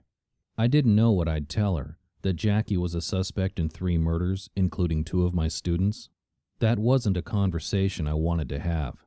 It wasn't fair to Jackie to put her under a cloud of suspicion without more evidence, and I didn't even know what I could find in her folder, but I wanted to read it, and I didn't think I could give it the right level of attention while I was worrying that Candy might finish her conversation at any minute. Candy was still on hold with registration by the time I finished the copying and returned the folder. I waved my goodbye to her and walked out, carrying a sheaf of papers I'd copied. In the car on the way back to Stewart's Crossing, I called Rick. "You want to meet up later and go over that stuff I've been emailing you? I'm working on Jackie DeVere when I get home." "The drunken Hessian," he said. 6:30. "You're buying," I said, and hung up. I didn't look at the photocopies from Jackie's file until I was at home. And even then, I took Rochester out for a walk around the block, then made myself a quick lunch. There was a return email from my client. He was impressed with the progress I'd made, but he'd answered every one of my questions, so my stalling tactic had failed. I knew I'd have to spend all day Saturday and Sunday pounding his crappy prose into shape. With that out of the way, I had no choice but to pick up Jackie's folder. Her academic record wasn't quite as stellar as I'd expected. She was a smart, sassy girl, and I assumed there was significant brain power behind her pretty face. In high school, she'd been a star. She had graduated from an academic magnet school, where she had been the lead on the debate team, a champion chess player, and a regular fixture on the dean's list. But her college-level academic record wasn't stellar. She'd left Rutgers with a C+ average, and I discovered that though she had completed all her coursework, again, with just over a C average, she had not finished her dissertation. There was a note from her advisor at UMass that her topic had been approved and her outline had been returned to her twice for revision.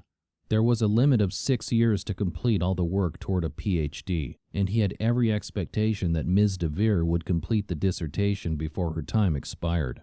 It wasn't clear what would happen if she didn't finish in time. Would they make her take extra courses, boot her out of the program? That meant there was a time pressure on Jackie, and when you're young, time equals money. If you spend all your time teaching to earn money, as I knew Jackie did, that left very little time for research or writing. Full-time faculty at Eastern taught 4 courses a term, and Jackie was teaching the allowable additional 2 courses for extra money. You could get an additional stipend for advising independent study students, and I saw from the department records that Jackie had 4 of those. She was also the advisor for the African American Students Club at yet another stipend. Where did she get the stamina? She was almost 14 years younger than I was, and when I was 28, I had a lot more energy. But to manage 6 courses, all those other requirements, and write a dissertation?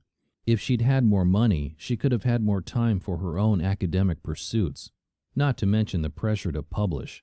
At Eastern, tenure-track faculty had 6 years to prove themselves, through a combination of writing and research. Well, they were supposed to be good teachers too, but that was the lowest on the list. During the 6th year, they went up before the tenure committee. At that time, they had to present the fruits of their labors at Eastern. I knew from other faculty that you had to have at least published one book, preferably from a well-known academic press. You needed a curriculum vitae full of articles published in journals, as well as evidence of serious research that advanced your discipline. Most faculty depended on publishing their dissertations, and then on to expanding and continuing that research. Every year Jackie spent working on her thesis was a year she couldn't spend on writing articles for publication. That had to add pressure to her life.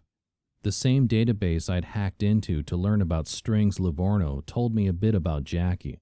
As a first-year faculty member without a PhD, she wasn't making much money. She didn't have an account at Quaker State Bank, and I didn't want to waste time trying to hack into every bank in the region to find her records. She had a hefty student loan burden. PhDs don't come cheap these days, and the low level of her academic work had meant she didn't earn merit scholarships. She owed over $100,000 in loans, which was going to take her years to pay off at a college professor's salary. I'd always assumed she came from a poor family. Why hadn't she gotten more of a free ride? The more I investigated, the more I was able to move Jackie from one compartment in my brain to another, from friend and colleague to murder suspect. It was the only way. I had to think of her like Floyd Zook or Strings Livorno. I'd assumed Jackie had grown up in the ghetto, as she called it, but in her Rutgers record I found her mother's address in Union, a middle-class suburb of Newark. Further research and the judicious use of private databases indicated that her mother, Cynthia Hastings, was a registered nurse and had been married twice, to Frederick DeVere, who was born in Newark, and to Otis Roberts, who was from Grand Cayman. Both marriages ended in divorce. Jackie had 2 brothers, Cyrus DeVere and Jamal Roberts. Jackie was 28, Cyrus 26, and Jamal 22. Cynthia still lived in the house on Alice Terrace and worked at a big regional hospital. She had a mortgage of about $20,000 on a house that was worth close to 10 times that. Her hospital salary was a matter of public record once I figured out what her employment level was. She made a little over $70,000 a year, more than twice what Jackie made. With her kids grown, she was enjoying financial security. If Cynthia had significant assets, then Jackie would have been excluded from any need-based scholarships. Without academic excellence, all she could count on were a few grants aimed at increasing the presence of minority students in graduate programs. $100,000 was a tough burden, especially on a college salary. Cynthia was in a position to help out, but who knew what other expenses she had? Jamal was a DJ and rapper operating as Jamboy J.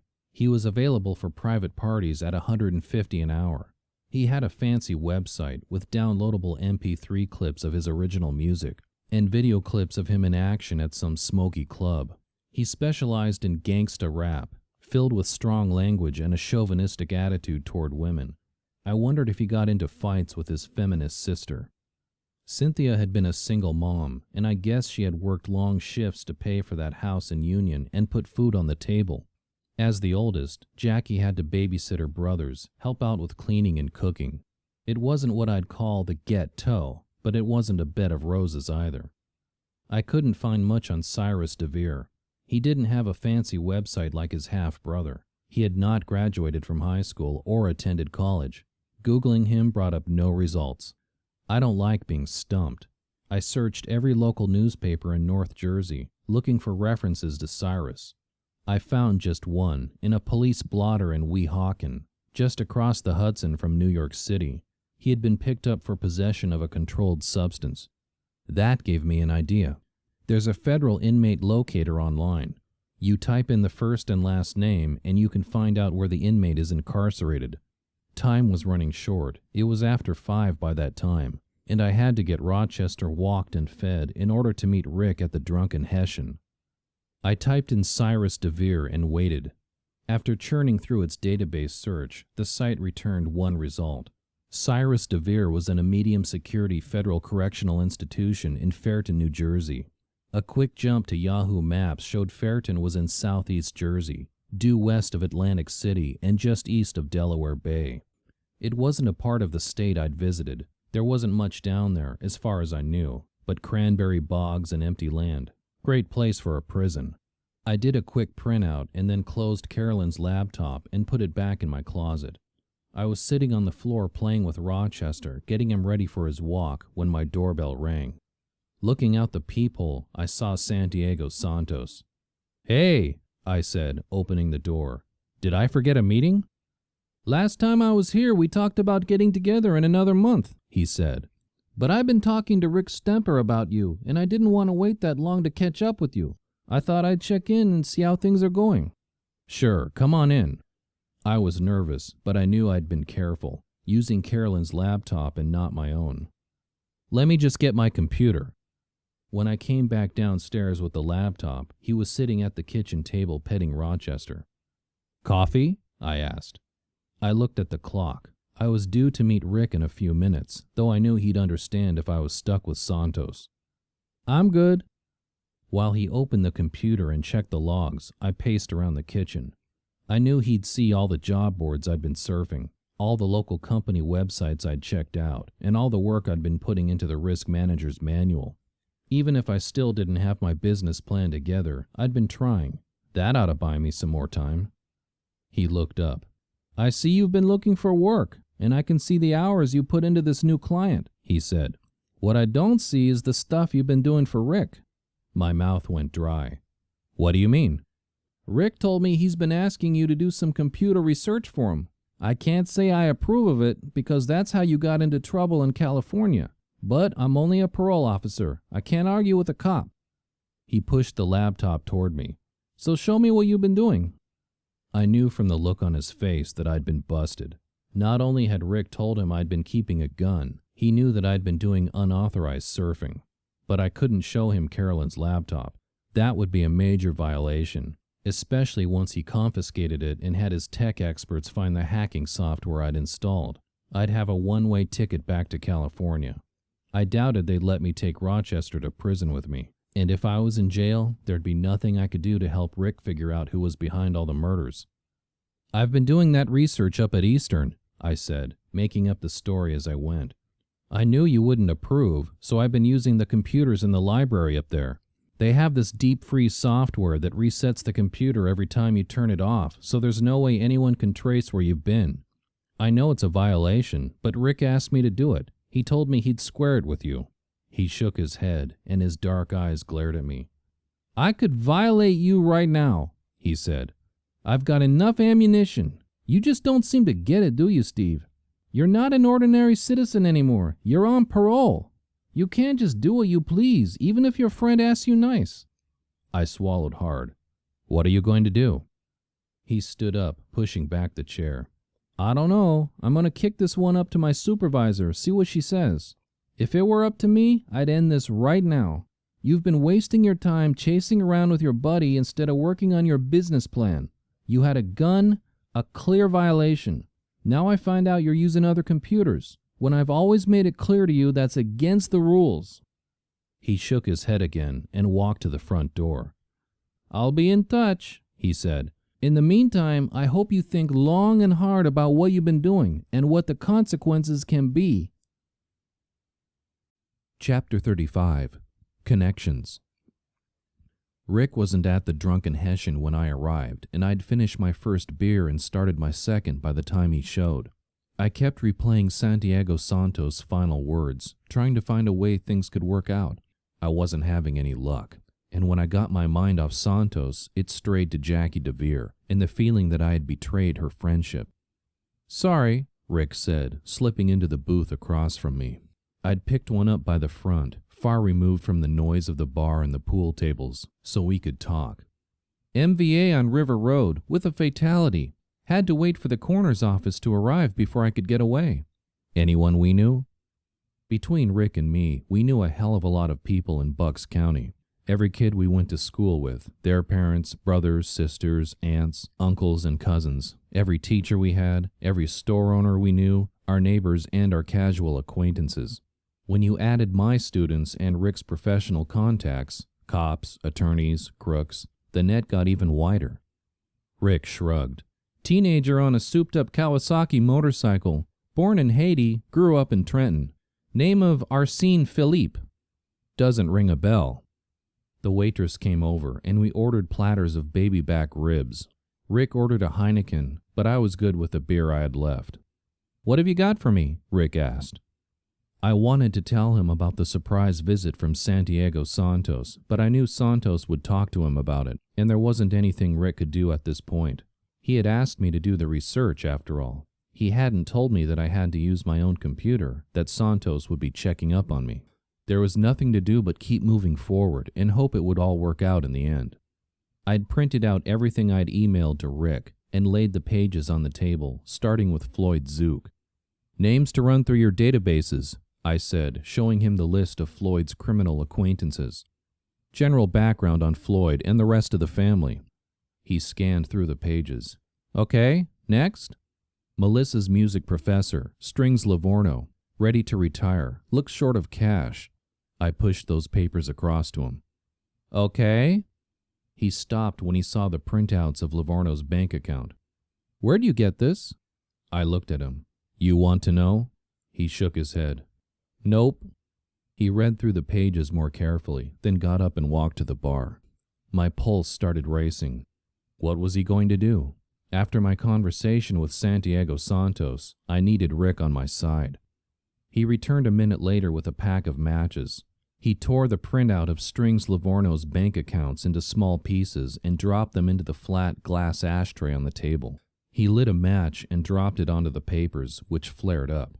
Fortunately, the Drunken Hessian is the kind of place that doesn't mind the occasional pyromania from its customers. So Livorno must know about retirement accounts, Rick said as we watched the papers burn. He has motive, too. I nodded, then took a long drink from my beer. I wasn't sure how far Rick could go for me, but the dying embers in the ashtray demonstrated more than anything he could say that he was in my corner. That was good, because I was about to burn one of the few friends I'd made since moving back to Stewart's Crossing. Jackie DeVere and I had bonded, and I'd been looking forward to continuing our friendship after I stopped teaching at Eastern. Now, I wasn't sure. Suppose she was innocent. How could I go on being her friend after I dipped into her confidential background? Jackie had a financial motive and contact with Menno Zook, but I couldn't believe that she could be behind the killing of 3 people. I took a deep breath. The wheels had been put in motion, and I couldn't stop them. All right, last one. I have to tell you, she's my friend, Jackie DeVere. I explained how we'd hung out together. She's a good person. I feel bad sneaking around collecting the stuff on her. If she's innocent, no harm, no foul, Rick said. If she's guilty, she needs to be caught. Yeah, right. I pushed the pages I had over to him, the copies from her file at Eastern, the printouts from various websites. In her case, all legal. You need to look up her brother Cyrus. He's in a federal prison in South Jersey. You sense a family resemblance? I don't know. Maybe Jackie hasn't spoken to him in years. I took another drink. I had a surprise visit from Santos this evening, just before I left the house. Rick raised his eyebrows. You show him those printouts you showed me? I shook my head. But he wanted to see the audit trail for the research. Yeah, isn't that part of your deal? I haven't been doing this research on my computer. The waitress brought our ribs, and Rick put away all the paperwork. When she'd left, he said, Do you want to go back to prison, Steve? No. Then stop doing stupid shit. He picked up a rib and waved it at me.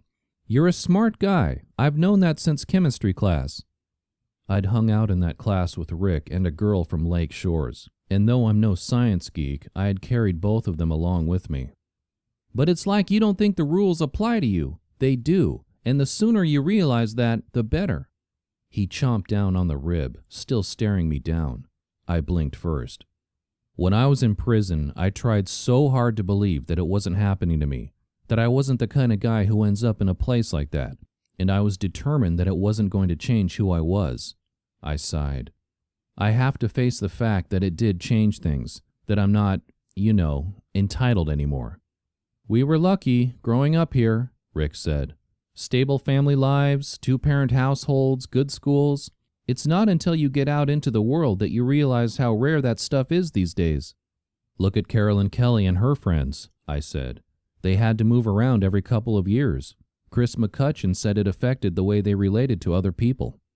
Some of the tension in my shoulders eased as Rick and I went on to talk about other stuff.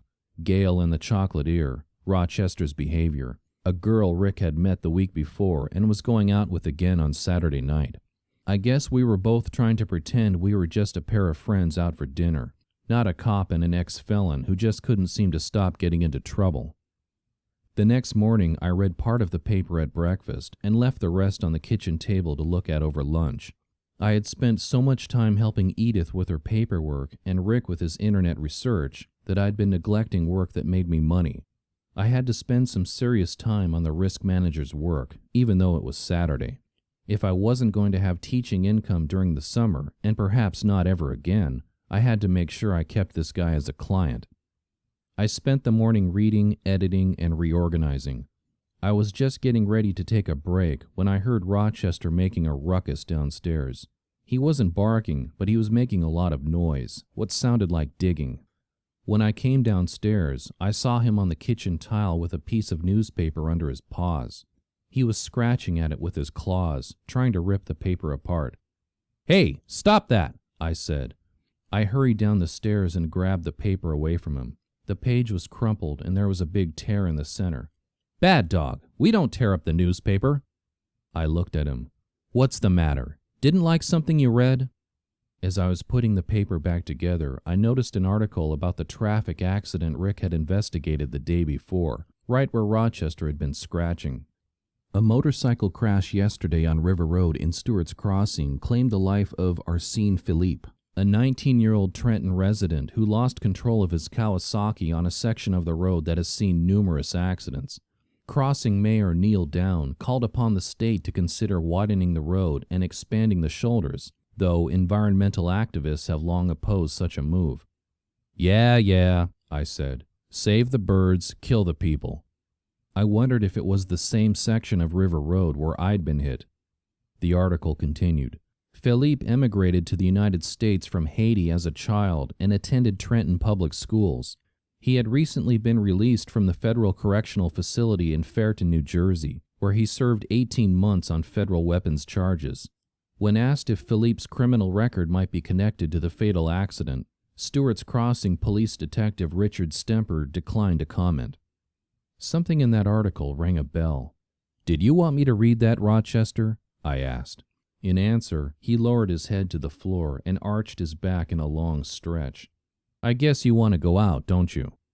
He started jumping up and down when I pulled his leash off the counter, and we went out for a quick walk. When I got back, I fixed myself lunch and finished reading the paper. It wasn't until I'd climbed the stairs to the office again and gone back to the risk manager's manual that it hit me. "Fairton," I said out loud.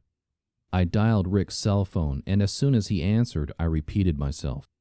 "Fairton, your victim yesterday was incarcerated there." "Who is this?" "It's Steve. Somebody else was in Fairton, too." "Lots of people," he said. "It's a pretty big facility." "Yeah, but one in particular, Cyrus DeVere." "Why is that name familiar?" "Because he's Jackie DeVere's brother," I said. "Jackie, my colleague at Eastern. Jackie, who knew Menno Zook." My mind was racing ahead. "Arsene Philippe was in on weapons charges, right?"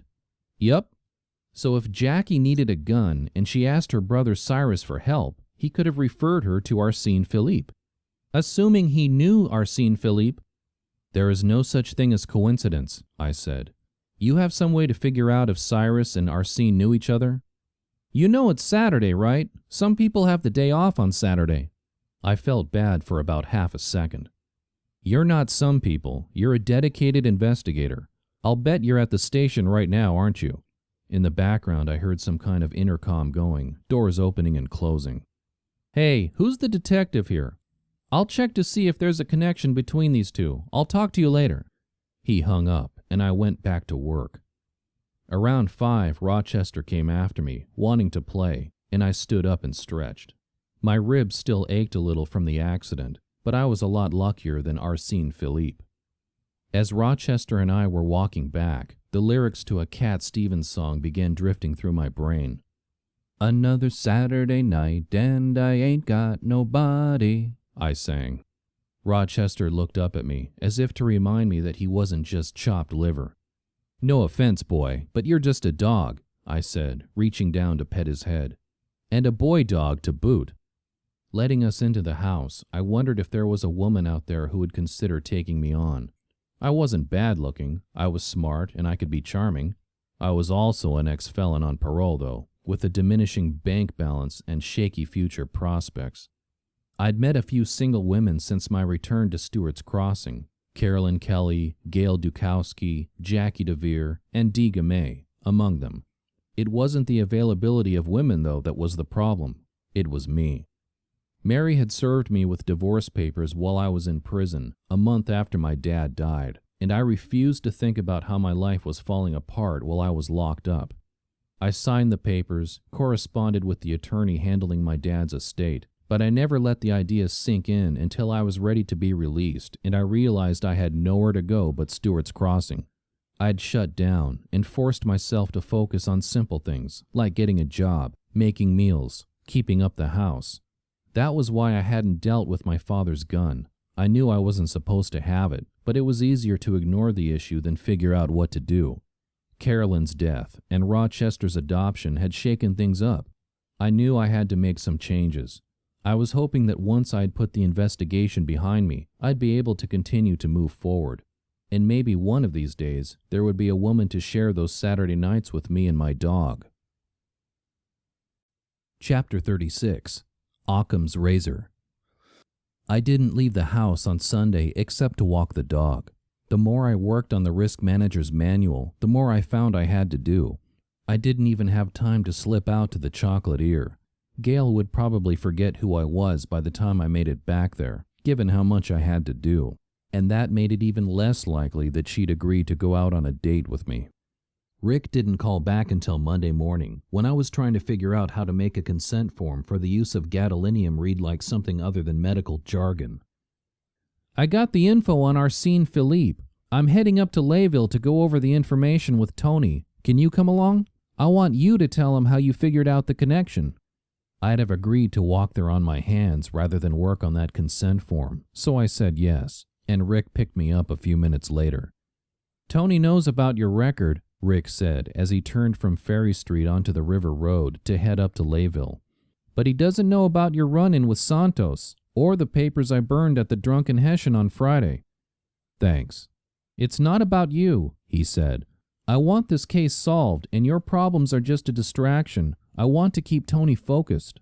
"Gee, I wish I could consider my problems just a distraction." "A couple of years from now, this will all be a distant memory," Rick said. "When you look back, you'll be surprised you ever stressed about it." "That's assuming that I'm not back in prison by then," I said. Rick gave me a sharp glance. "You're not doing anything else you shouldn't be, are you?" "No, Dad." I turned to look out the window. We were both quiet for a while as the spring landscape unfolded around us. Blue jays swooped in the pine trees by the roadside, and tiny daisies were popping up in the grassy verge. "I have a buddy in AA," Rick said when we'd crossed through New Hope, the Delaware swirling beside us in fast eddies. "He has a sponsor he calls whenever he feels like he's in trouble." I looked over at him. "I'm not an alcoholic," I said. "But I know you must get tempted," he said. "I want you to know that you can call me, like my buddy calls his sponsor. I'm no computer geek, but I know what it's like to want to do something you shouldn't." "You, Mr. Straight Arrow?" "Just because I'm a cop doesn't mean I'm not human. I've done some things I'm not proud of. The point is, I know what temptation's like. You ever feel like you're going down the wrong path, I want you to call me. I promise I won't judge you or anything." I remembered Rick setting the printout from Strings Livorno's bank account on fire at the Drunken Hessian, and I felt sort of warm and fuzzy inside. "Thanks," I said. "I appreciate it." He pulled into the parking lot behind the Layville police station a few minutes later, and we met Tony in an interview room. You have another lead? He asked Rick. Rick nodded. It started with Steve. To me, he said, You want to tell Tony what you found? It was really Rochester, I said. The dog? Tony asked. Just tell him, Steve. Leave the dog out of it. I frowned at him. There was an article in the paper on Saturday about the victim in a motorcycle accident Friday on River Road. The article mentioned that the guy had been in a federal correctional facility in Fairton, New Jersey. And? Tony asked. Rick jumped in. I got confirmation this morning from Fairton that my victim, Arsene Philippe, was on the same cell block with a guy named Cyrus DeVere. Cyrus is the brother of Jackie DeVere. Jackie is a professor in the English department at Eastern, I added. Menno Zook took a developmental writing class with her in the fall, and I know he kept in touch with her. Tony Rinaldi finished his cappuccino, and I could see the wheels whirling around in his head. You think this MVA is related to our crimes? There's no such thing as coincidence, I said. Yeah, there is, Rick said. But sometimes you just have to look at what's in front of you. Occam's razor, I said. Tony looked at me, and Rick sighed. Remember, the guy's a professor. If it looks like a duck, walks like a duck, and quacks like a duck, it's a duck, I said. Occam's razor in a nutshell. He nodded. The name of the rose. This time Rick looked baffled. It was a book, I said. A medieval murder mystery. The hero solved the case by applying Occam's razor to his deductions. Also a movie, Tony said. I'm a Sean Connery buff. Have everything available on DVD. Okay, enough diversion, Rick said. Back to the problem at hand. It's possible that Jackie DeVere either met Arsene Philippe when she visited Cyrus at Fairton, or that she asked Cyrus for a gun and he pointed her toward Arsene. All conjecture, Rick said. But if she got the gun from Philippe and then wanted to cover her tracks, she could have run him off the road. Tony opened up a notepad and wrote some things down, asking for dates, the spelling of names, and so on. Probably to prove he was just as good a detective, Rick took some notes himself. While they challenged each other on whose notepad was bigger, I got a hollow feeling in my stomach. So it's likely that the accident that killed him was related to everything else. And it's likely that your pal Jackie is at the center of it all, Rick said. What do you say, Tony? I think we should both head up to Eastern to look for her. The school's on break this week, I said. Spring term finished on Friday, and summer term doesn't start till next Monday. You feel up to a drive? Tony asked Rick. You go to Fairton, talk to Cyrus, and I'll look around for Jackie DeVere. Layville's my turf, after all. I'll see if it looks like her car was in an accident with a motorcycle last week. They agreed to their division of duties, and Rick dropped me off back home on his way to Fairton. I left the investigating to the professionals and went back to the gadolinium consent form. I was sick of radiology procedures, privacy policies, and healthcare regulations, but I wanted to be able to put dog food on the table for Rochester, even if all I could afford was to share it with him, so I kept working. I was so busy I didn't even go out for the mail until I was walking Rochester after dinner. There was a lumpy package in the box addressed to him. Hey boy, you've got mail, I said, imitating the voice from AOL. Back at the house, we opened it up. Haven't seen you in a while, the note read. Hope you like these biscuits. Isn't that nice? I said. Your Aunt Gail sent you some biscuits. I sniffed them. They didn't smell like pumpkin. She must be trying a new recipe. I gave him one biscuit and left the rest in their plastic bag on the kitchen counter. I went back to the big manual, and I was caught up in the work until 11, when I realized it was late and my back and ribs had started to ache again. Rochester, I called. Hey boy, you want to go for a walk before bed? I found him sprawled out in the middle of the kitchen floor. The empty plastic bag that had contained the biscuits was near his head, and he'd thrown up twice. You ate all those biscuits, I said. Bad dog. No wonder you threw up. His body was twitching, and his nose was warm. Are you okay, boy? Do you need to go to the vet? I didn't know what to do. The only other dog owner I knew well enough to call for advice was Jackie DeVere, and I figured she had her own problems, especially if Tony Rinaldi had caught up with her. I cleaned up the vomit and wiped Rochester's mouth with a wet towel. Then I started pacing around, talking to myself as I argued the pros and cons of taking him to the vet's emergency service. Would they think I was stupid and overprotective if he just had an upset stomach? What could they give a dog for overeating anyway? Some kind of puppy Pepto? I picked up the plastic bag, which still had one corner of a biscuit left in it, and was about to throw it away when the aroma of chocolate wafted out of it. Chocolate? I didn't know much about doggy digestion, but I knew they weren't supposed to eat chocolate. How come I hadn't noticed that smell before? Didn't Gail know dogs couldn't eat chocolate? I thought she knew everything there was to know about the stuff. Then I caught my breath. What if Gail hadn't sent the biscuits at all? There was one other person who made biscuits for Rochester, Jackie DeVere. I flashed back to the last time I'd seen Jackie at Eastern with Rochester.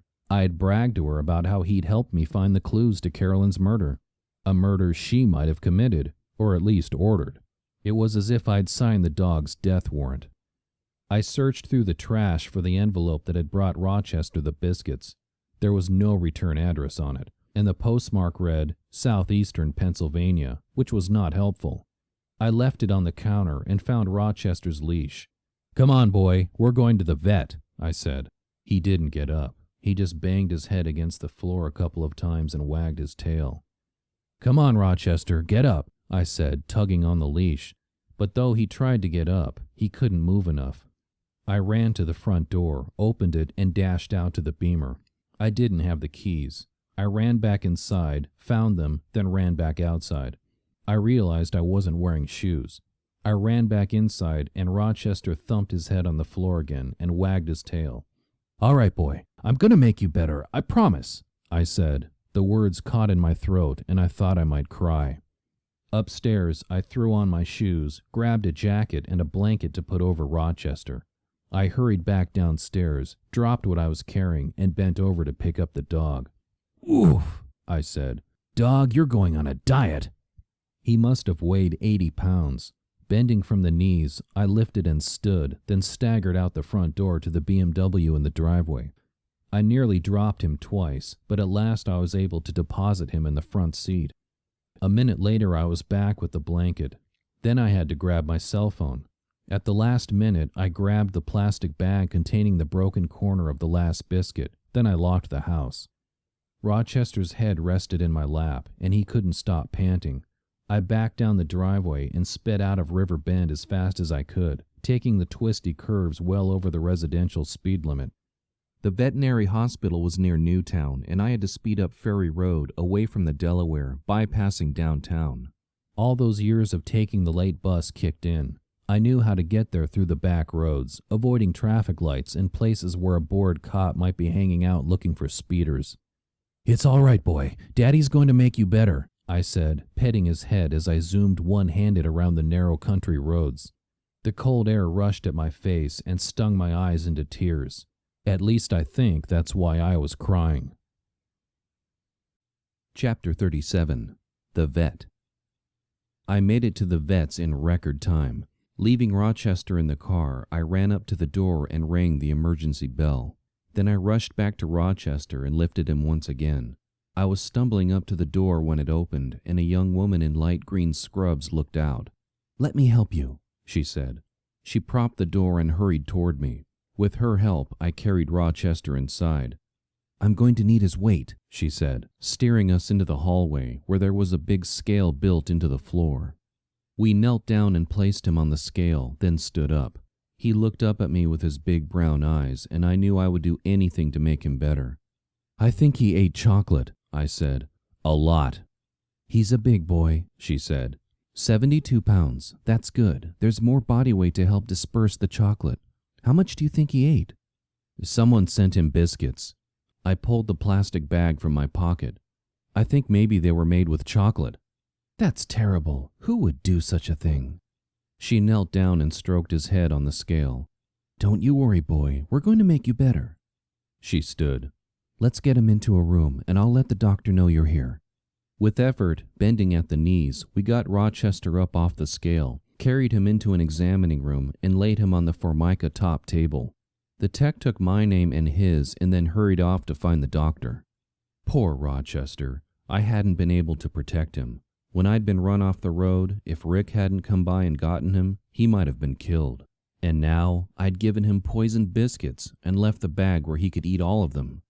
The room was small, dominated by the examining table in the middle. On one wall, a set of cabinets was mounted over a sink. The walls were covered with posters, the anatomy of a cat, the reasons why dogs needed dental care, a huge ad for heartworm treatment. Rochester lay on the table, heaving and twitching, and I petted his head over and over again and murmured to him. I couldn't help it. I started to cry. For Rochester, I loved him, and I felt I had let him down by not taking care of him. But it was more than just that. I was crying for all my losses, my parents, my marriage, my unborn children, everything I'd cared about and hadn't been able to hold on to. I remembered the day when Mary had her second miscarriage. We were at the hospital in one of those curtained units of the emergency room, and she would not let me hold her hand. The first time Mary discovered she was pregnant, we had told everyone we knew as soon as the home pregnancy test turned color. We'd shared the news of the miscarriage too, accepting the awkward sympathy of friends and family. No one knew about Mary's spending spree but me, and no one seemed to notice that the miscarriage had bothered me too.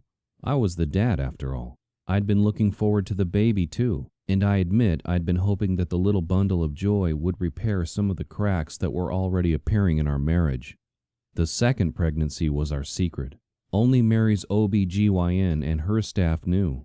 Mary quit her job to reduce her stress level, and she spent most of the day in bed, watching soap operas, eating Ben & Jerry's, and crying. The doctor said it was the hormones, but I think Mary already knew the baby would not come to term, and she was crying for her loss. That night, while Mary slept, I went online and hacked into the 3 major credit bureaus. It was a matter of a few minutes to find her record and place a flag on it indicating that there was a possible fraud, that the cards in her name should not be honored. Hacking had become such second nature to me that I didn't give a second thought to my actions. For the next week, I focused on taking care of Mary, shutting out my own pain and loss. It wasn't until 2 weeks later, when a sheriff appeared at the door of our house with a warrant for my arrest, that I thought again of that hack. I didn't want Mary to know what I had done. I let her believe that I'd been doing work for a client, a guy in Hong Kong who'd hired me for the occasional bit of computer skullduggery. She was angry at me, of course, but we both believed that it was unlikely that a white-collar crime like mine would result in any serious penalties. My attorney, though, was less sure. "They're looking for a scapegoat," he told me after I'd been bailed out and we met to discuss strategy. "You did a dumb thing, Steve. If you'd hacked into an ordinary company, they'd let things slide, because they wouldn't want anyone to know that their systems were vulnerable. But the credit bureaus have their own investigative branches, and they don't want anybody else to think they can get away with what you did." "What does that mean for me?" I asked. I'd dressed up in a rare suit and tie, trying to make a good impression on this attorney, whose brother had gone to graduate school with Tor. "It means they want you to go to jail." My jaw dropped, and I couldn't speak for a minute. "What do you mean?" He recited the relevant statutes for my crime and the possible penalties. "But I didn't even steal anything," I protested. "All I did was put a flag on my wife's account." "Doesn't matter. The crime was the hack, not what you did once you were inside." Things just got worse from there. Within a few weeks, we'd accepted a plea deal that prevented me from going to trial, where I could have been sentenced to up to 10 years for each hack, a total of 30 in all. In that context, a year behind bars sounded pretty good. Within the first month of my unfortunate incarceration, Mary had served me with divorce papers. By the end of the 4th month, my father had suffered a stroke in his sleep. His body had been discovered by a neighbor 2 days later, when she noticed he hadn't brought in his daily paper. Mary had found a new job within a few weeks after the miscarriage. She put the house on the market, accepted an offer, and bought herself a new condo in San Jose. She took everything she wanted from the house and had the rest boxed up and shipped to my dad's townhouse in Stewart's Crossing.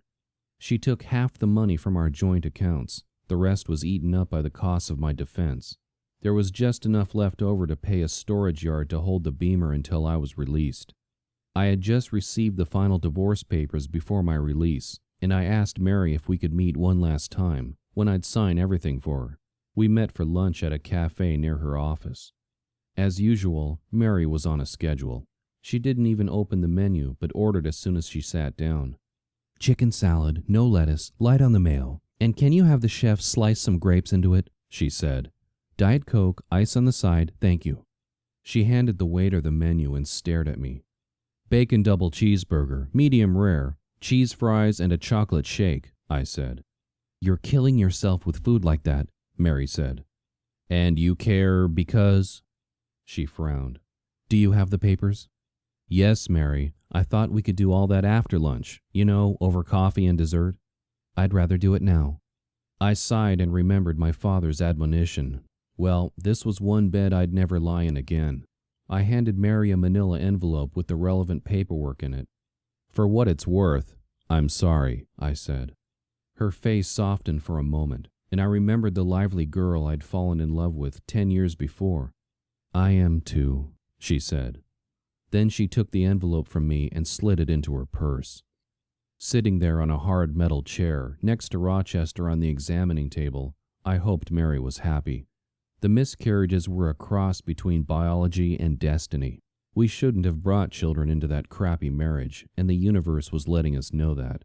I had let myself get swept up in the prop wash of the powerboat that was Mary Braunstein Levitan.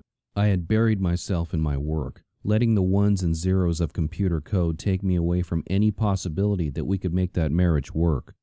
I kept on crying for those 2 miscarried children and for Rochester, who was the child I'd adopted to replace them, without knowing that's what I was doing. Somewhere in there, the tech came back and took Rochester's vital signs and a sample of his blood. I hardly noticed.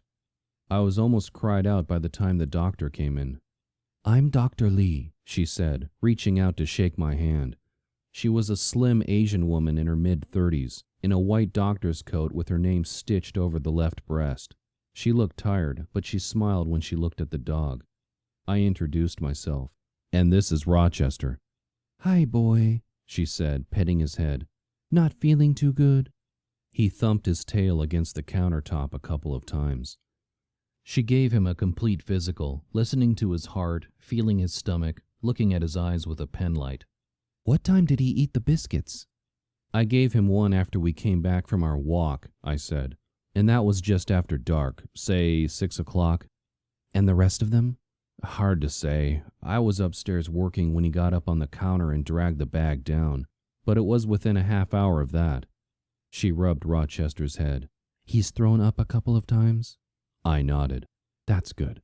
There are 2 things we can do when a dog eats something like chocolate that's poisonous for him. First, we want him to vomit, to get as much of the chocolate as possible out of his system." "Okay."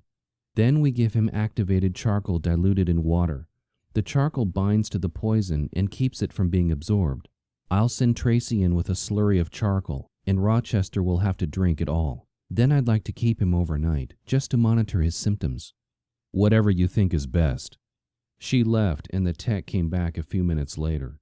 Between us, we got all the charcoal into Rochester. By the time we were finished, he was able to sit up, and he jumped down to the floor without any help from either of us.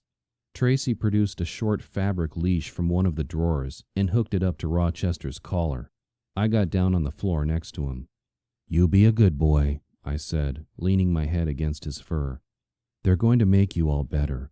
I'll come back for you tomorrow." "You can settle with the receptionist tomorrow when you pick him up," Tracy said as she opened the door. "And we have your phone number, so we'll call you if anything comes up." Rochester moved slowly, limping a little as Tracy led him out of the room. Chapter 38. A Walk in the Park. I didn't sleep much that night, and as soon as the sun was up, I drove to the park at Washington's Crossing. I didn't want to stick around River Bend, because I didn't want to have to tell the other dog owners where Rochester was, but I needed to walk and think. I started to organize the facts as I paced under the old oaks and maples that had seen Washington's men gather for their Christmas Day attack on the Hessians at Trenton. I covered big sections of the park, pausing at the statue of Washington and his men in their Durham boat, and by the time I returned to the parking lot, I thought I knew how everything had played out. From the car, I called Rick on my cell and arranged to meet him at the station. From the vet's office, I learned that Rochester had passed the night well and was waiting for me to get in. After a quick shower, I dressed and started on my errands. First was a raspberry mocha at the Chocolate Ear and a shoulder to cry on. For once, I had no papers to grade and no prospect of anything in the immediate future. I still treated the coffee drink as a reward. Edith Passis was there, in conversation with Irene Minecki. "The bank has identified 3 accounts in the Cayman Islands where most of my money was transferred," Edith said. "It's a long process, but with those accounts frozen, there's a chance I can get a lot of the money back." "I'm glad, Edith." "And I've decided I'm not teaching anymore. My arthritis is too bad, and I just don't like that long drive up to Layville." The fact that a pair of students had betrayed her trust added to that, I thought, but I didn't say anything. Gail came out from behind the counter to bring me my raspberry mocha and a little chocolate tart. "How's Rochester?" she asked. "I haven't seen you in here for a while. I've got a biscuit just waiting for him." I told the 3 of them what had happened the night before. They were all horrified. Gail reached out for my hand. "I hope you know I'd never send him chocolate biscuits." "I know." It was nice to hold her hand for that moment, but I couldn't stick around. The Stewart's Crossing police station was nowhere near as elaborate as the one in Layville. It was a squat, one-story building from the 1970s built in the poorer neighborhood of town, at the corner of Canal Street and Quarry Road, at the edge of downtown. Quarry Road was one of the main east-west streets in town, running from the river's edge, over the canal on a 2-lane bridge, across Main Street and up the hill toward Newtown and Lumberville. Cops could get almost anywhere in town within minutes. Rick was sitting at a scuffed wooden desk in a big bullpen area. There were 3 other desks around him shared by other detectives, behind the gated front area where the sergeant sat. I handed him the envelope the biscuits had come in and the plastic bag containing the last uneaten piece, and sat down across from him. "What do you want me to do with these?" he asked, holding up the envelope. "I want you to prosecute Jackie for trying to poison my dog," I said. "I'm going to tell you why. Edith told me that in October. Her gutters got clogged with autumn leaves, and she complained to Melissa, the work-study student in the music department. Melissa gave Edith Menno's name because he always needed money." "Hold on," Rick said. "You mind if I tape record this?" "Not at all." He pulled a tiny digital recorder from his desk and led me into an interview room at the back of the station. He turned the machine on, recited his name and mine, and then asked me to start again. Menno made himself an indispensable handyman to Edith, who was accustomed to her late husband, Walter, doing everything for her, I said. Sometime after that, Menno, Melissa, and Jeremy Eisenberg watched a TV program on identity theft in the lounge at Birthday House. Menno, who had seen how disorganized Edith was with her financial paperwork, saw her as a prime target. "How do you think they got a copy of Edith's social security card and a driver's license in Edith's name with Melissa's picture and signature?" Teenagers have been coming up with fake IDs for decades. Remember when we were their age and our licenses were printed on paper? When I was 17, I cut numbers from my Cinderella license and pasted them over the numbers on my permanent license so that my birthday was moved back 3 years, and I could buy liquor at the state store in Layville. Rick reached over and shut off the tape recorder. "Don't tell me those things," he said. He rewound the recorder a minute or so, and we started over again.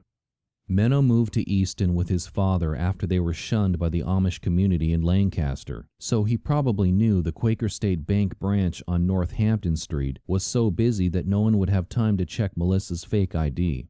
Maybe he even knew the teenaged manager didn't have enough experience to recognize fraud. I was pleased that Rick seemed to agree with everything I said, so I went on. Around that time, Menno started removing checks from Edith's mailbox and giving them to Melissa to endorse and deposit into the fraudulent account at Quaker State Bank. Then they redirected Edith's account paperwork to the post office box in Easton so she wouldn't notice she wasn't receiving her checks. "Pretty sharp for a couple of kids," Rick said. "You're right. The person who was behind it all must have been directing them to some degree." Menno knew Jeremy Eisenberg's father worked on Wall Street, and he began asking Jeremy questions about cashing in Edith's CD and about opening an account in Switzerland or the Cayman Islands. I don't think Jeremy was the one behind them, though, Rick said. Like, no way he could be that smart, dude. I laughed. Maybe that was when they involved Jackie DeVere, when there was so much money building up in the fake account that they didn't know what to do with it. Even smart, sneaky teenagers have limited horizons, after all. What did they know about hundreds of thousands of dollars? Jackie's stepfather was from Grand Cayman, which meant she might have known something about the islands. I took a breath. Or maybe they didn't involve Jackie until Carolyn Kelly called Melissa's cell phone and said she was from Quaker State Bank, and that she was investigating the account under Edith's name at the Easton branch. Tony Rinaldi went to the house Jackie was renting in Layville yesterday. She's gone. He got the landlord to let him in, and it's clear she's flown the coop. Then he called her mother's house. Her mother says she hasn't seen her for a couple of weeks or talked to her for the last couple of days. I called up to Union and got a detective to go around and talk to the neighbors, and they said she was there over the weekend, but she's gone now. She left the dog with her mother. I've got an APB out on her vehicle, and I've got a guy seeing her brother at Ferreton later today, trying to connect her to Arsene Philippe. It must have been Jackie's black SUV I saw speeding away after Carolyn was shot. I don't know if she pulled the trigger herself, or if she drove Menno there, or just gave him the gun and the keys to the car. She's still responsible, Rick said. Once Carolyn was dead, they probably thought they were clear, I said. But then I entered the picture. I discovered Carolyn's body, saw the speeding SUV, and adopted Rochester. I began helping Edith figure out her finances at the same time as I was helping you look for Carolyn's killer. It took me too long to realize that the two investigations were connected. If I had known sooner, perhaps Melissa and Menno might still be alive. Rick reached out and squeezed my shoulder. You can't worry about that stuff, he said. The key was Melissa's cell number, which she used when she opened the fraudulent account at Quaker State Bank, and which had showed up on Carolyn's phone bill. If Melissa had never called me for advice on her research paper, it would have taken us even longer to make the connection. Why do you think Jackie killed Melissa and Menno? Rick asked. They must have gotten scared after Edith and I started the investigation at Quaker State Bank. Even though Edith's money had been moved out of the account, they must have been frightened of discovery, and Jackie knew that if they were arrested, they'd point to her. That's if we assume she's the person responsible, Rick said, assuming she got them the gun and shared in the proceeds of the theft. If she got arrested, her academic career would be derailed, and she'd go to jail. I'll bet seeing Cyrus behind bars was a powerful motive to stay out of prison. I shuddered. If I'd known what prison was going to be like, I would sure have been more careful about what I did. So she killed the two of them, thinking that there were no clues that would link her to them or to the thefts from Edith. I nodded. Just to be sure, she tried to run me off the road when I was walking with Rochester, and she smashed Arsene's motorcycle along the same road, removing the only other person who could link her to the Glock.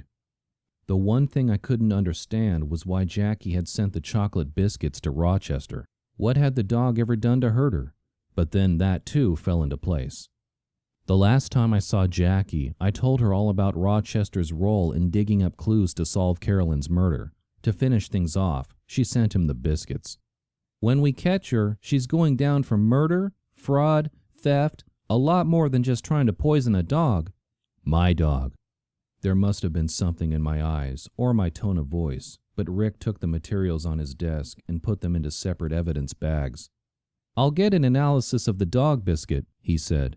You never know. The way attorneys are these days, and judges and juries, we need every piece of evidence we can get. Thanks. I appreciate it. I was just about to leave when my cell phone rang, playing the first few bars of the Baja Men singing, "Who Let the Dogs Out?" Rick frowned, but when I flipped open the phone, I saw from the caller ID that it was Jackie. I held up a hand to Rick and said, "Hey, Jackie, what's up?" He leaned in close so he could hear her side of the conversation. "Samson's driving me nuts," she said. "All he wants to do is play, and I've got to get him worn out so I can work on my thesis. Do you feel like bringing Rochester up to the dog park for a play date?" Rick was nodding his head. "Sure," I said. "My schedule's pretty open today. What works for you?" We settled on noon, and I hung up. "What do you think she wants with me?" "Maybe she's checking to see if you got the biscuits," he said. When Tony called her mother's house, what did he say? He said he was investigating the death of a student she had been close to and wanted to ask her some questions. I drummed my fingers on the desktop. So maybe she doesn't know for sure that you suspect her, I said. I told her that I was helping you find out who killed Carolyn. Maybe she thinks I know something about the investigation. We arranged to meet up with Tony Rinaldi at the Layville station at 10, and Rick asked, "Where's the dog now?" "He's at the vet. I'm on my way to pick him up." "Bring him with you." When I started to protest, he said, "We don't want to spook her. If you show up without the dog, she'll know something's up." "But she won't have her dog," I said. "Samson's at her mother's." "This woman sent your dog poisoned biscuits. Do you want her to go to jail?" "You know I do." "Then get the dog and bring him with you." I hesitated. It was one thing to put myself in danger. Assuming Jackie had killed Melissa and Menno, she might have it in for me too. And I knew she held a grudge against my big, sweet golden retriever. How could I drag him into trouble? And how could I risk my own life, knowing that he depended on me? "Rick, I'm not so sure," I started. "I need your help," he said. "We've got to trick this woman into showing her face so we can arrest her. Don't worry, I'll be right there, just like with Chris and Karina, okay? You don't have anything to worry about." Easy for him to say, but I knew how important it was to catch Jackie and make her pay for everything she had done. So I left the police station and went to get my dog. Chapter 39. Secrets Come Out. When the tech brought Rochester out to me in the lobby, he was back to his old self, jumping as soon as he saw me. I got down on my knees and buried my head in his soft, golden fur. "Did you miss me, boy? You all better now?" His enthusiasm was all the proof I needed. I rolled the windows down as we drove up to Layville. Rochester stuck his head out, enjoying the breeze, and I could almost pretend we were just out for a fun drive in the country. Then we got to the police station, and I had to face the fact that I was about to put myself and my dog in danger. The same desk sergeant was on duty. "Hi, boy," he said, ruffling Rochester's ears. "How've you been?"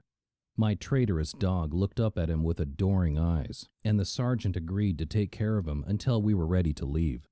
Tony had assembled a bunch of cops in uniform and plain clothes in the station classroom, and he briefed everyone on the details of the case. He'd mobilized the county task force, including state cops, local departments, and county sheriff's deputies. With military precision, he laid out who was going to be stationed where and how he expected the meeting to play out. There would be cops in the woods, a couple of young guys in plain clothes on the lawn of Birthday House, and more in vehicles in the dog park lot. "Professor Levitan is going to get to the park in advance of his rendezvous time and be playing with his dog in the enclosed area. As soon as the suspect pulls up and gets out of her SUV, we move in." The gravity with which the cops approached the situation calmed me down a little, but I was still nervous as I drove from the station to the dog park, and Rochester seemed to sense it and want to make me feel better. He lay his head on my lap so that I could stroke his golden fur with my right hand. He recognized the dog park as we pulled into the parking lot, and he was scrambling around, positioned to exit as soon as I opened the door, when my cell phone rang. Checking the display, I saw it was Jackie. "I'm waiting at the house for a plumber," she said. "I can't leave right now. Can you bring Rochester over here? The boys can play in the yard." I didn't know what she was trying, but I couldn't let her get away. "Sure, give me your address again." I grabbed the pen and pad I keep in the glove compartment, but Rochester started trying to climb over me. "Rochester, down!" To Jackie I said, "He's excited." "I'm sure he'll have fun." She gave me her address, and I wrote it down. "Be there in a few," I said. As soon as I hung up, I called Rick and told him what had happened. "So you can just go over there and arrest her, right?" I asked. "My part is done?" "She called you from her cell, right?" "Yup." "So she could be anywhere. This could be a trap to flush us out. We need a visual, Steve." "You want me to go to her house?" I felt my voice squeak. "Drive slowly. I'll get Tony to get the troops mustered." I hung up and looked at Rochester. His tongue hung open, and he looked so happy. Jackie had tried to kill him. I owed it to him, as well as to Carolyn and Menno and Melissa, to see that she went to jail. I cruised through the eastern campus. Spring was bursting out all over. trees in full bloom, manicured beds bursting with pink, red, white, and purple flowers, rolling green lawns. The campus was deserted, just a couple of staff members moving between the buildings. I remembered a summer I'd spent working on campus, how peaceful it had been. Eastern was such a beautiful place, dedicated to higher pursuits. A murderer didn't belong there. I looked around to see if there were cops following me, but I couldn't see any. I figured they were all getting into position around Jackie's house. At the top of the hill, I turned onto Main Street. When I was 4 or 5 blocks from Jackie's, I pulled over and stopped the car, then called Rick's cell phone. "We have a visual on the house," he said. "There's no car in the driveway. I think she's faking us out." "What do you want me to do?" "Sit tight. See if she calls you." As I snapped the phone shut, I heard Jackie's voice. "You sold me out, Steve. That wasn't a smart move." Rochester turned at the sound of her voice and scrambled to his paws on my lap so he could look over me. I turned too and saw Jackie standing beside me, a gun aimed straight at my head. "Jackie," I said, and my voice squeaked again. "You had to go messing around," she said. "Things just got out of hand, but I was covering my tracks. Nobody would have ever connected me to the money if you hadn't stuck your nose in." I looked around, hoping that the police were somewhere in the area. A few hundred yards behind me, I saw Jackie's black SUV parked alongside the road. "I hate to have to do this, but I can't let you give evidence against me." She aimed the pistol and released the safety. A series of shots rang out and my body shuddered. I grabbed onto Rochester and started to cry. Then I realized I was all right. I opened my eyes and there were half a dozen cops converging from all sides. Jackie lay on the ground, the gun a few inches from her hand. My cell phone started to ring and I recognized Rick's number. I answered, but I was too shaken to say hello. "You okay, buddy?" he asked. I looked up and saw him running towards my car, holding his phone to his ear. "We're okay," I said. "Both of us. We're okay." I hugged Rochester, and he licked my face. My troubles weren't over, though. The next day, I drove up to Doylestown for my meeting with Santiago Santos and his supervisor, an African-American woman named Jamelia Kane. Santos met me at the front counter and led me back to Ms. Kane's office, a barren room without a single piece of personal memorabilia, just copies of various rules and regulations posted on the wall in simple metal frames. "You don't seem to understand how serious your situation is," she began, after we'd been introduced and Santos and I sat down across from her on hard metal chairs. "I do," I said. "I've been working hard, trying to set up my business. I don't want to go back to prison." "Did Mr. Santos go over the rules and regulations of your parole when he began working with you?" Santos sat there, not saying anything. "Yes." "So you knew that as a convicted felon, you were not allowed to possess a firearm?" "It wasn't mine," I said. "It was my father's. I didn't even find it in the house until a couple of months after I came back to Pennsylvania." She glared at me. "Do you know what you should have done at that point?" I noticed that my hands were shaking. "Yes, I should have reported it to Mr. Santos." "And why didn't you?" I shrugged. "I didn't think about it." "I could overlook the weapons violation," she said. "You were not a violent offender, and it's not like you went out and purchased the gun, but your violation of the agreement regarding your computer use is much more serious." "I understand," I said. "When Detective Stemper asked me to do that computer research for him, I should have used my own computer so that Mr. Santos could have seen the results.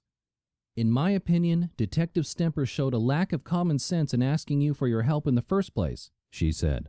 "It would be like sending an alcoholic to a bar or a junkie out to buy nickel bags."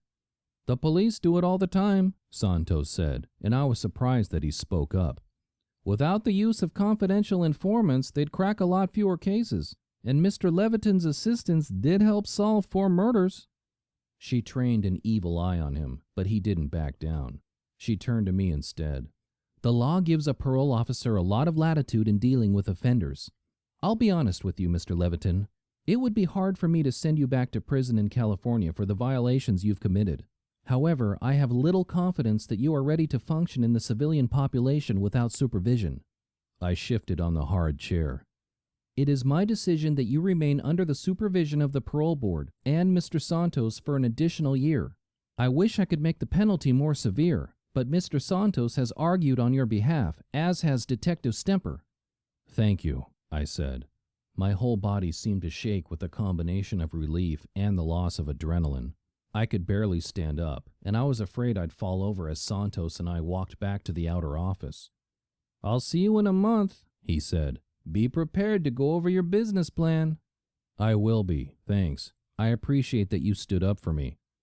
"Jamelia's a good woman," he said. "We all want what's best for you, Steve." "You ever see those birds you were looking for the last time you were at my house?" I asked. "Oh yeah, a couple of really rare ones actually, migrating though. Another day and we'd have missed them." We talked about birds in the park for a few minutes, and then I headed back to Stewart's Crossing, where my dog waited for me. Carolyn's house was sold, and a young couple moved in. When I saw them a few days later, holding hands, I remembered moving into our house in Silicon Valley with Mary. For the first time, the memory didn't hurt. Gail introduced Edith to a stockbroker in town who helped her consolidate her accounts so she'd have less to keep track of, and I gave her a spreadsheet she could use each month to check off that she'd received the money she was expecting. She filled out endless forms for various banks and government agencies and waited for everything to come together so she could get her money back. In Carolyn's memory, I reread Jane Eyre, recognizing that, like Rochester, I had a secret. His was a crazy wife hiding in the attic, and mine was the fact that I'd been convicted of a felony. His wife had died in the fire, freeing him to pursue a romance with Jane. Had Jackie's capture done the same for me? I was at the Chocolatier one Saturday morning, picking up a couple of croissants, when Gail and I got into conversation about a new movie that was opening, an adaptation of a Bronte novel. It was a chick flick, but my connection to the fictional Rochester, as well as the canine one, made me interested. "You want to see it together?" I asked. "Maybe tonight?" "That would be great," she said. She looked at me. "You want to get some dinner beforehand?" "I'd like that," I said. "Great, it's a date." That it was, my first since the divorce. We had burgers at the Drunken Hessian before the movie. It wasn't the most romantic location in town, but I thought I'd better start slowly. After we gave the waitress our orders, I asked Gail, "So I understand from Ginny that you were a hotshot pastry chef in New York. What brought you back to Stewart's Crossing?" "My mother got sick," she said, "and my boyfriend wasn't very supportive, and I was getting worn down from the grind in the city. I quit my job and came back here to take care of her, and after she got better, I decided to stay." She sipped her beer. "How about you?" I took a deep breath. "I didn't have much of a choice," I said. "My ex-wife divorced me while I was in prison, and my father died and left me the townhouse. She sold our house and shipped all my stuff here, so I followed." Her eyebrows raised, but she didn't bolt, and I told her the whole story. Our food arrived, and we kept talking, and in the darkness of the movie theater, she took my hand and squeezed it. All in all, a pretty successful return to the dating pool. A couple weeks after the shooting, Rick came over on a Saturday afternoon. We sat out in the courtyard of my townhouse drinking beer, with Rochester lying in the shade near us. Jackie was still in the hospital, recovering from her wounds. "She isn't saying a word," Rick said, "but there's damage to her front bumper consistent with hitting Arsène Philippe's motorcycle. We're going to build the case by the book on this one, and we're going to get her." She denied everything, from masterminding the students' thefts to running me off the river road, but Rick was accumulating evidence against her. When I tried to remind him of all that Rochester had done to help solve the mystery, he was polite but non-committal. "It's not something I can take to a judge." It was high summer by then, and a warm breeze blew through the courtyard. A couple of clouds drifted overhead, and the only noise was the low rumble of air conditioning compressors running all over River Bend. In the distance, someone's gate slammed shut, and Rochester looked up. "I'm thinking of taking the dog and heading for someplace cool for a while. Maybe the shore, maybe the mountains," I said to Rick. Then I looked over at Rochester. "You like that idea, boy?" I asked. "Ready to retire from your career as doggy detective and head for the hills?" Hearing his name, Rochester looked up at me and wagged his tail, though I couldn't tell if he agreed or if he was just glad I was paying attention to him. As for me, I was just glad to have him around.